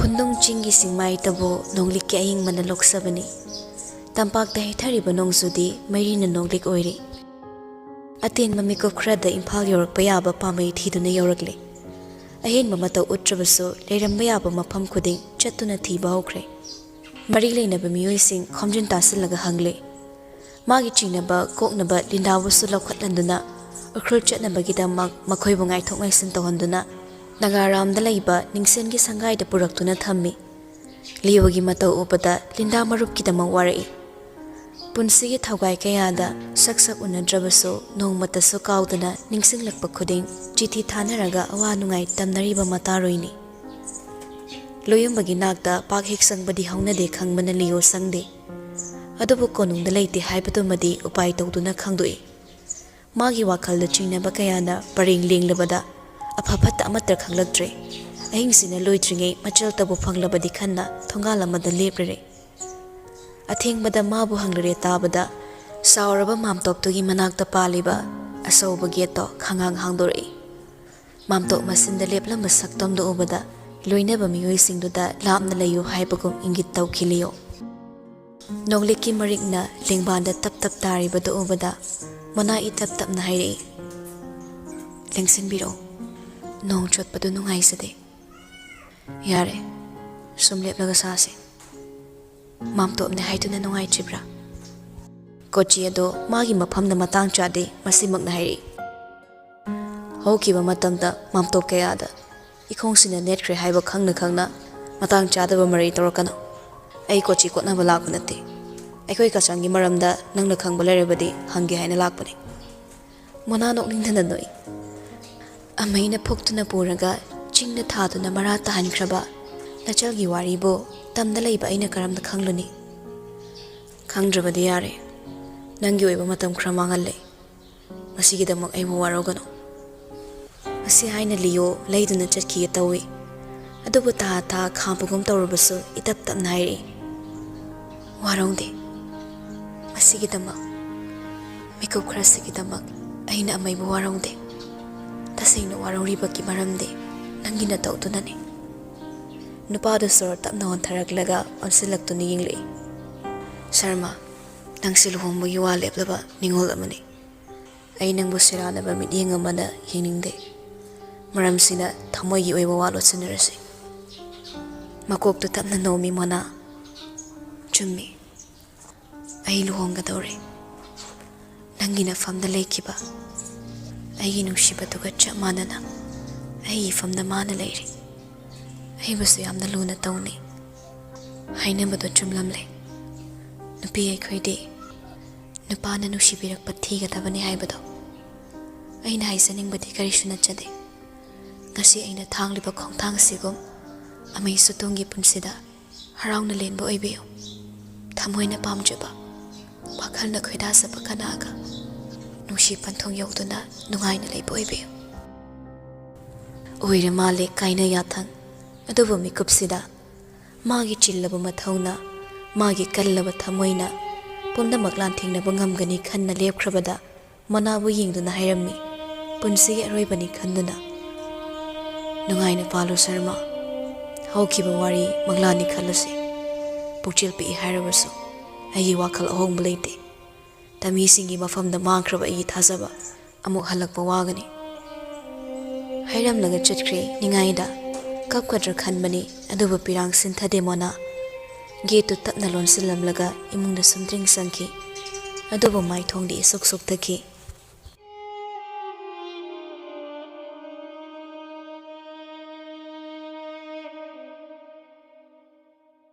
ꯑꯁꯨꯛ ꯆꯔꯥꯡꯅꯔꯕ ꯅꯨꯃꯤꯠꯁꯤꯗ ꯃꯅꯥꯎꯗꯨꯒꯤ ꯄꯥꯎ ꯇꯥꯕꯗ ꯂꯣꯌꯨꯝꯕ ꯁꯪꯁꯥꯔꯒꯤ ꯑꯋꯥ ꯅꯨꯡꯉꯥꯏ ꯑꯃꯠꯇ ꯆꯪꯈꯤꯗ꯭ꯔꯦ꯫ ꯃꯤꯀꯨꯞꯁꯤꯗ ꯍꯔꯥꯎꯒꯗ꯭ꯔꯥ ꯀꯞꯀꯗ꯭ꯔꯥ ꯍꯥꯏꯕꯗꯣ ꯇꯣꯉꯥꯟꯅ ꯊꯝꯈ꯭ꯔꯒ ꯃꯊꯥꯗꯤ ꯃꯩ ꯍꯧꯅ ꯁꯥꯔꯦ꯫ ꯂꯤꯌꯣꯒꯤ ꯂꯩꯖꯕ ꯃꯤ ꯆꯈꯥꯏꯔꯒ ꯁ꯭ꯔꯨ ꯅꯩꯗꯨꯅ ꯊꯤꯕꯒꯤ ꯄꯥꯎ ꯃꯍꯥꯛꯅ ꯇꯥꯔꯦ꯫ ꯀꯔꯤꯒꯨꯝꯕ ꯐꯪꯂꯕꯗꯤ ꯄꯨꯡꯂꯣꯏ ꯂꯣꯏꯔꯦ ꯈꯜꯂꯨꯕꯗ ꯂꯥꯏꯃꯟ ꯀꯥꯡꯂ ꯂꯣꯌꯨꯝꯕ꯫ ꯃꯀꯣꯛ ꯄꯥꯏꯔꯒ ꯐꯝꯂꯝꯕꯗꯒꯤ ꯅꯥꯎꯕꯕꯨ ꯑꯣꯟꯈꯠꯇꯨꯅ ꯌꯦꯡꯂꯛꯏ꯫ ꯅꯥꯎꯕ, ꯄꯥꯎ ꯀꯔꯤꯁꯨ ꯇꯥꯗꯕ꯭ꯔꯥ ꯍꯥꯏꯕꯅꯤ꯫ ꯀꯗꯥꯏꯗꯅꯣꯕ ꯃꯥꯅ ꯑꯉꯥꯡꯗꯨ ꯄꯨꯔꯒ ꯆꯠꯂꯤꯁꯤꯕꯣ? ꯅꯥꯎꯕꯗꯤ ꯄꯪꯅꯣꯛꯇ ꯅꯣꯛꯅꯤꯡꯉꯤ꯫ ꯍꯥꯎꯁ ꯑꯦꯔꯦꯁꯇꯒꯤ ꯍꯦꯛ ꯊꯣꯔꯛꯄꯒ ꯅꯨꯄꯤ ꯆꯦꯟꯈꯤꯕꯗꯨꯗ ꯃꯥ ꯌꯥꯝ ꯅꯣꯛꯅꯤꯡꯂꯨꯔꯦ꯫ ꯑꯗꯨꯕꯨ ꯃꯌꯥꯝꯅ ꯃꯊꯥ ꯁꯥꯕꯁꯤ ꯎꯕꯗ ꯇꯞꯅ ꯍꯥꯏꯔꯛꯏ, ꯈꯪꯂꯕꯗꯤ ꯑꯩ ꯁꯅꯥꯈ꯭ꯌꯥ ꯏꯕꯨꯡꯉꯣꯗ ꯁꯣꯏꯗꯅ ꯍꯥꯏꯖꯒꯅꯤ꯫ ꯃꯇꯥꯡꯁꯤꯃꯗꯤ ꯑꯩ ꯇꯁꯦꯡꯅ ꯈꯪꯖꯗ꯭ꯔꯦ꯫ ꯍꯧꯖꯤꯛꯄꯨ ꯑꯉꯥꯡ ꯃꯆꯥꯗꯧꯅ ꯆꯦꯟꯕ ꯆꯣꯡꯕ ꯃꯇꯝꯂꯥ? ꯃꯥꯅ ꯑꯗꯨ ꯌꯧꯅ ꯄꯥꯝꯂꯕꯗꯤ ꯍꯥꯏꯖ ꯆꯠꯆꯗꯨꯅ ꯅꯤꯡꯊꯤꯅ ꯂꯧꯔꯨꯕ ꯌꯥꯔꯤꯗꯅ꯫ ꯑꯩꯈꯣꯏꯒꯤ ꯃꯥꯏꯀꯩꯗꯒꯤꯁꯨ ꯌꯥꯔꯁꯨ ꯑꯃꯩꯅ ꯌꯥꯔꯣꯏ ꯈꯪꯕꯒꯤꯅꯤꯗ꯫ ꯉꯁꯥꯏꯁꯨ ꯑꯃꯩ ꯂꯥꯛꯑꯔꯒ ꯄꯤꯔꯣꯏ, ꯑꯗꯨꯅ ꯀꯔꯤꯒꯤꯅꯣ ꯈꯔ ꯌꯥꯝꯕꯨꯡꯗ ꯍꯥꯏꯔꯝ ꯃꯥꯜꯂꯦ꯫ ꯂꯣꯌꯨꯝꯕ ꯑꯃꯨꯛ ꯅꯣꯟꯊꯔꯒ ꯂꯩꯈ꯭ꯔꯦ꯫ ꯃꯤꯀꯨꯞ ꯈꯔ ꯂꯩꯔꯝꯂꯒ ꯈꯨꯝꯂꯛꯏ, ꯍꯌꯦꯡꯁꯨ ꯂꯣꯠꯈ꯭ꯔꯕꯗꯤ ꯑꯩꯗꯤ ꯀꯝꯗꯧꯅꯤ? ꯀꯦꯁꯨ ꯀꯛꯊꯣꯛ ꯀꯛꯁꯤꯟ ꯆꯥꯏꯔꯤꯕꯁꯤꯡꯁꯤ ꯂꯣꯏꯁꯤꯟꯗꯕ ꯌꯥꯔꯣꯏꯅꯦ ꯅꯥꯎꯕ꯫ Thokna gyan tade do ko masibo adugidi nangnaba dum torokani na sanakya thoine na wabiruno ekhoi yambung nu pa yam thokpani bahai da loyumba nabu bu chehli hai sibu kari nu pa khuthokno magi nu pa thokpham si matang zadene sei saga da nu pa khuthokni nupi sigi da maktab oppadagi yawsarak laba saktam do thok hek to hundok lamba hawjina amu zat manadugi imung manung ne yadaba nupi do setana pukredana kari no ina husu tawgadaba sibo masibu kadom dagi haijalaga nusiba hairuri banone mahausago magi thokpa pahing ding baduna chama da sama phare mana nusiba khanglak pasidi leba wa tho oina ba hei boiram ledana penda duna panganga labaso loyumba tawba yaba kari kari no pai thire amarom da mahak tiliona thiba phangdrabadi phare khalli thengzilak labasida phadok setok na bado mahaki apambu oidre konungi halsing pau pigadabasu kari oirakadabano khangdabana mahak tumin leire chamarak iruludanaso mamal tangba saponoiduna chamlabaso kokpa nairoidaba pokpatagi yawsaraklaba sana mamingdubo muthatpadi araiba nattabana ngasisu magi haktakta sana konung chenagadawri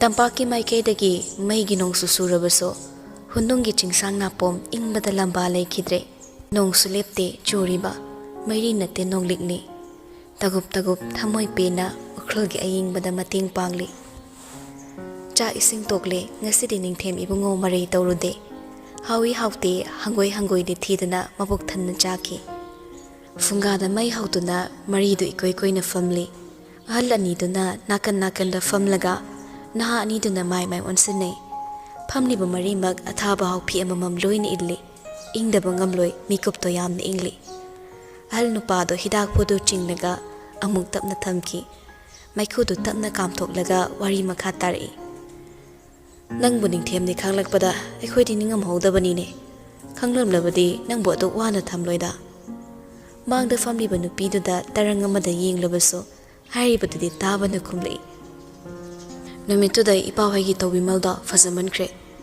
madudagi henba atithi seba nachana thengnajaraktre ipahoina budi arabadi tawbimal khangbu utuna ipahoigi angam mateng pangsage ngasi makso kanada su paw pidana ekhoi sangsafam pibibase agi famdadi khwaidigi chawbu matingni sana ibemada pairap yinglei ahaldu noklega khumi sidi kari sunateda nushina hingminnage laklaga krigi mateng pangloidra aina paw haidabagi ningsena aibu warausana nakoi ani khaktana asumna chenba natte thaina nge matamdagi yanadaba nungsibagi wari yam laikhrabani mairaba khumnudre wari oina tare ahal nupiduna oklaga amu hairei zat manadraga kaidawgira nushirabadi nungshiredana atai maksu natte maidei tangkhul anidi yamna naknabane ko ichasa wari kaya leibani nakoi nahasingna thidabagi karisu khangdabani ne matam amadadi asumna phungada mai tiklaga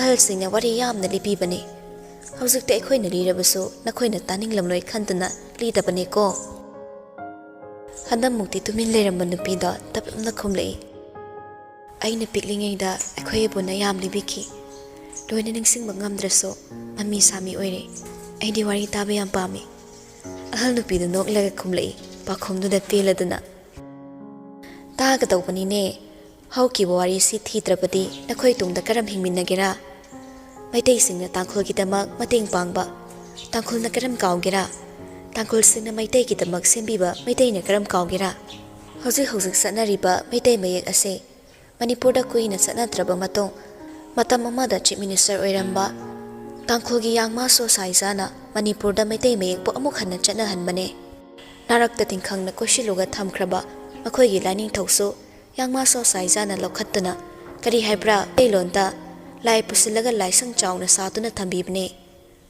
merabu makok tapna nomlaga aishwari da tajakre matam du idau sanakya bodana palingi matamni kumni chumi matam amadadi ningthem singso yamna thangna phabane nungsida ningthem nakhoibu tangkhul singna ningthem haiduna nungsina kobane pokning lawsing leibane haiduna aikhoigi lona nakhoibu ningthem kobane nakhoigi lohongbada hapa leirom phi siso ꯃꯩꯇꯩꯒꯤ ꯅꯠꯇꯦ ꯇꯥꯡꯈꯨꯜꯒꯤꯁꯨ ꯅꯠꯇꯦ ꯑꯩꯈꯣꯏ ꯑꯅꯤꯃꯛꯀꯤꯅꯦ ꯇꯝꯗ ꯂꯩꯈꯤꯕ ꯃꯩꯇꯩ ꯃꯅꯥꯎꯒꯤ ꯃꯆꯥ ꯅꯤꯉꯣꯜ ꯂꯨꯍꯣꯡꯕꯗ ꯆꯤꯡꯗ ꯂꯩꯕ ꯇꯥꯡꯈꯨꯜ ꯃꯌꯥꯝꯕꯕꯨ ꯃꯆꯥꯒꯤ ꯂꯨꯍꯣꯡꯕ ꯂꯥꯛꯄꯤꯌꯨ ꯍꯥꯏꯕꯅꯤ ꯑꯗꯨꯗ ꯆꯤꯡꯒꯤ ꯃꯌꯥꯝꯕꯁꯦ ꯃꯁꯥ ꯁꯣꯟꯃꯟꯗꯨꯅ ꯇꯝꯗ ꯆꯠꯄ ꯉꯝꯗꯕꯒꯤꯗꯃꯛ ꯐꯤ ꯑꯁꯦ ꯑꯩꯅ ꯂꯥꯛꯄꯅꯤ ꯍꯥꯏꯅ ꯈꯜꯂꯨ ꯍꯥꯏꯅ ꯃꯩꯇꯩꯒꯤ ꯃꯅꯥꯎ ꯑꯗꯨꯒꯤ ꯃꯆꯥꯅꯨꯄꯤ ꯂꯨꯍꯣꯡꯕꯗ ꯇꯥꯡꯈꯨꯜ ꯃꯌꯥꯝꯕꯅ ꯍꯥꯞꯄꯅꯤ ꯋꯥꯔꯤ ꯑꯣꯏꯔꯕꯁꯨ ꯑꯁꯨꯛ ꯐꯖꯕꯅꯤ ꯅꯤꯡꯊꯦꯝ ꯅꯈꯣꯏꯒ ꯑꯩꯈꯣꯏꯒꯁꯦ ꯀꯥꯏꯅꯕ ꯁꯨꯛꯌꯥ ꯌꯥꯗꯕꯅꯤꯀꯣ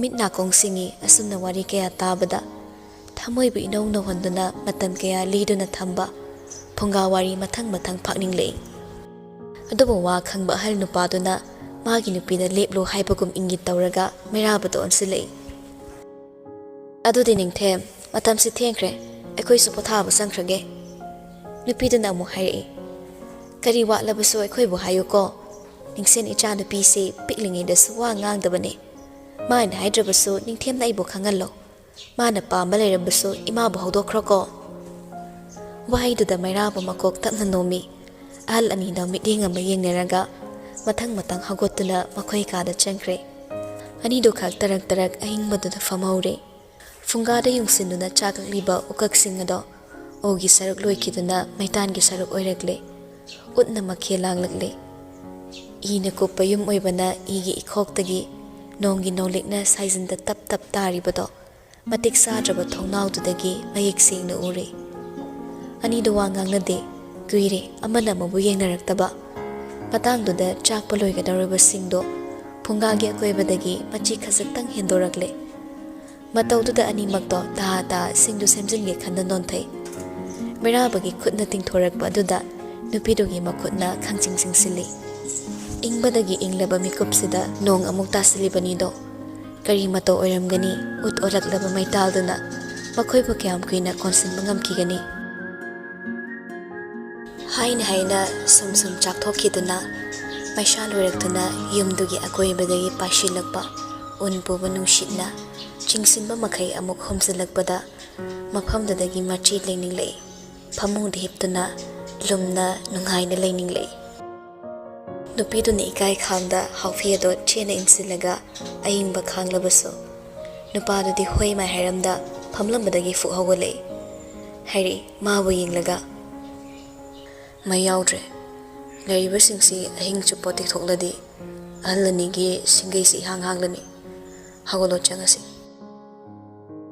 ꯅꯨꯄꯤꯗꯨ ꯃꯥꯒꯤ ꯍꯧꯅꯕ ꯑꯉꯥꯡꯕ ꯈꯖꯥꯏꯗꯣ ꯍꯦꯟꯅ ꯉꯥꯡꯁꯤꯟꯈ꯭ꯔꯦ ꯈꯨꯝꯕ ꯉꯝꯗꯕ ꯃꯥꯏꯗꯨ ꯅꯣꯟꯊꯔꯒ ꯂꯩ ꯃꯇꯧꯗꯨꯗ ꯅꯨꯄꯥꯗꯣ ꯆꯪꯁꯤꯜꯂꯒ ꯍꯦꯛ ꯆꯤꯡꯂꯨꯕꯁꯨ ꯉꯝꯗ ꯈꯣꯡꯀꯥꯞ ꯑꯃꯅꯤ ꯇꯞꯅ ꯊꯥꯡꯂꯛꯂꯒ ꯆꯞ ꯂꯦꯞꯄꯤ ꯃꯅꯥꯛꯇ ꯑꯗꯨꯒ ꯍꯥꯏꯔꯛꯏ ꯍꯟꯖꯤꯟꯅ ꯃꯥꯡ ꯊꯥꯔꯣ ꯅꯪ ꯍꯥꯟ ꯆꯪꯉꯝꯃꯣ ꯑꯩ ꯊꯣꯡ ꯊꯣꯡꯅꯥꯎꯁꯤꯡꯁꯦ ꯆꯦꯠꯅ ꯌꯦꯡꯂꯝꯒꯦ ꯋꯥꯍꯩꯗꯨꯗ ꯈꯔ ꯁꯥꯐꯕꯒꯨꯝ ꯇꯧꯏ ꯋꯥꯈꯜꯗ ꯈꯜꯂꯤ ꯆꯨꯝꯗ꯭ꯔꯤꯡ ꯆꯪꯂꯒ ꯑꯁꯤꯕꯒꯨꯝ ꯇꯨꯝꯂꯨꯔꯒꯦ ꯃꯁꯤꯃꯛꯅ ꯐꯨꯛ ꯍꯧꯒꯠꯇꯨꯅ ꯄ꯭ꯔꯕꯞ ꯊꯣꯛꯈ꯭ꯔꯦ ꯃꯥꯒꯤ ꯃꯇꯧꯗꯨꯗ ꯃꯩꯔꯥꯕꯗꯣ ꯅꯣꯛꯃꯤ ꯅꯣꯛꯃꯤ ꯌꯦꯡꯍꯧꯏ ꯀꯥꯗ ꯆꯪꯉꯛꯂꯒ ꯐꯃꯨꯡꯗ ꯄꯥꯏꯁꯤꯟꯈ꯭ꯔꯒꯦ ꯈꯟꯕꯅꯤ ꯑꯗꯨꯕꯨ ꯐꯝ ꯑꯃꯨꯛ ꯊꯥꯔꯝꯗ꯭ꯔꯦ ꯃꯗꯨꯒ ꯈꯪꯗꯦ ꯅꯨꯄꯤꯗꯣ ꯇꯍꯥ ꯇꯍꯥ ꯐꯟ ꯆꯣꯡꯈꯠꯂꯒ ꯐꯩꯖꯨꯞꯇꯣ ꯇꯥꯞ ꯆꯤꯡꯈꯠꯇꯨꯅ ꯃꯀꯣꯛ ꯌꯧꯅ ꯀꯨꯞꯁꯤꯜꯂꯒ ꯍꯤꯞꯊꯈ꯭ꯔꯦ ꯐꯩꯖꯨꯞ ꯃꯅꯨꯡꯗ ꯇꯨꯃꯤꯟꯅ ꯋꯥꯈꯜ ꯈꯜꯂꯤ ꯑꯁꯨꯛ ꯀꯞꯅꯤꯡꯕ ꯃꯤꯀꯨꯞꯁꯦ ꯂꯥꯛꯅꯕ꯭ꯔꯕ ꯑꯩꯅ ꯃꯥꯕꯨ ꯉꯥꯏꯈꯤꯕꯗꯣ ꯃꯍꯥꯛꯀꯤ ꯅꯤꯡꯊꯦꯝ ꯇꯧꯉꯝꯕ ꯑꯁꯤꯒꯤ ꯃꯇꯧꯗ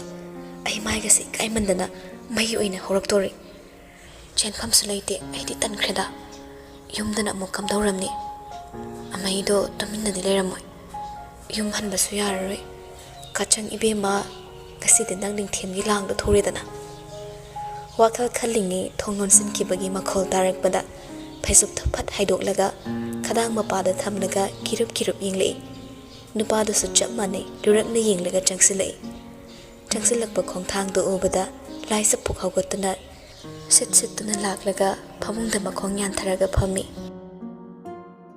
ꯄꯪꯅꯣꯛꯇ ꯅꯣꯛꯅꯤꯡꯍꯜꯂꯤ ꯃꯇꯧꯗꯣ ꯃꯥꯗꯤ ꯏꯀꯥꯏꯕ ꯈꯔ ꯐꯕꯅ ꯆꯪꯁꯤꯜꯂꯛꯂꯒ ꯑꯄꯥꯕ ꯀꯥꯡꯈꯜꯗꯣ ꯇꯥꯞ ꯂꯥꯝꯂꯒ ꯆꯤꯡꯊꯩ ꯃꯥꯅ ꯇꯧꯔꯤꯕꯗꯣ ꯅꯨꯄꯤꯗꯣ ꯍꯟꯅ ꯌꯦꯡꯗꯦ ꯃꯆꯤꯁꯨ ꯂꯦꯡꯗ꯭ꯔꯦ ꯆꯨꯡꯇ꯭ꯔꯤꯝ ꯐꯝꯃꯤ ꯃꯐꯝ ꯆꯥꯅ ꯌꯦꯞꯁꯤꯜꯂꯒ ꯑꯁꯣꯏ ꯁꯣꯏꯗ ꯌꯦꯡꯂꯝꯂꯒ ꯃꯩꯔꯥꯕ ꯅꯥꯀꯟꯗ ꯇꯞꯅ ꯐꯝꯊꯔꯛꯏ ꯃꯃꯤꯠ ꯃꯅꯥ ꯆꯞ ꯌꯨꯡꯅ ꯐꯝꯂꯤꯕꯗꯣ ꯌꯦꯡꯂꯒ ꯍꯥꯏꯔꯛꯏ ꯅꯣꯛꯅꯤꯡꯕꯗꯣ ꯈꯥꯡꯂꯒ ꯍꯤꯞꯊꯔꯣ ꯆꯤꯡ ꯀꯥꯔꯛꯄꯅꯤꯅ ꯋꯥꯔꯝꯒꯅꯤ ꯑꯩꯗꯔ ꯑꯗꯨꯕꯨ ꯌꯥꯝꯃꯨꯡꯁꯨ ꯄꯨꯟꯅ ꯀꯥꯃꯤꯟꯅꯔꯛꯄꯅꯤ ꯈꯣꯡꯗꯣꯔꯛꯂꯤ ꯄꯥꯎꯈꯨꯝꯗꯨꯒ ꯃꯥꯏꯊꯣꯡꯒꯤ ꯐꯤꯕꯝꯗꯨꯒ ꯃꯩꯔꯥꯕꯗꯣ ꯅꯣꯛꯇꯨꯅ ꯑꯃꯨꯛ ꯂꯛꯅꯔꯛꯏ ꯑꯗꯨ ꯑꯣꯏꯔꯒꯅ ꯇꯨꯝꯃꯁꯤꯗꯅ ꯅꯨꯄꯤꯗꯨ ꯁꯨꯞꯅꯅ ꯌꯦꯡꯂꯛꯏ ꯌꯥꯅꯤꯡꯗꯕꯒꯤ ꯅꯠꯇꯦ ꯏꯀꯥꯏꯕꯒꯤꯅꯤ ꯃꯥꯏꯊꯣꯡꯗꯣ ꯎꯕꯗ ꯍꯥꯏꯔꯛꯏ ꯅꯪꯒꯤ ꯁꯨꯛꯇꯣꯛ ꯁꯨꯛꯆꯤꯟꯁꯤ ꯍꯌꯦꯡꯗꯤ ꯇꯧꯔꯛꯀꯅꯣ ꯑꯩꯅ ꯋꯥꯃꯥꯡ ꯌꯥꯜꯂꯤꯁꯤꯅꯦ ꯅꯪꯒꯤ ꯅꯕꯨꯡꯗꯣ ꯑꯩ ꯀꯤꯗꯦꯕꯣ ꯑꯣꯟꯁꯤꯟꯅꯕ ꯌꯥꯝ ꯇꯜꯂꯤꯅꯦ ꯑꯩꯈꯣꯏ ꯑꯃꯩꯗ ꯌꯥꯝ ꯉꯥꯡꯒꯅꯨ ꯅꯪꯕꯨ ꯁꯨꯛꯌꯥ ꯌꯥꯗꯕꯅꯤ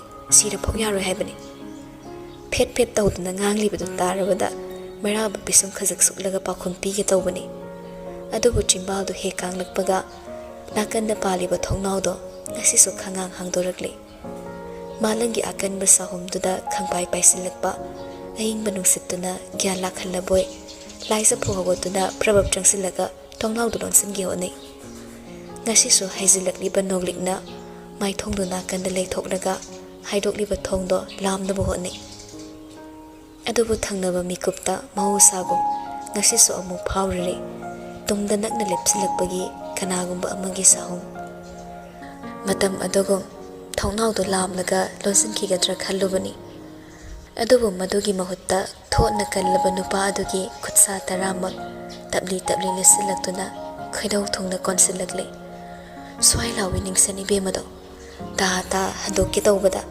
ꯇꯨꯡꯗ ꯂꯦꯞꯂꯤꯕ ꯃꯥꯒꯤ ꯈꯗꯥꯡꯅ ꯂꯦꯡꯖꯨꯝꯗꯨꯗ ꯉꯥꯊꯔꯒ ꯂꯦꯡꯒ ꯍꯣꯠꯅꯔꯤꯕ ꯅꯨꯄꯤꯗꯨꯒꯤ ꯈꯣꯡꯊꯥꯡꯗꯨ ꯐꯥꯏ ꯃꯤꯀꯨꯞ ꯈꯔ ꯂꯦꯞꯂꯝꯂꯒ ꯍꯥꯏꯔꯛꯏ ꯏꯇꯞ ꯇꯞꯅ ꯑꯩꯒꯤ ꯉꯁꯤꯒꯤ ꯏꯇꯧꯁꯤꯕꯨ ꯅꯪ ꯌꯥꯝ ꯁꯥꯎꯅꯤꯡꯕ꯭ꯔꯥ ꯑꯩꯁꯨ ꯁꯦꯡꯅ ꯍꯪꯕꯅꯤ ꯅꯪꯁꯨ ꯑꯆꯨꯝꯕ ꯄꯥꯎꯈꯨꯝ ꯄꯤꯌꯨ ꯃꯤꯍꯨꯜꯗꯤ ꯑꯗꯨꯛꯀꯤ ꯃꯇꯤꯛ ꯀꯜꯂꯦ ꯍꯥꯏꯕꯕꯨ ꯃꯤꯀꯨꯞꯇꯨꯗ ꯂꯥꯟꯅ ꯄꯥꯎꯈꯨꯝ ꯄꯤꯔꯨꯔꯕꯗꯤ ꯂꯝꯍꯦꯟꯕ ꯅꯨꯄꯥꯗꯣ ꯊꯃꯣꯏ ꯀꯥꯏꯔꯅꯤ ꯈꯜꯂꯨꯕꯗ ꯍꯥꯏꯔꯛꯏ ꯃꯥꯁꯨ ꯏꯇꯞ ꯇꯞꯅ ꯑꯩꯕꯨ ꯁꯥꯎꯋꯦ ꯍꯥꯏꯈꯤꯕ꯭ꯔꯥ ꯌꯥꯝꯕꯨꯡꯒꯤ ꯈꯪꯍꯧꯗꯕ ꯃꯑꯣꯡꯁꯤꯗ ꯉꯛꯄꯒꯤ ꯄꯥꯈꯠꯄꯅꯤ ꯀꯔꯤꯒꯤ ꯄꯥꯈꯠꯂꯤꯅꯣ ꯅꯪꯒꯤ ꯑꯩ ꯂꯩꯔꯤꯗꯅ ꯅꯪ ꯑꯣꯏꯕꯒꯤ ꯄꯥꯈꯠꯄꯅꯤ ꯑꯃꯩꯅ ꯀꯔꯤ ꯍꯥꯏꯒꯅꯤ ꯑꯩꯕꯨ ꯁꯣꯛꯇ꯭ꯔꯕꯁꯨ ꯅꯪꯕꯨꯗꯤ ꯑꯃꯩꯅ ꯁꯣꯛꯀꯅꯤ ꯑꯗꯨꯒ ꯀꯣꯅꯨꯡꯅ ꯀꯔꯤ ꯍꯥꯏꯒꯅꯤ ꯌꯥꯝꯕꯨꯡꯅ ꯀꯣꯅꯨꯡꯗꯒꯤ ꯂꯥꯞꯂꯕꯁꯨ ꯌꯥꯝꯕꯨꯡ ꯀꯅꯥꯅ ꯅꯤꯡꯊꯦꯝ ꯅꯠꯇꯦ ꯍꯥꯏꯒꯅꯤ ꯅꯪꯒꯤ ꯁꯥꯒꯩꯅ ꯑꯩꯕꯨ ꯁꯥꯒꯩꯁꯤꯒꯤ ꯃꯧ ꯑꯣꯏꯅ इखुद चाबीद्रबदी कमदौगनी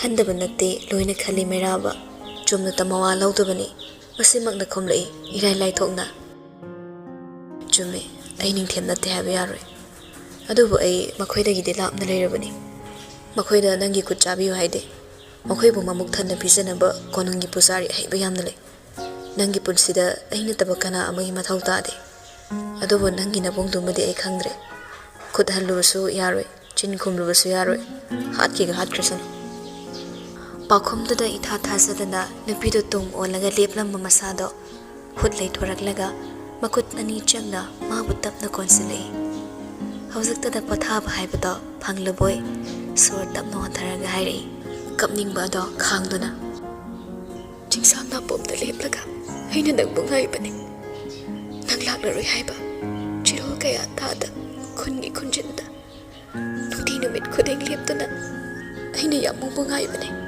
mahousa nangna nongalamdai chingsinda leplaka aibu ngaibudu ningsinglaga nongalamdai hagotuna nangbu ngaikibasu kayan nangni nakta lakpada ai kya marawi khangbra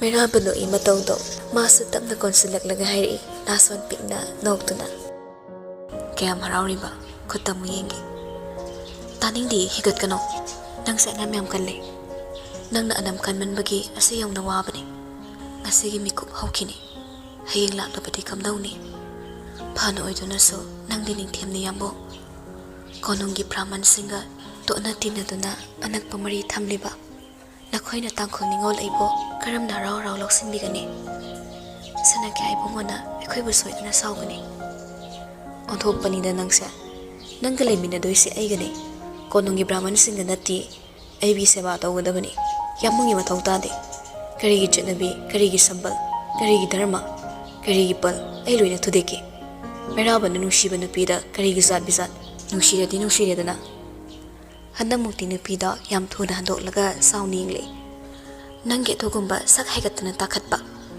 हाइजबा नोनजबा हैतबना तौदुनने अमैने हेना साउरिसे नंगसे हिंग चुप्पा अदुम पनकिदौरिब्रा नबुंगदो Nangi nabungdu haying di thangset na doribani. Ngasi di maming do palano. Santi lai na ngasi simadi hinglamge. Machal nupi huran do na pukhradi masana saw bataba. Madugi tandi do madi yambung sa pangdoklo. Makhaw pong na directly do singnabagum thokre. Baraw lai na noklaga hairi. Jimbal ani do ngak chapsinaram laga. Nang huran do na puruba edi haying dandi fanglani. Aigi tamoy huran do na pukiba nangi dandi so nasana ya na lojaro.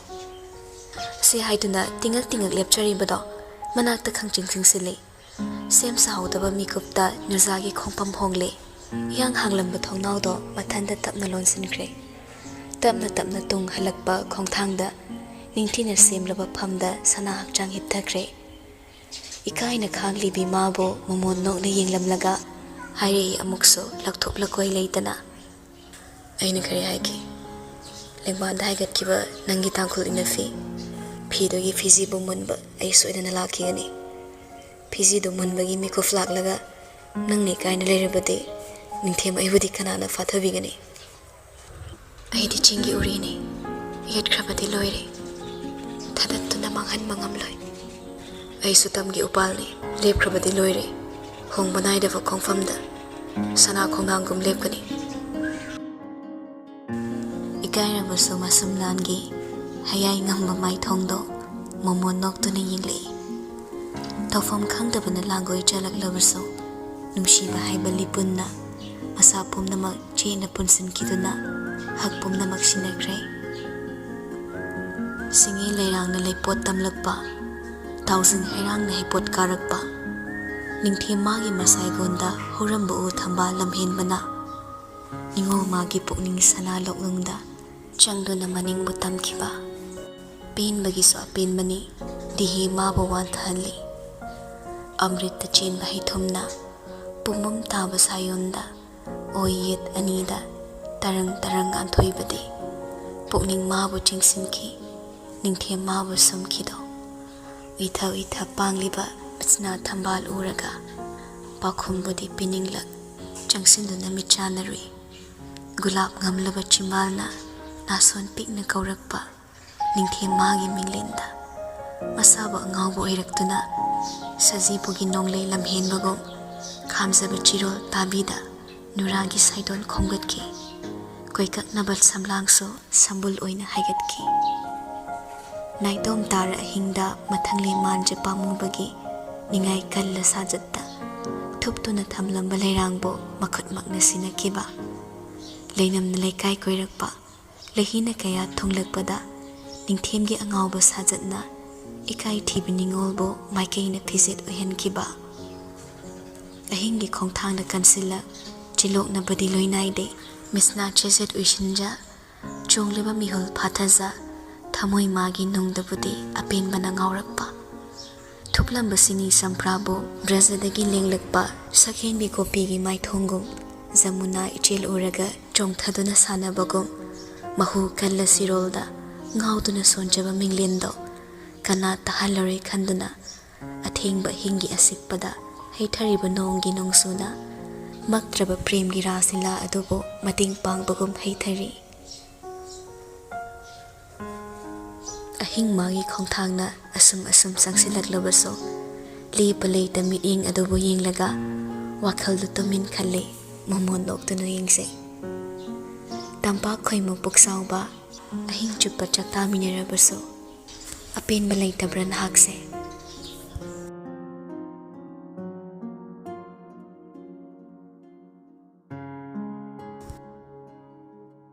chai tharakle amukso sana kori machuna maphamgi oira male sukna mamlamba nonggi mapaina ayuki mai thongle lebusui mayauri ahing aduna haukrabada kana amagina minokni kana amagina mairini mai thokna ngarang sakadabagi ngaiduna leiraba ahing bayuk aduda ngawrok ngawba phaizom pumya lingbandana inafi laibaktana muraina ba malim leisa kadaidagino khangde mamal tangba mayek thokpa cheisu manbeli chei maru ama paiduna kanglagi mamang thongdagi prapahekta sangsilei nak yeta horiba upal wapal zipa panba amatta buhanne yenglamda chumdring hekta sangak-laga sanglin mangda leplare. Sanglin gi ahal sing leiba domda laklaga lamnyai da leplaga kawi. Ho ipo, tabro ipo, amuk talengkat piro. Namisi karong sak yung le, tabi drabo ipo. Ahal na bukadi yaho no taurisibo. Langtak na nam lamnyai da ngangliba do tara do na bir perpap thorak laga lepi.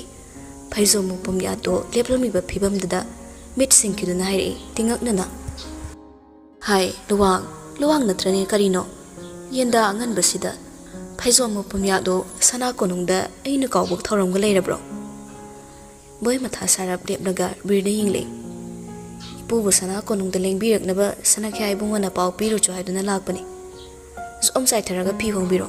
Pidi athaba se piyo ko. Kampor ilaso akay wali sadi. Chatori basi ukrul-dani. Biri ingaw-ngawri, natra sendra na banupadugi matawda hekso sauningum taw, hayri igyan ingaw-ngaw na. May eksing ni warido, kanakari tawri hay bano, ukrul-da na mukay daw ba? Ahing dagi langkan arig libang mataw sada, swayda may mamlam basi ubada, boy taway do chakpa na loikre. Ato ba biri budi gyan tahan lagi kan na, hayri matayam na sana, konjelo iwan olaga. Ningthem na pisya laure, ningsyan thang pingawre.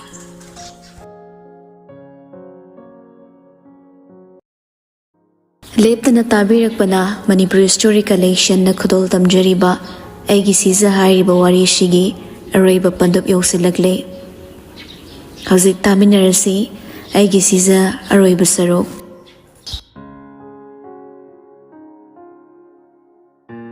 Maitei rasing o yangla makchau ningre khamngai kaphung ramling thingya yuria o ningna yuria Jingkum hada ningla masoi.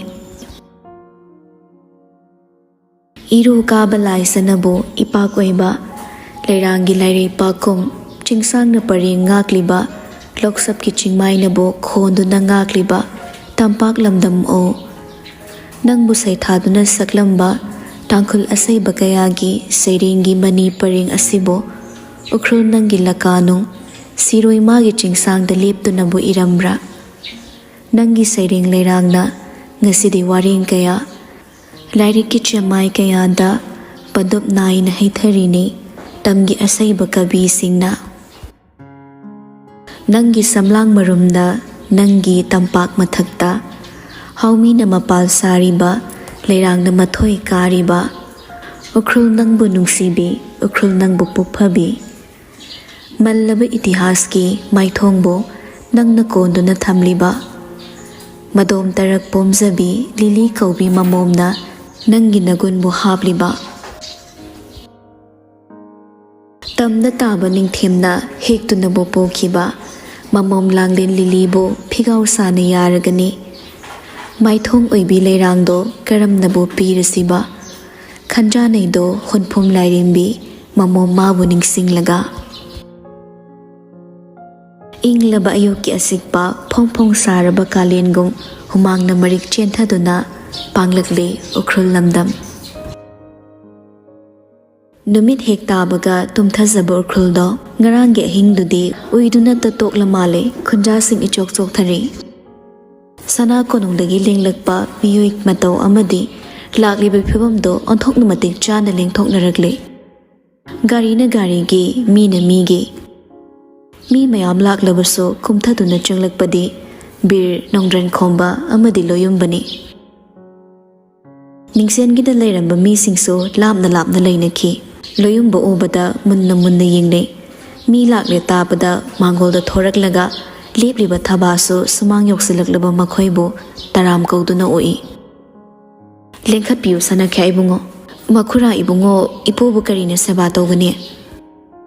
Ahom do yeng naram laga kakhalakle asaw ba kaya leirabaso maithong de ibut uthok na de thabas adu mangaire makhoi ni lengsin kibaga nakal da thaidok laga lepi loyum bo obada illiba makhoi gi oina ina fi aduna mako khajik tang kupsili hauna bi matung ina nupa ahom duso makhoi digi khajik tang lapna phamliba longpi khulak pa amadi chawba bo yenglaga maming tagi bhakti tawi Fana kuina adum na lainay, amana amabu yeng na de. Amana amada onsilagaso wangang na de. loyumbadi nahani yaufam thokpagi yauraklasu mikupsida halsingbo karamna themjingani kakngaune mama ki matau khanglaba bir haifetang khaudemlaga wari haurei sumdaubani ibema tabiyo longpi khulakpaso nangsu tase sauba ichal ibemagi nupimchado aigi imak atombaga masa masa yanazaraga naha oibagi wakhalna aphapata khanthada chenba chongbagi wari ama taredo haunabi matung ina haidokpa lenglaklibani ibema wahaidu taraga thaba mamittagi mapi taragle ahing tumdana kaplubagi haksangdusu sonthari ngarang tanauna mathada changsilakpa machado marai turai taururabade amuk kainaga trapa khanna itap tapna khumlei haunabi matung ina paw haidokpa lakpa nasalna hainingai leitana thagatchari adobo kona konagi wafam pumnamak matangsida subchillaga isado mafam khanglabadi tikta kaidana mama igi naktamna thinbiro mabu thibada mabungsu ngarangdagi mikap amata tumlamlaroi bir loyumbada yinglei nupado mamai non tharaga leiramle matangduda nongdrena tablap hairi thanringla yingwei nakhoina pamba khudingmak aikhoina tawbani ningthem sagai oirabasu nakhoina nupi mayumni adubu phanamak oidunasu lamakhangda irai laina loishinkhiba maridudi pamde yarabadi kona konagi motsu laklingai tanaminasine masi hai haidana hayeng hangsit hozumi hekta lohonglasi haiba natti phambal famliba mayamung sana khyabo hana honglaga magi thauramna kongadabani adubu hana kon toklaga yanaba amadi changi saubadi wangang kidre macha sakpi adugi maning thonghanning mamahangni masimagna mana tumin leibani matangduda thabasu tumin leikrabada tumin taramba longpi khulakpana itap tapna khumlei maram asida khoibu kari haigera tharingla amakna suwa loibu ngamloi luikhamna mangkhiba numittagi ningsengi wadi kachangi amaine lepani na oi haiduna so mana yadrabadi kari tawgera ningthem singa mangai oiba ekhoini hena pamani adubu ningsena yadrabadi ekhoi su haibu ngamloini ngarang maktasu ningthemda kasang tharoi tami singbu thajade haina marai tawbani ekhoini yaninglabasu mana yadrabadi upai leiroine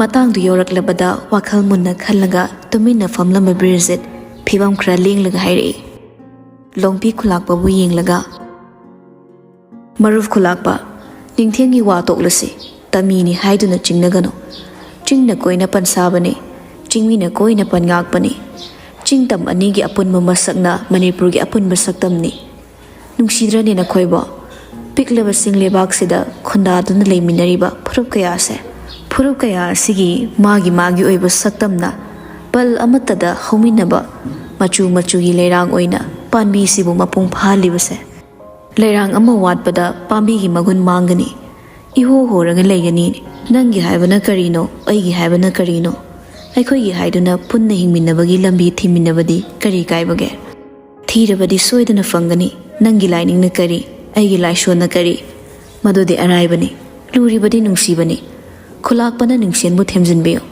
asumna takpiduna naharsingi pokning phathaminasi phanamak hairabaso gyan tarabaso ngamdre wahai ama kangbadi pumnamaksigi mathakta thabadi macha ibemabu uningbana thinbiraknaba wahai kya haisari masagi harau mino kidama kathokliba makhai chingnaba leitraba mamani adubu macha ibongogi apambada khut thinluba pamdabana tuminna taleizabani adum oinamak machani uningbana thinbiraknaba tattana taksi soli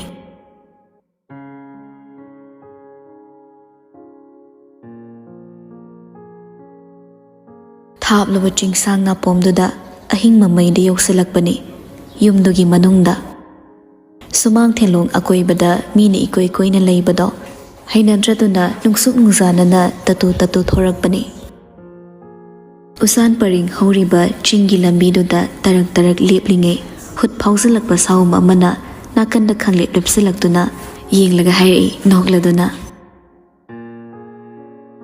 sembang nang urok ki dress setchilaga urok onba yaroine tangkul maitai na maitai tangkul gi fanek setlaga tangkul onge torama maitai nupi ama longpi khundagi fari hairdi eidi lauthokpa lawai ko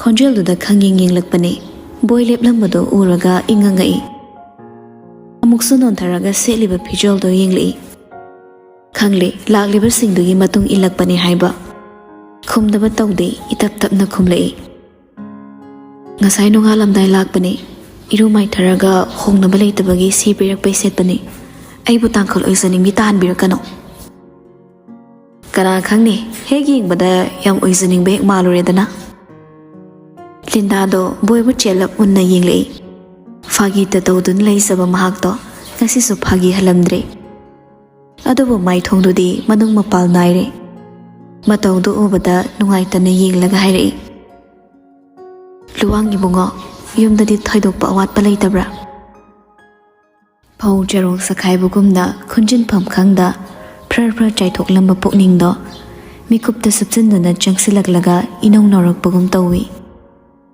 adubu ka hena uthokte adumak punoklamada khajiktang naitharaga khumlei kari awatpa leirune yumgidi wate misu wate silsu wate chabasu wate karimata wate thamoidi hanglibasi wani sanakhaibe magi pau tazari makha tarakpa kari wakhalibi bage ahan madai chibu sanakhaibe mahairano chumnati ise nungshi kauro anishubada pharabasu phatrabasu icheni phatra haidana hondokluba yaroi masana pumnamak maral yasakramnina dandidagi mabu kanbadi ngamloi adubu dandi manungda leiringe isebu mathanta nate magi awaba amadi ningamdaba ikhoisu saruk yari haina utkani nongmanini haukhraga ichibu unarugi khalle imungi oiba pendaba kayana konunga lapnanaba maram oirasu ichina torumba fattaba kaya adugi laman singbo oina ai ngasisu adumak sana konungina lepkhigani masini ai makha tarakpa tungi punsigi pandam aibabu wahai singdu taraga Linda maka lamna noglei adugu mabu yenglaga wahai sing asimak nafamdagi tagani haina ainasu asa tawjakibani luwangna khanglamgadra khangbiramloidra khangde adubu aigi oina hairagati leiriba selungba mayamsidagi nangni hen bai khalle ningthem sagegi matik leiba kanadagi so nangi ngauna chumba chatpana tawsina hena wanglaboi aigi wakhalda phawalli lifeta amukta tajadriba wahi wata mayamdada nupadudi amuktaiba mamit mana thakatkre nungairamdaba wakhalga saikre adubu masu ningphum pamjaba kanana thagalaklabani saduna ikaibai kaibai khummi chimbalda momon noklega haibe yare na hairada pangangang ba chimbal saru pandaba leiton bu thajabase hainedrene aidi thajabidaba haibatuna selungbagi wa oire aidi chumnata aina khangbasingdo haijabani hile haibani aidi haikini nangni loine hile asi hairaga mamaidi chundring leitholaga leiki matawda nupado nokmi septharap tawna nupiduda yenglei irang puba meeting ado michanaba ngamda Linda mamaido khajik nonthakibadai leimaiga tap napsinakigadore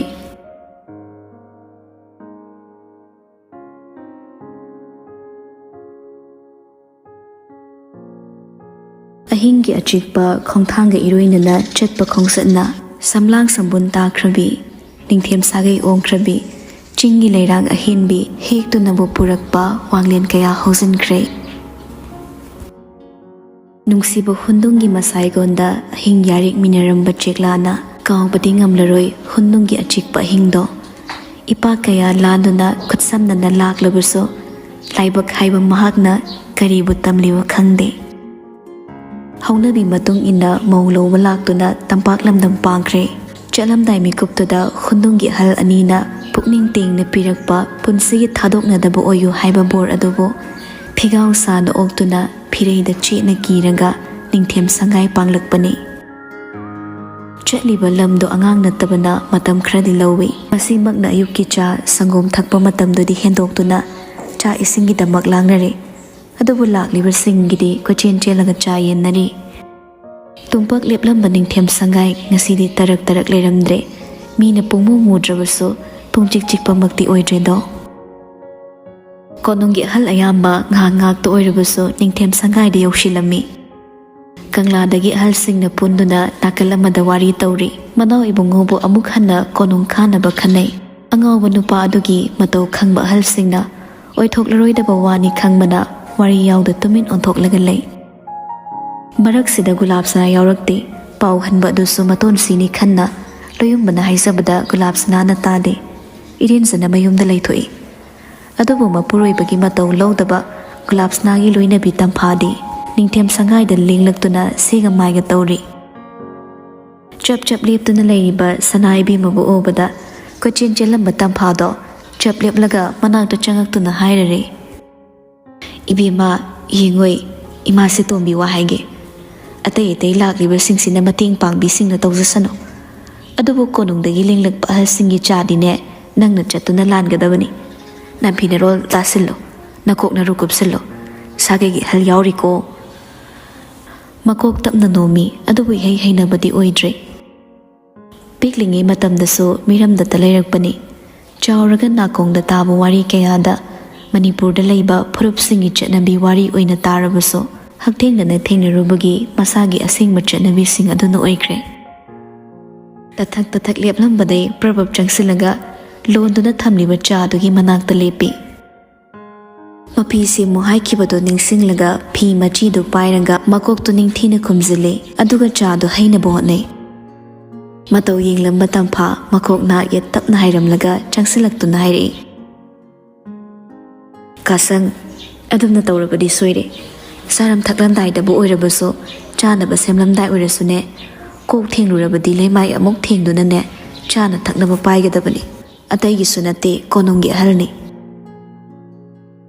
Aduk haknadi masu khanglude adubu soikri haiba mitini yinglaga ta masado phatnon tharaga makhutna leimaida thinglaga amuk non khatlaga chadu haina bohne loli bachaphodo tapai chanadaba khaiduna hingba tampakti mitnaraktun amuk swairi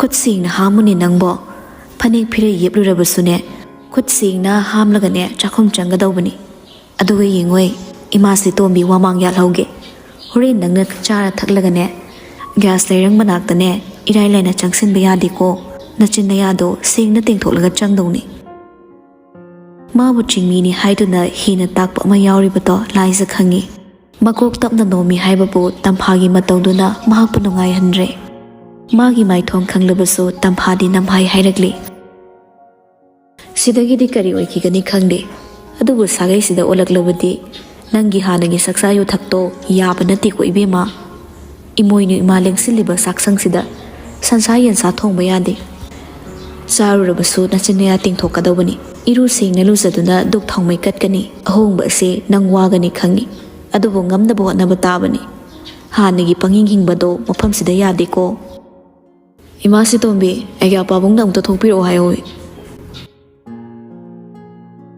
Marak pat thatuna tarakliba khonjelda nupi animak yengthori thongzilda irenjina leplaga makhoini bo yenglammi Merab obada tamphaidok lurba wado taramgadra khalle adubu yengbada mak yenglamlaga ta thorakle Merabasu tamphabu haipet yenglamlaga hanabung amu onsilei Thamba leina machuda muraina behigok na moirang phizal hatpa ina fiduna makok khaziktang kupshilaga illi Maduga chanaba thamba leina machuda muraina behikok na mapal kotpa phanik ama seli haksanga namnaba mahong maril ta na kotpa higok machugi frittuga laibakta namliba leisaga tupak leplibado yengbada kaya dinungshire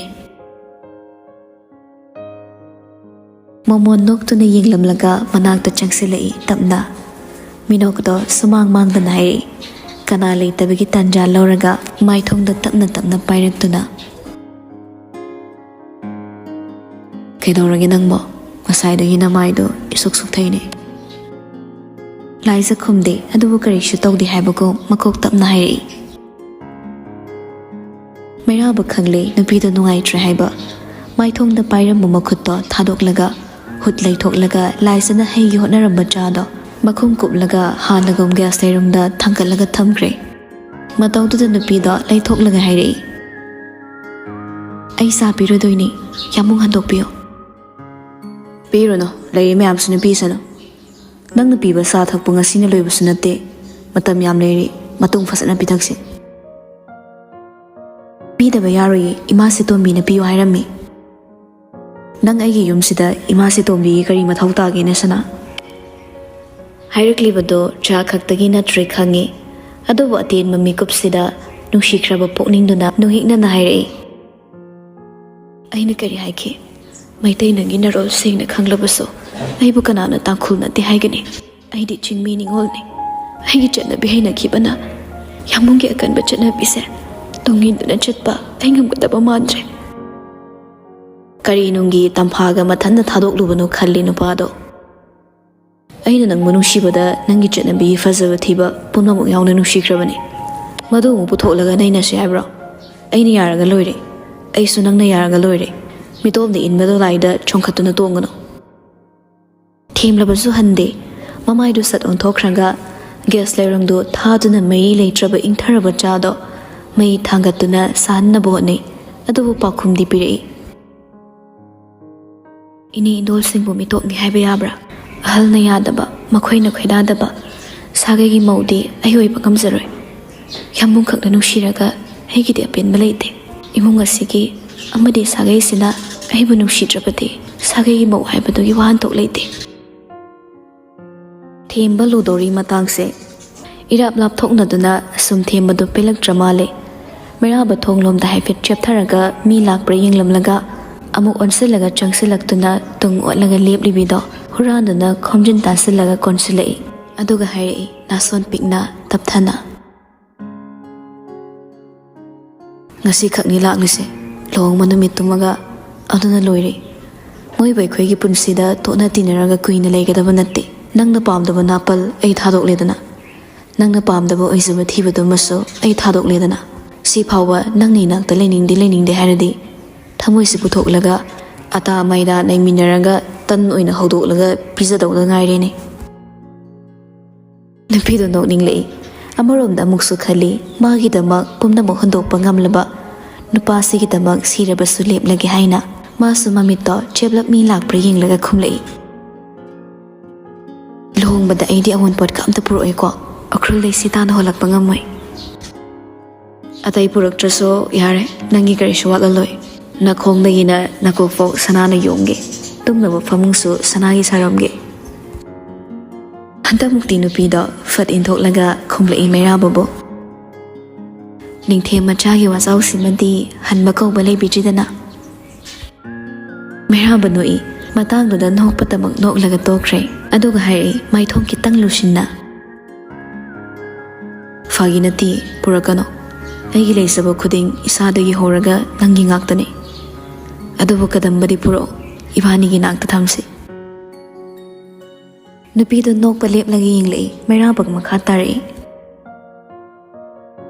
aisu pikli kadambane hena pikli imasina aigi ipok numitta pikhibani akhulgi sagolni haiba ai tahawi kanadagi kamdongnu purakpano ai khangde sagol sangda pullaga thambada kadamba yam kappi nathoktuna he chena bone aina sokpa thengbada yade aina konongi lampakta puthokpada nupimcha amata uba yade chansilaga manam nami mana thiriba mido natrabada tumin changsilaga lampaki machida kullaga leiki imasina tambada mapuga kainarakpagi samlakpu wari libiki matamduda mapudu nangni khanglamladi ai kadambado amu ukhulda thilakani adubu khangaudabanina ai sumabu taibang migum ai inaw mako nushirubani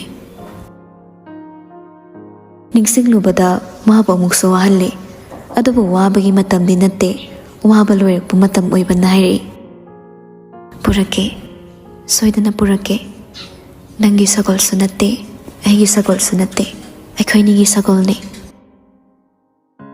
wahaiduda mairaba marau leina yenglaga nomi tawri amuksu tung olaga mi yenglamlaga makhuttuna nupigi mai thongtamna heklamlakpaga makhutu ta pharaga wahayam hairi ado yambo aiwa mahangena khumlakte makokta magnomi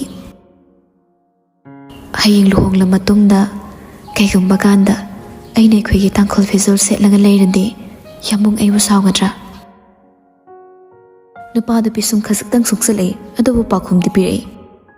Nupa su yumnak on mayaramladine ai su ningshen olage khallingai sida nang sa saja ngangkreda nang buinak talayu sagai sigi mo oyo ai loinabi oyo haibani nang ya seng basaktam do mungi habana ti nupi are pa yumnak ti pokpada yawsarakpa yumnak tun aseng mani dingthem da chamara ongluso nang ningshen oigani hauna de harasune ai ni chadan gani ngang thorak bawada thamoi bu yamna pelhalle thabak oina su utkigani haiba khangi chimbal da thongna phaba nupa nate thabak da thongna phabani masi sanaibe mana munna khangbani masu wahai ama khungi khanna nomi chimbal do kanglakpani makhoidagi iram laptana nawbana kanagum amada haizabagum khonjel hauna ngangduna ta lakpagi sahumdu tabada nupa nupi anima ta thongsil lomda yinglei adubu changlakliba midu ubada laisa lawai sathre haina aina liyo machalgi mangda lepliba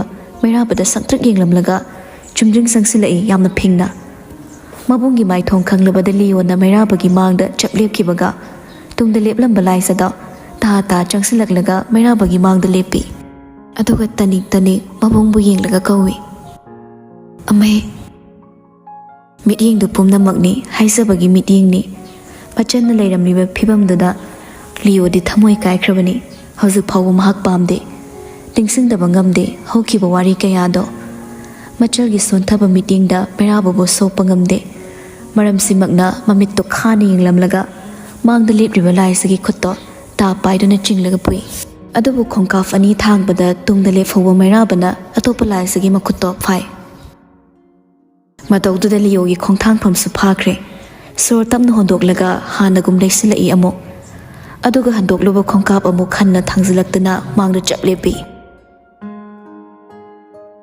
fariba khutto thado mabungna machal pubada nangna thingba yaroi singliba khutto thado aigi nupi bu chingduna pukhraga tumin leptuna yenghaugadaba pangduba nupado manbra ise khomdorakpa pakhumduna liyobu hena chakhanle asawbadu hengatlaga khumlai aigi wa nang kari kauri aina nakhoibu thajade chamarak haikiba natro nangna kasangbu chamarak chenduna so jelbu nangonda piroi ikai khumnaraba ningthem sangaida ningthemgi ina turel chenindrabde ichalgi khuthado aina wasaki nangi nachalda aina wasaktuna haiki akan manonglei laklaso aina lepkani lengdaba sana khongnangum magi dama ai lepkani igi turel di kari sunate turel si kaklaga nangi thongna fabagi pramap rucho adubu ngasisu ai ningthem singidi sakhiba wasak ngakpani khutsa si pairamdai punsigi thadok loi wasaki thadok pangamloi nangna ngamle ai wahalo ai mabu thadok pangamloi ahong manai bana khoi gi saktamni longnong bana khoi gi khoi teiba chimbalda ekhoi bu nungsiba saba lusilakpa mekupta nasagi damak yenglaga pumno kaw thokpa nakhoi gi ida yawba sajani mairaba phingatte sordo tamna holaga khummi ningsen nang khaktana aibu munna khangmani aigi punsida aini kari pamli aini karibo khwaidagi hena lumna khalle nangna khangmani adubu pumnamak tung oinaramlaga ngasi aina lepliba khongpamse urubasu nang aibu thajaba ngamlaroi haibra kari wahai hairaga aina nangi nachalbo luna chana thamgani haigadabano ai khangde adubu mabu matu nama sokpadi laithoklaga magidama ai mang thaduna shirage khanna ngasi nangi mangda leplibasina mabu aina haraubagi pi natana mamittagi mapi tahaloi haibagi thajabadu pibani liyo maithongda tapthadrabasu thamoi manungdadi tanik lawi adubu haurakliba magi asawbana marupke thotpa wahaida pangtharoi khanduna hairi khonjeldo khajiktang taptharaga ai khangi aina nangbu munna khangi ningshen aigi punsida ahan marup nangni nangidamak ai siba kikide ngasisu aigi thawai nangini nangi tawbimal aina kaude aigi lemhoriba punsi sisu ningthem nangi maang tharaga aruba mikup khuding nangidamak lepani adubu sumnatagi aigi ichil kasangbudi minungshigi dan oina nafamda sinabudi ai ngamloi nang mabu nungshi haibadai aroiba oina hairi nang mabu nungshirabadi pairiba magi khutsa thado nana kasangbu tashingnamak nungshiri haibagi thajabado ullaga magi makhut thado mabu thawai makum khallabadi aigi lambi thatkano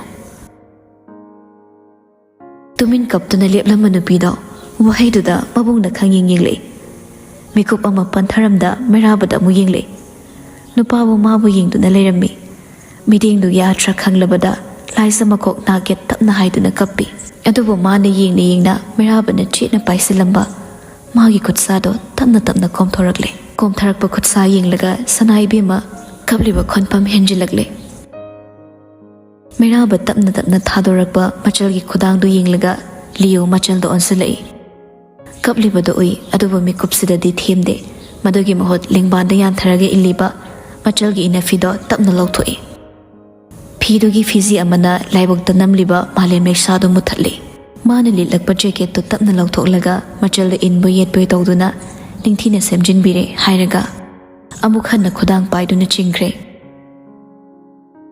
ꯃꯕꯨꯡꯅ ꯆꯤꯡꯈꯤꯕ ꯆꯠꯈꯤꯕꯗꯣ ꯃꯩꯔꯥꯕ ꯍꯪꯒꯠꯅ ꯌꯦꯡꯂꯨꯗꯦ ꯂꯥꯏꯖꯅ ꯃꯥꯕꯨ ꯇꯨꯡ ꯍꯟꯅ ꯍꯟꯅ ꯌꯦꯡꯂꯒ ꯆꯠꯈꯤ ꯍꯥꯏꯕ ꯃꯥ ꯈꯪꯉꯤ ꯑꯗꯨꯒꯨꯝꯕ ꯃꯇꯧꯗꯨꯗ ꯅꯥꯀꯜꯗ ꯀꯞꯂꯤ ꯀꯞꯂꯤ ꯂꯦꯞꯂꯤꯕ ꯅꯥꯎꯕꯗꯨ ꯃꯩꯔꯥꯕꯗ ꯑꯣꯟꯁꯤꯜꯂꯛꯏ ꯌꯥꯝꯕꯣ ꯀꯩꯅꯣ ꯇꯧꯔꯤꯁꯤꯕꯣ ꯑꯍꯜꯁꯤꯡꯁꯨ ꯀꯔꯤꯝꯇ ꯍꯥꯏꯕ ꯉꯝꯅꯗ꯭ꯔꯦ ꯆꯞ ꯆꯞ ꯌꯦꯡꯅꯍꯧꯔꯦ ꯑꯃꯩꯁꯦ ꯇꯁꯦꯡꯅ ꯄꯨꯈꯤꯗꯧꯔꯦ ꯌꯥꯝꯕꯨꯡꯕꯨ ꯏꯔꯥꯏ ꯂꯥꯏꯅ ꯊꯥꯗꯣꯛꯂꯗ꯭ꯔꯥ ꯃꯩꯔꯥꯕ ꯉꯥꯏꯍꯥꯛ ꯈꯨꯝꯂꯛꯇꯦ ꯂꯤꯌꯣꯅ ꯂꯩꯃꯥꯏꯗ ꯊꯥꯗꯔꯝꯕ ꯂꯥꯏꯖꯒꯤ ꯏꯜꯂꯝꯕ ꯏꯅꯐꯤꯗꯣ ꯊꯞꯅ ꯈꯨꯟꯒꯠꯂꯒ ꯄꯥꯏꯁꯤꯜꯂꯤ ꯊꯃꯣꯏ ꯀꯟꯕ ꯃꯍꯥꯛꯅꯤ ꯃꯤꯂꯨ ꯄꯤꯔꯥꯡ ꯁꯤꯟꯊꯕ ꯍꯩꯇꯕ ꯃꯥꯒꯤ ꯃꯆꯠꯅꯤ ꯉꯁꯤꯁꯨ ꯄꯤꯔꯥꯡ ꯄꯨꯝꯅꯃꯛ ꯈꯥꯡꯂꯒ ꯈꯣꯟꯖꯦꯜꯗꯣ ꯅꯤꯛꯇꯅꯕ ꯋꯥꯅ ꯁꯦꯝꯗꯨꯅ ꯍꯥꯏꯔꯛꯏ ꯆꯠꯆꯈ꯭ꯔꯁꯅꯨ ꯅꯨꯡꯁꯤꯕꯒꯤ ꯊꯥꯗꯣꯛꯄꯅꯤ ꯃꯥꯕꯨ ꯅꯨꯡꯁꯤꯕꯒꯤꯗꯃꯛ ꯑꯩꯅ ꯇꯧꯕ ꯉꯝꯂꯣꯏꯗꯕ ꯀꯔꯤꯁꯨ ꯂꯩꯇꯦ ꯍꯥꯏꯈꯤꯕꯗꯣ ꯃꯤꯅꯝꯕ ꯅꯠꯇꯦ ꯅꯨꯡꯁꯤꯕꯒꯤꯅꯤ ꯆꯠꯆꯈ꯭ꯔꯁꯅꯨ ꯅꯥꯎꯕ ꯃꯕꯨꯡꯅ ꯄꯨꯈꯤꯕꯅꯤ ꯈꯣꯝꯗꯣꯔꯛꯄ ꯄꯥꯎꯈꯨꯝꯗꯨꯗ ꯆꯦꯜꯂꯤꯕ ꯆꯩꯅꯥꯗꯣ ꯈꯪꯕ ꯅꯥꯎꯕꯗꯤ ꯃꯩꯔꯥꯕꯕꯨ ꯌꯦꯡꯕ ꯉꯝꯈꯤꯗ꯭ꯔꯦ ꯀꯅꯥ ꯑꯃꯅ ꯄꯨꯈꯤꯕ ꯑꯣꯏꯔꯕꯗꯤ ꯅꯨꯄꯥ ꯊꯣꯛꯅ ꯂꯦꯞꯄ ꯉꯝꯈꯤꯒꯅꯤ ꯑꯗꯨꯕꯨ ꯂꯤꯌꯣꯃꯛꯅ ꯍꯥꯏꯔꯛꯄ ꯋꯥꯍꯩ ꯑꯣꯏꯕꯅ ꯃꯥꯒꯤ ꯌꯥꯝꯕꯨꯡꯅ ꯂꯦꯞꯇꯅ ꯂꯩꯍꯧꯕꯅꯤ ꯍꯥꯏꯕ ꯃꯥꯅ ꯃꯨꯟꯅ ꯈꯪꯉꯤ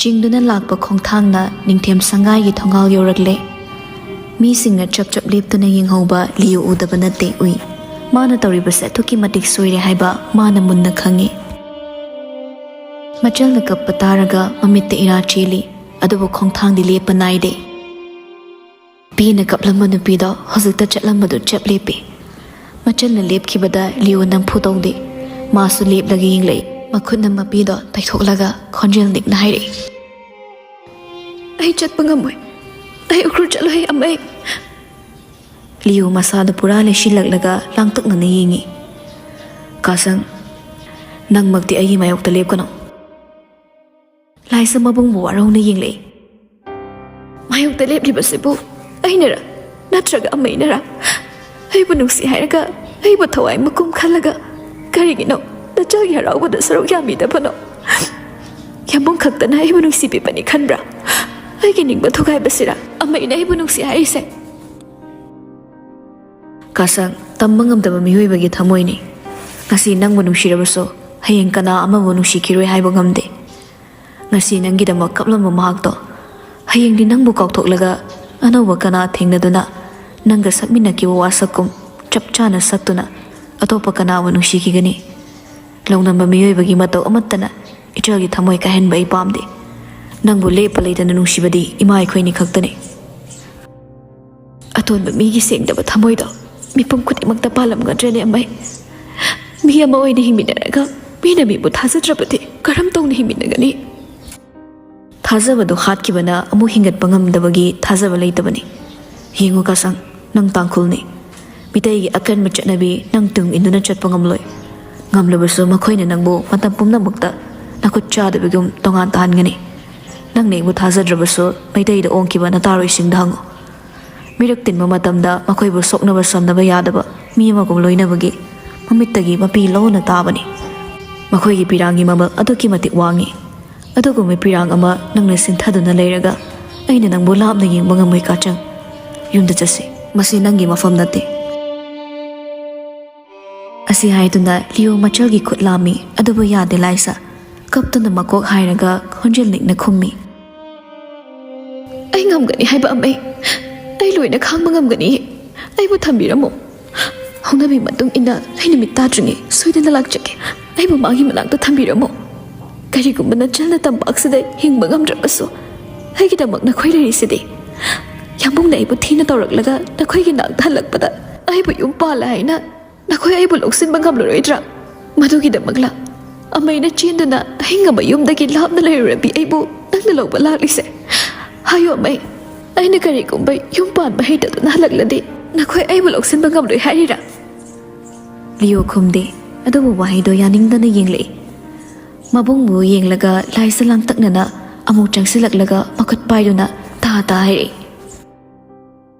ꯁꯤ ꯑꯃꯩ ꯑꯩꯕꯨ ꯊꯝꯕꯤꯔꯝꯃꯣꯕ ꯑꯩ ꯌꯥꯝꯕꯨꯡ ꯌꯥꯎꯗꯅ ꯍꯤꯡꯕ ꯉꯝꯂꯣꯏꯌꯦ ꯑꯩꯁꯨ ꯈꯪꯉꯦ ꯍꯣꯡꯕ ꯅꯥꯏꯕ ꯃꯤꯑꯣꯏꯕꯒꯤ ꯊꯃꯣꯏꯅꯤ ꯍꯥꯏꯕ ꯀꯔꯤꯒꯨꯝꯕꯗ ꯌꯥꯝꯕꯨꯡꯅ ꯑꯩꯕꯨ ꯅꯨꯡꯁꯤꯔꯛꯇꯕ ꯃꯤꯀꯨꯞ ꯂꯥꯛꯂꯗꯤ ꯅꯪ ꯑꯩꯕꯨ ꯂꯧꯕ ꯂꯥꯛꯑꯣ ꯑꯃꯩ ꯃꯇꯝꯗꯨꯗ ꯑꯩ ꯃꯥꯏꯊꯤꯔꯦ ꯈꯟꯅ ꯅꯪꯒꯤ ꯅꯇꯨꯡ ꯏꯟꯒꯦ ꯑꯗꯨꯕꯨ ꯑꯃꯩ ꯌꯥꯝꯕꯨꯡꯗꯤ ꯌꯥꯝ ꯐꯕꯅꯦ ꯅꯪ ꯈꯪꯕ ꯅꯠꯇ꯭ꯔꯥ ꯃꯥꯅ ꯑꯩꯕꯨ ꯊꯥꯗꯣꯛꯂꯣꯏꯌꯦ ꯃꯥꯅ ꯑꯩꯕꯨ ꯅꯨꯡꯁꯤꯕꯅꯦ ꯃꯥꯗꯤ ꯑꯊꯣꯠꯄ ꯋꯥꯍꯩ ꯍꯥꯏꯕ ꯍꯩꯇꯕꯅꯦ ꯑꯗꯨꯕꯨ ꯃꯥꯅ ꯑꯩꯕꯨ ꯌꯥꯝ ꯅꯨꯡꯁꯤꯕꯅꯦ ꯑꯃꯩ ꯑꯩꯅ ꯑꯁꯨꯝꯅ ꯆꯠꯈ꯭ꯔꯗꯤ ꯌꯥꯝꯕꯨꯡ ꯃꯊꯟꯇ ꯉꯥꯎꯍꯧꯔꯅꯤꯌꯦ ꯁꯤ ꯑꯃꯩ ꯑꯩꯕꯨ ꯃꯥꯒꯤ ꯃꯅꯥꯛꯇ ꯊꯝꯕꯤꯔꯝꯃꯣ ꯍꯥꯏꯅ ꯑꯃꯨꯛꯁꯨ ꯈꯣꯟꯖꯦꯜ ꯅꯤꯛꯅ ꯀꯞꯄꯛꯂꯦ ꯄꯨꯝꯅꯃꯛ ꯈꯥꯡꯕ ꯉꯝꯂꯕꯁꯨ ꯃꯆꯜꯒꯤ ꯄꯤꯔꯥꯡ ꯎꯕ ꯉꯝꯗꯕ ꯃꯕꯨꯡꯅꯤ ꯃꯤꯀꯨꯞꯁꯤꯗ ꯃꯩꯔꯥꯕꯗ ꯂꯩꯔꯝꯕ ꯑꯁꯥꯎꯕ ꯅꯤꯡꯊꯦꯝ ꯁꯥꯒꯩꯗ ꯃꯥꯡꯈ꯭ꯔꯕ ꯊꯥꯖꯕꯗꯣ ꯄꯨꯝꯅꯃꯛ ꯇꯨꯡ ꯑꯣꯏꯅꯔꯝꯂꯒ ꯃꯆꯜꯒꯤ ꯄꯤꯔꯥꯡ ꯀꯔꯝꯅ ꯈꯥꯝꯒꯅꯤ ꯈꯜꯂꯛꯏ ꯀꯞꯂꯤꯕꯗꯨ ꯌꯦꯡꯂꯒ ꯃꯥꯁꯨ ꯋꯥꯅ ꯍꯥꯏꯔꯛꯏ ꯅꯪ ꯀꯞꯀꯅꯣ ꯈꯆꯪ ꯑꯃ ꯌꯦꯡꯕ ꯉꯝꯗꯦ ꯑꯩꯅ ꯀꯞꯀꯅꯤꯌꯦ ꯅꯪꯅ ꯑꯩꯕꯨ ꯅꯝꯗꯨꯅ ꯄꯨꯔꯗꯤ ꯑꯩꯅ ꯀꯞꯀꯅꯤ ꯑꯃꯩ ꯌꯥꯝꯕꯨꯡꯕꯨ ꯎꯗ꯭ꯔꯗꯤ ꯑꯩ ꯄꯨꯟꯁꯤꯒꯤ ꯀꯞꯇꯨꯅ ꯂꯦꯟꯒꯅꯤ ꯇꯥꯡꯈꯨꯜ ꯑꯣꯏꯔꯗꯤ ꯌꯥꯝꯕꯨꯡꯕꯨ ꯅꯨꯡꯁꯤꯕ ꯌꯥꯔꯣꯏꯗ꯭ꯔꯥ ꯇꯥꯡꯈꯨꯜ ꯅꯤꯡꯉꯣꯜ ꯍꯌꯥꯛꯇꯤ ꯈꯨꯜꯂꯛꯄ ꯀꯅꯥꯕꯨ ꯅꯨꯡꯁꯤꯕ ꯌꯥꯔꯣꯏ ꯍꯥꯏꯔꯤꯕ꯭ꯔꯥ ꯌꯥꯔꯣꯏ ꯍꯥꯏꯅ ꯅꯝꯐꯨ ꯇꯧꯗꯨꯅ ꯑꯩꯕꯨ ꯎꯈ꯭ꯔꯨꯜꯗ ꯄꯨꯔꯁꯨ ꯑꯩ ꯄꯨꯟꯁꯤꯒꯤ ꯀꯞꯈꯤꯒꯅꯤ ꯑꯃꯩ ꯌꯥꯝꯕꯨꯡ ꯎꯔꯕ ꯈꯛꯇꯗ ꯑꯩꯒꯤ ꯄꯤꯔꯥꯡ ꯂꯦꯞꯀꯅꯤ ꯑꯩ ꯀꯞꯄ ꯇꯣꯛꯂꯣꯏ ꯃꯥꯒ ꯀꯥꯏꯅꯔꯕꯗꯤ ꯑꯩ ꯄꯨꯟꯁꯤꯒꯤ ꯀꯞꯇꯨꯅ ꯂꯦꯟꯒꯅꯤ ꯍꯥꯏꯅ ꯍꯦꯟꯅ ꯄꯤꯔꯥꯡꯒꯤ ꯈꯣꯟꯖꯦꯜ ꯍꯦꯡꯖꯤꯜꯂꯛꯏ ꯇꯧꯐꯝ ꯈꯪꯂꯛꯇ꯭ꯔꯕ ꯂꯤꯌꯣ ꯆꯪꯁꯤꯜꯂꯛꯂꯒ ꯃꯈꯨꯠ ꯑꯅꯤ ꯆꯪꯅ ꯃꯄꯤꯗꯨ ꯇꯩꯊꯣꯛꯄꯤ ꯑꯗꯨꯒ ꯍꯥꯏꯔꯛꯏ ꯈꯣꯟꯖꯦꯜꯗꯨ ꯅꯤꯛꯂꯒ ꯀꯞꯀꯅꯣ ꯑꯃꯩ ꯋꯥ ꯍꯥꯏꯒꯦ ꯁꯤ ꯈꯆꯪ ꯑꯩ ꯋꯥ ꯍꯥꯏꯒꯦ ꯃꯨꯟꯅ ꯇꯥꯎ ꯅꯪꯕꯨ ꯎꯈ꯭ꯔꯨꯜ ꯅꯨꯡꯁꯤꯗꯕ꯭ꯔꯥ ꯑꯩꯈꯣꯏꯒꯤ ꯈꯨꯜꯗꯨ ꯅꯨꯡꯁꯤꯗ꯭ꯔꯣ ꯎꯆꯥꯅ ꯄꯨꯡꯀꯣꯏ ꯀꯣꯏꯁꯤꯟꯕ ꯑꯩꯈꯣꯏꯒꯤ ꯌꯨꯝꯗꯣ ꯅꯨꯡꯁꯤꯗ꯭ꯔꯕꯣ ꯃꯥꯕꯨ ꯊꯦꯝꯂꯤꯕ ꯋꯥꯍꯩꯗꯣ ꯀꯟꯃꯟꯈꯤꯕꯅ ꯂꯥꯏꯁ ꯊꯃꯣꯏꯗꯨ ꯈꯥꯡꯕ ꯉꯝꯂꯛꯇꯦ ꯋꯥꯅ ꯍꯥꯏꯔꯛꯏ ꯌꯥꯝꯕꯨꯡꯅ ꯍꯦꯜꯂꯦ ꯑꯃꯩ ꯌꯥꯝꯕꯨꯡꯅ ꯄꯨꯡꯍꯦꯟ ꯍꯦꯜꯂꯦ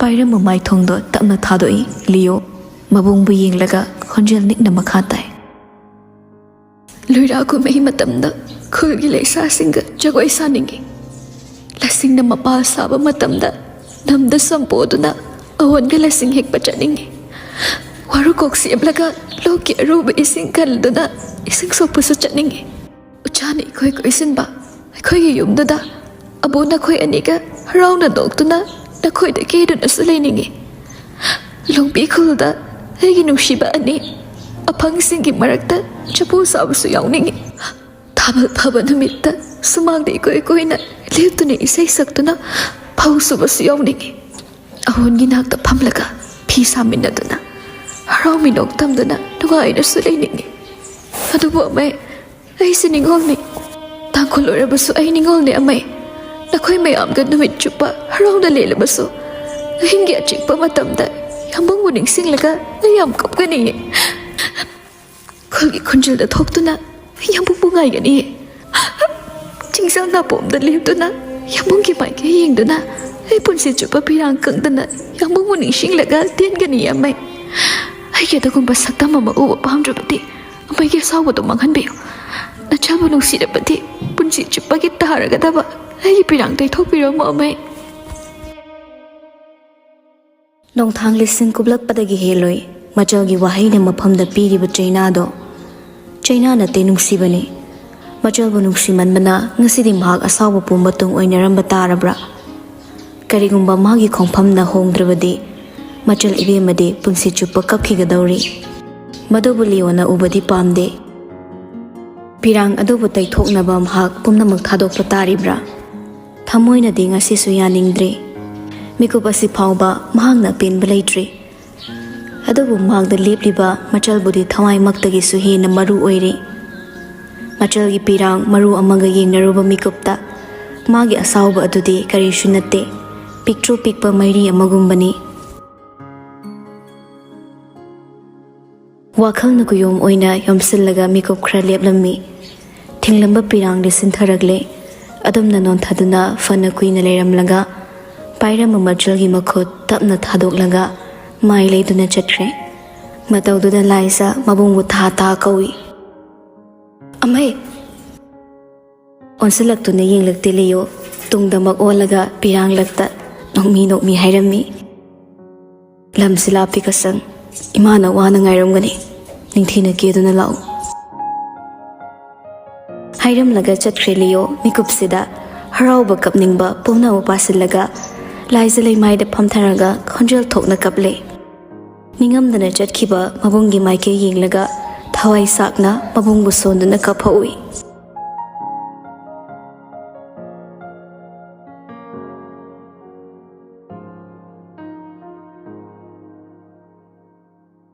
ꯑꯍꯤꯡ ꯆꯨꯞꯄ ꯀꯞꯂꯨꯕꯒꯤ ꯁꯣꯛꯊꯔꯦ ꯃꯥꯒꯤ ꯗꯤꯍꯦꯗꯣ꯫ ꯀꯞꯂꯕꯁꯨ ꯀꯔꯤꯗꯤ ꯎꯄꯥꯏ ꯂꯩꯔꯤ?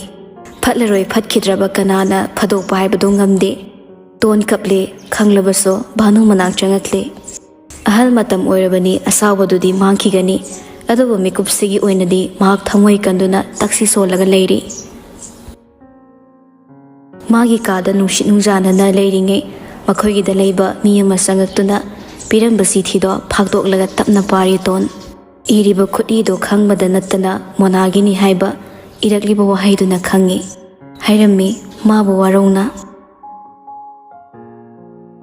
"ꯅꯪꯅ ꯇꯧꯈꯤꯕ ꯍꯧꯈꯤꯕ ꯋꯥꯔꯤ ꯀꯌꯥꯕꯨ ꯌꯦꯡꯂꯨꯔꯗꯤ ꯑꯩꯅ ꯅꯪꯕꯨ ꯍꯪꯒꯣꯏ ꯇꯨꯀꯠꯆꯔꯕꯁꯨ ꯅꯪ ꯑꯩꯒꯤ ꯃꯔꯨꯞꯅꯤ꯫ ꯐꯠꯇ꯭ꯔꯦ ꯍꯥꯏꯗꯨꯅ ꯃꯔꯨꯞ ꯑꯃꯕꯨ ꯍꯨꯟꯗꯣꯛꯄ ꯃꯔꯨꯞ ꯑꯃꯒꯤ ꯂꯤꯆꯠ ꯅꯠꯇꯦ꯫ ꯐꯠꯇꯕ ꯃꯔꯨꯞ ꯑꯗꯨꯕꯨ ꯁꯦꯝꯗꯣꯛꯄ ꯃꯔꯨꯞ ꯑꯃꯒꯤ ꯃꯊꯧꯅꯤ꯫ ꯑꯗꯨꯕꯨ ꯁꯦꯝꯗꯣꯛꯄ ꯌꯥꯈꯤꯗ꯭ꯔꯕ ꯅꯪꯕꯨ ꯑꯩꯅ ꯉꯁꯤꯁꯨ ꯃꯔꯨꯞꯅꯤ ꯈꯜꯂꯒ ꯍꯥꯏꯔꯤ꯫ ꯃꯇꯨꯡ ꯇꯥꯔꯛꯄ ꯅꯍꯥꯛꯀꯤ ꯄꯨꯟꯁꯤꯗ ꯑꯐꯕ ꯀꯌా ꯇꯧꯗꯨꯅ ꯅꯪꯅ ꯇꯧꯈꯤꯕ ꯐꯠꯇꯕꯁꯤꯡꯗꯨꯒꯤ ꯂꯃꯟꯁꯤꯡꯕ ꯁꯛꯑꯣ꯫ ꯑꯩꯅ ꯅꯐꯝꯗ ꯍꯥꯏꯖꯔꯤ, ꯅꯨꯡꯁꯤꯕꯗꯤ ꯐꯠꯇꯕꯗ ꯑꯅꯝ ꯇꯥꯜꯂꯒ ꯐꯪꯂꯣꯏ꯫ ꯅꯅꯥꯛꯇ ꯃꯈꯣꯡꯅ ꯂꯥꯛꯄ ꯅꯨꯡꯁꯤꯕꯗꯨꯅ ꯅꯪꯒꯤ ꯑꯁꯦꯡꯕ ꯅꯨꯡꯁꯤꯕꯅꯤ꯫ ꯑꯋꯥꯕ ꯋꯥꯔꯤ ꯈꯨꯗꯤꯡꯃꯛ ꯄꯨꯔꯒ ꯆꯠꯈꯤꯕ ꯑꯣꯏꯁꯅꯨ꯫ ꯀꯅꯥꯒꯤ ꯅꯨꯡꯁꯤ ꯆꯤꯂꯣꯛꯅꯕꯗ ꯈꯟꯖꯤꯟꯗꯨꯅ ꯅꯗꯣꯝ ꯅꯊꯟꯗ ꯀꯉꯥꯎꯅꯔꯛꯄ ꯃꯤꯀꯨꯞꯇ ꯑꯩꯕꯨ ꯅꯤꯡꯁꯤꯡꯂꯛꯎ ꯏꯕꯦꯝꯃ, ꯅꯍꯥꯛꯀꯤ ꯃꯔꯨꯞ ꯁꯔꯃ." ꯑꯇꯦꯟꯕ ꯋꯥꯍꯩ ꯄꯔꯤꯡ ꯑꯗꯣ ꯄꯥꯔꯨꯕꯗ ꯇꯣꯟ ꯑꯃꯨꯛꯀ ꯍꯦꯟꯅ ꯋꯥꯍꯜꯂꯤ꯫ ꯐꯥꯊꯕ ꯉꯝꯂꯣꯏ, ꯐꯠꯇꯕ ꯉꯝꯂꯣꯏ, ꯑꯣꯏꯖꯕ ꯊꯤꯕ ꯅꯨꯡꯁꯤꯕ ꯑꯗꯣ ꯉꯁꯤꯁꯨ ꯅꯤꯡꯉꯝꯗꯅ ꯇꯛꯁꯤ ꯁꯣꯜꯂꯤ꯫ ꯑꯗꯨꯕꯨ ꯃꯥꯒꯤ ꯗꯟꯗꯤ ꯑꯁꯤꯗꯤ ꯃꯩꯔꯥꯕꯕꯨ ꯃꯥꯒꯤ ꯑꯣꯏꯕ ꯐꯪꯗꯕ ꯑꯁꯤꯅ ꯈ꯭ꯋꯥꯏꯗꯒꯤ ꯆꯥꯎꯕ ꯗꯟꯗꯤ ꯑꯣꯏꯈ꯭ꯔꯦ꯫ ꯎꯄꯥꯏ ꯂꯩꯇ꯭ꯔꯕꯗ ꯃꯤꯀꯨꯞꯇꯨꯗ ꯃꯣꯅꯥꯅ ꯃꯥꯒꯤꯗꯃꯛ ꯂꯩꯔꯤ ꯍꯥꯏꯕ ꯆꯤꯊꯤ ꯑꯗꯣ ꯀꯣꯟꯗꯨꯅ ꯊꯃꯣꯏ ꯄꯦꯟꯅ ꯀꯞꯂꯦ꯫ ꯋꯥꯍꯩꯒꯤ ꯑꯔꯊ ꯇꯣꯉꯥꯜꯂꯕꯁꯨ ꯆꯤꯊꯤꯒꯤ ꯃꯔꯣꯜ ꯇꯣꯉꯥꯜꯂꯁꯨ ꯃꯥꯒꯤ ꯁꯔꯨꯛꯁꯨ ꯌꯧꯔꯛꯇꯨꯅ ꯅꯤꯡꯊꯦꯝ ꯁꯪꯒꯥꯏꯗ ꯁꯅꯥ ꯏꯕꯦꯝꯃꯒꯤ ꯃꯤꯡꯗ ꯆꯤꯊꯤ ꯑꯃ ꯌꯧꯔꯛꯂꯦ꯫ ꯃꯇꯝ ꯃꯥꯅ ꯂꯩꯁꯤꯟꯈꯤꯕꯅ ꯃꯐꯤ ꯃꯔꯣꯜ ꯁꯦꯠꯇꯨꯅ ꯃꯥꯏꯊꯣꯡ ꯀꯦꯗꯨꯅ ꯂꯩꯔꯤꯉꯩ ꯆꯤꯊꯤ ꯑꯗꯣ ꯍꯥꯡꯗꯣꯛꯂꯒ ꯄꯥꯔꯨꯏ꯫ ꯀꯧꯔꯝꯃꯤ ꯌꯥꯝꯅ ꯅꯨꯡꯁꯤꯅ, "ꯁꯅꯥ, ꯁꯅꯥ ꯏꯕꯦꯝꯃ, ꯃꯌꯥꯝꯒꯤ ꯀꯆꯪ ꯑꯣꯏꯔꯁꯨ ꯅꯪꯗꯤ ꯑꯩꯒꯤ ꯁꯅꯥꯅꯤ꯫ ꯄꯨꯟꯁꯤꯗ ꯈ꯭ꯋꯥꯏꯗꯒꯤ ꯈꯣꯏꯗꯥꯖꯕ ꯃꯔꯨꯞ ꯑꯩꯒꯤ ꯏꯇꯥ ꯀꯆꯪꯅꯤ꯫ ꯄꯨꯟꯁꯤꯒꯤ ꯃꯁꯛꯅ ꯂꯦꯞꯇ꯭ꯔꯤꯉꯩ ꯑꯩꯈꯣꯏꯅꯤꯅ ꯈꯜꯂꯨꯗꯦ ꯑꯁꯨꯝꯅ ꯅꯛꯅ ꯅꯛꯅ ꯂꯥꯞꯅꯈꯤꯒꯅꯤ ꯍꯥꯏꯕ꯫ ꯅꯪꯁꯨ ꯑꯩꯕꯨ ꯅꯤꯡꯁꯤꯡꯂꯝꯒꯅꯤ, ꯑꯩꯅꯁꯨ ꯅꯪꯕꯨ ꯌꯥꯝꯅ ꯅꯤꯡꯁꯤꯡꯉꯤ꯫ ꯊꯋꯥꯏꯒꯤ ꯃꯔꯨꯞ ꯑꯆꯥꯟꯕꯤ, ꯅꯪꯕꯨ ꯅꯣꯡꯃꯇ ꯀꯥꯎꯗꯦꯗꯣ꯫ ꯅꯅꯥꯛꯇꯁꯨ ꯂꯥꯛꯅꯤꯡꯉꯤ, ꯅꯪꯒꯤ ꯃꯤꯅꯣꯛꯇ ꯁꯔꯨꯛ ꯌꯥꯅꯤꯡꯉꯤ꯫ ꯅꯪꯒꯤ ꯑꯋꯥꯕ ꯃꯤꯀꯨꯞꯇ ꯅꯪꯒ ꯄꯨꯟꯅ ꯀꯞꯃꯤꯟꯅꯗꯨꯅ ꯅꯪꯒꯤ ꯑꯋꯥꯕ ꯈꯪꯃꯤꯟꯅꯅꯤꯡꯉꯤ꯫ ꯏꯄꯥꯎꯁꯨ ꯇꯝꯅꯤꯡꯉꯤ, ꯅꯄꯥꯎꯁꯨ ꯇꯥꯅꯤꯡꯉꯤ꯫ ꯅꯪꯅ ꯑꯋꯥꯡꯕ ꯆꯤꯡꯗꯣꯜꯗ ꯍꯧꯈꯤꯕꯅ ꯅꯅꯥꯛꯇ ꯂꯥꯛꯄ ꯉꯝꯗ꯭ꯔꯁꯨ ꯅꯪꯒꯤ ꯊꯃꯣꯏꯗ ꯑꯩ ꯂꯩꯔꯤ, ꯑꯩꯒꯤ ꯊꯃꯣꯏꯗꯁꯨ ꯅꯪ ꯂꯩꯔꯤ ꯍꯥꯏꯕꯁꯤꯃꯗꯤ ꯃꯇꯝ ꯄꯨꯝꯅꯃꯛꯇ ꯀꯥꯎꯅꯔꯣꯏꯁꯦ꯫ ꯑꯩꯁꯨ ꯂꯨꯍꯣꯡꯕꯒꯤ ꯃꯇꯝ ꯂꯦꯞꯂꯦ꯫ ꯑꯩꯕꯨ ꯅꯨꯡꯁꯤꯖꯈꯤꯕ ꯀꯅꯥ ꯑꯃ ꯂꯥꯛꯇꯨꯅ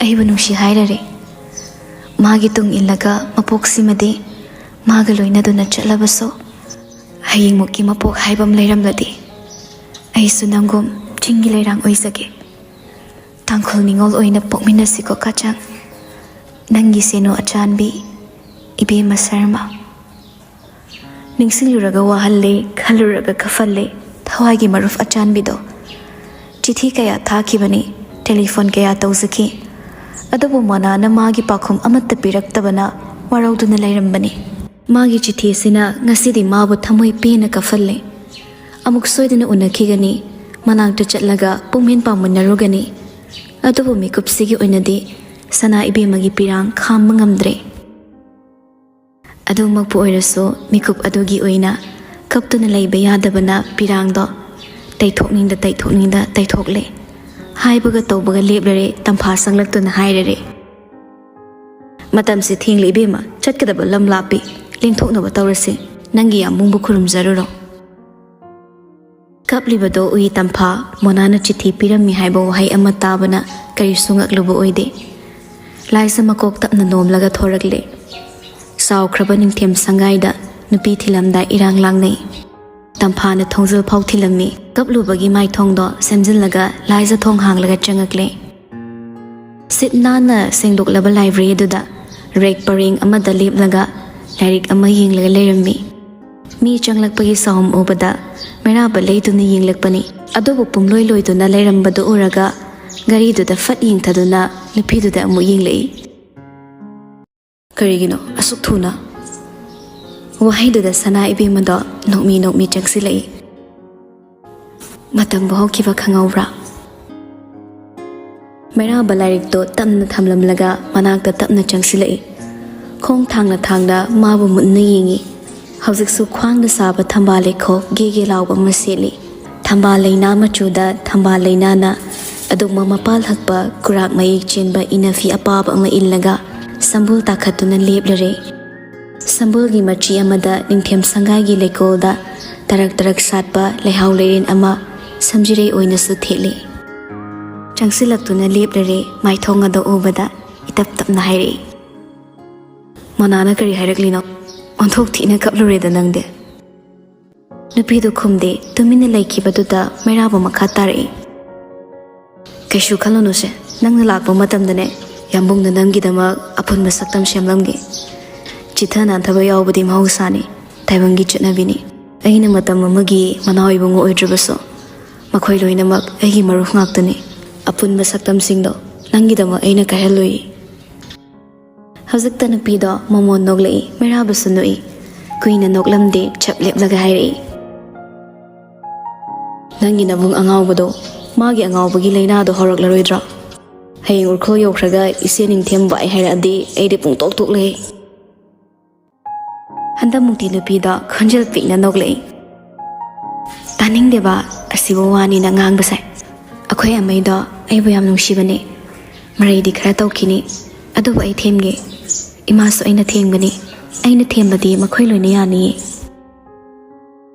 ꯋꯥꯍꯩꯗꯨꯗ ꯅꯨꯡꯁꯤꯔꯗꯨꯅ ꯃꯩꯔꯥꯕ ꯅꯣꯛꯐꯦꯠ ꯇꯧꯅ ꯌꯦꯡꯂꯤ ꯑꯗꯨꯕꯨ ꯃꯤꯀꯨꯞꯇꯨꯗ ꯑꯗꯨꯝ ꯂꯦꯞꯐꯜꯂꯒ ꯂꯩꯕꯗꯣ ꯌꯥꯗꯕꯅ ꯂꯥꯏꯖꯒꯤ ꯃꯈꯨꯠꯇ ꯄꯥꯏꯔꯛꯄ ꯑꯉꯧꯕ रुमालदुना ꯃꯀꯣꯛꯇꯣ ꯈꯖꯤꯛꯇꯪ ꯈꯨꯞꯂꯒ ꯅꯣꯟꯊꯗꯨꯅ ꯃꯩꯔꯥꯕꯗ ꯈꯨꯔꯨꯝꯃꯤ ꯃꯇꯧꯗꯨꯗ ꯄꯨꯛꯅꯤꯡ ꯅꯨꯡꯁꯤꯅ ꯃꯥꯕꯨ ꯑꯗꯨꯛꯀꯤ ꯃꯇꯤꯛ ꯅꯨꯡꯁꯤꯍꯜꯂꯒ ꯀꯞꯄ ꯍꯩꯇꯕ ꯅꯨꯄꯥꯗꯣ ꯃꯄꯤ ꯏꯔꯥ ꯆꯦꯜꯂꯛꯂꯦ ꯈꯣꯟꯖꯦꯜ ꯄꯤꯛꯅ ꯈꯧꯗꯦꯝꯂꯒ ꯀꯞꯅꯤꯡꯕꯗꯣ ꯐꯥꯊꯔꯒ ꯃꯥꯕꯨ ꯇꯞꯅ ꯍꯧꯒꯠꯄꯤ ꯀꯥꯏꯅꯔꯝꯗꯥꯏ ꯃꯤꯀꯨꯞ ꯑꯗꯨꯒꯤ ꯑꯋꯥꯕꯗꯣ ꯈꯖꯤꯛꯇꯪ ꯐꯔꯕꯗꯤ ꯈꯟꯅ ꯂꯥꯏꯖ ꯌꯦꯡꯕꯇꯃꯛ ꯌꯦꯡꯂꯒ ꯃꯥꯏ ꯂꯩꯈ꯭ꯔꯦ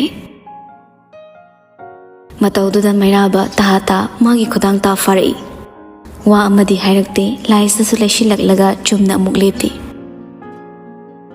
ꯅꯨꯄꯥꯗꯨ ꯋꯥ ꯂꯥꯟ ꯑꯃꯠꯇ ꯉꯥꯡꯂꯝꯗ ꯇꯦꯕꯜ ꯑꯗꯣꯝꯗ ꯂꯩꯔꯤꯕꯗ ꯆꯪꯁꯤꯟꯈ꯭ꯔꯒ ꯃꯈꯨꯠꯅ ꯀꯔꯤꯒꯨꯝꯕ ꯑꯃ ꯄꯥꯏꯗꯨꯅ ꯄꯨꯔꯛꯏ ꯑꯗꯨꯒ ꯍꯥꯟꯅꯒꯨꯝ ꯃꯃꯥꯡꯗ ꯆꯞ ꯂꯦꯞꯂꯒ ꯄꯥꯏꯔꯛꯂꯤꯕ ꯄꯣꯠꯇꯣ ꯂꯧꯊꯣꯛꯂꯒ ꯁꯠ ꯇꯤꯡꯊꯣꯛꯏ ꯃꯗꯨꯗꯤ ꯀꯔꯤꯁꯨ ꯅꯠꯇꯦ ꯇꯥꯡꯈꯨꯜ ꯅꯨꯄꯤꯁꯤꯡꯅ ꯏꯅꯕ ꯁꯪꯈꯣꯝ ꯏꯅꯐꯤ ꯑꯗꯨꯅꯤ ꯋꯥꯗꯤ ꯉꯥꯡꯗ ꯐꯤ ꯑꯗꯣ ꯁꯟꯗꯣꯛꯂꯒ ꯆꯪꯁꯤꯜꯂꯛꯂꯒ ꯂꯥꯏꯖꯒꯤ ꯂꯤꯡꯖꯨꯝ ꯑꯅꯤꯗ ꯀꯣꯟꯁꯤꯜꯂꯒ ꯌꯥꯟꯁꯤꯟꯕꯤꯔꯛꯏ ꯃꯇꯧꯗꯨꯗ ꯎꯕꯗ ꯅꯨꯄꯤꯗꯣ ꯃꯃꯤꯠꯇꯒꯤ ꯃꯄꯤ ꯇꯥꯈ꯭ꯔꯦ ꯇꯅꯤꯛ ꯌꯦꯡꯂꯒ ꯏꯇꯞ ꯇꯞꯅ ꯀꯧꯔꯛꯏ ꯌꯥꯝꯕꯨꯡ ꯃꯩꯔꯥꯕ ꯐꯤꯗꯣ ꯏꯔꯦꯟꯖꯅ ꯁꯦꯝꯕꯤꯔꯒ ꯈꯖꯤꯛꯇꯪ ꯆꯠꯊꯣꯛꯂꯒ ꯂꯦꯞꯇꯨꯅ ꯃꯥꯕꯨ ꯌꯦꯡꯗꯨꯅ ꯍꯥꯏꯔꯛꯏ ꯌꯨꯝ ꯌꯧꯗ꯭ꯔꯤꯐꯥꯎ ꯂꯧꯊꯣꯛꯀꯅꯨ ꯎꯔꯈꯨꯜꯒꯤ ꯃꯤꯄꯨꯝ ꯈꯨꯗꯤꯡ ꯌꯦꯡꯍꯜꯂꯣ ꯂꯧꯄꯤ ꯈꯨꯟꯖꯥꯁꯤꯡꯗ ꯎꯍꯜꯂꯣ ꯅꯤꯡꯁꯦꯟ ꯏꯃꯥꯗ ꯈꯪꯍꯜꯂꯣ ꯅꯪꯒꯤ ꯑꯃꯩꯅꯁꯨ ꯈꯪꯁꯅꯨ ꯑꯩꯅ ꯅꯪꯕꯨ ꯅꯨꯡꯁꯤꯕꯗ ꯎꯔꯈꯜ ꯄꯨꯝꯅꯃꯛ ꯅꯨꯡꯁꯤ ꯑꯩꯅ ꯅꯪꯕꯨ ꯅꯨꯡꯁꯤꯕꯗ ꯇꯥꯡꯈꯨꯜ ꯄꯨꯝꯅꯃꯛ ꯅꯨꯡꯁꯤ ꯅꯪꯅ ꯇꯝꯄꯥꯛꯇ ꯑꯣꯡꯂꯕꯁꯨ ꯅꯍꯥꯛꯀꯤ ꯍꯧꯔꯛꯐꯝ ꯑꯩꯅ ꯀꯥꯎꯍꯜꯂꯣꯏ ꯅꯪꯒꯤ ꯄꯣꯛꯅꯐꯝ ꯂꯝꯗꯝꯕꯨ ꯑꯩꯅ ꯃꯤꯀꯨꯞ ꯈꯨꯗꯤꯡ ꯏꯀꯥꯏ ꯈꯨꯝꯅꯔꯤ ꯇꯥꯛꯅꯕ ꯅꯪꯒꯤ ꯆꯠꯅꯕꯤꯕꯨ ꯑꯩꯅ ꯅꯨꯡꯁꯤ ꯇꯥꯛꯅꯕ ꯅꯪꯕꯨ ꯑꯩꯅ ꯄꯨꯟꯁꯤ ꯃꯤꯀꯨꯞ ꯈꯨꯗꯤꯡ ꯏꯀꯥꯏ ꯈꯨꯝꯅꯗꯨꯅ ꯅꯨꯡꯁꯤꯅ ꯂꯩꯒꯅꯤ ꯇꯥꯛꯅꯕ ꯌꯥꯝꯕꯨꯡꯅ ꯅꯪꯒꯤꯗꯃꯛ 이콩ꯅ ꯊꯧꯅ ꯆꯠꯂꯒ ꯂꯩꯔꯨꯕ ꯅꯪꯒꯤ ꯏꯅꯐꯤꯅꯤ ꯅꯤꯡꯊꯦꯝꯅ ꯏꯟꯕꯤꯔꯛꯄꯅꯤ ꯍꯥꯏꯅ ꯂꯦꯟꯅꯗꯨꯅ ꯈꯨꯜꯒꯤ ꯅꯇꯥꯔꯣꯏꯁꯤꯡꯗ ꯇꯥꯛꯂꯨꯆꯣ ꯆꯠꯆꯔꯁꯨ ꯏꯕꯦꯝꯃ ꯎꯈ꯭ꯔꯨꯜ ꯃꯥꯏꯀꯩ ꯌꯦꯡꯂꯒ ꯅꯪꯅ ꯂꯥꯛꯄ ꯉꯥꯏꯔꯝꯒꯦ ꯑꯩꯅ ꯉꯥꯏꯍꯧꯔꯤ ꯍꯥꯏꯕꯁꯤꯃꯇꯪ ꯅꯪꯅ ꯀꯥꯎꯗꯕ ꯑꯣꯏꯌꯨ ꯑꯁꯤ ꯍꯥꯏꯔꯒ ꯃꯀꯣꯛꯇ ꯇꯞꯅ ꯅꯥꯟꯊꯕꯤꯔꯛꯂꯦ ꯃꯤꯀꯨꯞ ꯑꯁꯤꯕꯨ ꯁꯤꯟꯅꯕꯤꯔꯤꯕ ꯃꯍꯥꯛꯄꯨ ꯏꯁꯣꯔꯅꯤ ꯈꯟꯗ꯭ꯔꯕꯗꯤ ꯀꯔꯤꯅꯤ ꯍꯥꯏꯅ ꯈꯟꯒꯅꯤ ꯃꯥꯕꯨ ꯈꯛꯇ ꯅꯨꯡꯁꯤꯕ ꯅꯠꯇꯦ ꯃꯍꯥꯛꯀꯤ ꯎꯈ꯭ꯔꯨꯜꯕꯨꯁꯨ ꯅꯨꯡꯁꯤꯕꯅꯤ ꯃꯁꯤꯗꯒꯤ ꯍꯦꯟꯕ ꯃꯤꯅꯨꯡꯁꯤ ꯑꯃꯗꯤ ꯏꯀꯥꯏ ꯈꯨꯝꯅꯕ ꯃꯄꯣꯛ ꯇꯔꯦꯠꯇ ꯐꯪꯂꯔꯣꯏ ꯍꯥꯏꯕ ꯈꯪꯂꯦ ꯑꯃꯨꯔꯛ ꯃꯥꯕꯨ ꯈꯨꯔꯨꯝꯕ ꯑꯗꯣ ꯄꯦꯜꯂꯛꯇ꯭ꯔ ꯃꯥꯜꯂꯦ ꯆꯪꯁꯤꯜꯂꯒ ꯑꯃꯨꯛ ꯈꯨꯔꯨꯝꯃꯤ ꯆꯠꯂꯝꯗꯥꯏ ꯃꯤꯀꯨꯞꯇ ꯆꯦꯠꯅ ꯑꯃꯨꯛꯇꯪ ꯀꯣꯟꯁꯤꯜꯂꯒ ꯊꯥꯗꯣꯛꯅꯤꯡꯗ ꯊꯥꯗꯣꯛꯂꯦ